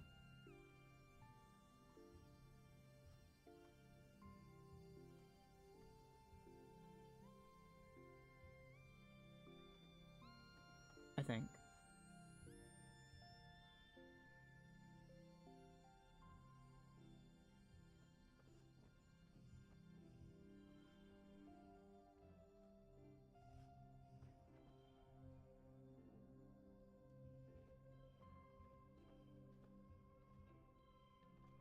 Am I though? I don't think I am. I think this is like the best. This is the best way of doing it, no? Because this gets a 4, this goes 4, this gets 4, this is 4, and then 3, and then this is 4, this is a straight, and this is a kind. It's like, what am I supposed to, what do you want for me to get better? Like, how do I get better, dog? Actually, what if I do this?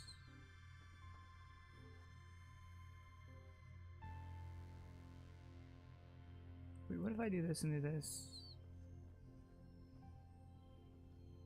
Yeah, it doesn't make sense. Like, you're not making no sense. What am I? Am I? Because normally you can have there's like a super goal to get a +1 to something, but like, what am I supposed to do here to get a +1? You know what I'm saying? Like, what do I do here? Other than like,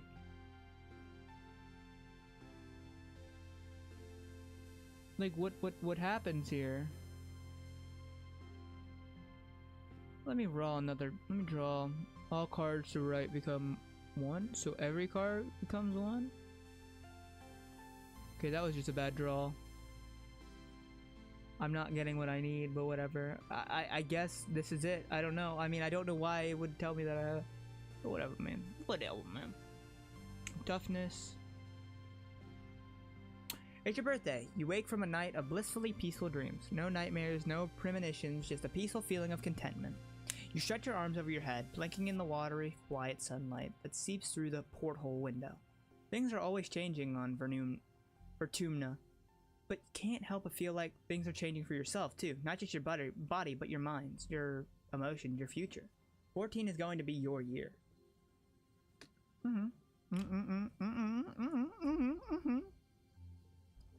Parents have been working around the clock since the last attack, trying to get the fields right again, in time for this year's planting. Sparks dough has already started falling, and every day they come home complaining about having to clear it. They ask you to ping them when you're awake so you can share birthday breakfast in your quarters instead of sitting shoulder to shoulder with everyone else during breakfast service in the canteen. Write them a message and lie back in your bunk, watching dust motes float lazily in the light. After a minute, there's a knock at the door. It's Auntie Seaton. She sweeps into your room in a bustle of skirts and shawls and sits down beside you on your bunk. Oh, look at you, she says. Happy birthday, beautiful. 14 years old. She leans in and gives you a motherly kiss on the forehead. It's been years since she took care of you in the children's creche, but all the kids still call her Auntie and think of her as a close relative. Her sweet baking bread smell is as comforting as it ever was. Sits back and takes one of your hands in both of hers. Kitsu, ever since I've held you in my arms as a baby, I knew you were so special, so important. You're becoming a young man, but I want you to know I will always, always be here for you. Just like your mom and dad, she says firmly. Smart for my age. Thanks, Aunt Sweetie. I don't want to grow up, Auntie. Thanks, Auntie Sweeten. She smiles and tucks an unruly lock of your hair behind your ear. I guess you're old enough to call me Aunt Annie now, if you'd like. Or even just Annie. Now, come on here. Come on in here. She's spreading her arms wide. Give us a big, great hug. A great big hug. You hug her, enveloping yourself in the warm and familiar softness of her. Over her shoulders, you see Nem standing in the doorway. Well, her hair, anyway. She's been growing it out, and there's no hiding it behind that corner. She skips into your quarters. Happy birthday, bud. Happy birthday, bud, she says, bouncing on your bunk. Way to get older. Enjoy being 2 years older than me. For a few months. Thanks. Thought you were on your way to the med bay. Annie tells her, and Nem shrugs. Annie turns to you. Annie is supposed to get her menstruation cessation implant today, she says. What? Mom! Gross! Get to the one of your about my period. Nem hollers. Annie smiles fondly at her daughter. It's nothing to be ashamed of, Annie. Getting your period is a beautiful thing. It reminds us that we have the ability to make a life. It's a sign you're growing up and becoming an adult. You're ready to take on the responsibility of taking care of that life. Nem wrinkles her nose and throws herself on your bed. I'm never making life. Ew, pass. Flirt? What am I gonna... Why would I... Huh? Well, I guess it is like near 50, right? Gross-a-roni. I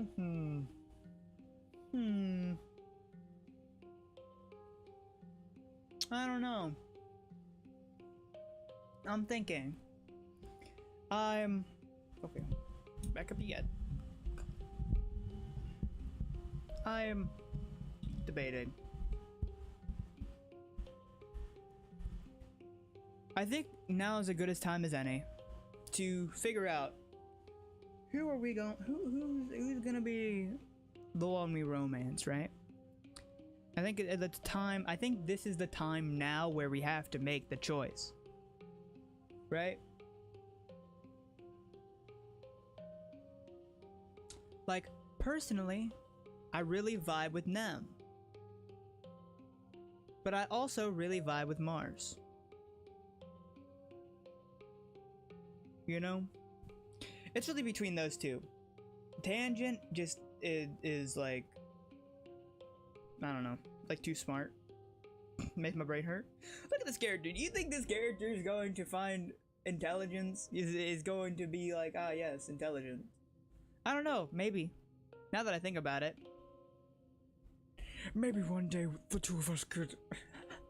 That's crazy, dude. I'm saving. And I'm gonna flirt and just see what. Just gonna see what happens.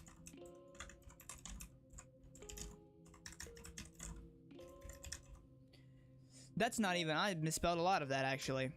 Actually, real quick though, I'm gonna go grab a drink because I'm gonna need a drink. I need a drink for this, so I'll be right back. Maybe the two of us could. That's hilarious, actually, though.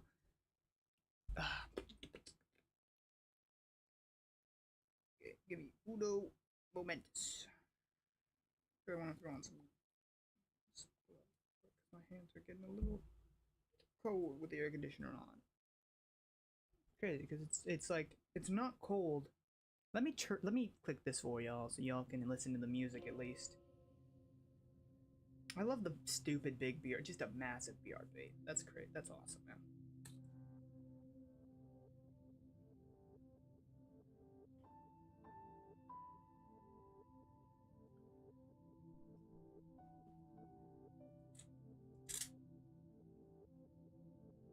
I am glad that that you're not picking up on any of my. Actually, you probably pick up on my air conditioner whenever I talk, and none before or after. Let me go grab a drink real quick. I'll be back.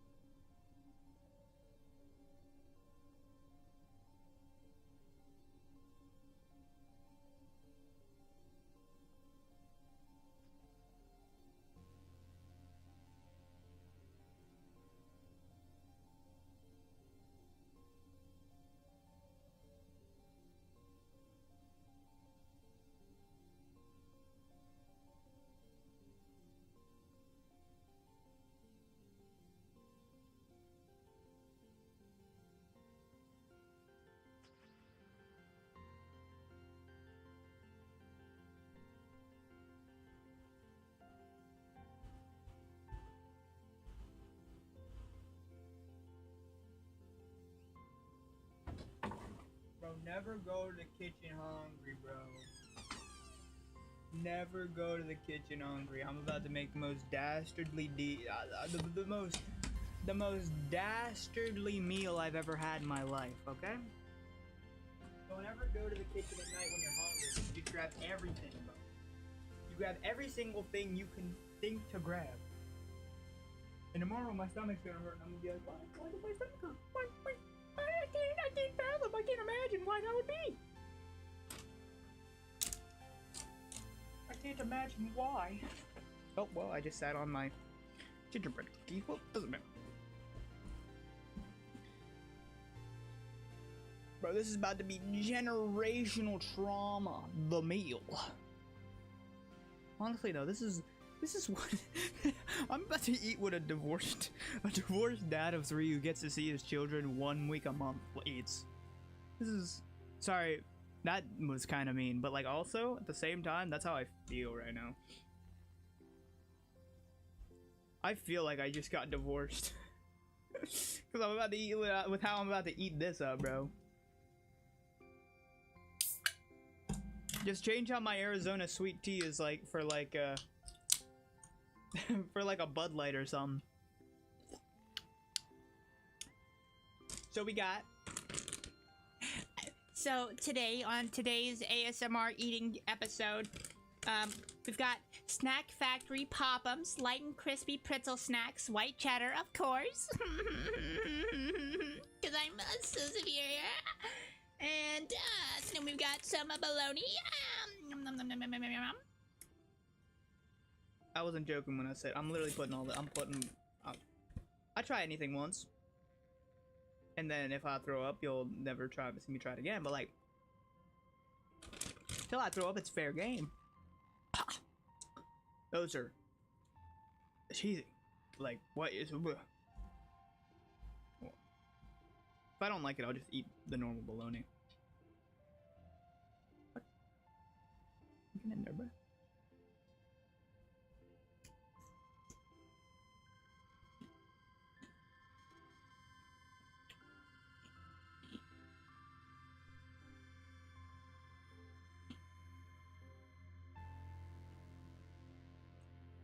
So, originally I was supposed to think about who I wanted to romance. I was like, I got my drink, but then I got distracted by food because I was hungry. So, honestly, not half bad.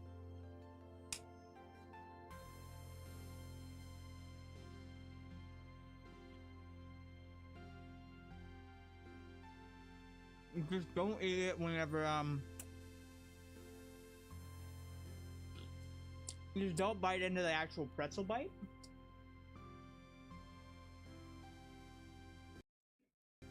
And you'll be good.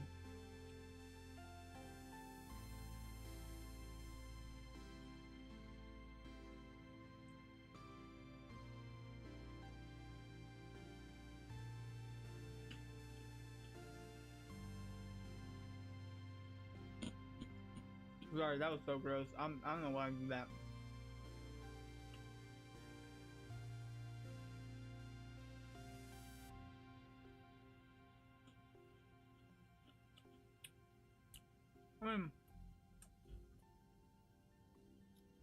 It's not horrible, right? Like, I'm not gonna be dramatic about it and say, what?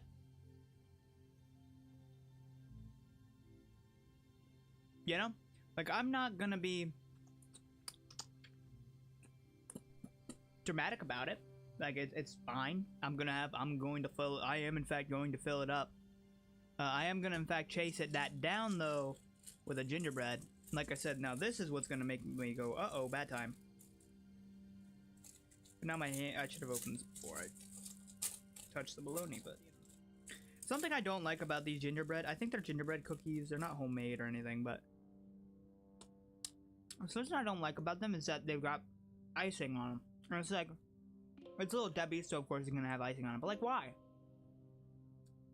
Like, icing makes everything worse that it touches. And I'll stand on that. Like, icing just should not be a thing. Well, I like icing in moderation, but like, it has its places and it has where it can fit and where it doesn't fit, and I don't think it deserves to be on every single thing. Like, just give me a normal, like, gingerbread.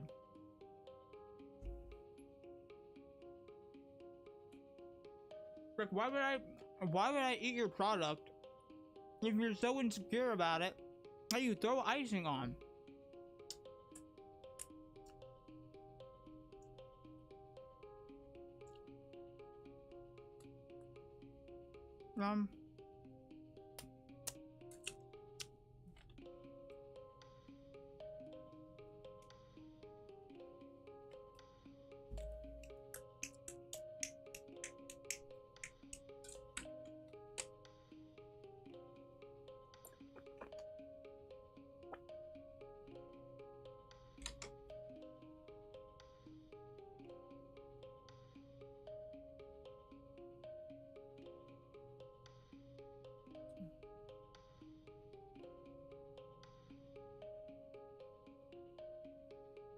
I don't know.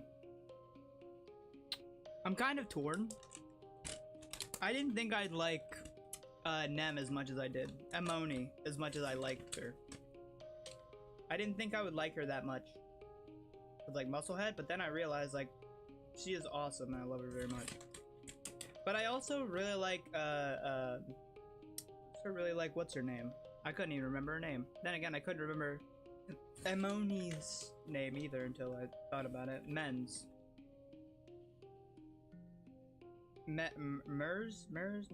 whatever. Okay, yeah, no, this is no, I'm just I'm gonna eat this last one, and then we're actually gonna lock back in. I don't want to beat the whole game tonight, so we'll probably get to 15, and then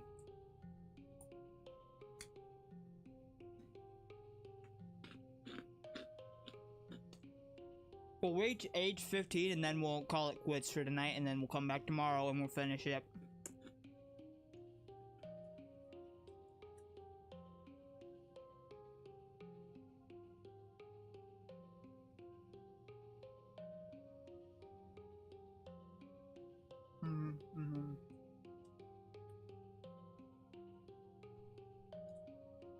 Can I just say, night streams are totally the wave. I'm gonna be doing them from now on, I think.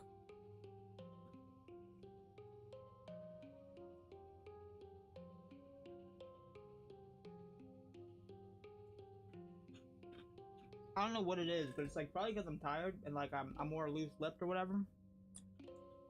Or it could just be the game. I'm just shooting off, you know what I mean?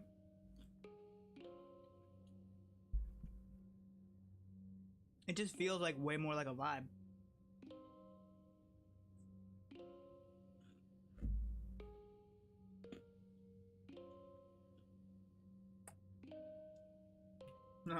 Yeah, so I give pop-ups wrapped in bologna. I give pop-ups light and crispy pretzel snack white cheddar. Burrito light, or not burrito, in a bologna like a taco. I give it a solid 4 out of 10. I would never eat this again. Unless I was desperate. If I was desperate, I would eat anything. Anything edible.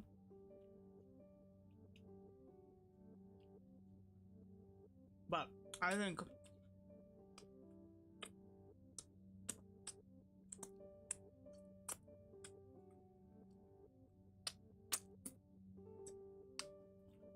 honestly, I think the reason why it's so hard to choose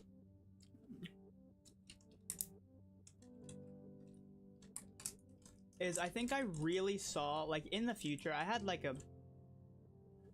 kind of come up with concepts on the fly for my characters, and I kind of had this idea that, like, so starting the game, Oh, since I'm just eating, might as well just spew while I'm eating.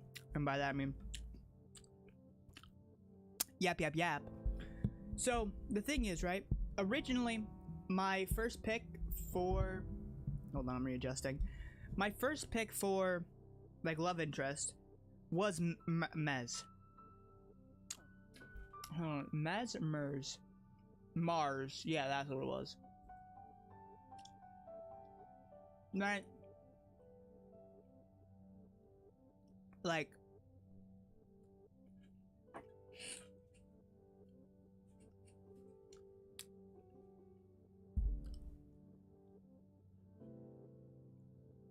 just because I like the blue hair color. I like the blue hair a lot, you know, blue and blonde, black and blue kind of deal. I thought, you know, it looked cool. You know, that's kind of like the idea I had starting the game as well. It was like, oh, blue hair, you know, fits.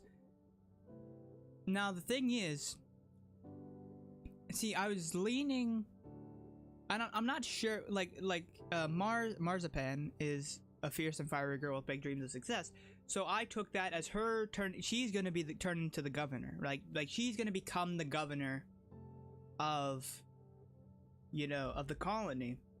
So I kind of had an idea in mind that Kitsy was going to be like her first in command, her right hand, basically.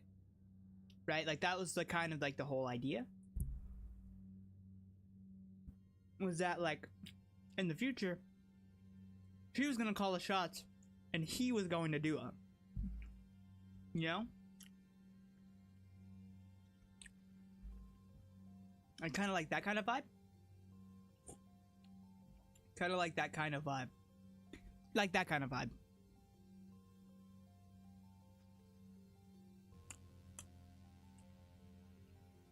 But like, at the time, I didn't really think that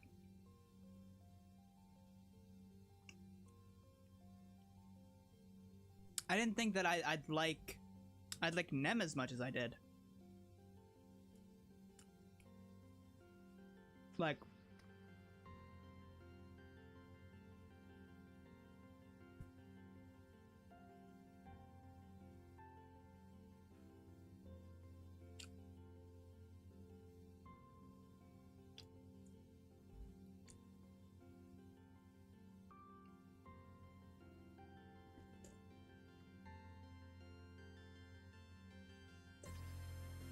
yeah, like I didn't think I'd like Nem as much as I did. But now that we're kind of here and we have to make the choice, we don't have to make a choice, and I'm sure this is just a one-off of many different things that you have to do to like actually start up a romance, especially so early, but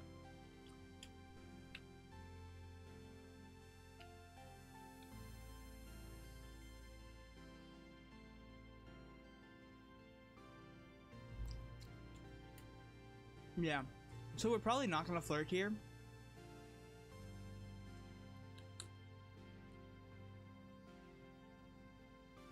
Because that's weird. But like, not really weird. Not the same age, but like at the same time, like if you think about it, it's kind of weird just to come off, I love you. You know what I mean?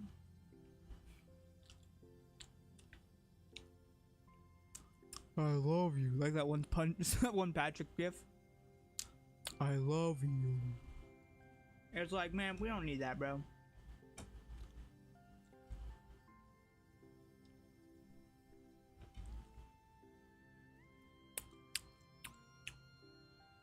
Yeah, so either way, we'll figure it out later, I think. I think that's the conundrum we have to come to.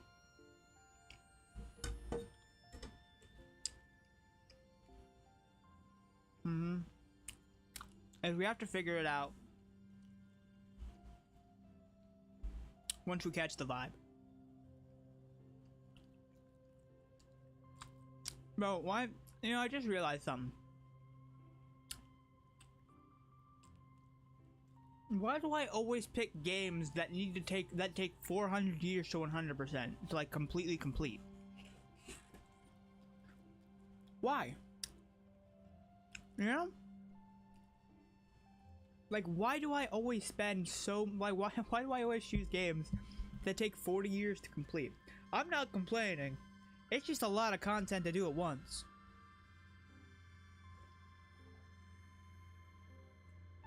Which is why I might turn this into like a month... Like, not a monthly thing, but like a yearly thing. Like, come by every, like... I don't know. Maybe like every... Maybe not every 4 months, but like maybe like every November we come back and we just play a game of this and have a grand old time. Make a new character, new love interest.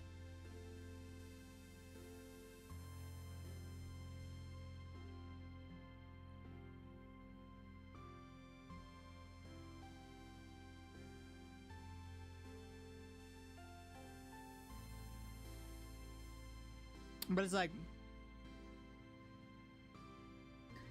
the only thing I heard about it, I can't remember who it was about, but I do remember that if you romance a certain character, you get basically forced into a polycule, or like an, like, I don't know, polyamorous. It's either polyamorous or polycule or something like that.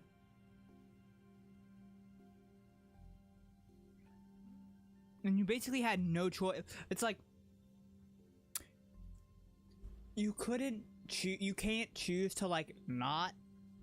You can't choose to be in a monogamous relationship with one of the characters. They kind of just are like, this is I'm gonna be polyamorous, and if you don't like that, then you don't have to be with me anymore. Which is crazy. Actually, like in a game, in real life, that's not crazy at all. Honestly, it's very respectable. It's a very grown-up thing to do. Be like, I want this thing, and be like, well, I actually want what we had, and I don't want this. I want what we, I don't want what you want now. I want what we were. And then it's like, okay, well, that can't happen anymore because that's not what I want anymore. It's like, okay, it's very an adult. It's a very adult thing to be like, okay, bye bye. You know. But that's crazy in a video game. All right. Anyway, let's log back in. We're not gonna. Maybe one day the two of us could. What's the matter, scared? No. Nem exclaims, punching you in the arm. No, of course not. Just super sucks that now everyone's talking about how I'm becoming a woman and how I'm and how I finally look different than my brothers. Duh. What do you? Don't you start too? I'll still kick your butt at sports ball, even with cramps. Your parents finally arrive, still damp from the fields and bringing in the smell of crisp, tangy snow on their clothes. Oh look, birthday visitors. Oh look, birthday visitors, your dad exclaims. Annie, are you staying for breakfast?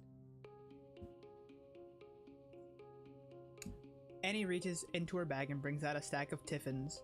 No, thank you. No, thank you, but I brought your order with me from the kitchen, seeing as I was stopping by. She pats your hand one more time. Happy birthday again, Kitsu. You'll always be my baby, even when you're all grown up. Your mom shakes her head as Anne and Nem leave. Oh, Annie. Sentimental to the core. She starts laying out the cutlery for breakfast, but I don't know how the colony would manage without her and the children's creche. She says and points a fork at you. Family is more than the people that birthed you, Kitsu, and don't forget it. Alright. So, that was honestly just an excuse for me to go and grab something to drink and something to eat. Nom nom nom nom nom yummers. Yummy! Hello, Dole, Bellow, Petunia. I love them so much. What do we need? Alright, so we were grinding out toughness, right? We were grinding out toughness? I think we were grinding out toughness.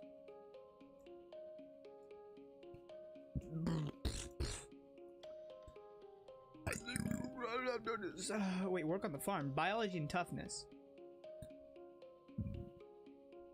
Honestly? Excuse me. I just want to get toughness up there, but you know. Well, actually, wait. This is only 3 toughness. This is 2 toughness, 2 toughness, and 2 bio. This is 2 biology, 10 kudos. Is this only 5 kudos? This is only 5 kudos, and it gives me less stress, dude. Bro, working on the farm. Doot doot doot doot. Working on the farm. Beep, beep, boop. It's a proud day for your mom. You're finally following in her footsteps. She meets you at the gate to the gardens. Hello, Sprout, she says, sounding chipper. Come on, a lot to cover before you'll be able to keep up with the rest of us. Finally, some real farming. Your mom shows you around the fields in the geoponics domes. You'll mostly be working in the fields with the hardier earth crops like the potatoes and the corn, as well as the native plants we've managed to cultivate. Wow, there are some native crops mixed in with the ones from Earth. Incredible. You spend the rest of the day pulling weeds and watering plants. You're dirty up to your waist by the time you're finished, but it's good, honest work. You're proud to be able to do something that helps out the colony. Cal gives you a high five and invites you for a cool drink in the cafeteria. All the other agriculturists join you. Of all the places in the colony you've worked, geoponics is the most like a family. Well, maybe because they've always been your family, thanks to your mom and dad.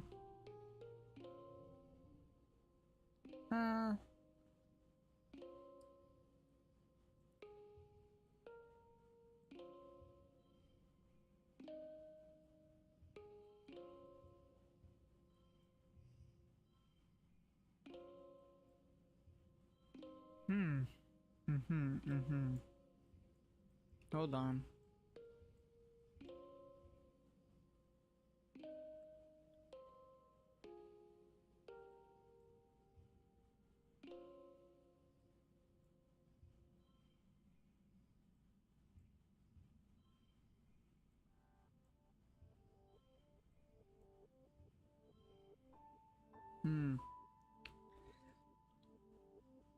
I mean, what can I even do here? I can maybe barely push it out.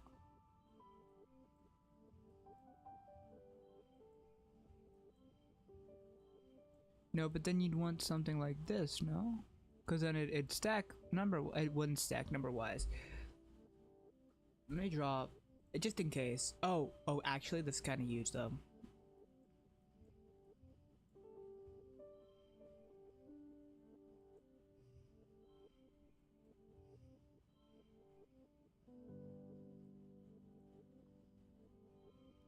I don't care about the extra gold, bro. Please. I need to go back out and...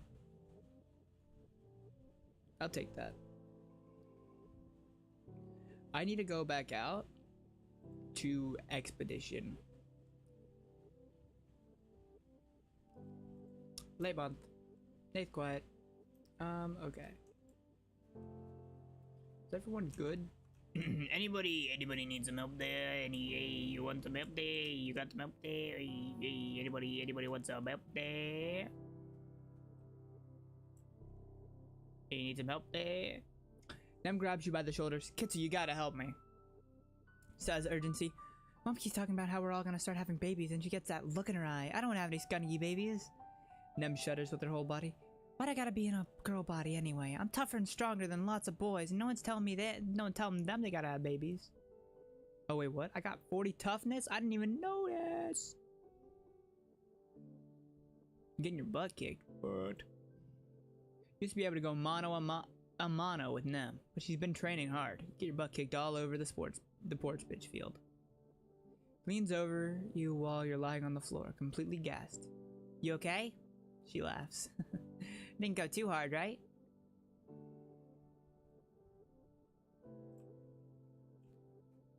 Do you need me to do? You know, bro, eat the worm. Oh yeah? Dice counters. Well, I double dog dare you to eat a worm. You can't just turn down a double dare. You're no meek little hop eye. Slimy, unsatisfying. Very, very gross. Dice eats his like a noodle, slurping it up and wriggling his nose as it wriggles in his mouth. Yuck, he says, swallowing it whole, and that then shows you his empty mouth. Should have known better than to dare a person who fears nothing. All that for nothing. All that for nothing. Actually, I've just squeaking out. Do you need anything? I don't know. Why not? You recently overheard the children learning how to count by studying hop eyes. Hop eyes have 1 foot and 2 tail forks and 3 stomachs and 4 eyes. And if you see 5 of them together, that's lucky. Cal laughs, finishing the mnemonic with you. Wait, how did they find out that hop eyes have 3 stomachs? I don't want to know. Fair. Bro, what was that? My voice just died right there for no reason.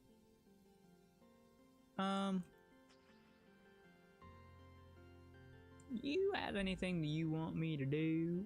Organization and persuasion.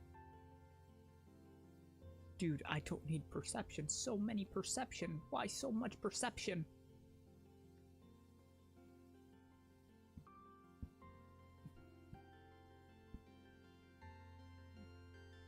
Oh, right, and you can't take that up. Plus combat for... Oh, wait, what?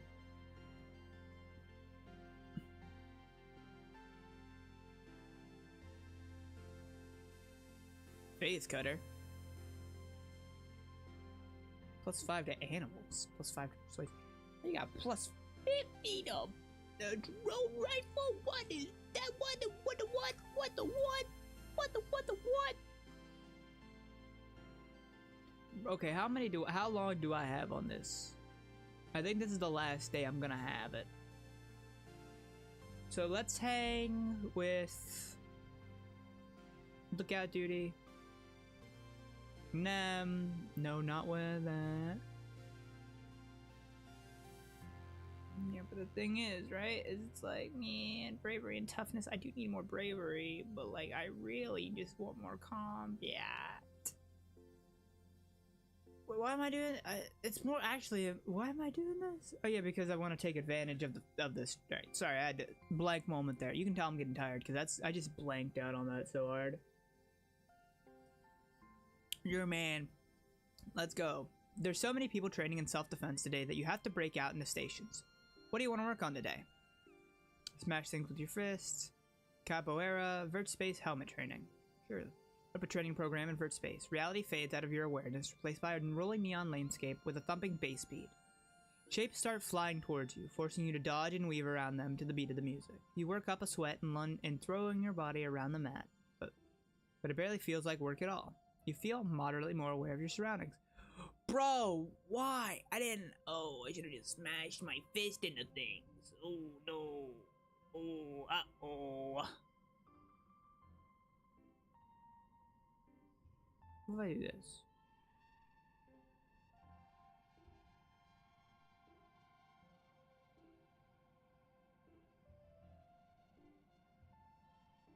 Dude. Give me a better card, please. No.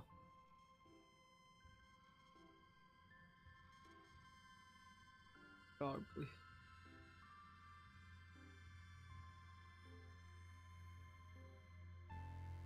So wait, what happens if I do this?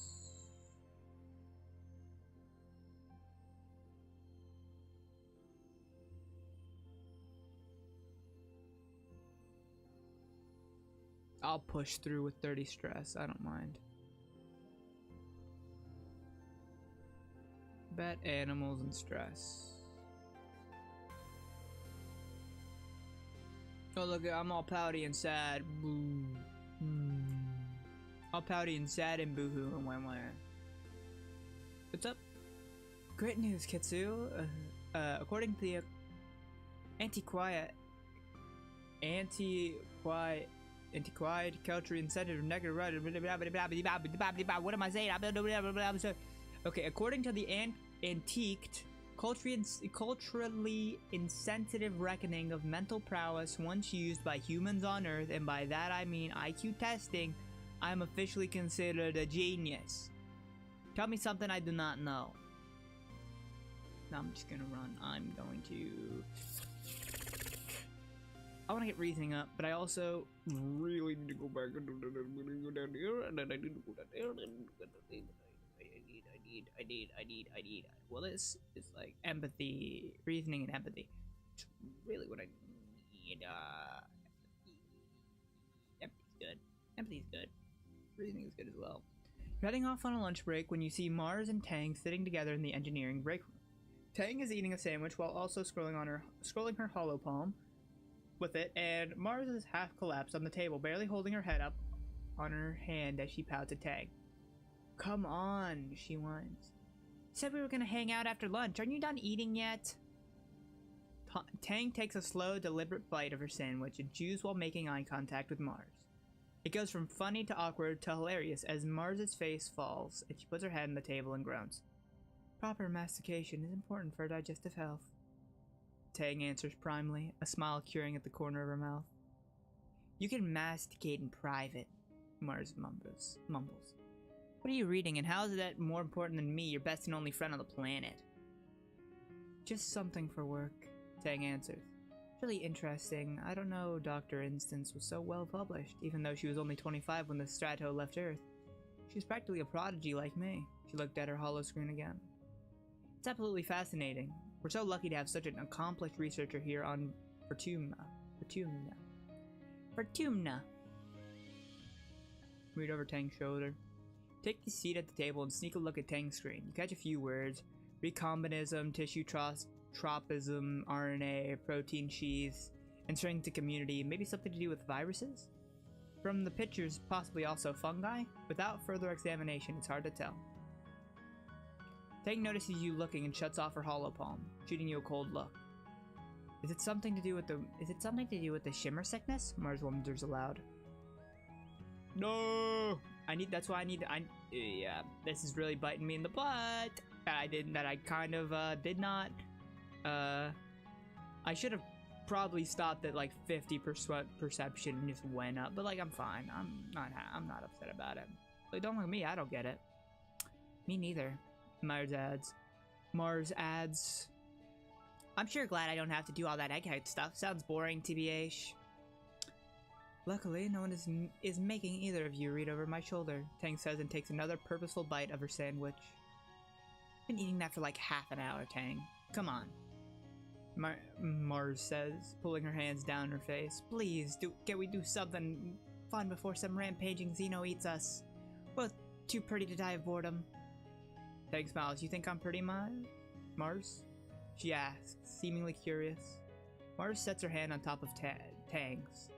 The prettiest, she swears, her other hand over her heart. Even prettier than me. Well, I mean, I win in the looks department, but I think smart women get like extra points. Tang says, putting her hand on top of Mars's hand and leaning in to fix Mars with an unusually flirtatious expression. Yes, you do tell me all about my great beauty.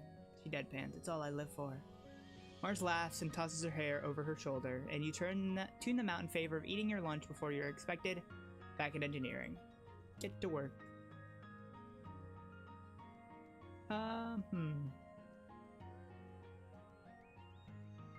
Zero. You and you.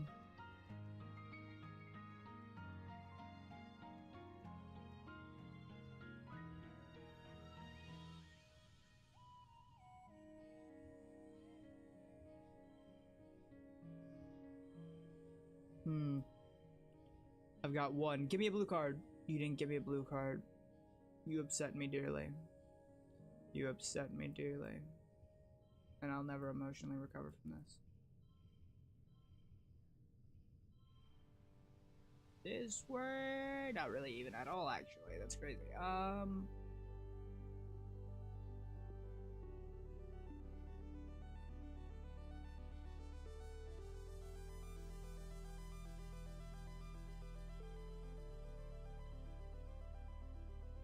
Hey, I don't think there is a way I get a better, well, actually, unless I take out wondering,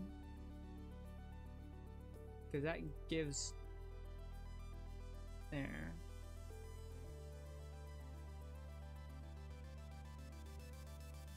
I don't see a better way I win this. Yeah, I don't see a better way of winning that. 5 reason. 1 empathy. You're at lunch with your parents, sliced soy cakes and watery broth again. Great. When they put down their cutlery and look at each other, then you. Kitsu, your mom says, there's something we should tell you. We tried to shelter you from them for some things, but we think you should know why we've been working so hard in geoponics.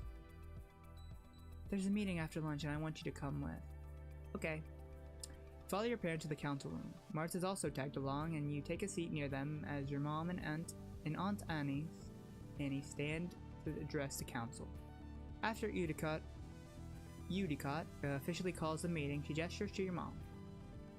I'm not going to mince words, your mom says firmly.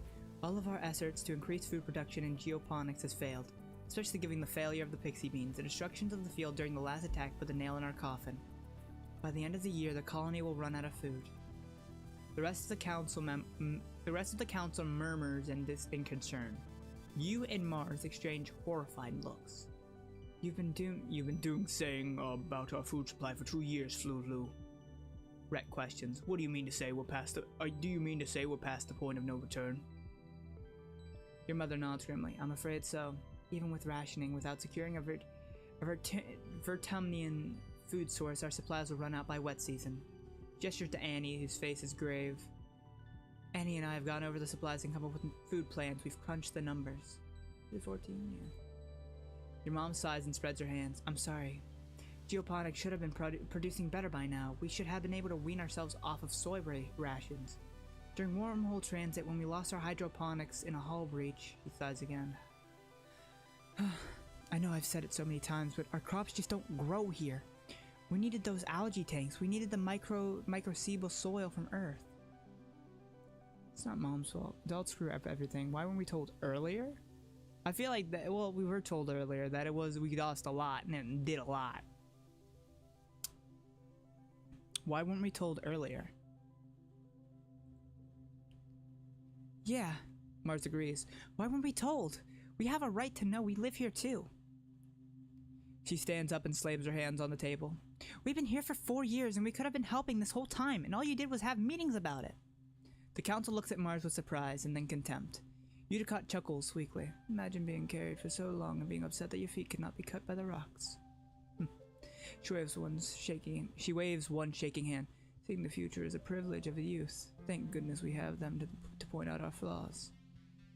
Mars sits back down, confused by Uticott's words, fuming at her dismissive tone. So what do we do now? Instance asks. Starving to death isn't an option. No, it isn't. Your mom replies. We need to secure a food source this year before our rations run out. We're working double shifts in geoponics, but it's not enough. We need more people planting, tending, turning the soil. We need more hands. I can pare back the surveyors and focus on forage and native plants, Utopia offers. Even the young folk can help. They've proven themselves round the survey equipment. I'll send out a holo message later. We're in the Valley of Expedition. Starving. Physical reduced by 1. No. Hunger makes it difficult to do physical tasks. This has been a burden of geoponics for too long, Uticott says. It's time we all step up for our futures. The council nods in agreement. Your stomach rumbles ominously. Alright, well, I was just gonna... but I'm so close, dude. I'm so close, though. Hey, how you doing? Gotta help me, Mom. Okay, oh, what?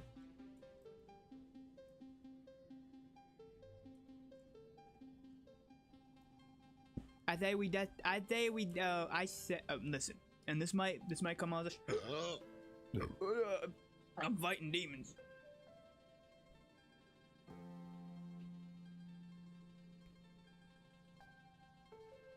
So, hold on, I had to recoup. Why I say we domesticate the Unisaurs, we grab the Unisaur, we go find Unisaur eggs, and we butcher them, and we eat them. I think that's what we say. That's what I say. So the hunger pains are intolerable. Tang pinches the bridge of her nose. The hunger pains are intolerable, she complains. Just because I'm not out there sweating like an animal in the sun doesn't mean my minimum required caloric intake is lower. If anything, it's higher. Science is the answer to our food shortages. It's a short-sighted hobble. It's short-sighted to hobble the greatest minds in the colony by restricting our calories. Do I actually have any? I don't have any food. Okay, bye-bye. Also, I think her and Mars are gonna... Mars clutches her stomach and acts faint. I'm starving, she whines. Don't they see I'm literally wasting away here? You would offer a protein bar, but she probably just complained that she's been reduced to taking charity, so you just keep it to yourself. Oh. Yo, what's up, man? Yo, what's up, man? You can hear Dad sneeze all the way from engineering. It's explosive, like he's trying to scare away predators. He's wiping his nose as you approach, on a handkerchief blotted with shimmering pink. Lately, he's also surrounded by a fine dusting of pink pollen that clings to him whenever he goes. Keep brushing the glitter things off things in your quarters. Gives you a hug, then brushes pollen off your shoulder, laughing self-consciously. You haven't heard him laugh much lately. He's been working hard to improve the colony's food supply. Showing signs of malnourishment too, though your mom was worse. You're worried for both of them. Your dad's skin is kind of shiny in patches. He sees you staring and rubs his hands over his arms. Sparkling dust poofs off of him in little clouds. Scintillating in the light. Oh yeah, that's a new symptom. He says. Seems harmless though. You should stay inside. Your dad laughs. You and your mom. 2 toy beans in a pod. She said the same thing. You wait for him to follow up with some explanation for why he's not listening to both of you. He doesn't. He just turns his attention back to his work. Dad sniffles. Gosh, I feel like someone stuffed a whole potato pod up my nose, he says. Like I could just poke a stick up there and pop fresh potato juice. Dad grows. He grins. What? It's true. Wells gaze out to the fields, into the lands outside the gate. I wonder if the foragers could use an extra hand, he muses to himself. Yeah, maybe I'll join them out there tomorrow. Neither of your parents are taking proper care of themselves. They're so stressed out from the poor harvest and low food supplies. They try not to let you see it, but you can tell. Maybe your dad is right. A little seasonal illness is nothing compared to the danger of running out of food. I'm not gonna listen. Petunia. Hold on, wait. Petunia. Tulip. I won't let them eat you if they come soon, okay? I won't let them do that. I won't. Starving people do bad things, okay? It's not indicative of their personalities. It's just what they do. Yo, what's up? Look at this. Studying a small bleached white animal skull. Look at this, he says and holds it out to you. There's mushrooms growing in this one. I didn't know fungus could grow on bone. It's kind of like everything on this planet was designed to work together. He throws the skull back into the wilderness. Well, except us. No, wait, you tell me he's gonna go freaking... No, you tell me he's gonna grow, like, mushrooms out of his skin, and that's what the white patches are, that's what the shiny patches are, this is the fungus growing under his bone, it's under his skin, it's gonna pop out, he's gonna go... He's gonna die, and then I'm gonna be... Oh, no. That's what's gonna happen, I'm calling it now. You heard it here first. Let me... Oh, bro. Okay. What does this do? Forage in the valley. Perception biology, bro. I've already got perception, please. So does that mean my perception is actually at like 75% right now? Is that what you're telling me right now? Oh well, we'll lock in. We'll forge in the valley, why not? Yellow. Utopia greets you warmly as you muster for your first expedition with the forging team. Kitsu, I'm glad you can make it. We need everyone we can out there to get right now, boosting our food supplies. I'm ready to sniff out those tasties. Good luck hunting out there, she says, handing you an oversized backpack. More than a basket than a pack. Use your hollow palm to identify edible and medical plants, and just throw them in here. I'll sort them back at base camp. Oh, and keep on the lookout for creatures. It's pretty peaceful out there in the valley, but even a little bug will get you if you're not careful. Go slow, pay attention to your surroundings. If you're unsure about something, don't approach it. Stay on the path and don't get lost. We don't call it the Valley of Vertigo for nothing. What a valley, dude. No, will Dice be with me this time? Looks like she's trying not to smile. Nah, Dice is good at finding new things. She's not so much the same things over and over. You'll be okay, though, she continues. You won't be alone out there, and you're doing important work. Hold up, Kitsu. We're also investigating some species we might domesticate. Those we'll want to tag and capture. Ideally, we're looking for herbivorous creatures that already live in herds and either produce something edible or reproduce quick enough we can slaughter them for meat. If you see anything that fits the bill, tag them and bring them back. Okay. You guys aren't gonna get beat. I'll make sure that you guys don't get eaten. Don't you worry about it. Oh. Where? Wow, so many yellow flowers. Give me that, actually. It's weird. Something on the ground here draws your attention. It's oddly lumpy. What's up with that? Scope it out. Dude, I have level 3 perception. I should be able to ace this. Easy peasy, dude. Easy peasy lemon squeeze. Easy, bro. +1 to challenges. 2 strength challenges. +1 on. Plus. Oh, +1 calendar.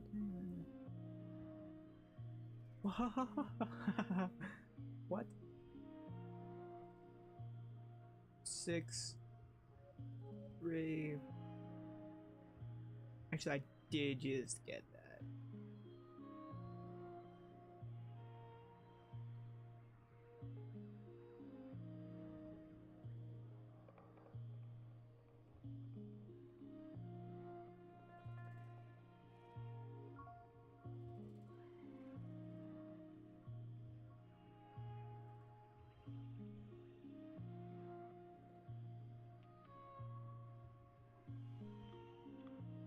Oh wow, I got a super goal.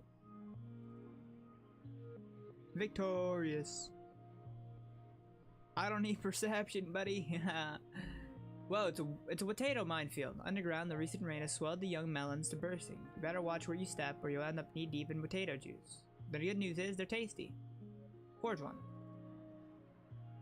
They're so dang heavy, the calorie to weight ratio isn't optimal. Most are too young. You find a ripe one, dig it up, and roll it back to the teapot. Uh-oh, I didn't even realize my stress is like super low and bad. Hello. A curious freaky blocks your path. It's acting strange. Keep scurrying up trees and hanging upside down to get a different angle to look at you. Then dropping down when you try to pass. It may be small, but at least attempting to be intimidating. This must mean something. It's not interested in your pet freaky, it's interested in you. Even Petunia looks unsure and hides between your legs. I'm gonna find another way around.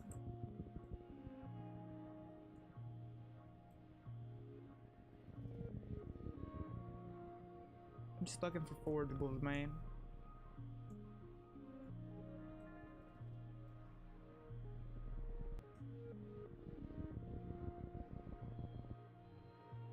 Come out of a tree into a large grassy clearing. In the middle is a, well, you can only describe it as a pedestal. In the middle of a cradle of flowers sits a massive egg, easily larger than any egg you've ever seen before. It's white with red flecks and it's just sitting here in the middle of the empty clearing, totally unprotected. Take it. Put 1 foot on the pedestal to brace yourself. This thing is huge. However, as you do, the pedestal starts moving and it starts glowing. Its flowering appendages unfurl to reveal the face of a manticore. Narrows its feline eyes at you and rumbles in a warning as it stands to its full terrifying height. You figured out where the egg came from. With your arms full of egg, you can't really fight. Choices are limited. I could fight the Manicore. It'd probably be 7 bajillion, dude. That's the score I'd have to make. 7 trillion. Oh, I'm gonna keep the egg and I'm out. Oh, I'm out of here.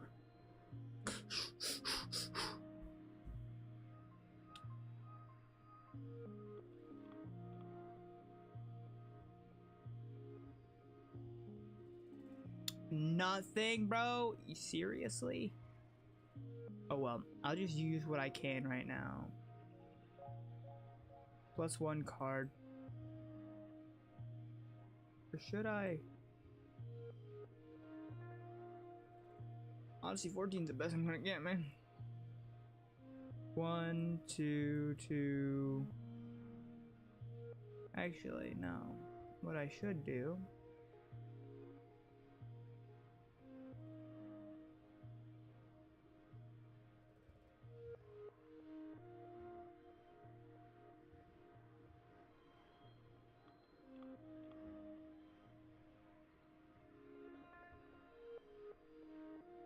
I am not beating this, bro. I'm not beating the allegation, bro. Look at this. Dude, I am not beating this. I should have just dropped the egg and ran. Okay. Hold on, no wait. This is actually kind of crazy. I think I can push. I have no stress. I can't push through even if I get down to like a 5 stress. Okay. Hold on, lock in. Let me look at this real quick. Let me look at what I got. The game wouldn't put me in a position where I wouldn't be able to succeed, right? No, I got this. No, I think I can pop. Hold on.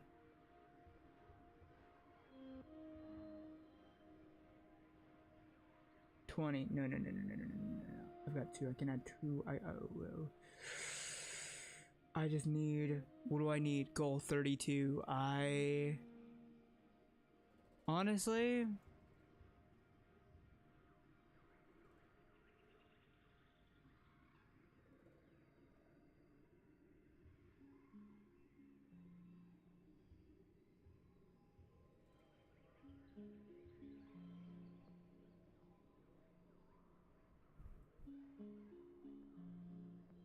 then I'm adding yellow there as well to 21.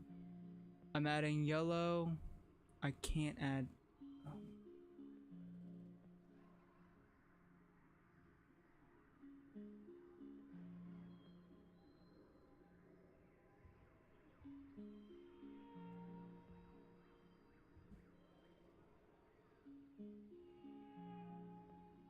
You know what? I'm ready to redraw hand.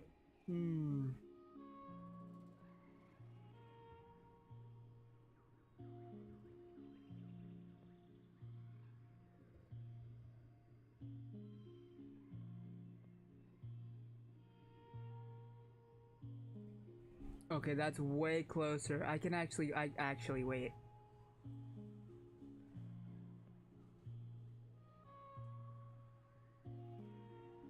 Wait a minute though. Can I?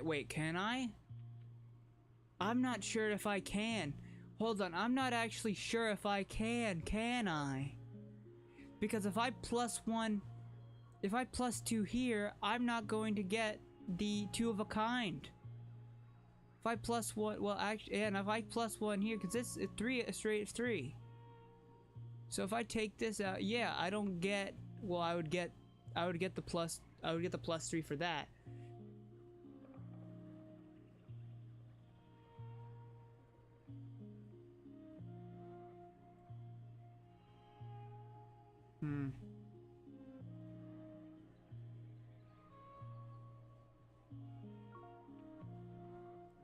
Huh. If I would have slept before going, I would have had it, huh? Hold on. I think if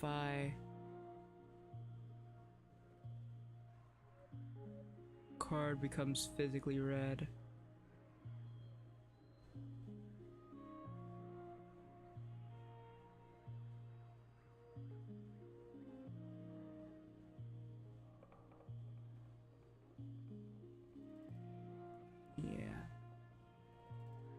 Because I think if I plus 2 here, because I wouldn't get the 2 of a kind, I would be 1 short, I think, right? Is that how that works? Because if I have 2 of a kind, that's plus 2 with 1 from the hop I gear from here. So, bonus to pairs. I would have that, it's 2. I don't think it's the 3 bonus, is it? It's the...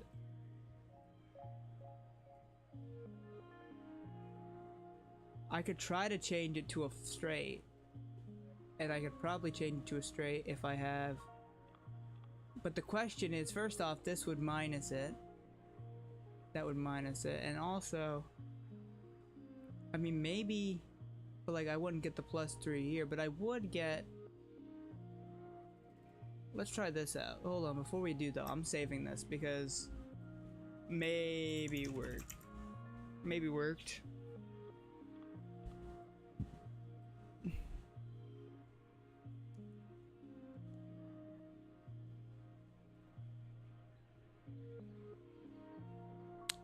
Actually, that probably worked in my that did not work in my favor, because then I could have had this. I could have specialed this one, and then that would have went up to, and then, because if I could have specialed these 2, I think I could have got it. Should I save scum? I don't know, let's see if this worked. If it doesn't work, here, if I do this, then it would lose my pair, but I would get that. And then if I did this, oh, well, never mind. Victorious. Yeah, let me tell you, bud, I really tried really hard there, pal. Okay, I tried really hard there. I had to rack my brain there for a second. You stumble blindly through the clearing towards the relative safety of the trees, the cumbersome egg blocking your view of your own feet. You fall a few times, just barely managing to scramble out from under the claws of the manticore. You eventually find a member of the expedition's protection squad who fires a warning shot with her las rifle over the manticore's head. It roars in defiance and slinks into the trees. Nick's pretty addled from all the running and falling. If it was going to hatch before, it certainly won't now. Get a ship ton of kudos for it. And super tasty. Yeah. All that just for an egg. I thought it'd be a pet manticore. It was gonna make the investment back.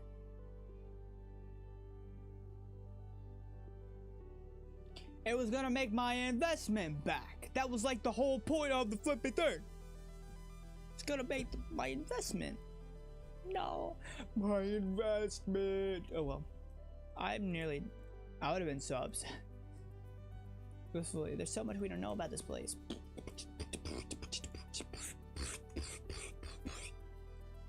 Yeah. Yeah, what's up? Okay, I just gotta make sure. You gotta survey the area. Hold on, let me go around the park just because I like to play with my little pets, fellas. I'm trying to think. Should I should I do the park or should I chillax? Because the park. The garden is such an oh, yeah, Hopeye and Freaky. The garden is such an extravagance normally, but during a famine, it's almost irresponsible.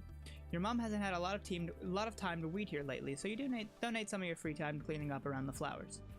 They're pretty, but not edible. What a shame. You can feel your Hopeyes starting to trust you more.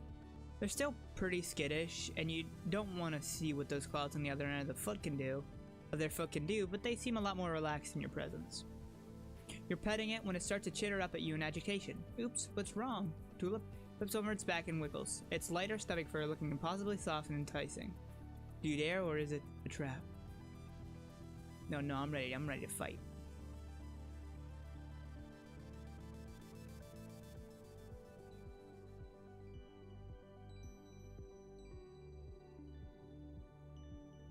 Hold on, wait. 60?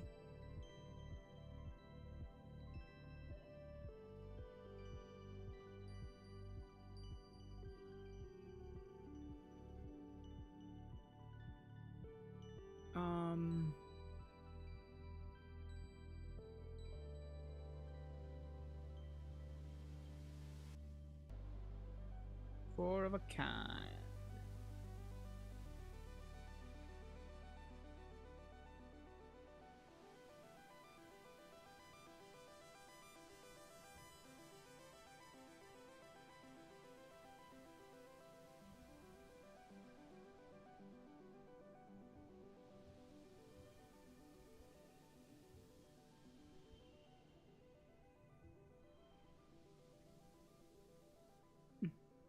I'll take it.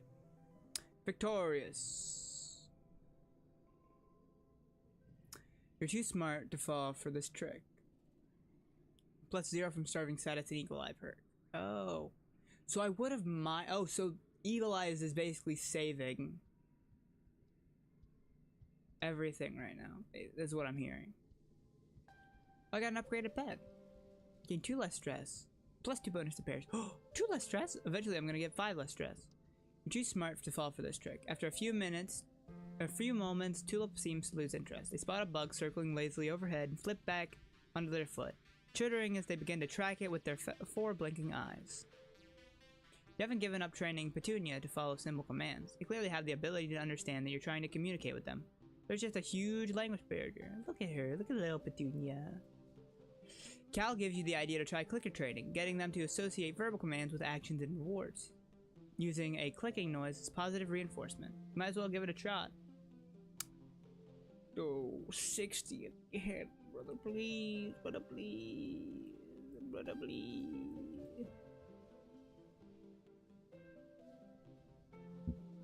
1.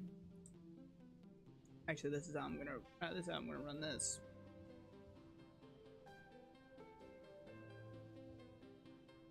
No. That was a silly Billy. That was a silly Billy strat. That was a very silly Billy strat. I'm gonna be completely honest with you.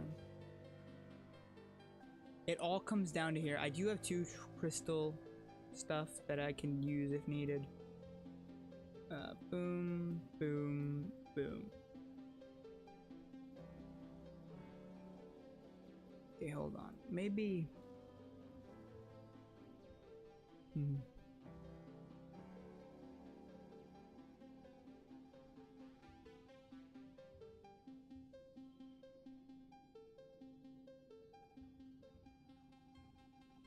So that was 18. So what if we do away with this? Go for a pair. Go for another pair, because I think this has a +2 bonus to pairs. And then that,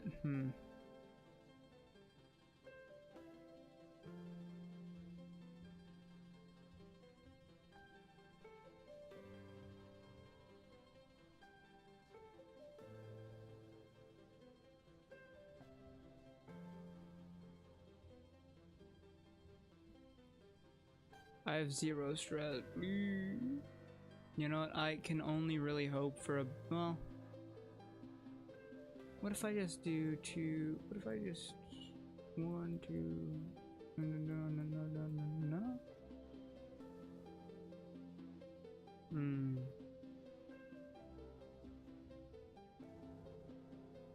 I'll redraw.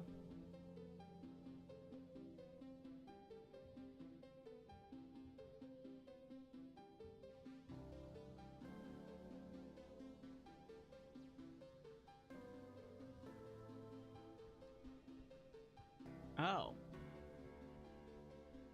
Right, because a pair and a pair.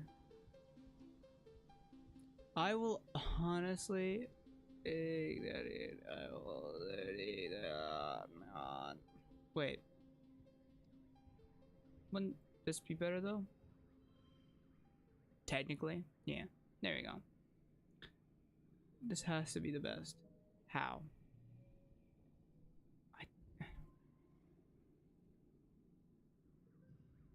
Success. You use the clicking. Oh, what?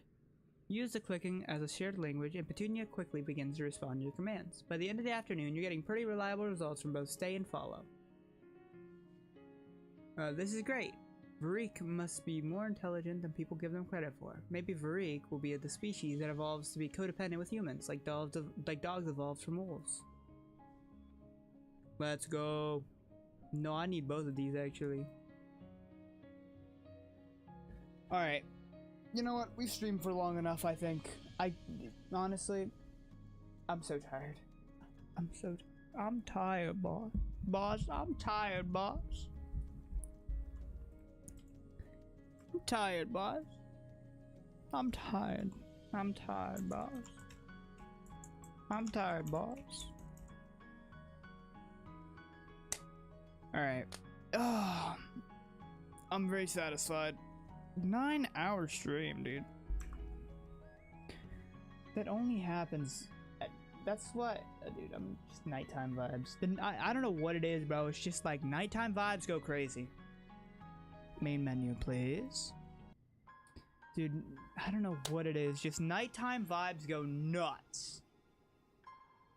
I could just sit here and stream for hours. If I never got tired, I probably would. I'd probably keep going for another 20 hours or something, but you know, I do have to get up early enough to get done all the stuff I need to do before tomorrow's stream. And I'm not sure when exactly. I'll probably be live around the same time tomorrow as I was today. You know, I was always looking at those big streamers, right? And being like, man, who's gonna watch this so late? But now I'm like, man, I was gonna be like, man, you gotta be tired. But it's like, no, you're just not. Literally 9 hours of this before I became tired. And like most of that is non-stop. I mean, I had to take like, what, 30 minutes or something? It like was it around hour 4, I believe, or was it hour 4? It might have been something closer to hour 2 or something, but yeah, I'm having a lot of fun with this game. Hope y'all are as well. Come back tomorrow because we're gonna be playing more of it. If you're on YouTube, drop a sub, drop a like, and all that crap. If you're on Twitch, follow. I think that's the only thing Twitch can do is follow. And yeah, I'll see y'all tomorrow at probably somewhere. I don't know. I'll be on later tomorrow. So yeah, just be on the lookout. And I will see y'all next time. And by next time, I mean tomorrow. So peace, guys. Bye, bye. Hold on, wait. Before I say bye, bye, bye, bye, bye, bye, bye.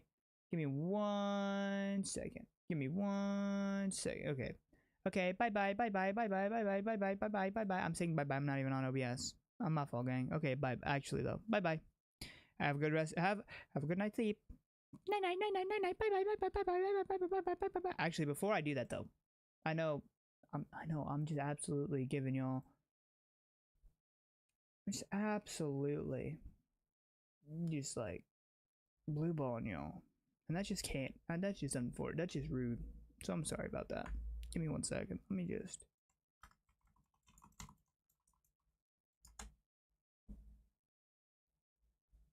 Yeah, whatever. Alright. I will see y'all tomorrow. Hope y'all have a good rest of your nights, and I hope you all have nice EP times, and I hope that you wake up, you have amazing dreams, and you dream whatever you want to dream about, and I hope it's the most nicest dream and the most dreamy dream that you ever dreamed. And yeah, I will see y'all tomorrow. Peace, guys. Be doop.